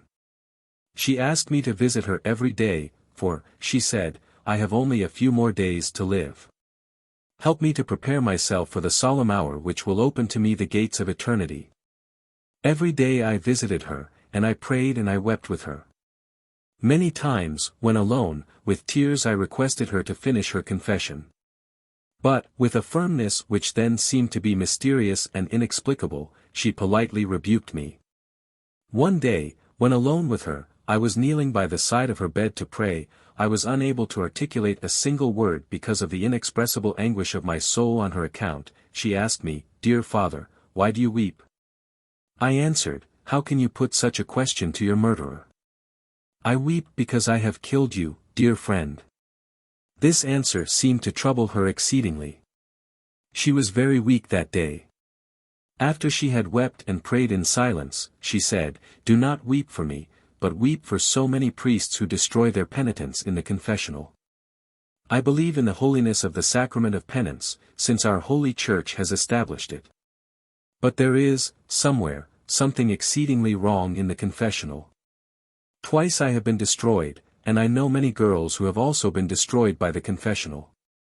This is a secret, but will that secret be kept forever? I pity the poor priests the day that our fathers will know what becomes of the purity of their daughters in the hands of their confessors. Father would surely kill my 2 last confessors, if he could only know they have destroyed his poor child. I could not answer except by weeping. We remained silent for a long time, then she said, "It is true that I was not prepared for the rebuke you have given me the other day in the confessional. But you acted conscientiously as a good and honest priest. I know you must be bound by certain laws." She then pressed my hand with her cold hand and said, "Weep not, dear father, because that sudden storm has wrecked my too fragile bark. This storm was to take me out from the bottomless sea of my iniquities to the shore where Jesus was waiting to receive and pardon me. The night after you brought me, half dead, here to my father's house, I had a dream. Oh, no. It was not a dream, it was a reality. My Jesus came to me, he was bleeding, his crown of thorns was on his head, the heavy cross bruising his shoulders. He said to me, with a voice so sweet that no human tongue can imitate it, I have seen thy tears, I have heard thy cries, and I know thy love for me, thy sins are forgiven, take courage, in a few days thou shalt be with me. She had hardly finished her last word when she fainted, and I feared lest she should die just then, when I was alone with her. I called the family, who rushed into the room. The doctor was sent for. He found her so weak that he thought proper to allow only 1 or 2 persons to remain in the room with me. He requested us not to speak at all, for, said he, the least emotion may kill her instantly. Her disease is, in all probability, an aneurysm of the aorta, the big vein which brings the blood to the heart. When it breaks, she will go as quick as lightning. It was nearly 10 at night when I left the house to go and take some rest. But it was not necessary to say that I passed a sleepless night. My dear Mary was there, pale, dying from the deadly blow which I had given her in the confessional. She was there, on her bed of death, her heart pierced with the dagger which my church had put into my hands. And instead of rebuking, and cursing me for my savage, merciless fanaticism, she was blessing me. She was dying from a broken heart. And I was not allowed by my church to give her a single word of consolation and hope, for had she not made her confession? I had mercilessly bruised that tender plant, and there was nothing in my hands to heal the wounds I had made. It was very probable that she would die the next day, and I was forbidden to show her the crown of glory which Jesus has prepared in his kingdom for the repenting sinner. My desolation was really unspeakable, and I think I would have been suffocated and have died that night, if the stream of tears which constantly flowed from my eyes had not been as a balm to my distressed heart. How dark and long the hours of that night seemed to me. Before the dawn of day, I arose to read my theologians again, and see if I could not find someone who would allow me to forgive the sins of that dear child, without forcing her to tell me anything she had done. But they seemed to me, more than ever, unanimously inexorable, and I put them back on the shelves of my library with a broken heart. At 9 a.m. the next day, I was by the bed of our dear sick Mary. I cannot sufficiently tell the joy I felt, when the doctor and whole family said to me, "She is much better, the rest of last night has wrought a marvelous change, indeed." With a really angelic smile she extended her hand towards me, and said, "I thought, last evening, that the dear Saviour would take me to him, but he wants me, dear Father, to give you a little more trouble. However, be patient, it cannot be long before the solemn hour of the appeal will strike.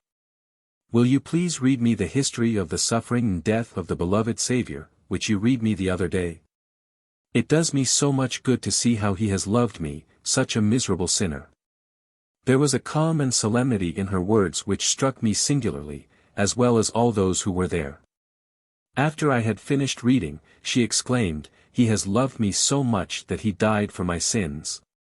And she shut her eyes as if to meditate in silence, but there was a stream of big tears rolling down her cheeks. I knelt down by her bed, with her family, to pray, but I could not utter a single word. The idea that this dear child was there, dying from the cruel fanaticism of my theologians and my own cowardice in obeying them, was a millstone to my neck. It was killing me. Oh! If by dying 1,000 times, I could have added a single day to her life, with what pleasure I would have accepted those 1,000 deaths. After we had silently prayed and wept by her bedside, she requested her mother to leave her alone with me. When I saw myself alone, under the irresistible impression that this was her last day, I fell on my knees again, and with tears of the most sincere compassion for her soul, I requested her to shake off her shame and obey our holy church, which requires everyone to confess their sins if they want to be forgiven. She calmly, but with an air of dignity which no human words can express, said, "Is it true that, after the sins of Adam and Eve, God himself made coats and skins and clothed them, that they might not see each other's nakedness?" "Yes," I said, "this is what the Holy Scriptures tell us." "Well, then, how is it possible that our confessors dare to take away from us that holy, divine code of modesty and self-respect? Has not Almighty God himself made, with his own hands, that code of womanly modesty and self-respect that we might not be to you and to ourselves a cause of shame and sin?" I was really stunned by the beauty, simplicity, and sublimity of that comparison. I remained absolutely mute and confounded. Though it was demolishing all the traditions and doctrines of my church, and pulverizing all my holy doctors and theologians, that noble answer found such an echo in my soul, that it seemed to me a sacrilege to try to touch it with my finger. After a short time of silence, she continued, "Twice I have been destroyed by priests in the confessional.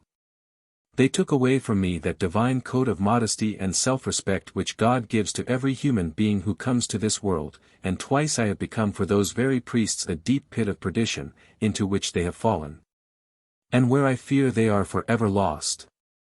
My merciful Heavenly Father has given me back that coat of skins, that nuptial robe of modesty, self-respect, and holiness which had been taken away from me.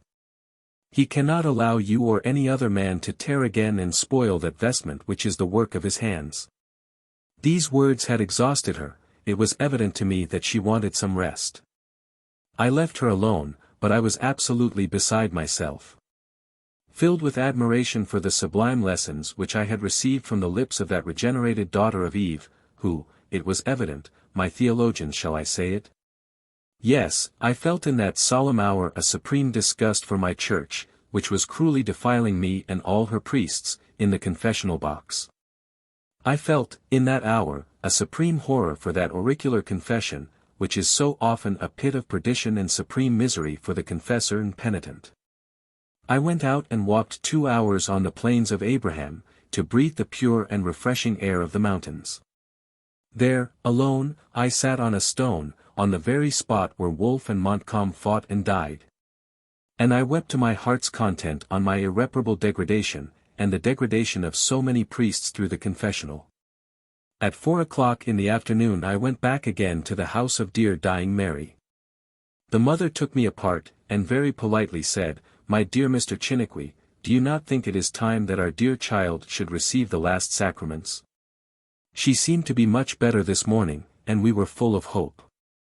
But she is now rapidly sinking. Please lose no time in giving her the holy viaticum and the extreme unction." I said, "Yes, madam, let me pass a few minutes alone with our dear child, that I may prepare for the last sacraments." When alone with her, I again fell on my knees, and, amidst torrents of tears, I said, "Dear sister, it is my desire to give you the holy viaticum and the extreme unction, but tell me, how can I dare to do a thing so solemn against all the prohibitions of our holy church? How can I give you the Holy Communion without first giving you absolution? And how can I give you absolution when you earnestly persist in telling me that you have so many sins which you will never declare to me or any other confessor? You know that I cherish and respect you as if you were an angel sent to me from heaven. You told me, the other day, that you blessed the day that you first saw and knew me. I say the same thing. I bless the day that I have known you. I bless every hour that I have spent by your bed of suffering, I bless every tear which I have shed with you on your sins and on my own, I bless every hour we have passed together in looking to the wounds of our beloved, dying Savior. I bless you for having forgiven me your death. For I know it, and I confess it in the presence of God, I have killed you, dear sister. But now I prefer 1,000 times to die than to say to you a word which would pain you in any way, or trouble the peace of your soul. Please, my dear sister, tell me what I can and must do for you in this solemn hour. Calmly, and with a smile of joy such as I had never seen before, nor seen since, she said, I thank and bless you, dear Father, for the parable of the prodigal son, on which you preached a month ago. You have brought me to the feet of the dear Saviour. There I have found a peace and a joy surpassing anything that human heart can feel. I have thrown myself into the arms of my heavenly Father, and I know He has mercifully accepted and forgiven His poor prodigal child. Oh, I see the angels with their golden harps around the throne of the Lamb. Do you not hear the celestial harmony of their songs? I go to join them in my Father's house. I shall not be lost. While she was thus speaking to me, my eyes were really turned into two fountains of tears. I was unable, as well as unwilling, to see anything, so entirely overcome was I by the sublime words which were flowing from the dying lips of that dear child, who was no more a sinner, but a real angel of heaven to me. I was listening to her words. There was a celestial music in every one of them. But she had raised her voice in such a strange way, when she had begun to say, I go to my Father's house, and she had made such a cry of joy when she had to let the last words, not be lost, escape her lips, that I raised my head and opened my eyes to look at her. I suspected that something strange had occurred.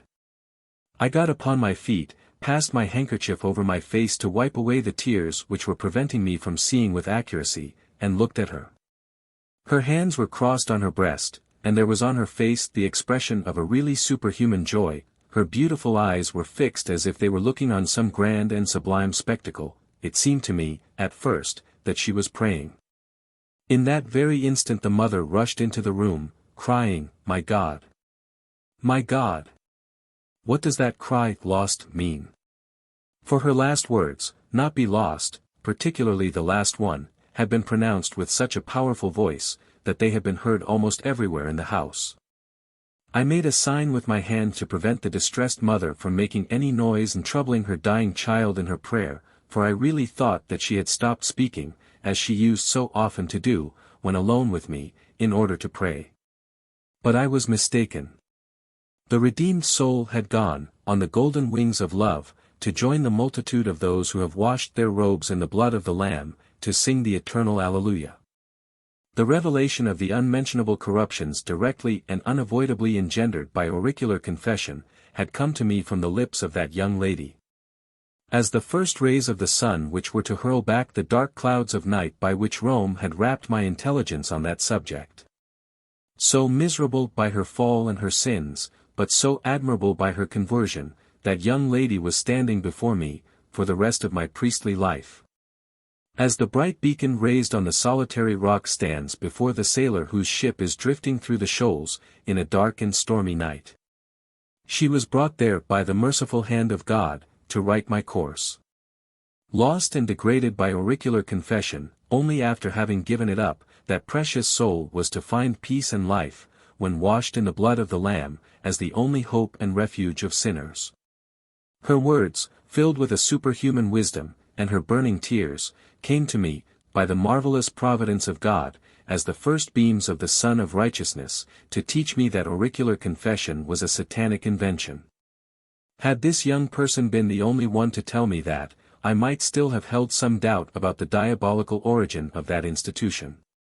But thousands and thousands, before and after her, have been sent by my merciful God to tell me the same tale, till after 25 years of experience it became a certitude to me that that modern invention of Rome must, sooner or later, with a very few exceptions, drag both the confessor and his female penitents into a common and irreparable ruin. 3. Chapter 55. The Ecclesiastical Retreat, Conduct of the Priests. The bishop forbids me to distribute the Bible.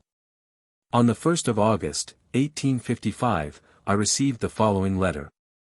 The College, Chicago, July 24, 1855. Reverend Mr. Chiniquy. You will have the goodness to attend a spiritual retreat to be given next month at the College, in Chicago, for the clergy of the Diocese of Chicago and Quincy. The spiritual exercises, which will be conducted by the Rt. Rev. The Bishop of Louisville, are to commence on Tuesday, the 28th of August, and will terminate on the following Sunday. This arrangement will necessitate your absence from your church on Sunday the 14th, after Pentecost, which you will make known to your congregation. No clergyman is allowed to be absent from his retreat without the previous written consent of the bishop of the diocese, which consent will not be given except in cases which he will judge to be of urgent necessity. By order of R.T. Rev. Bishop Matthew Dillon, Pro-Secretary. Wishing to study the personnel of that Irish clergy of which Bishop Vandeveld had told such frightful things, I went to St. Mary's University, 2 hours ahead of time. Never did I see such a band of jolly fellows. Their dissipation and laughter. Their exchange of witty, and too often, unbecoming expressions, the tremendous noise they made in addressing each other, at a distance, their, "Hello, Patrick." "Hello, Murphy." "Hello, O'Brien." "How do you do?" "How is Bridget?" "Is Marguerite still with you?" The answers, "Yes. Yes. She will not leave me," or "No. No. The crazy girl is gone," were invariably followed by outbursts of laughter. Though 9/10 of them were evidently under the influence of intoxicating drinks, not one could be said to be drunk. But the strong odor of alcohol, mixed with the smoke of cigars, soon poisoned the air and made it suffocating. I had withdrawn in a corner, alone, in order to observe everything. What stranger, in entering that large hall, would have suspected that those men were about to begin one of the most solemn and sacred actions of a priest? With the exception of 5 or 6, they looked more like a band of carousing raftsmen than priests. About an hour before the opening of the exercises, I saw one of the priests with hat in hand, accompanied by 2 of the fattest and most florid of the band, going to every one, collecting money and with the utmost hilarity and pleasure. Each one threw his bank bills into the hat. I supposed that this collection was intended to pay for our board, during the retreat, and I prepared the $15 I wanted to give. When they came near me, the big hat was literally filled with $5 and $10 bills. Before handing my money to them, I asked, "What is the object of that collection?" "Ah! Ah!" they answered with a hearty laugh. "Dear Father Chiniquy, is it possible that you do not know it yet? Don't you know that, when we are so crowded as we will be here, this week the rooms are apt to become too warm, and we get thirsty?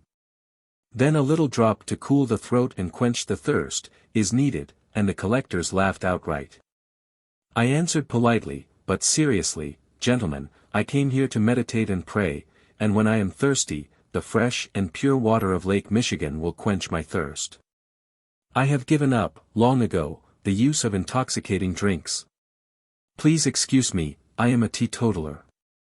"So we are," they answered, with a laugh. "We have all taken the pledge from Father Matthew, but this does not prevent us from taking a little drop to quench our thirst and keep up our health. Father Matthew is not so merciless as you are." "I know Father Matthew well," I answered. "I have written to him and seen him many times. Allow me to tell you that we are of the same mind about the use of intoxicating drink." "Is it possible? You know Father Matthew? And you are exchanging letters with him? What a holy man he is, and what good he has done in Ireland, and everywhere," they answered. "But the good he has done will not last long," I said, "if all his disciples keep their pledges as you do." As we were talking, a good number of priests came around us to hear what was said.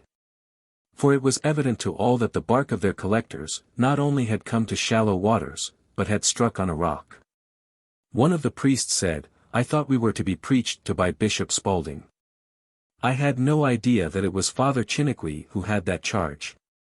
"Gentlemen," I answered, "I have as much right to preach to you in favor of temperance as you have to preach to me in favor of intemperance. You may do as you please about the use of strong drink, during the retreat, but I hope I also may have the right to think and do as I please in that matter." "Of course," they all answered, "but you are the only one who will not give us a cent to get a little drop." "So much the worse for you all, gentlemen, if I am the only one. But please excuse me, I cannot give you a cent for that object."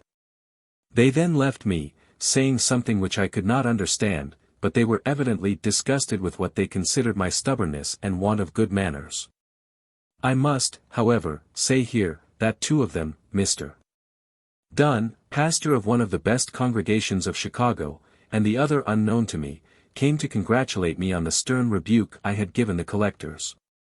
"I regret," said Mr. Dunn, "the $5 I have thrown into the hat. If I had spoken to you before, and had known that you would be brave enough to rebuke them, I would have stood by you, and kept my money for better use. It is really a shame that we should be preparing ourselves for a retreat by wasting $500 for such a shameful object. They have just told me that they have raised that sum for the champagne, brandy, whiskey and beer they will drink this week. Ah! What a disgrace!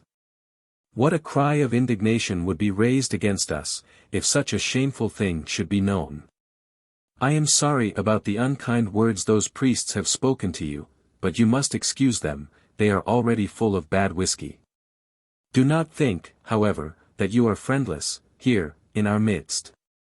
You have more friends than you think among the Irish priests, and I am one of them, though you do not know me. Bishop Vandeveld has often spoken to me of your grand colonization work among the French. Mr.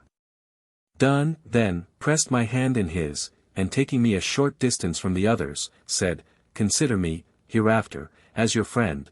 You have won my confidence by the fearless way in which you have just spoken, and the common sense of your arguments. You have lost a true friend in Bishop Vandeveld. I fear that our present bishop will not do you justice. Labelle and Carthovel have prejudiced him against you. But I will stand by you, if you are ever unjustly dealt with, as I fear you will, by the present administration of the diocese. I fear we are on the eve of great evils. The scandalous suit which Bishop Origen has brought against his predecessor is a disgrace. If he has gained $50,000 by it, he has forever lost the respect and confidence of all his priests and diocesans. After the mild and paternal ruling of Bishop Vandeveld, neither the priests nor the people of Illinois will long bear the iron chains which the present bishop has in store for us all." I thanked Mr. Dunn for his kind words, and told him that I had already tasted the paternal love of my bishop by being twice dragged by Spink before the criminal courts for having refused to live on good terms with the two most demoralized priests I have ever known.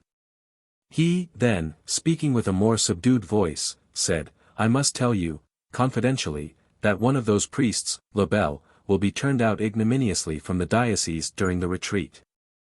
Last week, a new fact, which surpasses all his other abominations, has been revealed and proved to the bishop, for which he will be interdicted." At that moment, the bell called us to the chapel to hear the regulations of the bishop in reference to the retreat, after which we sang the matins. At 8 p.m. we had our first sermon by Bishop Spalding, from Kentucky. He was fine-looking man, a giant in stature, and a good speaker. But the way in which he treated his subject, though very clever, left, in my mind, the impression that he did not believe a word of what he said. At certain times, there was much fire in his elocution, but it was a fire of straw. He delivered 2 sermons each day, and the Reverend Mr. Van Helist, a Jesuit, gave us 2 meditations, each of them lasting from 40 to 50 minutes. The rest of the time was spent in reading aloud the life of a saint, reciting the breviarium, examination of conscience, and going to confession. We had half an hour for meals, followed by 1 hour of recreation. Thus were the days spent. But the nights. The nights. What shall I say of them? What pen can describe the orgies I witnessed during those dark nights? And who can believe what I shall have to say about them? Though I will not and cannot say the half of what I have seen and heard. I got from the Reverend Mr. Dunn, then one of the bishop's counselors, and soon after Vicar General, the statement that the sum of $500 was expended in intoxicating drinks during the 6 days of the retreat. I ought to say during the 5 nights. My pen refuses to write what my eyes saw and my ears heard during the long hours of those nights, which I cannot forget though I should live 1,000 years. The drinking used to begin about 9 o'clock, as soon as the lights were put out. Some were handing the bottles from bed to bed, while others were carrying them to those at a distance, at first, with the least noise possible. But half an hour had not elapsed before the alcohol was beginning to unloose the tongues, and upset the brain. Then the bons mots, the witty stories, at first, were soon followed by the most indecent and shameful recitals. Then the songs, followed by the barking of dogs, the croaking of frogs, the howling of wolves. In a word, the cries of all kinds of beasts, often mixed with the most lascivious songs, the most infamous anecdotes flying from bed to bed, from room to room, till 1 or 2 o'clock in the morning. One night, 3 priests were taken with delirium tremens, almost at the same time. One cried out that he had a dozen rattlesnakes at his shirt. The second was fighting against thousands of bats, which were trying to tear his eyes from their sockets, and the third, with a stick, was repulsing millions of spiders, which, he said, were as big as wild turkeys, all at work to devour him. The cries and lamentations of those 3 priests were really pitiful. To those cries add the lamentations of some dozens of them whose overload stomachs were ejecting in the beds and all around, the enormous quantity of drink they had swallowed. The third day, I was so disgusted and indignant, that I determined to leave, without noise, under the pretext that I was sick. It was not a false pretext, for I was really sick. There was no possibility of sleeping before 2 or 3 o'clock. Besides, the stench in the dormitories was horrible. There was, however, another thing which was still more overwhelming me. It was the terrible moral struggle in my soul from morning till night, and from night till morning, when the voice of my conscience, which I had to take for the voice of Satan, was crying in my ears, "Do you not clearly see that your church is the devil's church, that those priests, instead of being the Lamb's priests, are the successors of the old Bacchus priests? Read your Bible a little more attentively, and see if this is not the reign of that great harlot, which is defiling the world with her abominations. How can you remain in such a church? How long will you remain in this sea of Sodom? Come out. Come out of Babylon, if you do not want to perish with her. Can the tree which bears such fruits be the tree of life? Can the priests who surround you, be the priests, the ambassadors of the Savior? Can the Son of God come down every morning in body, in soul, and divinity, into the hands and stomach of such men? Can the nations be led into the ways of God by them? Are you not guilty of an unpardonable crime when you are planting, with your own hands, over this magnificent country, a tree bearing such fruits? How dare you meet your God, after you have so deceived yourself and the people as to believe and say that these are the representatives, the leaders, the priests of the church out of which there is no salvation? Oh! What an awful thing it is to resist the voice of God! To take him for the evil one, when, by his warnings, he seeks to save your soul. Although the horrible scandal I had seen distressed me more than human words can tell, those mental conflicts were still more distressing. Fearing lest I should entirely lose my faith in my religion, and become an absolute infidel, by remaining any longer in the midst of such profligacy, I determined to leave. But before doing so, I wanted to consult a new friend whom the providence of God had given me in Mr. Dunn. It seemed the unbearable burden which was on my shoulders would become lighter, by sharing it with such a sympathetic brother priest. I went to him, after dinner, and taking him apart, I told him all about the orgies of last night, and asked his advice on my determination not to continue that retreat, which was evidently nothing else than a blind, and a sacrilegious comedy. To deceive the world. He answered, "You teach me nothing, for I spent last night in the same dormitory where you were. One of the priests told me all about those orgies, yesterday." I could hardly believe what he said, and I determined to see and hear for myself what was going on. "You do not exaggerate, you do not even mention half of the horrors of last night. It baffles any description.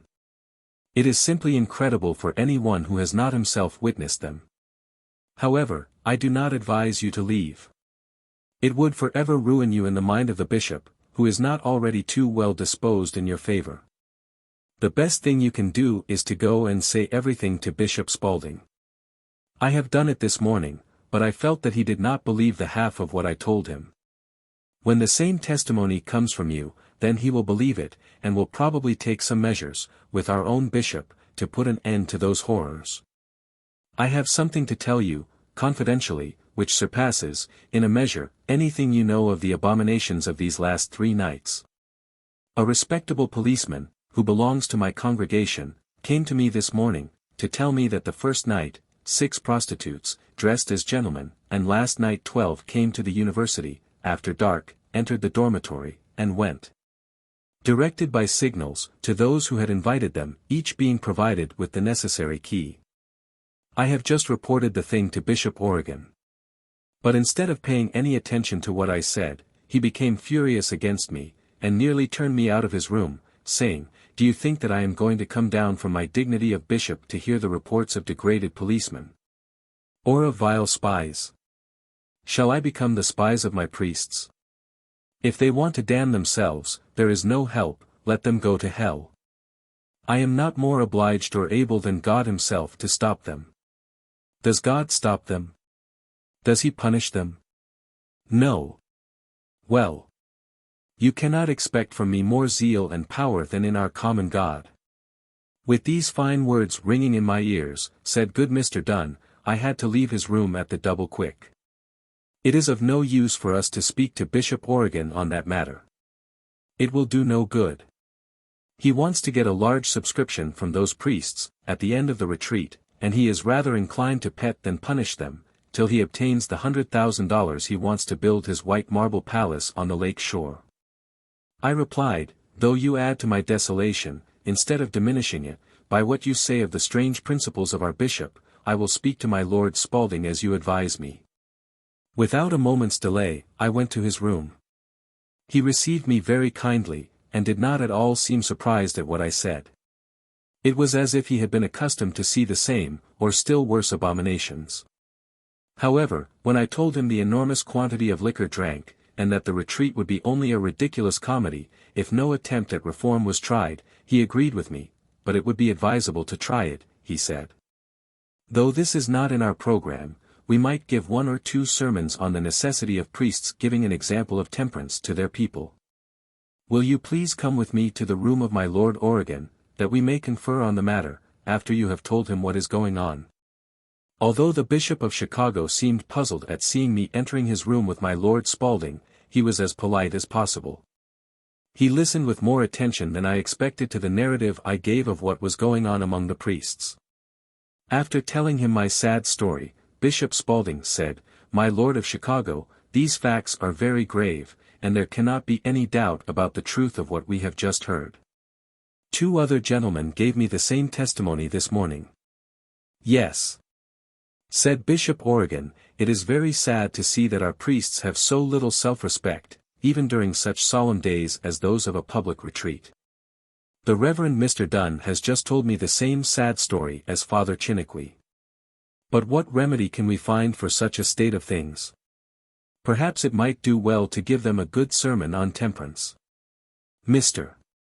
Chiniquy, I am told that you are called the Temperance Apostle of Canada, and that you are a powerful speaker on that subject.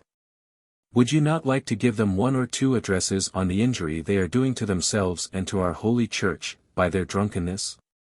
"If those priests could understand me in French," I replied, "I would accept the honor you offer me with pleasure, but to be understood by them, I would have to speak in English, and I am not sufficiently free in that language to attempt it. My broken English would only bring ridicule upon the holy cause of temperance. But my Lord Spalding has already preached on that subject in Kentucky, and an address from his lordship would be listened to with more attention and benefit from him than from me." It was then agreed that he should change his program, and give 2 addresses on temperance, which he did. But though these addresses were really eloquent, they were pearls thrown before swine. The drunken priest slept, as usual, and even snored, almost through the whole length of the delivery. It is true that we could notice a little improvement, and less noise the following nights. The change, however, was very little. The 4th day of the retreat, the Reverend Mr. Labelle came to me with his bag in hand. He looked furious.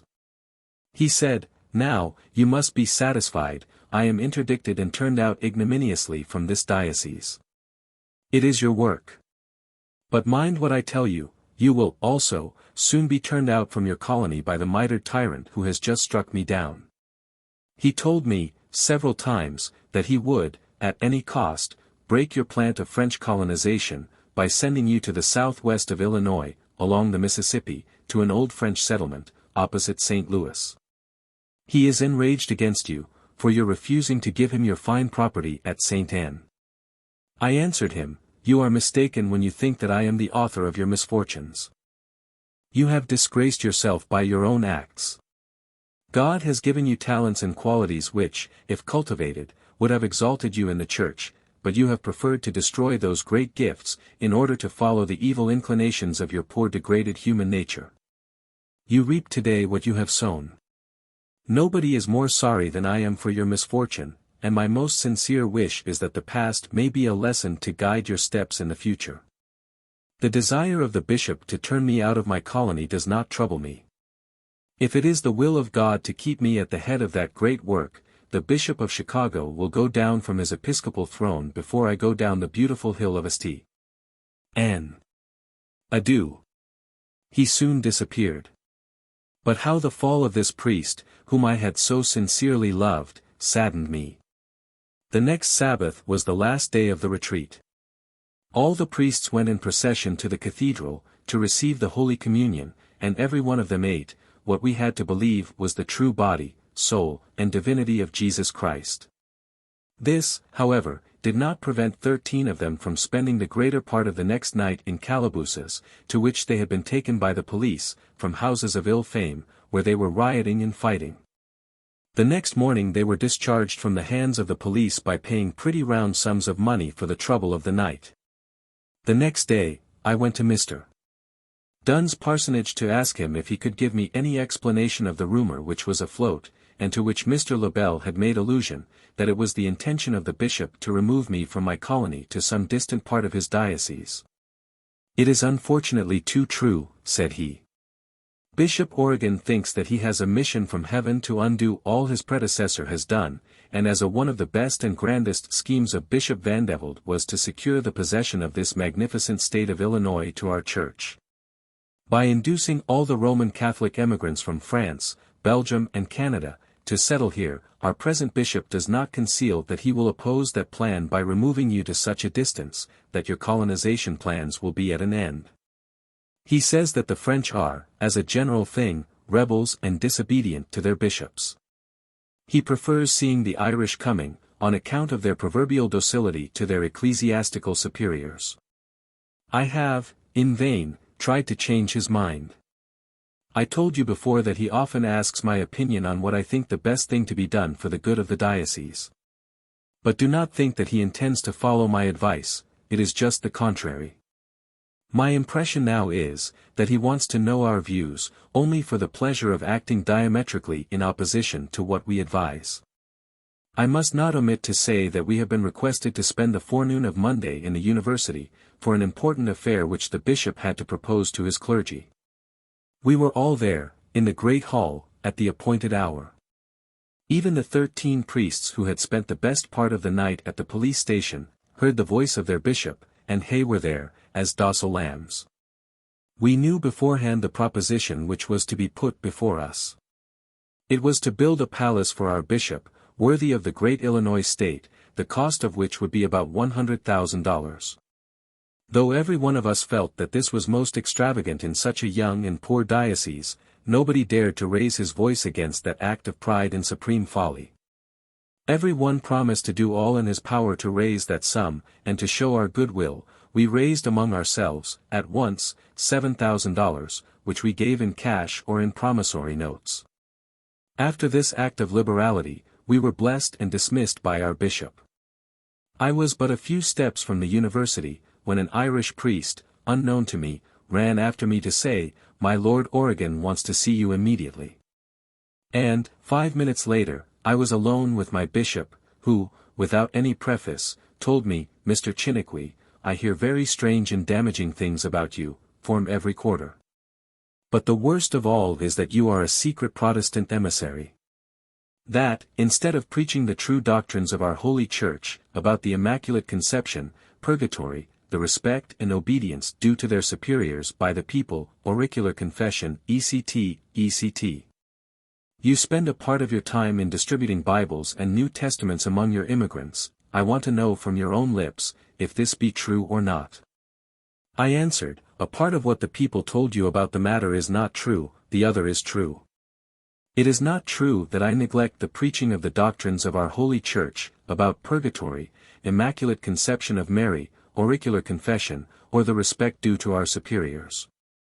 But it is true that I do distribute the Holy Bible and the Gospel of Christ, among my people. And instead of blushing at such unpriestly conduct, you seem to be proud of it, angrily replied the bishop. I do not understand, my lord, why a priest of Christ could blush for distributing the word of God among his people. As I am bound to preach that holy word, it is not only my right but my duty to give it to them. I am fully persuaded that there is no preaching so efficacious and powerful as the preaching of our God himself, when speaking to us in his holy book. This is sheer Protestantism, Mr. Chiniquy, this is sheer Protestantism, he answered me angrily.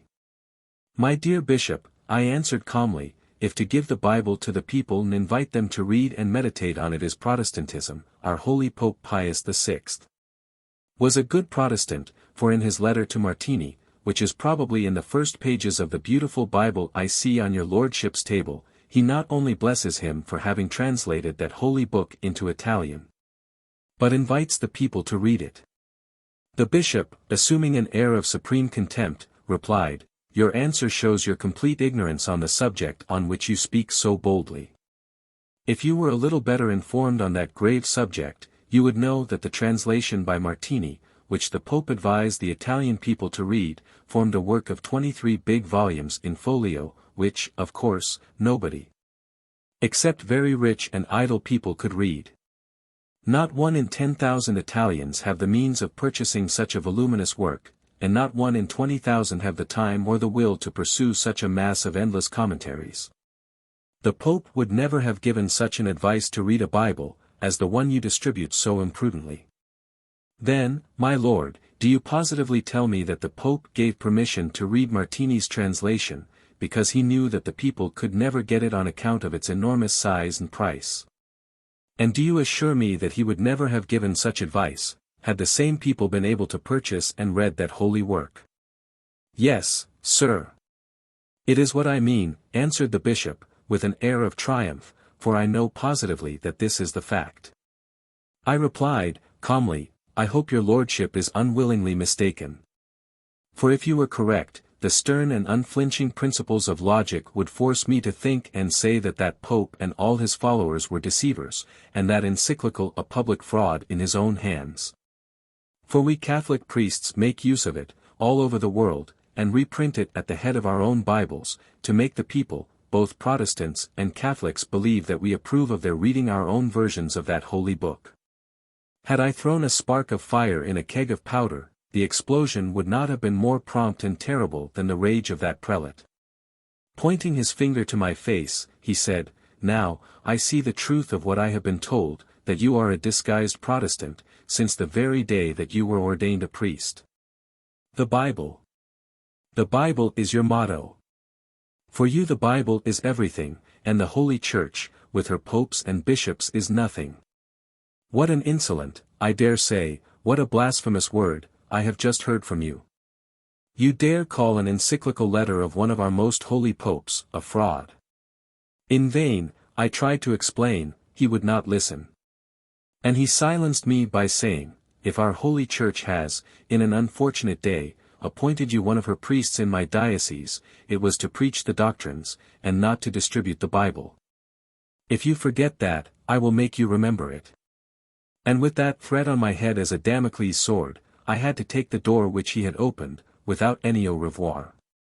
Thanks be to God, this first persecution and these outrages I received for my dear Bible's sake, did not diminish my love, my respect for God's holy word, nor my confidence in it.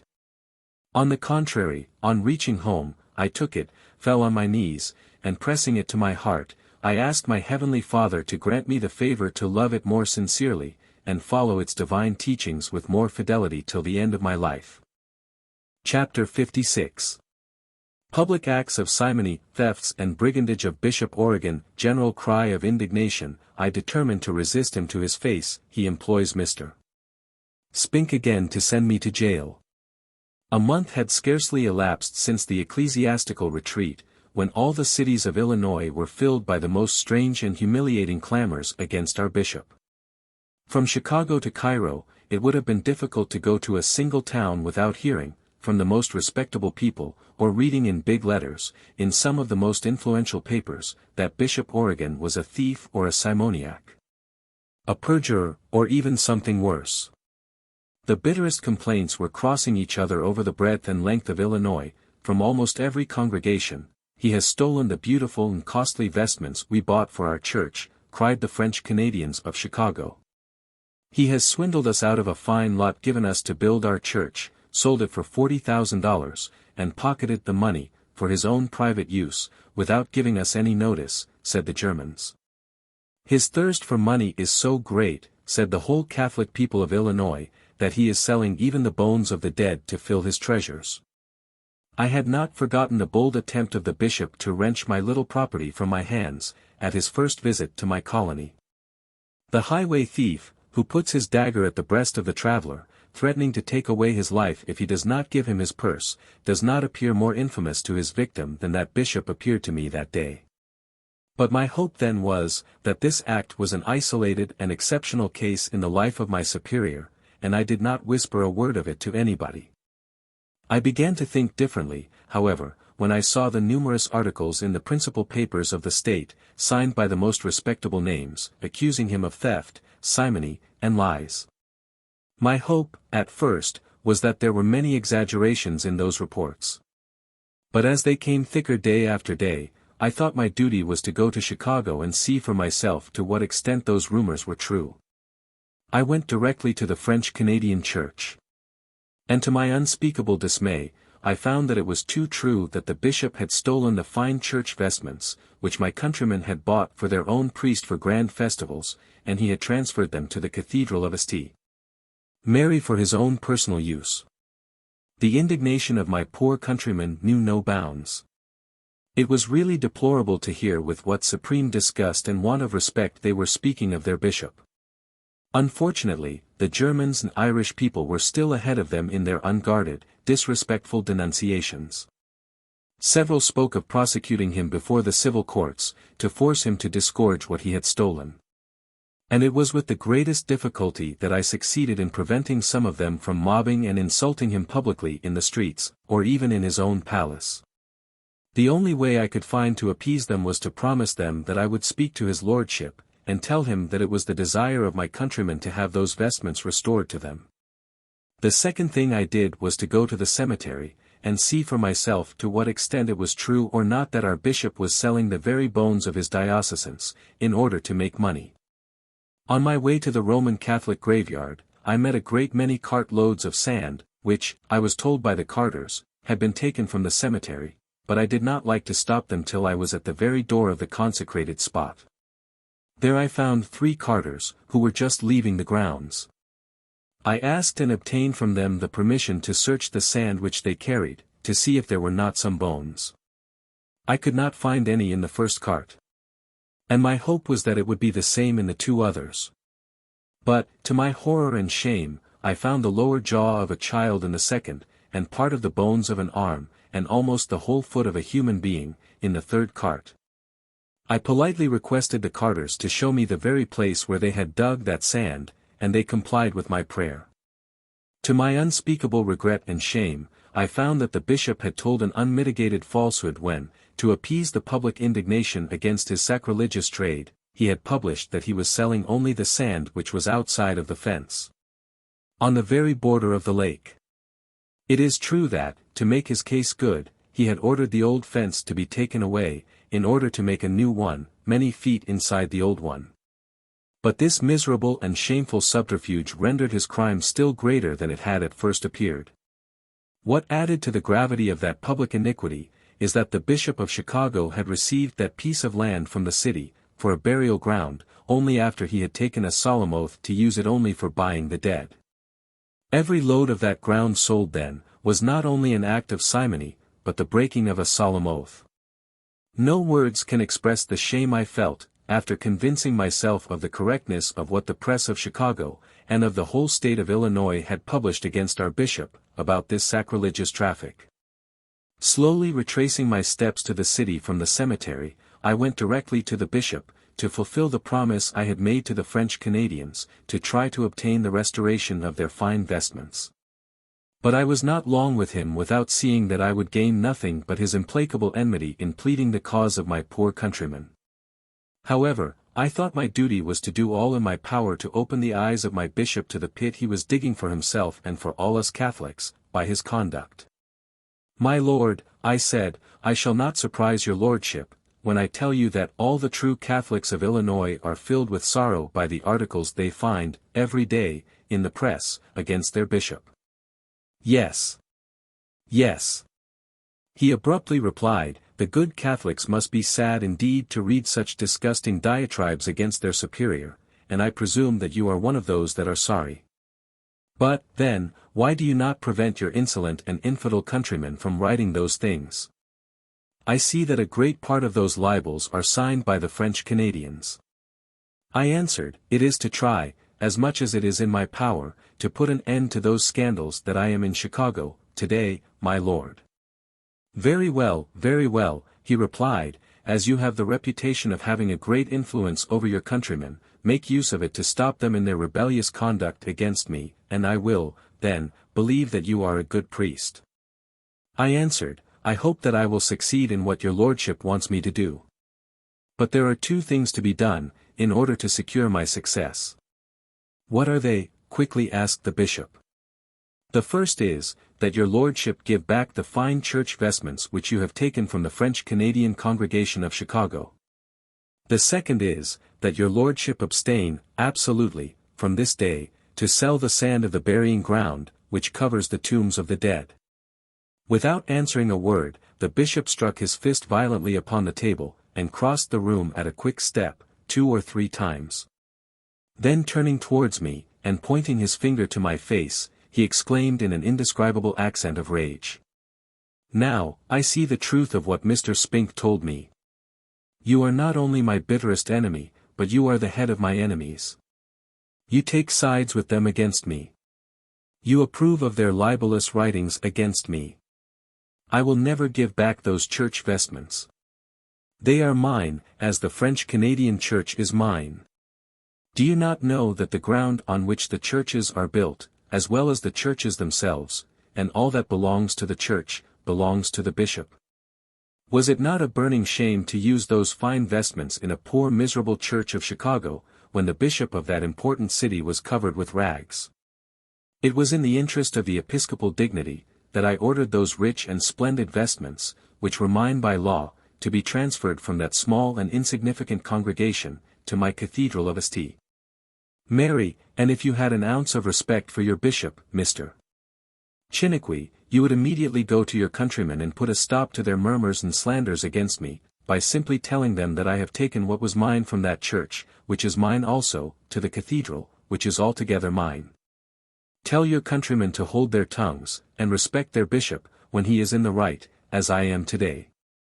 I had, many times, considered the infamy and injustice of the law which the bishops have had passed all over the United States, making every one of them a corporation, with the right of possessing personally all the church properties of the Roman Catholics. But I had never understood the infamy and tyranny of that law so clearly as in that hour. It is impossible to describe with ink and paper the air of pride and contempt with which the bishop really in substance, if not in words, told me, "All those things are mine. I do what I please with them, you must be mute and silent when I take them away from you. It is against God himself that you rebel when you refuse me the right of dispossessing you of all those properties which you have purchased with your own money, and which have not cost me a cent." In that moment I felt that the law which makes every bishop the only master and proprietor of all the religious goods, houses, churches, lands, and money of their people as Catholics, is simply diabolical, and that the Church which sanctions such a law, is anti-Christian. Though it was at the risk and peril of everything dear to me, that I should openly protest against that unjust law, there was no help, I felt constrained to do so with all the energy I possessed. I answered, "My lord, I confess that this is the law in the United States, but this is a human law, directly opposed to the gospel. I do not find a single word in the gospel which gives this power to the bishop. Such a power is an abusive, not a divine power, which will sooner or later destroy our holy church in the United States, as it has already mortally wounded her in Great Britain, in France, and in many other places." When Christ said, in the Holy Gospel, that he has not enough of ground whereon to lay his head, he condemned, in advance, the pretensions of the bishops who lay their hands on our church properties as their own. Such a claim is an usurpation and not a right, my lord. Our Savior Jesus Christ protested against that usurpation, when asked by a young man to meddle in his temporal affairs with his brothers. He answered that he had not received such power. The gospel is a long protest against that usurpation. In every page, it tells us that the kingdom of Christ is not of this world. I have myself given $50 to help my countrymen to buy those church vestments. They belong to them and not to you. My words, uttered with an expression of firmness which the bishop had never yet seen in any of his priests, fell upon him, at first, as a thunderbolt. They so puzzled him, that he looked at me, a moment, as if he wanted to see if it were a dream or a reality, that one of his priests had the audacity to use such language, in his presence. But soon, recovering from his stupor, he interrupted me by striking his fist again on the table, and saying in anger, "You are half a Protestant. Your words smell of Protestantism. The gospel. The gospel. That is your great tower of strength against the laws and regulations of our holy church. If you think, Mr. Chiniquy, that you will frighten me with your big words of the gospel, you will soon see your mistake, at your own expense. I will make you remember that it is the church you must obey, and it is through your bishop that the church rules you." "My lord," I answered, "I want to obey the church." "Yes. But it is a church founded on the gospel. A church that respects and follows the gospel, that I want to obey." These words threw him into a fit of rage, and he answered, "I am too busy to hear your impertinent babblings any longer. Please let me alone, and remember that you will soon hear from me again if you cannot teach your people to respect and obey their superiors." The bishop kept his promise. I heard of him very soon after, when his agent, Peter Spink, dragged me, again a prisoner, before the criminal court of Kankakee, accusing me falsely of crimes which his malice alone could have invented. My Lord Oregon had determined to interdict me, but, not being able to find any cause in my private or public life as a priest to found such a sentence, he had pressed that land speculator, Spink, to prosecute me again. Promising to base his interdict on the condemnation which, he had been told, would be passed against me by the criminal court of Kankakee. But the bishop and Peter Spink were again to be disappointed. For the verdict of the court, given on the 13th of November, 1855, was again in my favor. My heart filled with joy at this new and great victory my God had given me against my merciless persecutors. I was blessing him, when my two lawyers, Messrs. Osgood and Paddock, came to me and said, "Our victory, though great, is not so decisive as was expected, for Mr. Spink has just taken an oath that he has no confidence in this Kankakee court, and he has appealed, by a change of venue, to the court of Urbana, in Champaign County. We are sorry to have to tell you that you must remain a prisoner, under bail, in the hands of the sheriff, who is bound to deliver you to the sheriff of Urbana, the 19th of May, next spring." I nearly fainted when I heard this. The ignominy of being again in the hands of the sheriff for so long a time, the enormous expenses, far beyond my means, to bring my 15 to 20 witnesses such a long distance of nearly 100 miles. The new ocean of insults, false accusations, and perjuries with which my enemies were to overwhelm me again, and the new risk of being condemned, though innocent, at that distant court, all those things crowded themselves in my mind to crush me.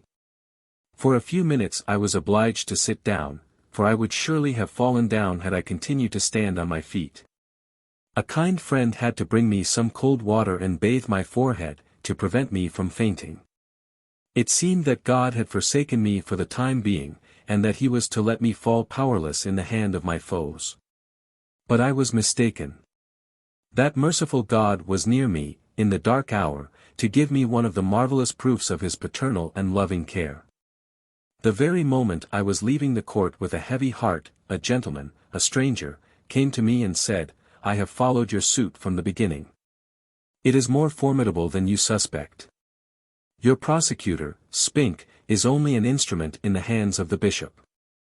The real prosecutor is the land shark who is at the head of the diocese, and who is destroying our holy religion by his private and public scandals. As you are the only one among his priests who dares to resist him, he is determined to get rid of you. He will spend all his treasures and use the almost irresistible influence of his position to crush you. The misfortune for you is that, when you fight a bishop, you fight all the bishops of the world. They will unite all their wealth and influence to Bishop Origen's to silence you, though they hate and despise him. There was no danger of any verdict against you in this part of Illinois, where you are too well known for the perjured witnesses they have brought to influence your judges. But when you are among strangers, mind what I tell you, the false oaths of your enemies may be accepted as gospel truths by the jury, and then, though innocent, you are lost. Though your two lawyers are expert men, you will want something better at Urbana. Try to secure the services of Abraham Lincoln, of Springfield. If that man defends you, you will surely come out victorious from that deadly conflict." I answered, "I am much obliged to you for your sympathetic words, but would you please allow me to ask your name?"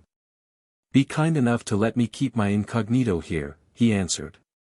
"The only thing I can say is, that I am a Catholic like you, and one who, like you, cannot bear any longer the tyranny of our American bishops.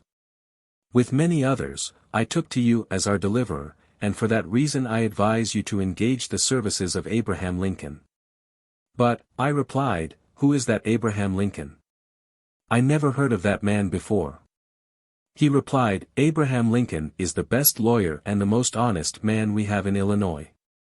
I went immediately, with that stranger, to my two lawyers, who were in consultation only a few steps from us, and asked them if they would have any objection that I should ask the services of Abraham Lincoln, to help them to defend me at Urbana.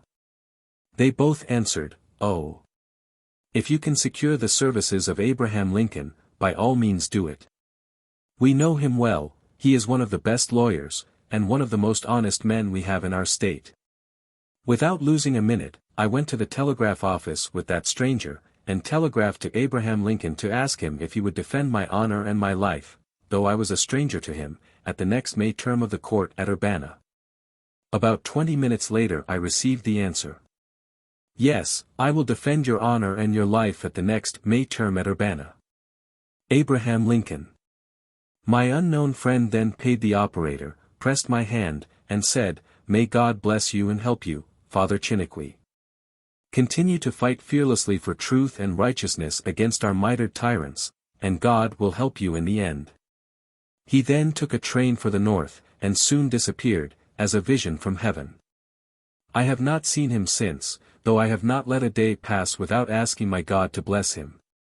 A few minutes later, Spink came to the office to telegraph to Lincoln, asking his services at the next May term of the court, at Urbana. But it was too late. Before being dragged to Urbana, I had to renew, at Easter, 1856, the oil which is used for the sick, in the ceremony which the Church of Rome calls the sacrament of extreme unction, and in the baptism of children. I sent my little silver box to the bishop by a respectable young merchant of my colony, called Dorion. But he brought it back without a drop of oil, with a most abusive letter from the bishop, because I had not sent $5 to pay for the oil. It was just what I expected. I knew that it was his habit to make his priests pay $5 for that oil, which was not worth more than 2 or 3 cents. This act of my bishop was one of the many evident cases of simony of which he was guilty every day. I took his letter, with my small silver box, to the Archbishop of St. Louis, my Lord Kenrick, before whom I brought my complaints against the Bishop of Chicago, on the April 9, 1856. That high dignitary told me that many priests of the Diocese of Chicago had already brought the same complaints before him, and exposed the infamous conduct of their bishop. He agreed with me that the rapacity of Bishop Origen, his thefts, his lies, his acts of simony were public and intolerable, but that he had no remedy for them, and said, "The only thing I advise you to do is to write to the Pope directly. Prove your charges against that guilty bishop as clearly as possible. I will myself write to corroborate all you have told me, for I know it is true. My hope is that your complaints will attract the attention of the Pope. He will, probably, send someone from Rome to make an inquiry, and then that wicked man will be forced to offer his resignation. If you succeed, as I hope, in your praiseworthy efforts to put an end to such scandals, you will have well deserved the gratitude of the whole Church. For that unprincipled dignitary is the cause that our holy religion is not only losing her prestige in the United States, but is becoming an object of contempt wherever those public crimes are known." I was, however, forced to postpone my writing to the Pope. For, a few days after my return from St. Louis to my colony, I had to deliver myself again into the hands of the Sheriff of Kankakee, who was obliged by Spink to take me prisoner, and deliver me as a criminal into the hands of the Sheriff of Champaign County, on the 19th of May, 1856. It was then that I met Mr. Abraham Lincoln for the first time. He was a giant in stature, but I found him still more a giant in the noble qualities of his mind and heart. It was impossible to converse 5 minutes with him without loving him. There was such an expression of kindness and honesty in that face, and such an attractive magnetism in the man, that after a few moments' conversation one felt as tied to him by all noblest affections of the heart. When pressing my hand, he told me, "You were mistaken when you telegraphed that you were unknown to me.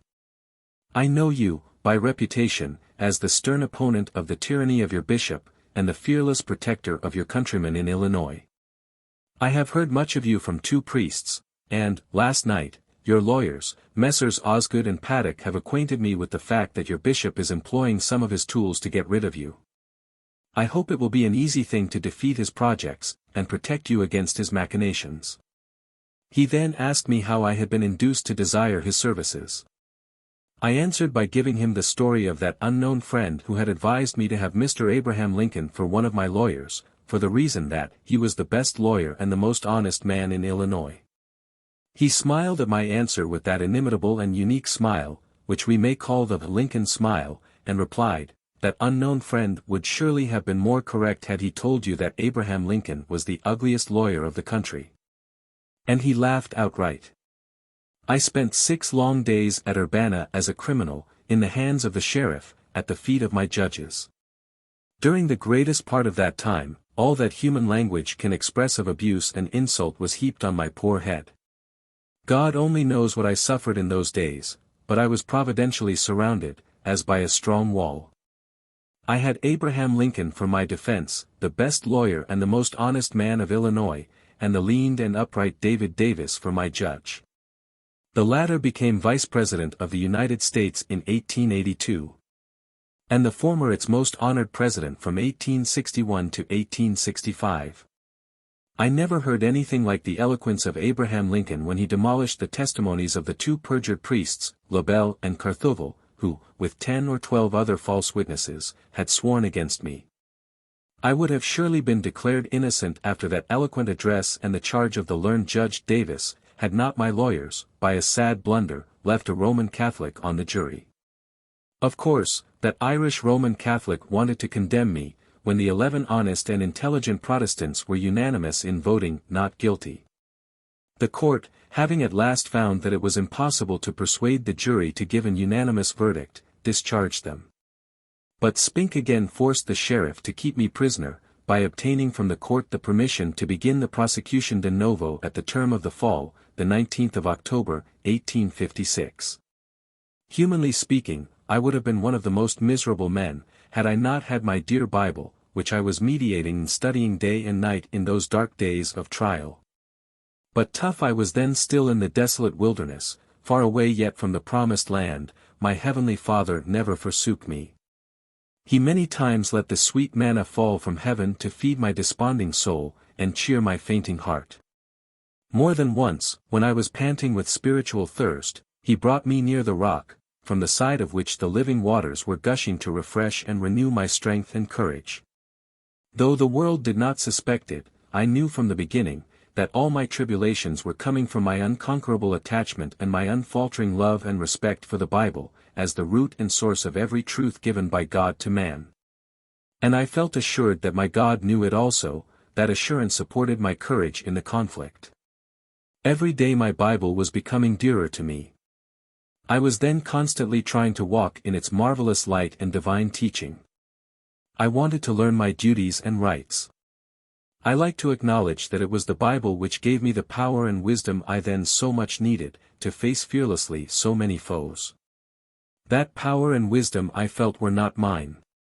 On this very account my dear Bible enabled me to remain calm in the very lion's den, and it gave me, from the very beginning of that terrible conflict, the assurance of a final victory. For every time I bathed my soul in its divine light, I heard my merciful Heavenly Father's voice, saying, "Fear not, for I am with thee." Isaiah 43 verse 5. Chapter 57. Bishop Oregon sells the parsonage of the French Canadians of Chicago, pockets the money, and turns them out when they ought me to complain. He determines to turn me out of my colony. The Holy Scriptures say that an abyss calls for another abyss, abyssus abyssum invocat. That axiom had its accomplishment in the conduct of Bishop Oregon. When once on the declivity of iniquity, he descended to its lowest depths with more rapidity than a stone thrown into the sea. Not satisfied with the shameful theft of the rich vestments of the French Canadian Church of Chicago, he planned iniquity which was to bring upon him, more than ever, the execration of the Roman Catholics of Illinois. It was nothing less than the complete destruction of the thriving congregations of my French Canadian countrymen of Chicago from his people, as well as my removal from my colony, were determined. Our churches were at first to be closed, and after some time sold to the Irish people, or to the highest bidder, for their own use. It was in Chicago that this great iniquity was to begin. Not long after Easter, 1856, the Reverend Mons. Lemaire was turned out, interdicted, and ignominiously driven from the Diocese of Chicago, without even giving the shadow of a reason, and the French Canadians suddenly found themselves without a pastor. A few days after, the parsonage they had built for their priest in Clark Street was sold for $1,200 to an American.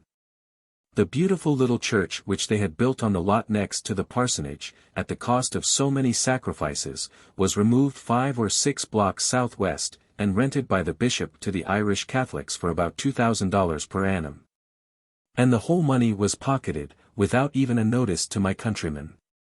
Though accustomed to his acts of perfidy, I could not believe at first the rumors which reached me of those transactions. They seemed to be beyond the limits of infamy, and to be impossible. I went to Chicago, hoping to find that the public rumor had exaggerated the evil. But alas! Nothing had been exaggerated. The wolf had dispersed the sheep and destroyed the flock. The once thriving French congregation of Chicago was no more. Wherever I went, I saw tears of distress among my dear countrymen, and heard cries of indignation against the destroyer.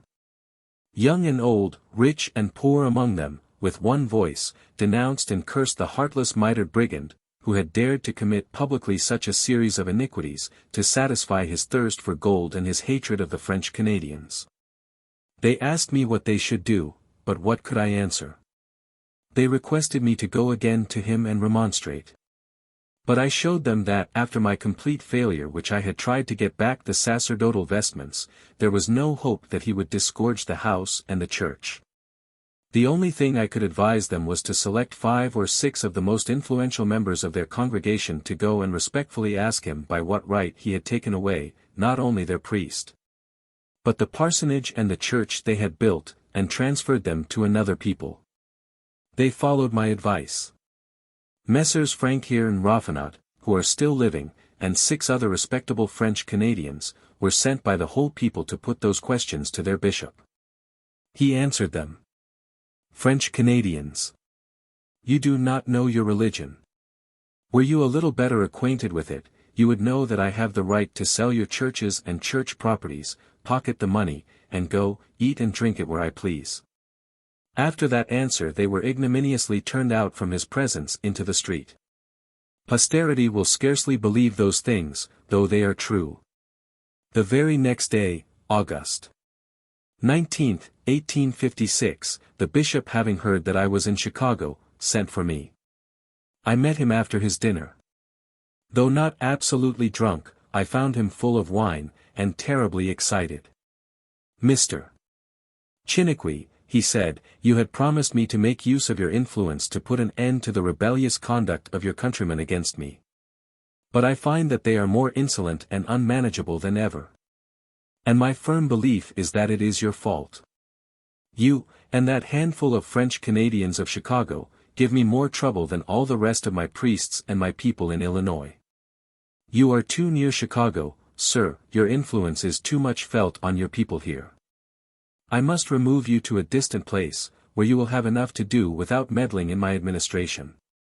I want your service to Cahokia, in my diocese of Quincy, and if you are not there by the 15th of September next, I will interdict and excommunicate you, and forever put an end to your intrigues." These words fell upon me as a thunderbolt. The tyranny of the bishop of my church, and the absolute degradation of the priest whose honor, position and life are entirely in his hands, had never been revealed to me so vividly as in that hour. What could I say or do to appease that mitred despot? After some moments of silence, I tried to make some respectful remonstrances by telling him that my position was an exceptional one.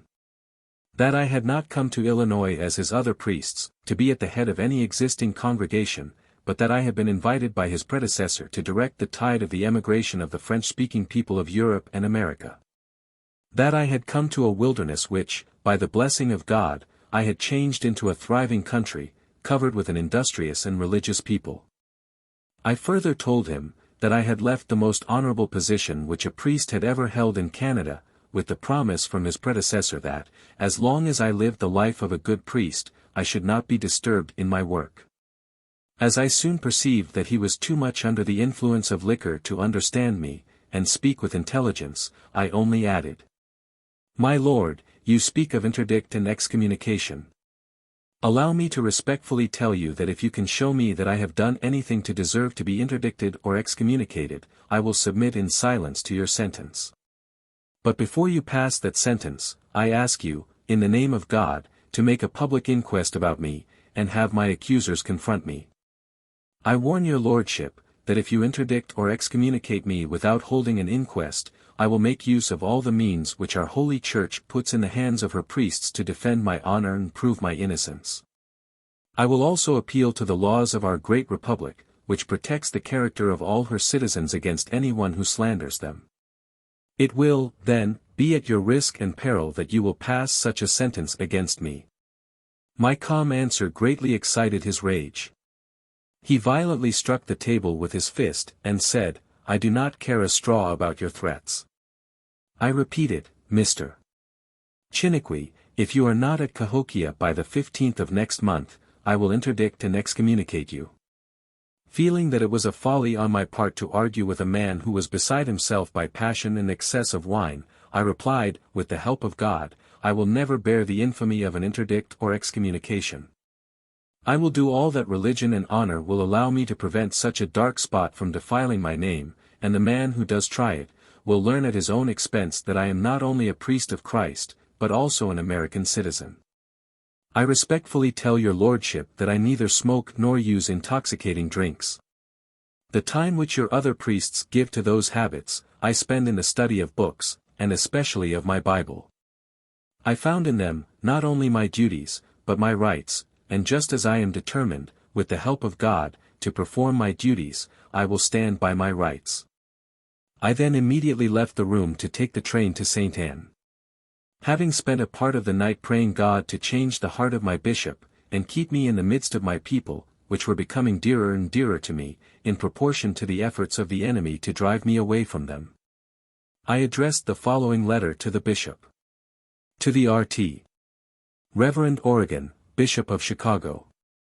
My Lord, the more I consider your design to turn me out of the colony which I have founded, and of which I am the pastor, the more I believe it a duty which I owe to myself, my friends, and to my countrymen. To protest before God and man against what you intend to do. Not a single one of your priests stands higher than I do in the public mind, neither is more loved and respected by his people than I am. I defy my bitterest enemies to prove the contrary. And that character which is my most precious treasure, you intend to despoil me of by ignominiously sending me away from among my people. Certainly, I have enemies, and I am proud of it. The chief ones are well known in this country as the most depraved of men. The cordial reception they say they have received from you, has not taken away the stains they have on their foreheads. By this letter, I again request you to make a public and most minute inquest into my conduct. My conscience tells me that nothing can be found against me. Such a public and fair dealing with me would confound my accusers. But I speak of accusers, when I do not really know if I have any. Where are they? What are their names? Of what sin do they accuse me? All these questions which I put to you, last Tuesday, were left unanswered. And would to God that you would answer them today, by giving me their names. I am ready to meet them before any tribunal. Before you strike the last blow on the victim of this most hellish plot, I request you, in the name of God, to give a moment's attention to the following consequences of my removal from this place at present. You know I have a suit with Mr. Spink at the Urbana Court, for the beginning of October. My lawyers and witnesses are all in Kankakee and Iroquois counties. And in the very time I want most to be here to prove my innocence and guard my honor, you order me to go to a place more than 300 miles distant. Did you ever realize that by that strange conduct, you help Spink against your own priest? When at Cahokia, I will have to bear the heavy expenses of traveling more than 300 miles, many times, to consult my friends, or be deprived of their valuable help. Is it possible that you thus try to tie my hands and feet, and deliver me into the hands of my remorseless enemies? Since the beginning of that suit, Mr. Spink proclaims that you help him, and that, with the perjured priests, you have promised to do all in your power to crush me down. For the sake of the scared character you bear, do not show so publicly that Mr. Spink's boastings are true. For the sake of your high position in the church, do not so publicly lend a helping hand to the heartless land speculator of Larable. He has already betrayed his Protestant friends to get a wife, he will, ere long, betray you for less. Let me then live in peace here, till that suit is over. By turning me away from my settlement, you destroy it. More than 9/10 of the emigrants come here to live near me, by striking me you strike them all. Where will you find a priest who will love that people so much as to give them, every year, from $1,000 to $2,000, as I have invariably done? It is at the price of those sacrifices that, with the poorest class of emigrants from Canada, I have founded, here, in 4 years, a settlement which cannot be surpassed, or even equaled, in the United States, for its progress. And now that I have spent my last cent to form this colony, you turn me out of it. Our college, where 150 boys are receiving such a good education, will be closed the very day I leave. For, you know very well the teachers I got from Montreal will leave as soon as I will. Ah! If you are merciless towards the priest of Saint Anne, have pity on these poor children. I would rather be condemned to death than to see them destroy their intelligence by running in the streets. Let me then finish my work here, and give me time to strengthen these young institutions which would fall to the ground with me. If you turn me out or interdict me, as you say you will do, if I disobey your orders, my enemies will proclaim that you treat me with that rigor because you have found me guilty of some great iniquity. And this necessarily will prejudice my judges against me. They will consider me as a vile criminal. For who will suppose, in this free country, that there is a class of men who can judge a man and condemn him as our Bishop of Chicago is doing today, without giving him the names of his accusers, or telling him of what crimes he is accused? In the name of God, I again ask you not to force me to leave my colony before I prove my innocence, and the iniquity of Spink, to the honest people of Urbana. But, if you are deaf to my prayers, and if nothing can deter you from your resolution, I do not wish to be in the unenviable position of an interdicted priest among my countrymen. Send me, by return mail, my letters of mission for the new places you intend trusting to my care. The sooner I get there the better for me and my people. I am ready. When on the road of exile, I will pray the God of Abraham to give me the fortitude and the faith he gave to Isaac. When laying his head on the altar, he willingly presented his throat to the sword. I will pray my Savior, bearing his heavy cross to the top of Calvary, to direct and help my steps towards the land of exile you have prepared for your devoted priest. C. Chiniquy. This letter was not yet mailed when we heard that the drunkard priests around us were publishing that the bishop had interdicted me, and they had received orders from him to take charge of the colony of St. Anne. I immediately called a meeting of the whole people and told them, the bishop has not interdicted me as the neighboring priests publish, he has only threatened to do so, if I do not leave this place for Cahokia, by the 15th of next month. But though he has not interdicted me, it may be that he does today, falsely publish that he has done it. We can expect anything from the destroyer of the fine congregation of the French Canadians of Chicago. He wants to destroy me and you as he has destroyed them. But before he immolates us, I hope that, with the help of God, we will fight as Christian soldiers, for our life, and we will use all the means which the laws of our Church, the Holy Word of God, and the glorious Constitution of the untied states allow us to employ against our merciless tyrant. I ask of you, as a favor, to send a deputation of 4 members of our colony, in whom you place the most implicit confidence, to carry this letter to the bishop. But before delivering it, they will put to him the following questions, the answers of which they will write down with great care in his presence, and deliver them to us faithfully. It is evident that we are now entering into a momentous struggle. We must act with prudence and firmness. Messrs. J. B. Lemoyne, Leon Mayeux, Francis Bechar, and B. Allaire, having been unanimously chosen for that important mission, we gave them the following questions to put to the bishop. First, have you interdicted Mr. Chiniquy?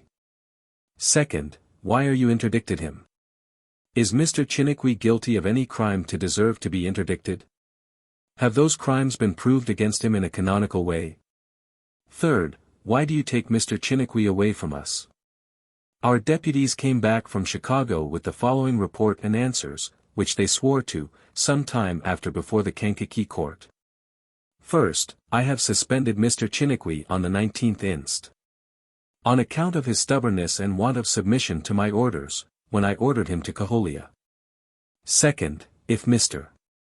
Chiniquy has said Mass since, as you say, he is irregular, and the Pope alone can restore him in his ecclesiastical and sacerdotal functions. Third, I take him away from St. Anne. Despite his prayers and yours, because he has not been willing to live in peace and friendship with the Reverend Messrs. Labelle and Carthovel. The bishop, being asked if those 2 priests had not been interdicted by him for public scandals, was forced to say, yes. Fourth, my second reason for taking Mr. Chiniquy from St. Anne, and sending him to his new mission, is to stop the lawsuit Mr. Spink has instituted against him. The bishop being asked if he would promise that the suit would be stopped by the removal of Mr. Chiniquy, answered, I cannot promise that. Fifth, Mr. Chiniquy is one of the best priests in my diocese, and I do not want to deprive myself of his services. No accusation against his morality has been proved before me. Sixth, Mr. Chiniquy has demanded an inquest to prove his innocence against certain accusations made against him. He asked me the names of his accusers, to confound them. I have refused to grant his request. After the bishop had made those declarations, the deputation presented him the letter of Mr. Chiniquy. It evidently made a deep impression upon him. As soon as he read it, he said, Seventh, tell Mr. Chiniquy to come and meet me to prepare for his new mission, and I will give him the letters he wants, to go and labor there. Francis Bechar. Signed, J. B. Lemoyne. Basilique Allaire, Leon Mayeux. 4. After the above had been read and delivered to the people, I showed them the evident falsehood and contradictions of the bishop when he said in his second answer, if Mr. Chiniquy said Mass since I interdicted him, he is irregular, and the Pope alone can restore him in his ecclesiastical functions, and then in the 7th, tell Mr. Chiniquy to come and meet me to prepare for his new mission, and I will give him the letters he wants to go and labor there. The last sentence, I said, proves that he knew he had not interdicted me as he said at first. For, had he done so, he could not give me letters to administer the sacraments and preach at Cahokia before my going before the Pope, who, alone, as he said himself, could give me such powers. After he, the bishop, knew that I had said Mass since my return from Chicago. Now, my friends, here is the law of our Holy Church, not the saying, or the law of a publicly degraded man, as the Bishop of Chicago, if a man had been unjustly condemned. Let him pay no attention to the unjust sentence, let him even do nothing to have that unjust sentence removed. If the bishop had interdicted me on the 19th, his sentence would be unjust, for, from his own lips, we have the confession, that no accusation has ever been proved before him, that I am one of his best priests. That he does not want to be deprived of my services. Yes, such a sentence, if passed, would have been unjust, and our business, today, would be to treat it with the contempt it would deserve. But that unjust sentence has not even been pronounced, since, after saying Mass every day since the 19th, the bishop himself wants to give me letters to go to Cahokia and work as one of his best priests. It strikes me, today, for the first time, that it is more your destruction, as a people, than mine, which the bishop wants to accomplish. It is my desire to remain in your midst to defend your rights as Catholics. If you are true to me, as I will be to you, in the impending struggle, we have nothing to fear, for our Holy Catholic Church is for us, all her laws and canons are in our favor, the gospel of Christ is for us. The God of the gospel is for us. Even the Pope, to whom we will appeal, will be for us. For, I must tell you a thing, which, till today I kept secret, viz., the Archbishop of St. Louis, to whom I brought my complaint, in April last, advised me to write to the Pope and tell him, not all, for it would make too large a volume, but something of the criminal deeds of the roaring lion who wants to devour us. He is, today, selling the bones of the dead which are resting in the Roman Catholic Cemetery of Chicago. But if you are true to yourselves as Catholics and Americans, that mitred tyrant will not sell the bones of our friends and relatives which rest here on our burying ground. He has sold the parsonage and the church which our dear countrymen had built in Chicago. Those properties are, today, in the hands of the Irish, but if you promise to stand by your rights as Christian men and American citizens, I will tell that avaricious bishop, come and sell our parsonage and our church here, if you dare. As I told you before, we have a glorious battle to fight. It is the battle of freedom against the most cruel tyranny the world has ever seen, it is the battle of truth against falsehood, it is the battle of the old gospel of Christ against the new gospel of Bishop Origen. Let us be true to ourselves to the end, and our holy church, which that bishop dishonors, will bless us.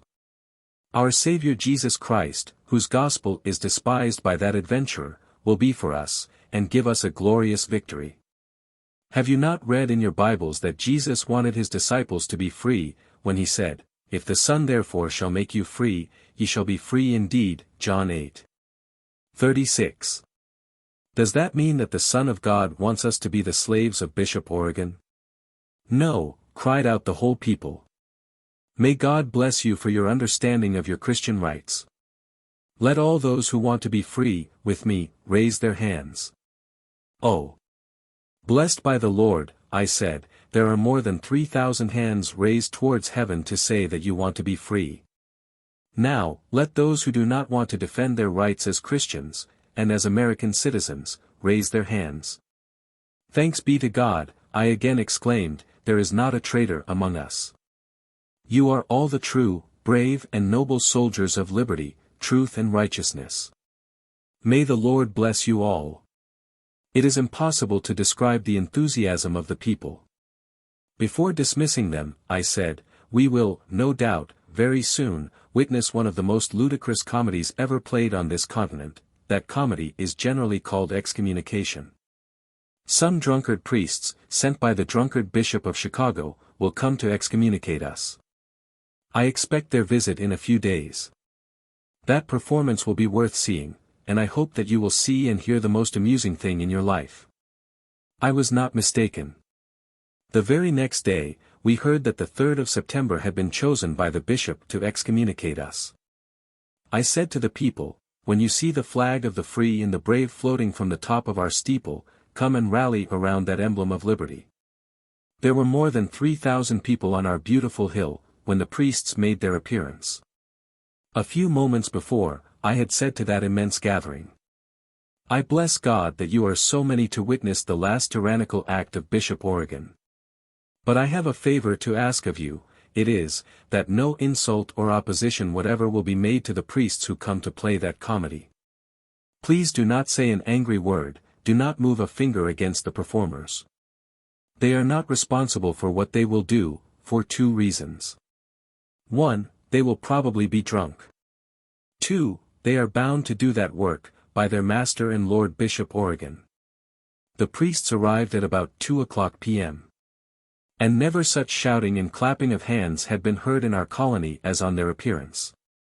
Never had I seen my dear people so cheerful and good-humored, as when one of the priests, trembling from head to foot with terror and drunkenness, tried to read the following sham act of excommunication, which he nailed on the door of the chapel. "The Reverend Monsieur Chiniquy, heretofore curate of St. Anne, colony of Beaver, in the Diocese of Chicago, has formally been interdicted by me for canonical causes. The said Mr. Chiniquy, notwithstanding that interdict, has maliciously performed the functions of the holy ministry, in administering the holy sacraments and saying Mass.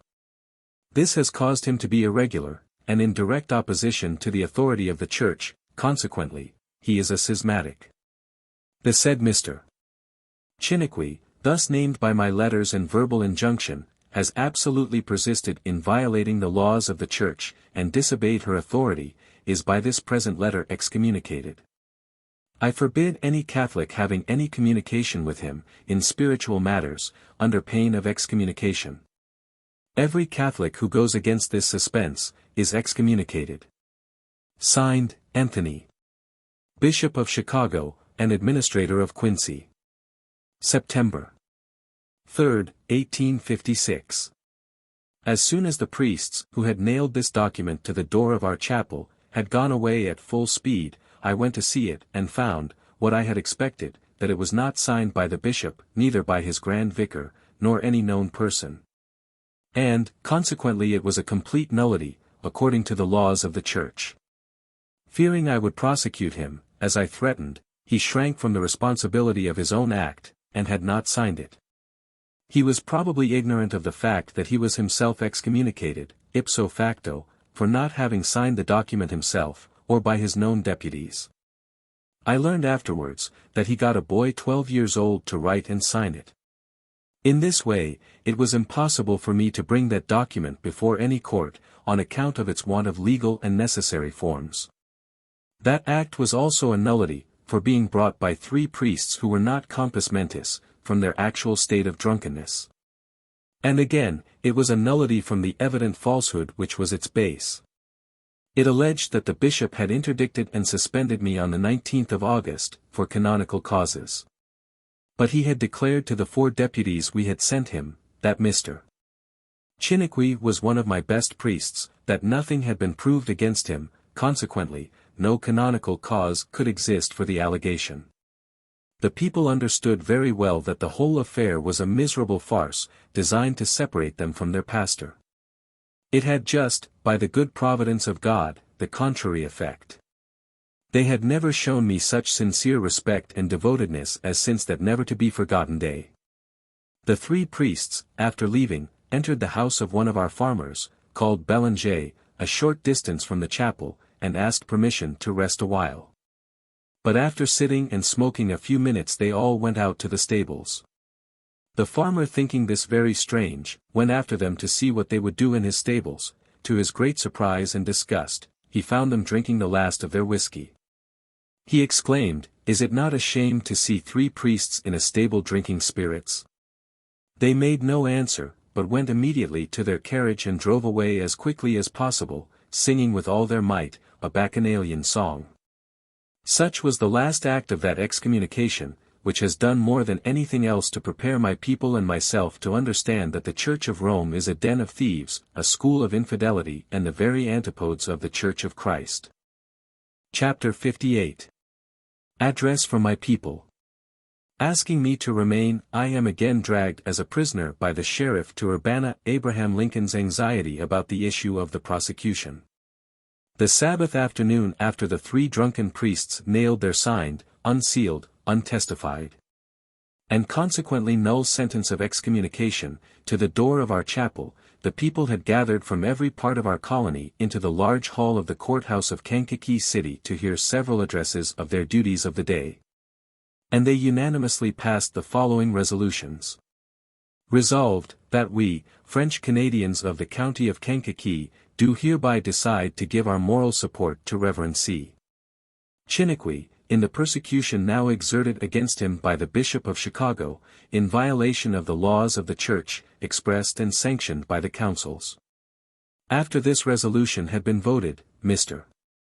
Bechar, who is now one of the principal members of the Parliament of Canada, and who was then a merchant of Kankakee City, presented to me the following address, which had also been unanimously voted by the people.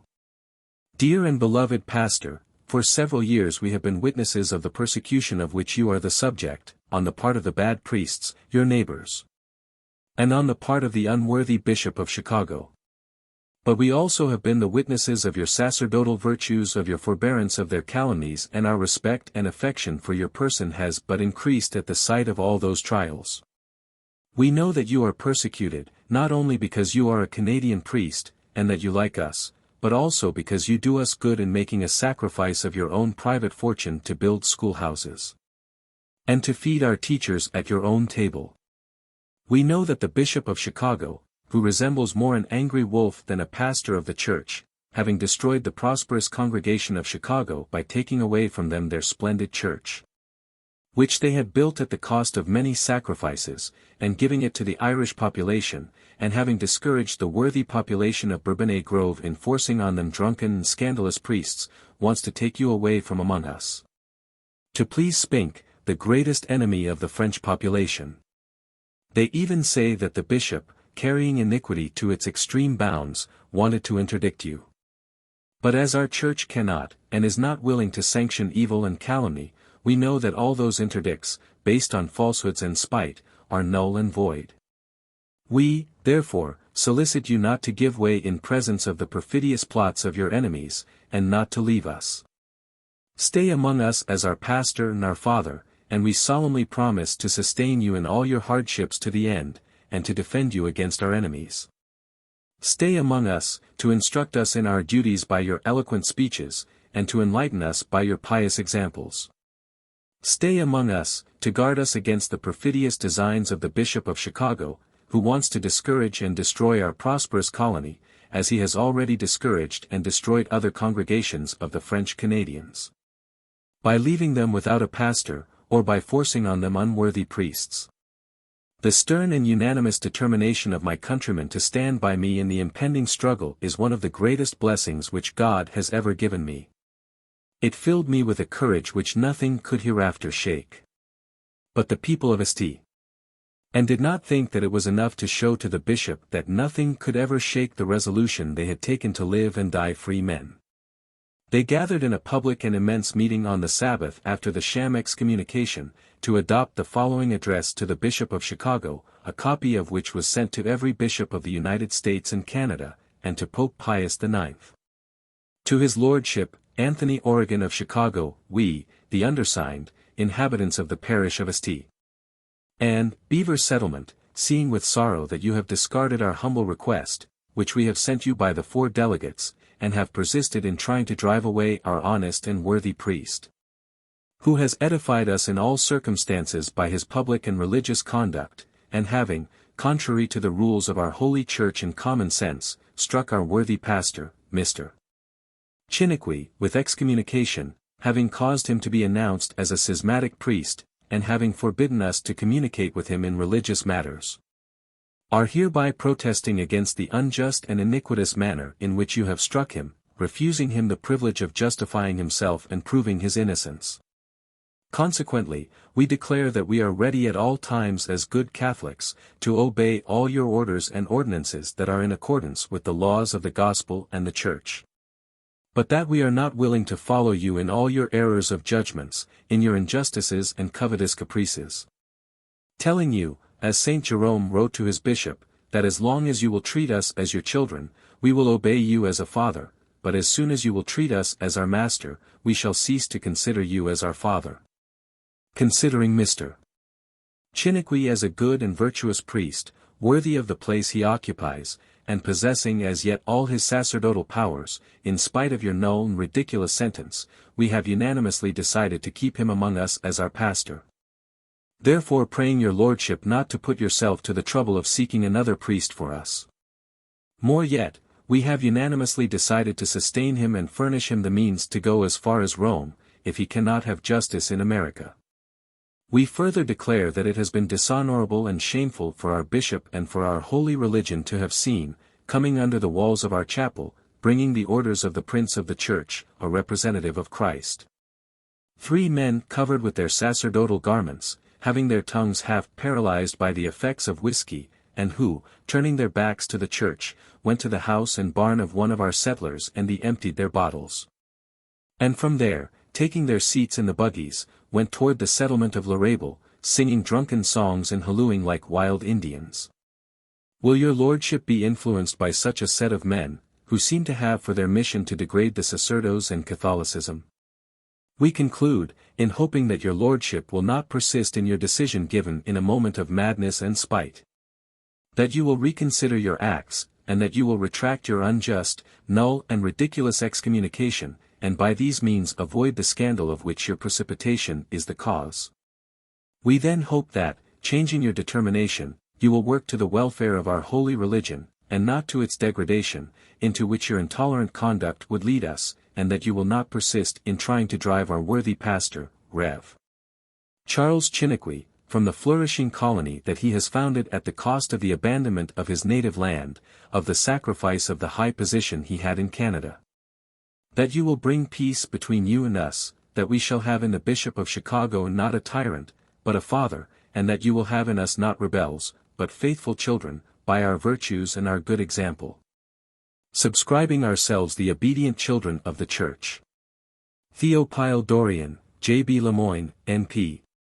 Detective Vanier, Oliver Senechal. J.B. Bélanger, Basilique Allaire. Camille Betourney, Michel Allaire. Stanislas Gagny, Joseph Grisi. Antoine Alain, Joseph Allard. And 500 others. This address, signed by more than 500 men, all heads of families, and reproduced by almost the whole press in the United States, fell as a thunderclap on the head of the heartless destroyer of our people. But it did not change his destructive plans. It had just the contrary effect. As a tiger, mortally wounded by the sure shots of the hunters, he filled the country with his roaring, hoping to frighten us by his new denunciations. He published the most lying stories to explain his conduct, and to show the world that he had good reasons for destroying the French congregation of Chicago, and trying the same experiment on Saint Anne.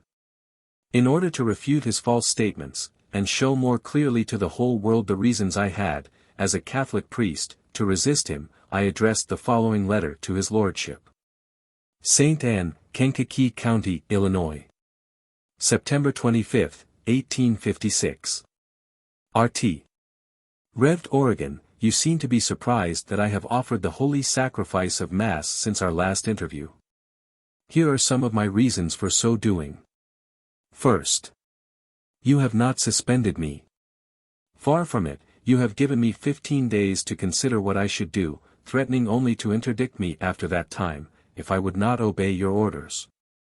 Second, if you have been so ill-advised as to suspend me, for the crime of telling you that my intention was to live the life of a retired priest in my little colony, sooner than to be exiled at my age, your sentence is ridiculous and null.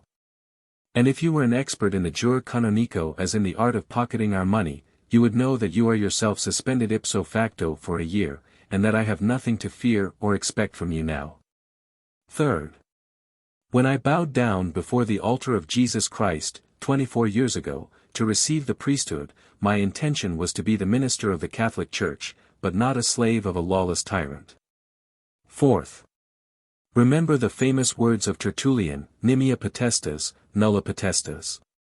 For the sake of peace, I have, with many others, tolerated your despotism till now.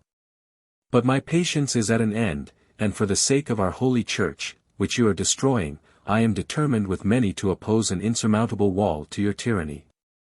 Fifth. I did not come here, you know well, as an ordinary missionary. But I got from your predecessor the permission to form a colony of my emigrating countrymen. I was not sent here in 1851 to take care of any congregation. It was a complete wilderness. In a great part, with my own money, I have built a chapel, a college and a female academy. I have called from everywhere my countrymen, 9/10 of them came here only to live with me, and because I had the pledged word of my bishop to do that work. And as long as I live the life of a good priest, I deny you the right to forbid me to remain in my colony which wants my help and my presence. Sixth. You have never shown me your authority, but once, except in the most tyrannical way. But now, seeing that the more humble I am before you the more insolent you grow, I have taken the resolution to stand by my rights as a Catholic priest and as an American citizen. Seventh. You remember, that in our second interview you forbade me to have the good preceptors we have now for our children, and you turned into ridicule the idea I had to call them from Canada. Was that the act of a bishop or of a mean despot? Eighth. A few days after you ordered me to live on good terms with our Labelle and Carthovel, though you were well acquainted with their scandalous lives, and twice you threatened me with suspension for refusing to become a friend of those two rogues. And you have so much made a fool of yourself before the 4 gentlemen I sent to you to be witnesses of your iniquity and my innocence, that you have acknowledged before them that one of your principal reasons for turning me out of my colony was that I had not been able to keep peace with 2 priests whom you acknowledged to be depraved and unworthy priests. Is not that surpassing wickedness and tyranny of anything recorded in the blackest pages of the most daring tyrants? You want to punish by exile a gentleman and a good priest, because he cannot agree to become the friend of 2 public rogues. I thank you, Bishop Origen, to have made that public confession in the presence of unimpeachable witnesses. I do not want to advise you to be hereafter very prudent in what you intend to do against the reputation and character of the priest of St. N. If you continue to denounce me as you have done since a few weeks, and to tell the people what you think fit against me, I have awful things to publish of your injustice and tyranny. As Judas sold our Saviour to his enemies, so you have sold me to my enemy of Larrabel. But be certain that you shall not deliver up your victim as you like.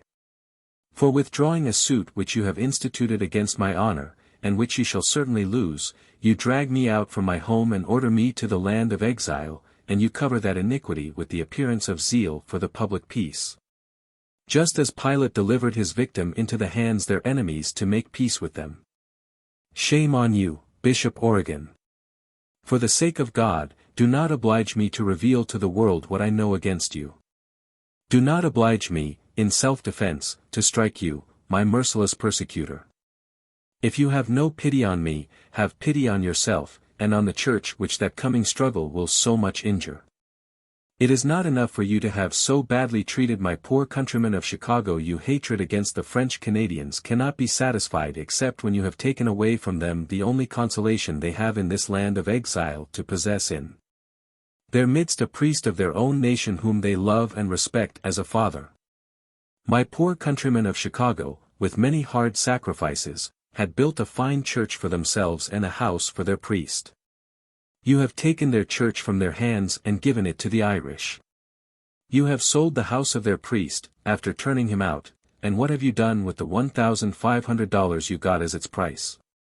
Public rumor says that you are employing that money to support the most unjust and infamous suit against one of their priests. Continue a little longer, and you may be sure that the cursing of my poor countrymen against you will be heard in heaven, and that the God of justice will give them an avenger. You have, at 3 different times, threatened to interdict and excommunicate me if I would not give you my little personal properties. And as many times you have said in my teeth, that I was a bad priest, because I refuse to act according to your rapacious tyranny. The impious Ahab, murdering Naboth to get his fields, is risen from the dead in your person. You cannot kill my body, since I am protected by the glorious flag of the United States, but you do worse, you try to destroy my honor and my character, which are dearer to me than my life. In a moral way you give my blood to be licked by your dogs. But remember the words of the prophet Ahab, in this place where dogs licked the blood of Naboth shall dogs lick thy blood, even 1 Kings 21:19. For every false witness you shall bring against me, I shall have 100 unimpeachable ones against you. Thousands and thousands of religious Irish, and generous Germans, and liberty and fair play loving French Canadians, will help me in that struggle. I do not address you these words as a threat, but as a friendly warning. Keep quiet, my lord. Do not let yourself be guided by your quick temper, do not be so free in the use of suspense and interdicts. These terrible arms are two-edged swords, which very often hurt more the imprudent who make use of them than those whom they intend to strike. I wish to live in peace with you. I take my God to witness, that to this day, I have done everything to keep peace with you.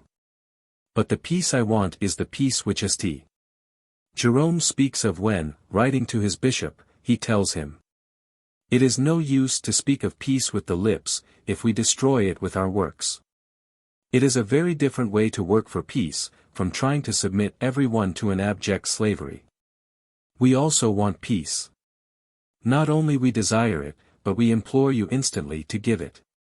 However, the peace we want is the peace of Christ, a true peace, a peace without hatred, a peace which is not masked war, a peace which is not to crush enemies, but a peace which unites friends. How can we call that peace which is nothing but tyranny? Why should we not call everything by its proper name? Let us call hatred what is hatred, and let us say that peace reigns only when a true love exists. We are not the authors of the troubles and divisions which exist in the Church. A father must love his children. A bishop, as well as a father, must wish to be loved, but not feared. The old proverb says, "One hates whom he fears," and we naturally wish for the death of one we hate. If you do not try to crush the religious men under your power, they will submit themselves to your authority. Offer them the kiss of love and peace and they will obey you. But liberty refuses to yield as soon as you try to crush it down. The best way to be obeyed by a free man is not to deal with him as with a slave.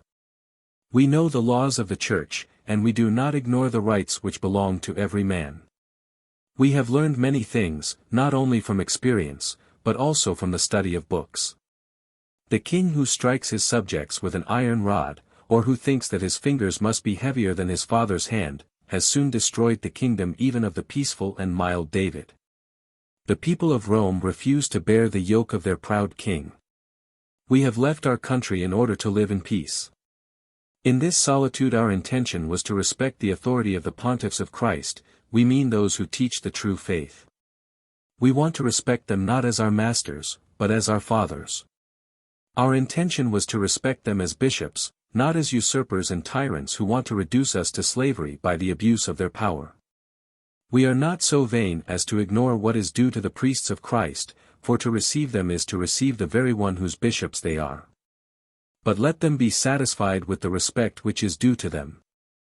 Let them remember that they are fathers, not masters of those who have given up everything in order to enjoy the privileges of a peaceful solitude. May Christ who is our mighty God grant that we should be united, not by a false peace, but by a true and loyal love, lest that by biting each other we destroy each other. Letter of St. Jerome to his bishop. You have a great opinion of the episcopal power, and so have I.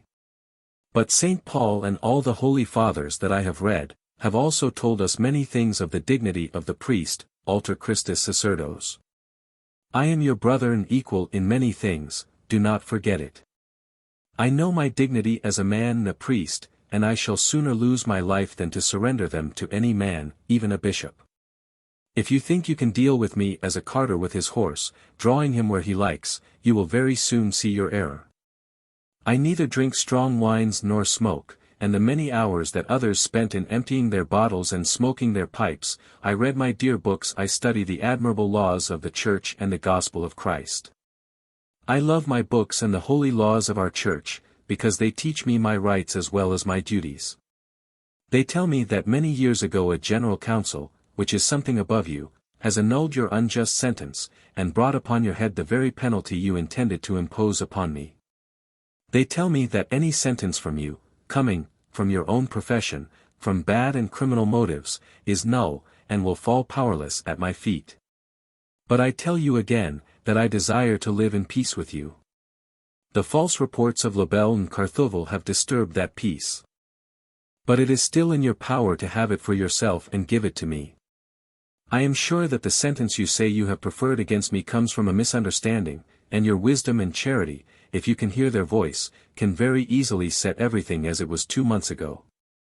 It is still in your power to have a warm friend, or an immovable adversary in Kankakee County. It would both be equitable and honorable in you to extinguish the fires of discord which you have so unfortunately enkindled, by drawing back a sentence which you would never have preferred if you had not been deceived. You would be blessed by the Church of Illinois, and particularly by the 10,000 French Canadians who surround me, and are ready to support me at all hazards. Do not be angry from the seeming harsh words which you find in this letter. Nobody, but I, could tell you these sad truths, though every one of your priests, and particularly those who flatter you the most, repeat them every day. By kind and honest proceedings you can get everything from me, even the last drop of my blood. But you will find me an immovable rock if you approach me as you have always done, but once, with insult and tyrannical threats. You have not been ordained a bishop to rule over us according to your fancy, but you have the eternal laws of justice and equity to guide you. You have the laws of the Church to obey as well as her humblest child, and as soon as you do anything against these imperishable laws you are powerless to obtain your object. It is not only lawful, but a duty to resist you. When you strike without a legitimate or a canonical cause, when you try to take away my character to please some of your friends, when you order me to exile to stop a suit which you are inciting against me. When you punish me for the crime of refusing to obey the orders you gave me to be the friend of 2 public rouges. When you threaten me with excommunication, because I do not give you my little personal properties, I have nothing to fear from your interdicts and excommunication. What a sad lot for me, and what a shame for you, if by your continual attacks at the doors of our churches or in the public press, you oblige me to expose your injustice. It is yet time for you to avoid that. Instead of striking me like an outcast, come and give me the paternal hand of charity. Instead of continuing that fratricidal combat, come and heal the wounds you have made and already received. Instead of insulting me by driving me away from my colony to the land of exile, come and bless the great work I have begun here for the glory of God and the good of my people. Instead of destroying the college and the female academy, for the erection of which I have expended my last cent, and whose teachers are fed at my table, come and bless the 300 little children who are daily attending our schools. Instead of sacrificing me to the hatred of my enemies, come and strengthen my heart against their fury. I tell you again, that no consideration whatever will induce me to surrender my right as a Catholic priest and as an American citizen. By the first title you cannot interdict me, as long as I am a good priest, for the crime of wishing to live in my colony and among my people. By the second title, you cannot turn me out from my home. C. Chiniquy. It was the first time that a Roman Catholic priest, with his whole people, had dared to speak such language to a bishop of Rome on this continent. Never yet had the unbearable tyranny of those haughty men received such a public rebuke. Our fearless words fell as a bombshell in the camp of the Roman Catholic hierarchy of America. With very few exceptions, the press of the state of Illinois, whose columns had so often echoed the cries of indignation raised everywhere against the tyranny of Bishop Origen, took sides with me. Hundreds of priests, not only from Illinois, but from every corner of the United States, addressed their warmest thanks to me for the stand I had taken, and asked me, in the name of God and for the honor of the Church, not to yield an inch of my rights. Many promised to support us at the court of Rome, by writing themselves to the Pope, to denounce not only the Bishop of Illinois, but several others, who though not so openly bad, were yet trampling under their feet the most sacred rights of the priests and the people. Unfortunately, those priests gave me a saddening knowledge of their cowardice by putting in their letters, "absolutely confidential." They all promised to help me when I was storming the strong fortress of the enemy, provided I would go alone in the gap, and that they would keep themselves behind thick walls, far from shot and shell. However, this did not disturb me, for my God knows it, my trust was not in my own strength, but in His protection. I was sure that I was in the right, that the gospel of Christ was on my side, that all the canons and laws of the councils were in my favor. My library was filled with the best books on the canons and laws passed in the great councils of my church. It was written in big letters in the celebrated work, Histoire du droit canonique. There is no arbitrary power in the Church of Christ. The Council of Augsburg, held in 1548, Can 24, had declared that, no sentence of excommunication will be passed, except for great crimes. The Papisty. Gregory had said, that censures are null when not inflicted for great sins or for faults which have not been clearly proved. An unjust excommunication does not bind before God those against whom it has been hurled. But it injures only the one who has proffered it. If an unjust sentence is pronounced against any one, he must not pay any attention to it, for, before God and His Church, an unjust sentence cannot injure anybody. Let, then, that person do nothing to get such an unjust sentence repealed, for it cannot injure him. The canonists conclude, from all the laws of the Church on that matter, that if a priest is unjustly interdicted or excommunicated he may continue to officiate without any fear of becoming irregular. Protected by these laws, and hundreds of others too long to enumerate, which my Church had passed in every age, strengthened by the voice of my conscience, which assured me that I had done nothing to deserve to be interdicted or excommunicated.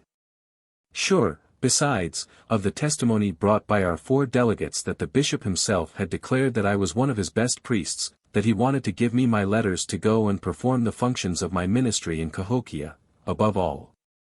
Knowing the unanimous will of my people that I should remain with them and continue the great and good work so providentially entrusted to me in my colony, and regarding this as an indication of the divine will, I determined to remain. In spite of the Bishop of Chicago. All the councils of my church were telling me that he had no power to injure me, and that all his official acts were null. But if he were spiritually powerless against me, it was not so in temporal matters. His power and his desire to injure us had increased with his hatred, since he had read our letters and seen them in all the papers of Chicago. The first thing he did was to reconcile himself to the priest Lebel, whom he had turned out ignominiously from his diocese some time before. The priest had since that obtained a fine situation in the diocese of Michigan. He invited him to his palace, and petted him several days. I felt that the reconciliation of those 2 men meant nothing good for me. But my hope was, more than ever, that the merciful God who had protected me so many times against them, would save me again from their machinations. The air was, however, filled with the strangest rumors against me. It was said everywhere that Mr. Lebel was to bring such charges against my character that I would be sent to the penitentiary. What were the new iniquities to be laid to my charge? No one could tell. But the few partisans and friends of the bishop, Messrs. Label and Spink, were jubilant and sure that I was to be forever destroyed. At last the time arrived when the sheriff of Kankakee had to drag me again as a criminal and a prisoner to Urbana, and deliver me into the hands of the sheriff of that city. I arrived there on the 20th of October, with my lawyers, Messrs. Osgood and Paddock, and a dozen witnesses. Mr. Abraham Lincoln had preceded me only by a few minutes from Springfield. He was in the company of Judge David Davis, since Vice President of the United States, when I met him. The jury having been selected and sworn, the Reverend Mr. Lebel was the first witness called to testify and say what he knew against my character. Mr. Lincoln objected to that kind of testimony, and tried to prove that Mr. Spink had no right to bring his new suit against me by attacking my character. But Judge Davis ruled that prosecution had the right in the case that was before him. Mr. Lebel had, then, full liberty to say anything he wanted, and he availed himself of his privilege. His testimony lasted nearly an hour, and was too long to be given here.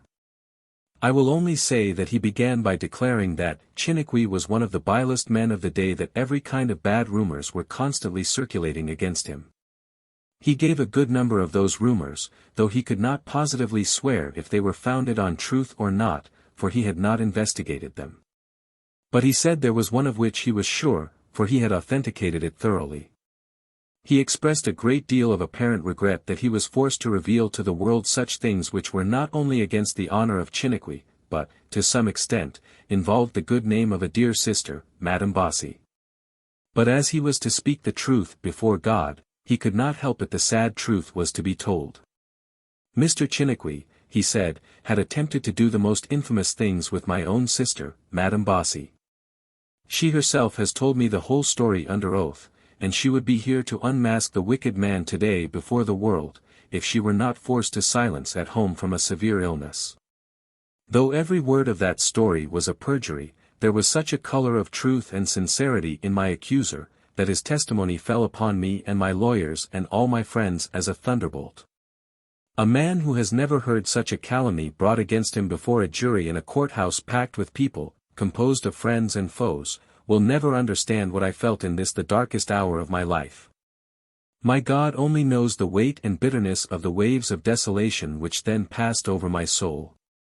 After that testimony was given, there was a lull, and a most profound silence in the courtroom. All the eyes were turned upon me, and I heard many voices speaking of me, whispering, "The villain."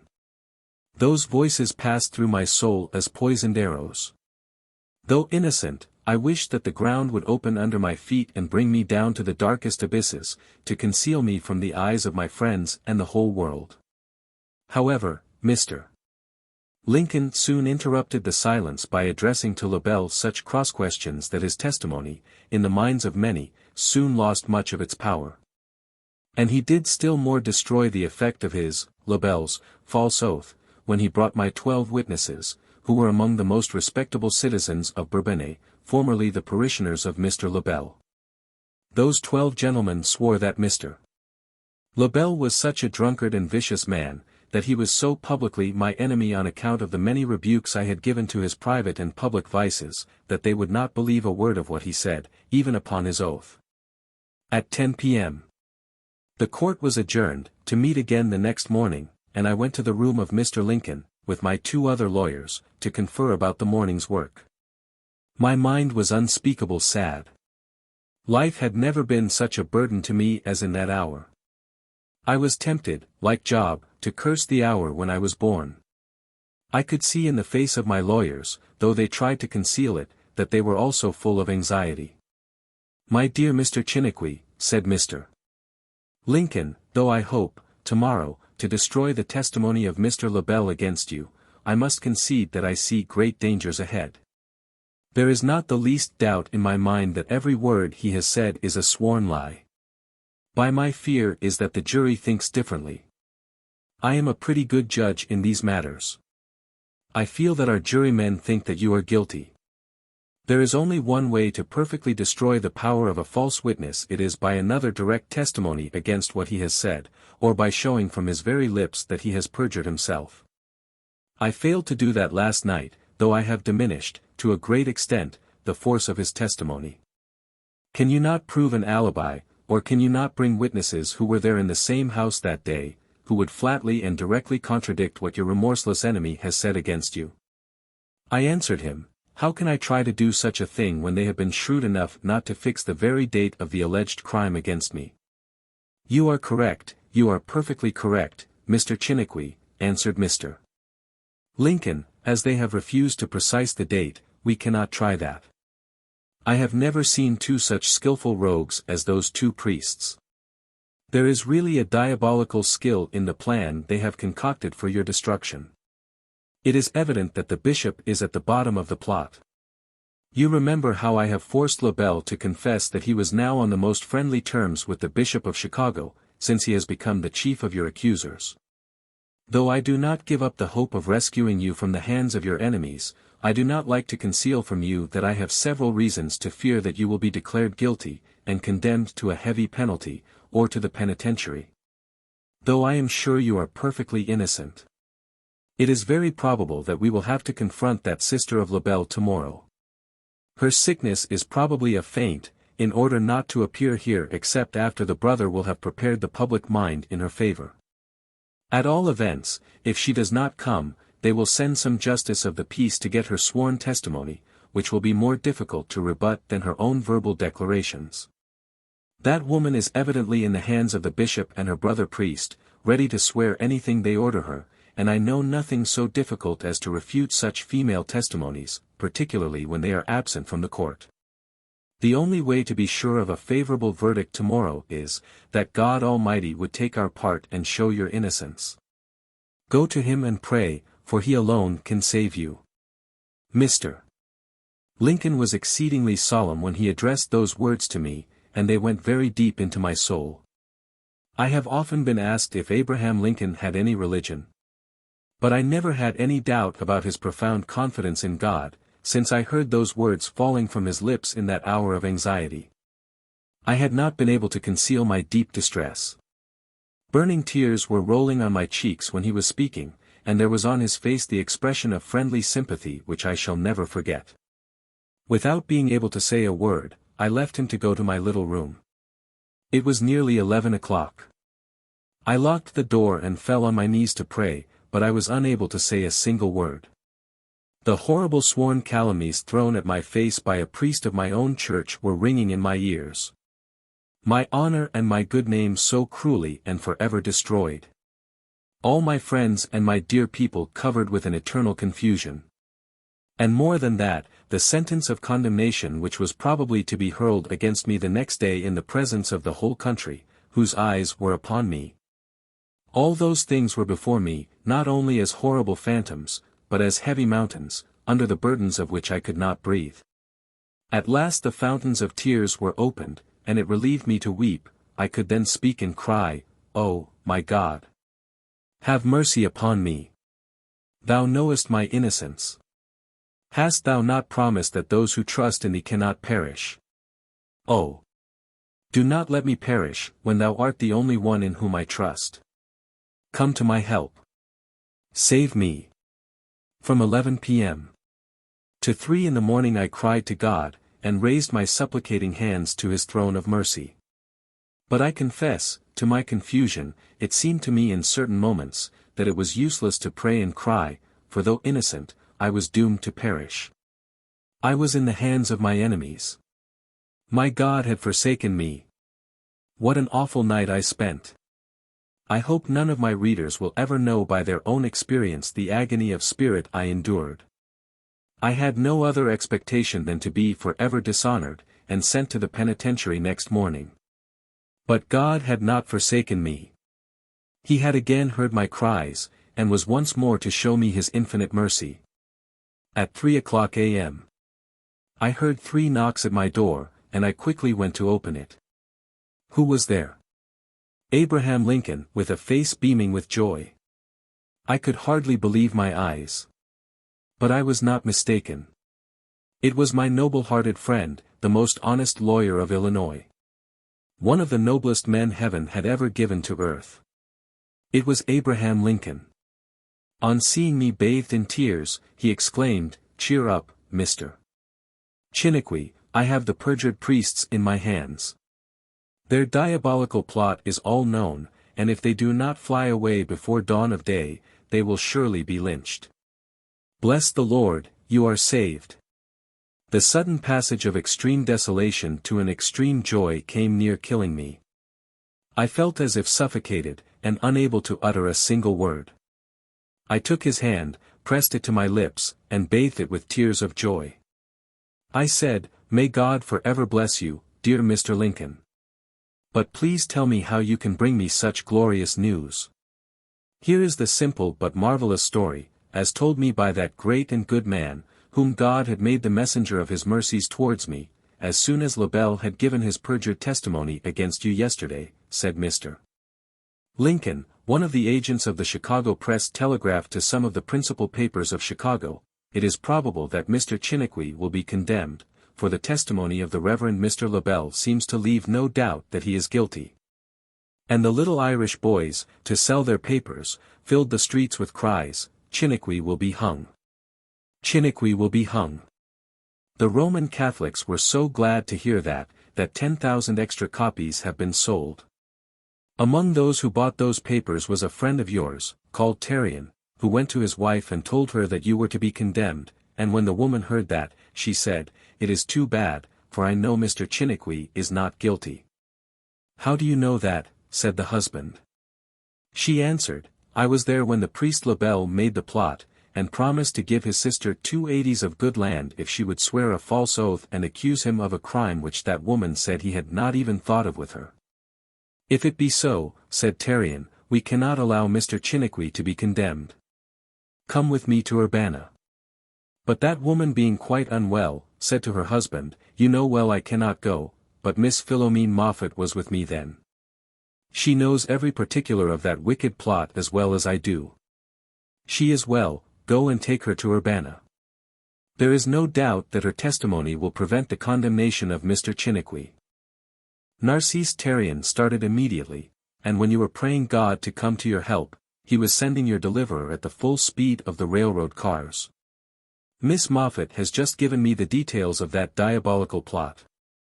I have advised her not to show herself before the court is opened. I will, then, send for her, and when she will have given, under oath, before the court, the details she has just given me, I pity Spink with his perjured priests. As I told you, I would not be surprised if they were lynched, for there is a terrible excitement in town among many people, who from the beginning suspect that the priests have perjured themselves to destroy you.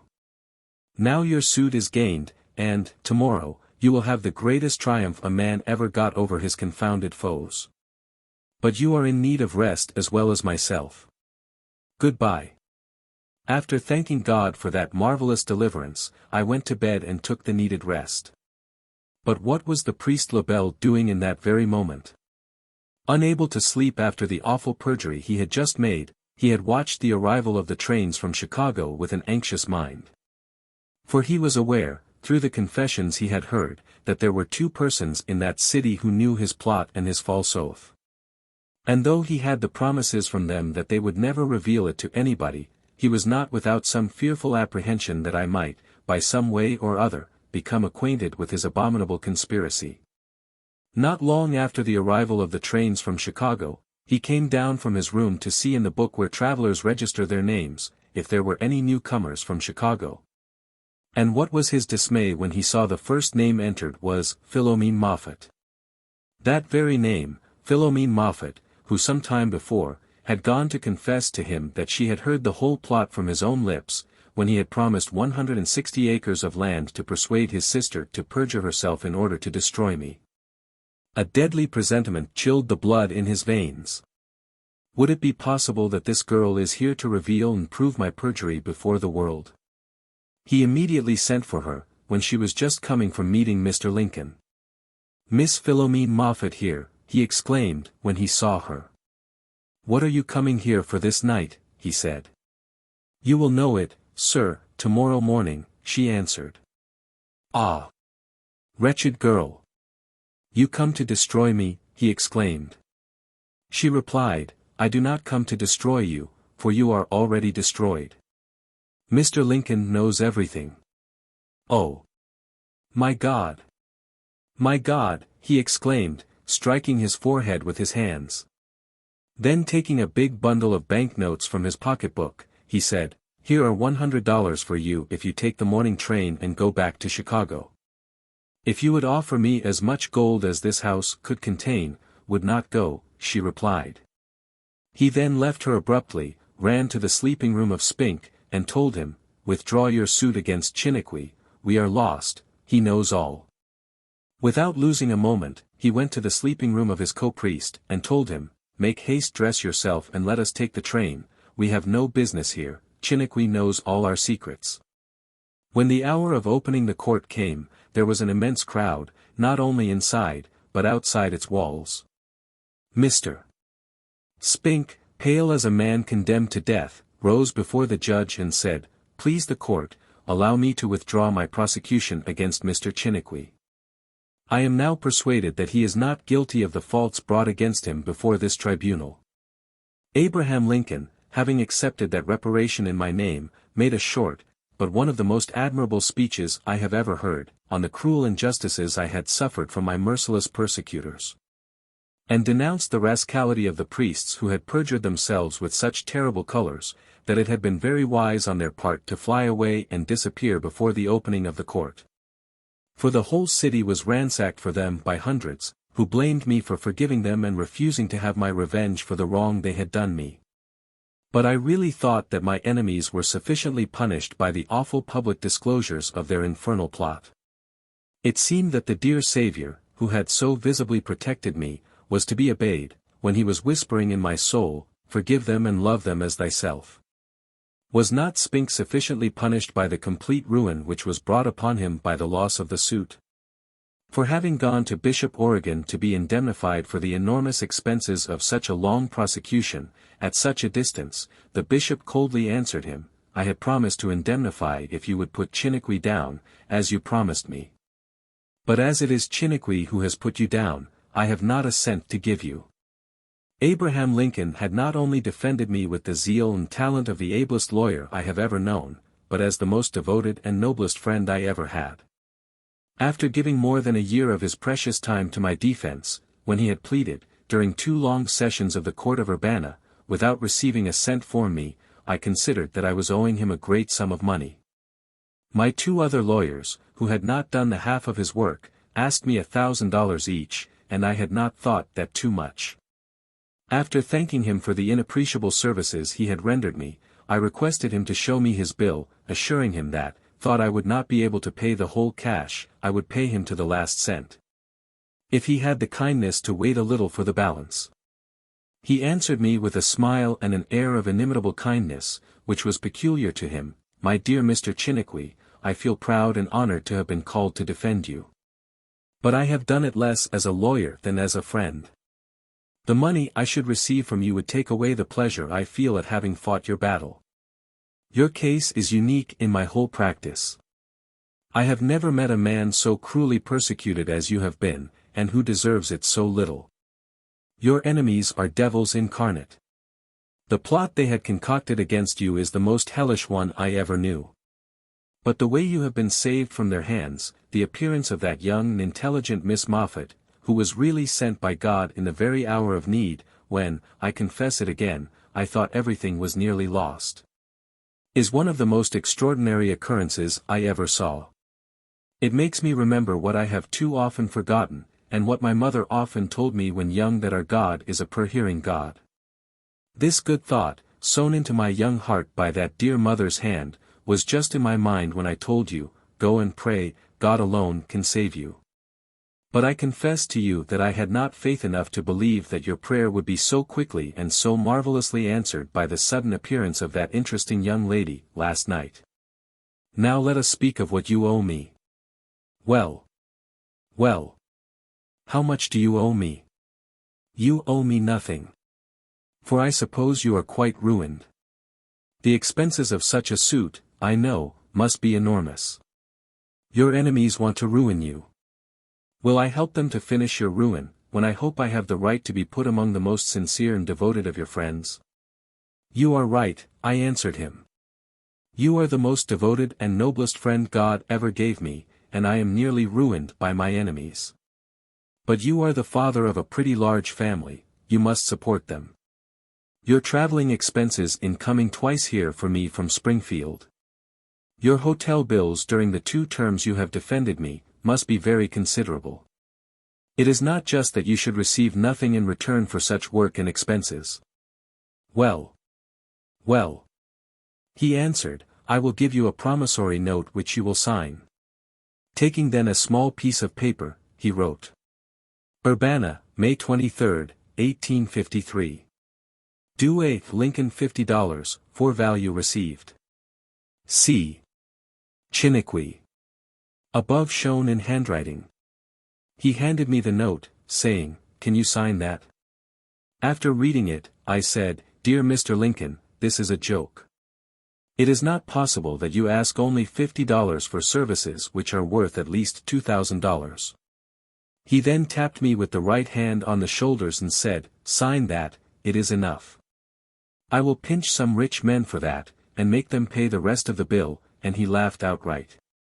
When Abraham Lincoln was writing the due bill, the relaxation of the great strain upon my mind, and the great kindness of my benefactor and defender in charging me so little for such a service, and the terrible presentiment that he would pay with his life what he had done for me caused me to break into sobs and tears.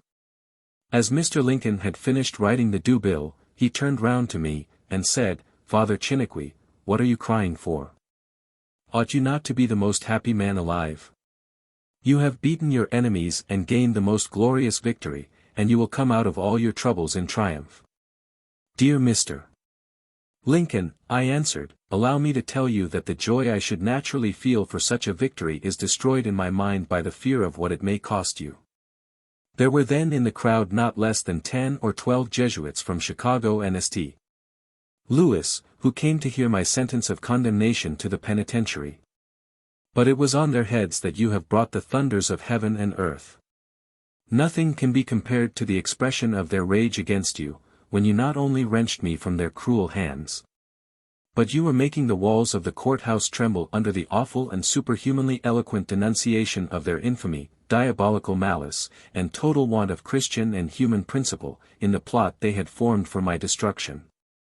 What troubles my soul just now and draws my tears, is that it seems to me that I have read your sentence of death in their fiendish eyes. How many other noble victims have already fallen at their feet? He tried to divert my mind, at first, with a joke. "Sign this," said he, "it will be my warrant of death." But after I had signed, he became more solemn, and said, "I know that Jesuits never forget nor forsake. But man must not care how and where he dies, provided he dies at the post of honor and duty," and he left me. Here is the sworn declaration of Miss Philomene Moffat, now Mrs. Philomene Schwartz. State of Illinois, Cook County, SS. Philomene Schwartz, being first duly sworn, deposes and says, that she is of the age of 43 years, and resides at 484, Milwaukee Avenue, Chicago, that her maiden name was Philomene Moffat. That she knew Father Lebel, the Roman Catholic priest of the French Catholics of Chicago during his lifetime, and knows Reverend Father Chiniquy, that about the month of May, A.D.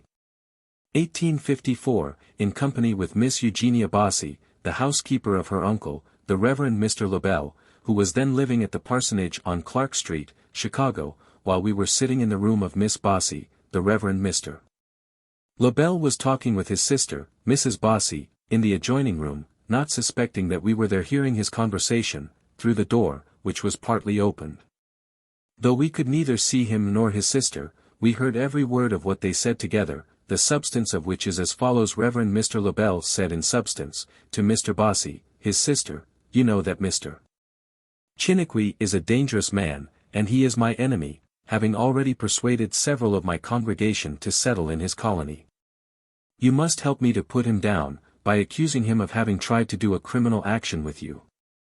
Madame Bossy answered, "I cannot say such a thing against Mr. Chiniquy, when I know it is absolutely false." Reverend Mr. Lebel replied, "If you refuse to comply with my request, I will not give you the 160 acres of land I intended to give you, you will live and die poor." Madame Bossy answered, "I prefer never to have that land, and I like better to live and die poor, than to perjure myself to please you." The Reverend Mr. Lebel, several times, urged his sister, Mrs. Bossy, to comply with his desires, but she refused. At last, weeping and crying, she said, "I prefer never to have an inch of land than to damn my soul for swearing to a falsehood." The Reverend Mr. Lebel then said, "Mr. Chiniquy will destroy our holy religion and our people if we do not destroy him. If you think the swearing I ask you to do is a sin, you will come to confess to me, and I will pardon it in the absolution I will give you." "Have you the power to forgive a false oath?" replied Mrs. Bossy to her brother, the priest. "Yes," he answered, "I have that power. For Christ has said to all his priests, 'What you shall bind on earth shall be bound in heaven, and what you shall loose on earth shall be loosed in heaven.'" Mrs. Bossy then said, if you promise that you will forgive that false oath, and if you give me the 160 acres of land you promised, I will do what you want." The Reverend Mr. LaBelle then said, "All right." I could not hear any more of that conversation, for in that instant Miss Eugenia Bossy, who had kept still and silent with us, made some noise and shut the door. Affiant further states, that, some time later, I went to confess to Reverend Mr. LaBelle, and I told him that I had lost confidence in him. He asked me why. I answered, "I lost my confidence in you since I heard your conversation with your sister, when you tried to persuade her to perjure herself in order to destroy Father Chiniquy." Affiant further says, that in the month of October, A.D. 1856, the Reverend Mr. Chiniquy had to defend himself, before the Civil and Criminal Court of Urbana, Illinois, in an action brought against him by Peter Spink. Someone wrote from Urbana to a paper of Chicago, that Father Chiniquy was probably to be condemned. The paper which published the letter was much read by the Roman Catholics, who were glad to hear that that priest was to be punished. Among those who read that paper was Narcisse Terrien. He had lately been married to Miss Sarah Chosey, who told him that Father Chiniquy was innocent, that she was present with me when Reverend LaBelle prepared the plot with his sister, Mrs. Bossy, had promised her a large piece of land if she would swear falsely against Father Chiniquy. Mr. Narcisse Terrien wanted to go with his wife to the help of Father Chiniquy, but she was unwell and could not go. He came to ask me if I remembered well the conversation of Reverend Mr. LaBelle, and if I would consent to go to Urbana to expose the whole plot before the court, and I consented. We started that same evening for Urbana, where we arrived late at night. I immediately met Mr. Abraham Lincoln, one of the lawyers of Father Chiniquy, and told him all that I knew about the plot. That very same night the Reverend Mr. LaBelle, having seen my name on the hotel register, came to me much excited and troubled, and said, "Philomene, what are you here for?" I answered him, "I cannot exactly tell you that, but you will probably know it tomorrow at the courthouse." "Oh, wretched girl," he exclaimed, "you have come to destroy me." "I do not come to destroy you," I replied, "for you are already destroyed." Then drawing from his porte-monnaie book a big bundle of banknotes, which he said was worth $100, he said, "I will give you all this money if you will leave by the morning train and go back to Chicago." I answered him, "Though you would offer me as much gold as this room can contain, I cannot do what you ask." He then seemed exceedingly distressed, and he disappeared. The next morning Peter Spink requested the court to allow him to withdraw his accusations against Father Chiniquy, and stop his prosecutions, having, he said, found out that he, Father Chiniquy, was innocent of the things brought against him. And his request was granted. Then the innocence and honesty of Father Chiniquy was acknowledged by the court after it had been proclaimed by Abraham Lincoln, who was afterwards elected President of the United States. Signed, Philomene Schwartz. I, Stephen R. Moore, a notary public in the county of Kankakee, in the state of Illinois, and duly authorized by law to administer oaths, do hereby certify that, on this 21st day of October, A.D. 1881, Philomene Schwartz personally appeared before me, and made oath that the above affidavit by her subscribed is true, as therein stated. In witness whereto, I have hereunto set my hand and notarial seal. Stephen R. Moore. Notary Public 5. Chapter 59. A moment of interruption in the thread of my 50 years in the Church of Rome, to see how my said previsions about my defender, Abraham Lincoln. When it became evident, in 1851, that my plan of forming a grand colony of Roman Catholic French-speaking people on the prairies of Illinois was to be a success, Darcy McGee, then editor of the Freeman's Journal, official journal of the Bishop of New York, wrote me to know my views, and immediately determined to put himself at the head of a similar enterprise in behalf of the Irish Roman Catholics. He published several able articles to show that the Irish people, with very few exceptions, were demoralized, degraded and kept poor, around their groggeries, and showed how they would thrive, become respectable and rich, if they could be induced to exchange their grog shops for the fertile lands of the West. Through his influence, a large assembly, principally composed of priests, to which I was invited, met at Buffalo, in the spring of 1852. But what was his disappointment, when he saw that the greatest part of those priests were sent by the bishops of the United States to oppose and defeat his plans. He vainly spoke with a burning eloquence for his pet scheme. The majority coldly answered him, "We are determined, like you, to take possession of the United States and rule them, but we cannot do that without acting secretly and with the utmost wisdom. If our plans are known, they will surely be defeated. What does a skillful general do when he wants to conquer a country? Does he scatter his soldiers over the farm lands, and spend their energy and power in plowing the fields and sowing grain? No. He keeps them well united around his banners, and marches at their head, to the conquest of the strongholds, the rich and powerful cities. The farming countries then submit and become the price of his victory without moving a finger to subdue them. So it is with us. Silently and patiently, we must mass our Roman Catholics in the great cities of the United States, remembering that the vote of a poor journeyman, though he be covered with rags, has as much weight in the scale of power as the millionaire Astor. And that if we have 2 votes against his one, he will become as powerless as an oyster. Let us then multiply our votes. Let us call our poor but faithful Irish Catholics from every corner of the world, and gather them into the very hearts of those proud citadels which the Yankees are so rapidly building under the names of Washington, New York, Boston, Chicago, Buffalo, Albany, Troy, Cincinnati, etc. Under the shadows of those great cities, the Americans consider themselves a giant and unconquerable race. They look upon the poor Irish Catholic people with supreme contempt, as only fit to dig their canals, sweep their streets and work in their kitchens. Let no one awake those sleeping lions, today. Let up pray God that they may sleep and dream their sweet dreams, a few years more. How sad will their awakening be, when with our outnumbering votes, we will turn them forever, from every position of honor, power and profit. What will those hypocritical and godless sons and daughters of the fanatical Pilgrim Fathers say, when not a single judge, not a single teacher, not a single policeman, will be elected if he be not a devoted Irish Roman Catholic? What will those so-called giants think of their matchless shrewdness and ability, when not a single senator or member of Congress will be chosen, if he be not submitted to our Holy Father the Pope?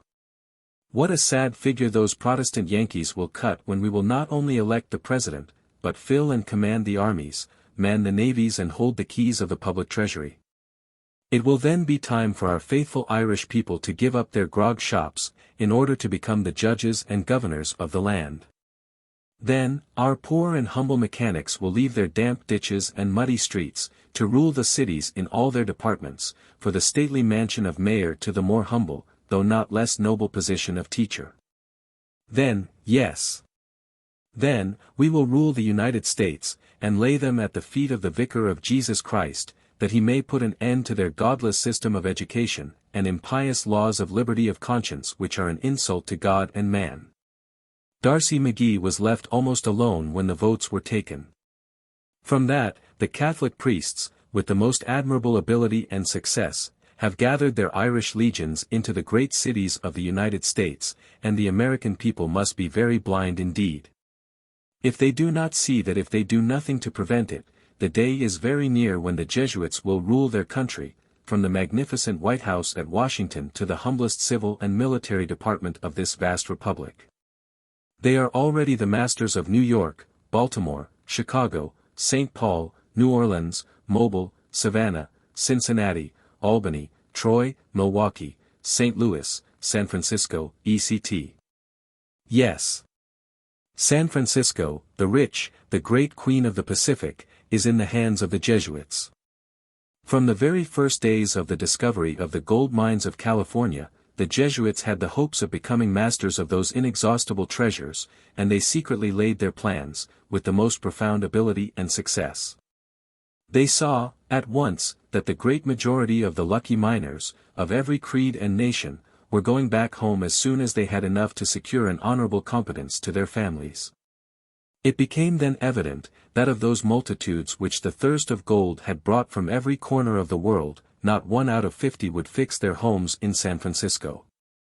The Jesuits saw at a glance that if they could persuade the Irish Catholics to settle and remain there, they would soon be the masters and rulers of that golden city whose future is so bright and so great. And that scheme, worked day and night, with the utmost perseverance, has been crowned with perfect success. The consequence is, that while you find only a few Americans, Germans, Scotch, and English millionaires in San Francisco, you find more than 50 Catholic Irish millionaires in that city. Its richest bank, Nevada Bank, is in their hands, and so are all the street railways. The principal offices of the city are filled with Irish Roman Catholics. Almost all the police are composed of the same class, as well as the volunteer military associations. Their compact unity, in the hands of the Jesuits, with their enormous wealth, make them almost supreme masters of the mines of California and Nevada. When one knows the absolute, abject submission of the Irish Roman Catholics, rich or poor, to their priests, how the mind, the soul, the will, the conscience, are firmly and irrevocably tied to the feet of their priests, he can easily understand that the Jesuits of the United States form one of the richest and most powerful corporations the world ever saw. It is well known that those 50 Catholic millionaires, with their myriads of employees are, through their wives, and by themselves, continually at the feet of the Jesuits, who swim in a golden sea. No one, if he be not a Roman Catholic, or one of those so-called Protestants who give their daughters to the nuns, and their sons to the Jesuits to be educated, has much hopes, where the Jesuits rule, of having a lucrative office in the United States today. The Americans, with few exceptions, do not pay any attention to the dark cloud which is rising at their horizon, from Rome. Though that cloud is filled with rivers of tears and blood, they let it grow and rise without even caring how they will escape from the impending hurricane. It is to San Francisco that you must go to have an idea of the number of secret and powerful organizations with which the Church of Rome prepares herself for the impending conflict, through which she hopes to destroy the schools and every vestige of human rights and liberties in the United States. In order to more easily drill the Roman Catholics and prepare them for the irrepressible struggle, the Jesuits have organized them into a great number of secret societies, the principal of which are Ancient Order of Hibernians, Irish American Society, Knights of St. Patrick, St. Patrick's Cadets, St. Patrick Mutual Alliance, Apostles of Liberty, Benevolent Sons of the Emerald Isle, Knights of St. Peter, Knights of the Red Branch, Knights of the Columnskill, the Secret Heart, etc. Almost all these secret associations are military ones. They have their headquarters at San Francisco, but their rank and file are scattered all over the United States.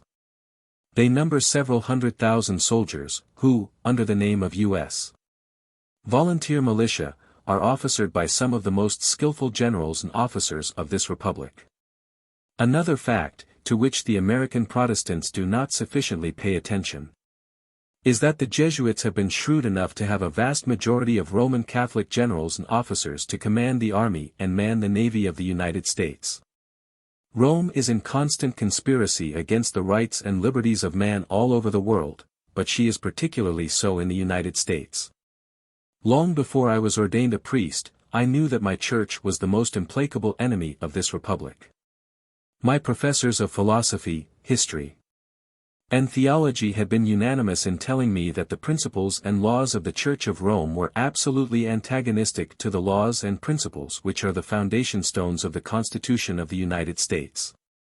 First, the most sacred principle of the United States Constitution is the equality of every citizen before the law. But the fundamental principle of the Church of Rome is the denial of that equality. Second, liberty of conscience is proclaimed by the United States, a most sacred principle which every citizen must uphold, even at the price of his blood. But liberty of conscience is declared by all the popes and councils of Rome, a most godless, unholy, and diabolical thing, which every good Catholic must abhor and destroy at any cost. Third, the American Constitution assures the absolute independence of the civil from the ecclesiastical or church power, but the Church of Rome declares, through all her pontiffs and councils, that such independence is an impiety and a revolt against God. Fourth, The American Constitution leaves every man free to serve God according to the dictates of his conscience. But the Church of Rome declares that no man has ever had such a right, and that the Pope alone can know and say what man must believe and do. Fifth, the Constitution of the United States denies the right in any body to punish any other for differing from him in religion. But the Church of Rome says that she has a right to punish with the confiscation of their goods, or the penalty of death, those who differ in faith from the Pope. Sixth, the United States have established schools all over their immense territories, where they invite the people to send their children, that they may cultivate their intelligence and become good and useful citizens. But the Church of Rome has publicly cursed all those schools, and forbidden their children to attend them, under pain of excommunication in this world and damnation in the next. Seventh, the Constitution of the United States is based on the principle that the people are the primary source of all civil power. But hundreds of times, the Church of Rome has proclaimed that this principle is impious and heretical. She says that all government must rest upon the foundation of the Catholic faith, with the Pope alone as the legitimate and infallible source and interpreter of the law. I could cite many other things, proving that the Church of Rome is an absolute and irreconcilable enemy of the United States, but it would be too long. These are sufficient to show to the American people that Rome is a viper, which they feed and press upon their bosom. Sooner or later that viper will bite to death and kill this republic. This was foretold by Lafayette, and is now promulgated by the greatest thinkers of our time. The greatest inventor, or rather the immortal father of electric telegraphy, Samuel Morse, found it out when in Rome, and published it in 1834, in his remarkable work, Conspiracies Against the Liberties of the United States. The learned drive S. Irenaeus Prime, in his Life of Professor Morse, says, when Mr. Morse was in Italy, he became acquainted with several ecclesiastics of the Church of Rome, and he was led to believe, from what he learned from them, that a political conspiracy, under the cloak of a religious mission, was formed against the United States. When he came to Paris and enjoyed the confidence and friendship of Lafayette, he stated his convictions to the general, who fully concurred with him in the reality of such a conspiracy. That great statesman and patriot, the late Richard W. Thompson, Secretary of the Navy, in his admirable work, The Papacy and the Civil Power, says, nothing is plainer than that, if the principles of the Church of Rome prevail here, our Constitution would necessarily fall. The two cannot exist together. They are in open and direct antagonism with the fundamental theory of our government and of all popular government everywhere. The eloquent Spanish orator, Castella, speaking of his own Church of Rome, said, in 1869, there is not a single progressive principle that has not been cursed by the Catholic Church. This is true of England and Germany, as well as all Catholic countries. The Church cursed the French Revolution, the Belgian Constitution, and the Italian independence. Not a constitution has been born, not a step of progress made, not a solitary reform effected, which has not been under the terrific anathemas of the Church. But why ask the testimony of Protestants or liberals to warn the American people against that conspiracy, when we have the public testimony of all the bishops and priests to prove it? With the most daring impudence, the Church of Rome, through her leading men, is boasting of her stern determination to destroy all the rights and privileges which have cost so much blood to this American people. Let the Americans, who have eyes to see and intelligence to understand, read the following unimpeachable documents, and judge for themselves of what will become of this country, if Rome is allowed to grow strong enough to execute her threats.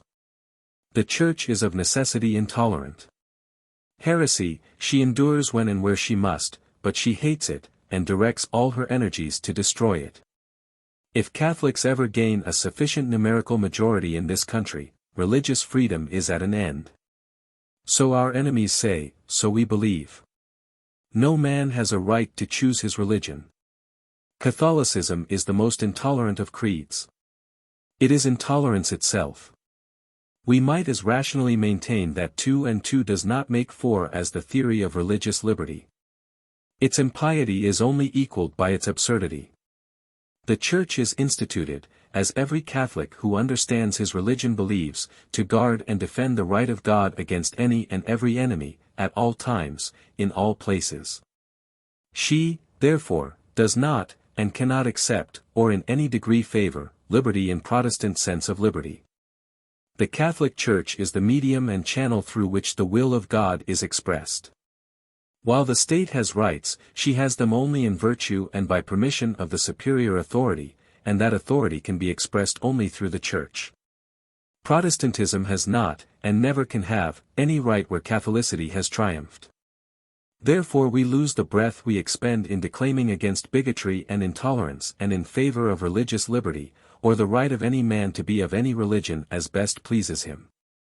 Religious liberty is merely endured until the opposite can be carried into effect without peril to the Catholic Church.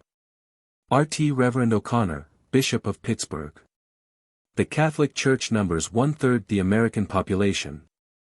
And if its membership shall increase for the next 30 years as it has the 30 years past, in 1900 Rome will have a majority, and be bound to take this country and keep it. There is, ere long, to be a state religion in this country, and that state religion is to be the Roman Catholic. First, the Roman Catholic is to wield his vote for the purpose of securing Catholic ascendancy in this country. Second, all legislation must be governed by the will of God, unerringly indicated by the Pope. Third, education must be controlled by Catholic authorities, and under education the opinions of the individual and the utterances of the press are included, and many opinions are to be forbidden by the secular arm, under the authority of the Church. Even to war and bloodshed.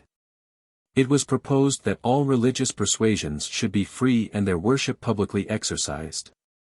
But we have rejected this article as contrary to the canons and councils of the Catholic Church. Every one knows that one of the first and most solemn acts of the present Pope, Leo XIII, was to order that the theology of St. Thomas Aquinas should be taught in all the colleges, seminaries, and universities of the Church of Rome throughout the whole world, as the most accurate teaching of the doctrines of his Church. Well, on the December 30th, 1880, I forced the RT Rev. Foley, Bishop of Chicago, to translate from Latin into English, before the court of Kankakee, and to swear that the following law was among those promulgated by St. Thomas as one of the present and unchangeable laws of the Church of Rome. Though heretics must not be tolerated because they deserve it, we must bear with them, till, by a second admonition, they may be brought back to the faith of the Church. But those who, after a second admonition, remain obstinate in their errors, must not only be excommunicated, but they must be delivered to the secular power to be exterminated. After the bishop had sworn that this was the true doctrine of the Church of Rome expressed by St. Thomas, and taught in all the colleges, seminaries, and universities of the Church of Rome, I forced him to declare, under oath, that he, and every priest of Rome, once a year, under pain of eternal damnation, is obliged to say, in the presence of God, in his breviarium, his official prayer book, that doctrine was so good and holy, that every word of it has been inspired by the Holy Ghost to St. Thomas. The same Bishop Foley was again forced by me, before the same court of Kankakee, to translate from Latin into English, the following decree of the Council of Lateran, and to acknowledge, under oath, that it was as much the law of the Church of Rome today as on the day it was passed in the year 1215. We excommunicate and anathematize every heresy that exalts itself against the Holy Orthodox and Catholic faith, condemning all heretics, by whatever name they may be known, for though their faces differ, they are tied together by their tails. Such as are condemned are to be delivered over to the existing secular powers to receive due punishment. If laymen, their goods must be confiscated. If priests, they shall be degraded from their respective orders, and their property applied to the church in which they officiated. Secular powers of all ranks and degrees are to be warned, induced, and, if necessary, compelled by ecclesiastical censure, to swear that they will exert themselves to the utmost in the defense of the faith, and extirpate all heretics denounced by the Church, who shall be found in their territories. And whenever any person shall assume government, whether it be spiritual or temporal, he shall be bound to abide by this decree. If any temporal lord, after having been admonished and required by the Church, shall neglect to clear his territory of heretical depravity, the metropolitan and bishop of the province shall unite in excommunicating him. Should he remain contumacious a whole year, the fact shall be signified to the Supreme Pontiff, who will declare his vassals released from their allegiance from that time, and will bestow his territory on Catholics, to be occupied by them, on condition of exterminating the heretics and preserving the said territory in the faith. Catholics who shall assume the cross for the extermination of heretics, shall enjoy the same indulgence, and be protected by the same privileges as are granted to those who go to the help of the Holy Land. We decree further that all those who have dealings with heretics, and especially such as receive, defend and encourage them, shall be excommunicated. He shall not be eligible to any public officer. He shall not be admitted as a witness. He shall neither have the power to bequeath his property by will, nor succeed to an inheritance. He shall not bring any action against any person, but any one can bring action against him. Should he be a judge, his decision shall have no force, nor shall any cause be brought before him. Should he be a lawyer, no instruments made by him shall be held valid, but shall be condemned with their authors. Cardinal Manning, speaking in the name of the Pope, said, "I acknowledge no civil power, I am the subject of no prince, and I claim more than this. I claim to be the supreme judge and director of the conscience of men, of the peasants that till the fields, and of the prince that sits upon the throne. Of the household that lives in the shade of privacy, and the legislator that makes laws for kingdoms I am sole, last, supreme judge of what is right and wrong.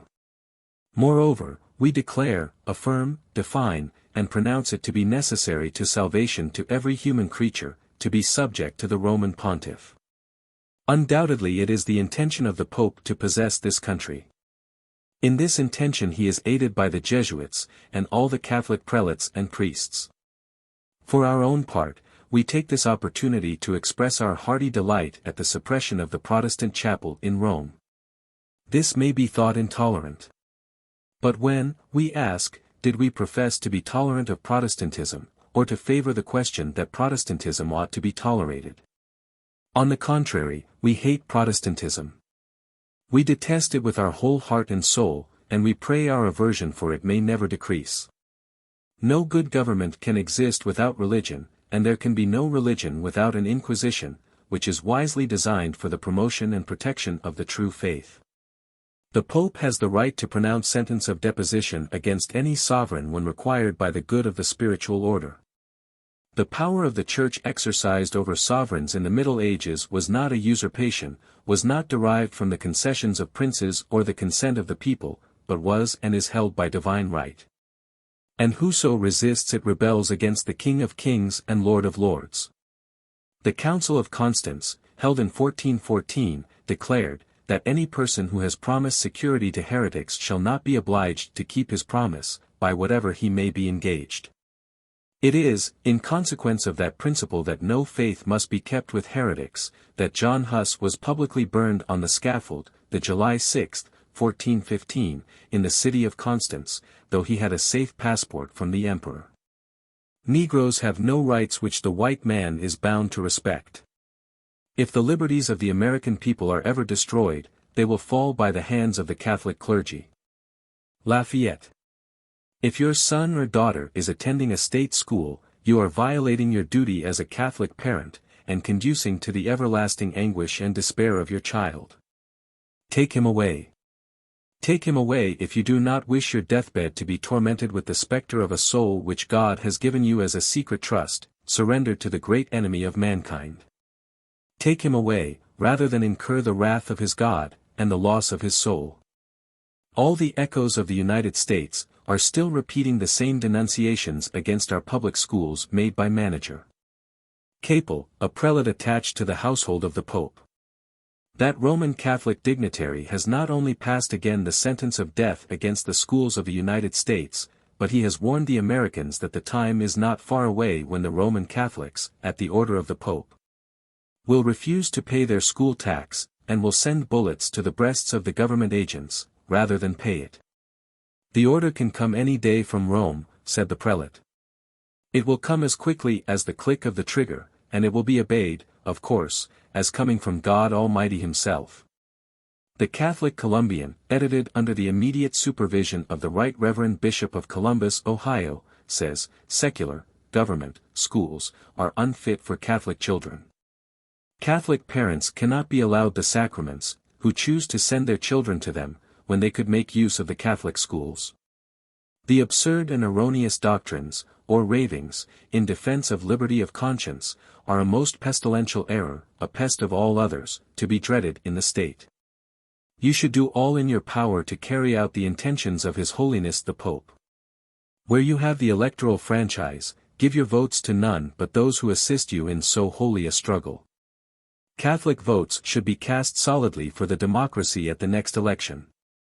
It is the only possible hope to break down the school system. It is of faith that the Pope has the right of deposing heretical and rebel kings. Monarchs so deposed by the Pope are converted into notorious tyrants, and may be killed by the first who can reach them. If the public cause cannot meet with its defense in the death of a tyrant, it is lawful for the first who arrives, to assassinate him. See, sir, from this chamber, I govern, not only to Paris, but to China. Not only to China, but to all the world, without anyone knowing how I do it. A man who has been excommunicated by the Pope may be killed anywhere, as Escobar and Doe teach, because the Pope has an indirect jurisdiction over the whole world, even in temporal things, as all the Catholics maintain. And as Suarez proves against the King of England. The Roman Catholic historian of the Jesuits, Cretino Joly, in his volume 2, page 435, approvingly says, Father Givard, writing about Henry IV, King of France, says, if he cannot be deposed, let us make war. And if we cannot make war, let him be killed. The great Roman Catholic theologian, Dens, puts to himself the question, are heretics justly punished with death? He answers, St. Thomas says, yes. 2.2, question 11, Art. 3. Because forgers of money, or other disturbers of the state, are justly punished with death, therefore, all heretics who are forgers of faith and, as experience testifies, grievously disturb the state. This is confirmed, because God, in the Old Testament, ordered the false prophets to be slain, and in Deuteronomy it is decreed that if anyone will act proudly, and will not obey the commands of the priests, let him be put to death. The same is proved from the condemnation of the 14th article of John Huss in the Council of Constance. That we may in all things attain the truth. That we may not err in anything, we ought ever to hold, as a fixed principle, that what I see white, I believe to be black, if the superior authorities of the Church define it to be so. As for holy obedience, this virtue must be perfect in every point, in execution, in will, in intellect, doing which is enjoined with all celerity, spiritual joy, and perseverance.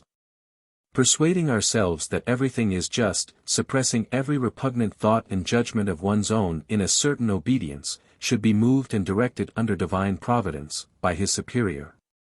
Just as if he were a corpse, perind axi cadaver esset, which allows itself to be moved and led in every direction. If the Holy Church so requires, let us sacrifice our own opinions, our knowledge, our intelligence, the splendid dreams of our imagination and the sublime attainments of human understanding. No more cunning plot was ever devised against the intelligence, the freedom, the happiness and virtue of mankind than Romanism. The principal and most efficacious means of practicing obedience due to superiors, and of rendering it meritorious before God, is to consider that, in obeying them, we obey God Himself, and that by despising their commands, we despise the authority of the Divine Master. When, thus, a religious receives a precept from her prelate, superior, or confessor, she should immediately execute it, not only to please them, but principally to please God, whose will is known by their command.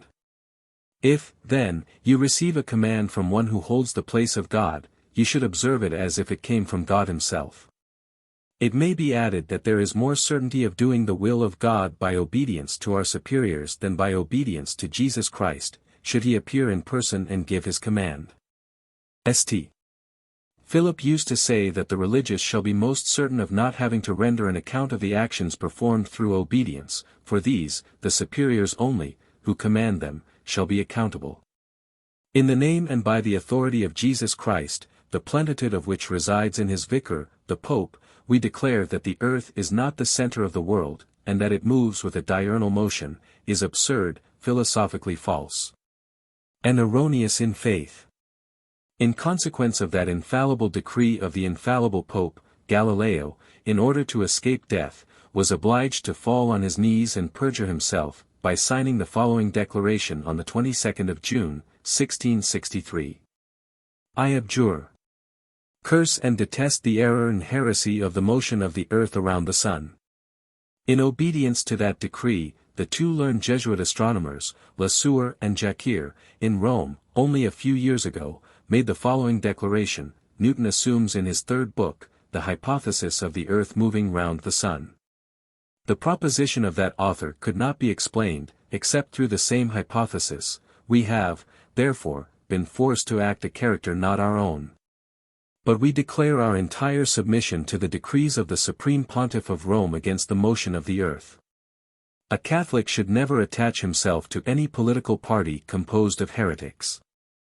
No one who is truly, at heart, a thorough and complete Catholic, can give his entire adhesion to a Protestant leader, for in so doing, he divides his allegiance, which he owes entirely to the Church. Would he, the priest, be warranted in withholding any sacrament of the Church from a man by reason of his preferring one candidate to the other? Absolutely speaking, he would. Because a priest is not only warranted, but bound to withhold, the sacraments from a man who is disposed to commit a mortal sin. Our business is to contrive. First, that the Catholics be imbued with hatred for the heretics, whoever they may be, and that this hatred shall constantly increase, and bind them closely to each other. Second, that it be, nevertheless, dissembled, so as not to transpire until the day when it shall be appointed to break forth.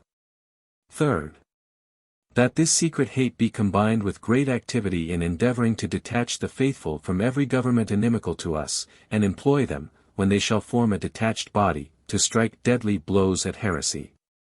Henry IV, King of France, after being wounded by an assassin sent by the Jesuits, said, I am compelled to do one of these two things, either recall the Jesuits, free them from the infamy and disgrace with which they are covered, or to expel them in a more absolute manner, and prevent them from approaching either my person or my kingdom. But, then, we will drive them to despair and to the resolution of attempting my life again, which would render it so miserable to me, being always under the apprehension of being murdered or poisoned. For those people have correspondents everywhere, and are so very skillful in disposing the minds of men to whatever they wish, that I think it would be better that I should be already dead. Let us bring all our skill to bear upon this part of our plan. Our chief concern must be to mold the people to our purposes. Doubtless, the first generation will not be wholly ours, but the second will nearly belong to us. And the third entirely. The state is, therefore, only an inferior court, bound to receive the law from the superior court, the Church, and liable to have its decrees reversed on appeal. The Jesuits are a military organization, not a religious order. Their chief is a general of an army, not the mere father abbot of a monastery. And the aim of this organization is, power. Power in its most despotic exercise. Absolute power, universal power, power to control the world by the volition of a single man. Jesuitism is the most absolute of despotisms, and at the same time the greatest and the most enormous of abuses. The general of the Jesuits insists on being master, sovereign, over the sovereign. Wherever the Jesuits are admitted they will be masters, cost what it may. Their society is by nature dictatorial, and therefore it is the irreconcilable enemy of all constituted authority. Every act, every crime, however atrocious, is a meritorious work, if committed for the interest of the Society of the Jesuits, or by the order of its general. In the allocution of September, 1851, Pope Pius IX said that he had taken that principle for basis, that the Catholic religion, with all its votes, ought to be exclusively dominant in such sort that every other worship shall be banished and interdicted. You ask if the Pope were lord of this land and you were in a minority, what he would do to you. That, we say, would entirely depend on circumstances. If it would benefit the cause of Catholicism, he would tolerate you. If expedient, he would imprison, banish you, probably he might even hang you. But be assured of one thing, he would never tolerate you for the sake of your glorious principles of civil and religious liberty. Lord Acton, one of the Roman Catholic peers of England, reproaching her bloody and antisocial laws to his own church, wrote, Pope Gregory VII decided it was no murder to kill excommunicated persons.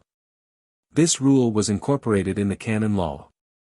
During the revision of the code, which took place in the 16th century, and which produced a whole volume of corrections, the passage was allowed to stand. It appears in every reprint of the Corpus Juris. It has been for 700 years, and continues to be, part of the ecclesiastical law. Far from being a dead letter, it obtained a new application in the days of the Inquisition. And one of the later popes has declared that the murder of a Protestant is so good a deed that it atones, and more than atones, for the murder of a Catholic. In the last Council of the Vatican, has the Church of Rome expressed any regret for having promulgated and executed such bloody laws? No. On the contrary, she has anathematized all those who think or say that she was wrong when she deluged the world with the blood of the millions she ordered to be slaughtered to quench her thirst for blood. She positively said that she had the right to punish those heretics by tortures and death. Those bloody and antisocial laws were written on the banners of the Roman Catholics, when slaughtering 100,000 Waldenses in the mountains of Piedmont, and more than 50,000 defenseless men, women and children in the city of Béziers. It is under the inspiration of those diabolical laws of Rome, that 75,000 Protestants were massacred, the night and following week of St. Bartholomew. It was to obey those bloody laws that Louis XIV revoked the Edict of Nantes, caused the death of 500,000 of men, women and children, who perished in all the highways of France, and caused twice that number to die in the land of exile, where they had found a refuge. Those antisocial laws, today, are written on her banners with the blood of 10 millions of martyrs. It is under those bloody banners that 6,000 Roman Catholic priests, Jesuits and bishops, in the United States, are marching to the conquest of this republic, backed by their 7 millions of blind and obedient slaves. Those laws, which are still the ruling laws of Rome, were the main cause of the last rebellion of the southern states. Yes. Without Romanism, the last awful civil war would have been impossible.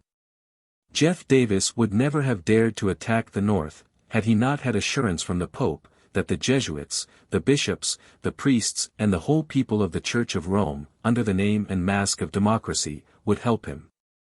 These diabolical and antisocial laws of Rome caused a Roman Catholic, Beauregard, to be the man chosen to fire the first gun at Fort Sumter, against the flag of liberty, on the 12th of April, 1861. Those anti-Christian and antisocial laws caused the Pope of Rome to be the only crowned prince in the whole world, so depraved as to publicly shake hands with Jeff Davis, and proclaim him president of a legitimate government. These are the laws which led the assassins of Abraham Lincoln to the house of a rabid Roman Catholic woman, Mary Surratt, which was not only the rendezvous of the priests of Washington, but the very dwelling house of some of them. That woman, gifted by God to be an angel of peace and mercy on earth, was changed by those laws into a bloodthirsty tigress, for she had smelt the blood which everywhere comes from the robe, the hands, and the lips of the priest of Rome. Those bloody and infernal laws of Rome nerved the arm of the Roman Catholic, Booth, when he slaughtered one of the noblest men God has ever given to the world. Those bloody and antisocial laws of Rome, after having covered Europe with ruins, tears, and blood for 10 centuries, have crossed the oceans to continue their work of slavery and desolation, blood, and tears, ignorance and demoralization. On this continent, under the mask and name of democracy, they have raised the standard of rebellion of the South against the North, and caused more than 500,000 of the most heroic sons of America to fall on the fields of carnage. In a very near future, if God does not miraculously prevent it, those laws of dark deeds and blood will cause the prosperity, the rights, the education, and the liberties of this too confident nation to be buried under a mountain of smoking and bloody ruins. On the top of that mountain, Rome will raise her throne and plant her victorious banners. Then she will sing her Te Deums and shout her shouts of joy, as she did when she heard the lamentations and cries of desolation of the millions of martyrs burning in the 5,000 autobiographies she had raised in all the capitals and great cities of Europe.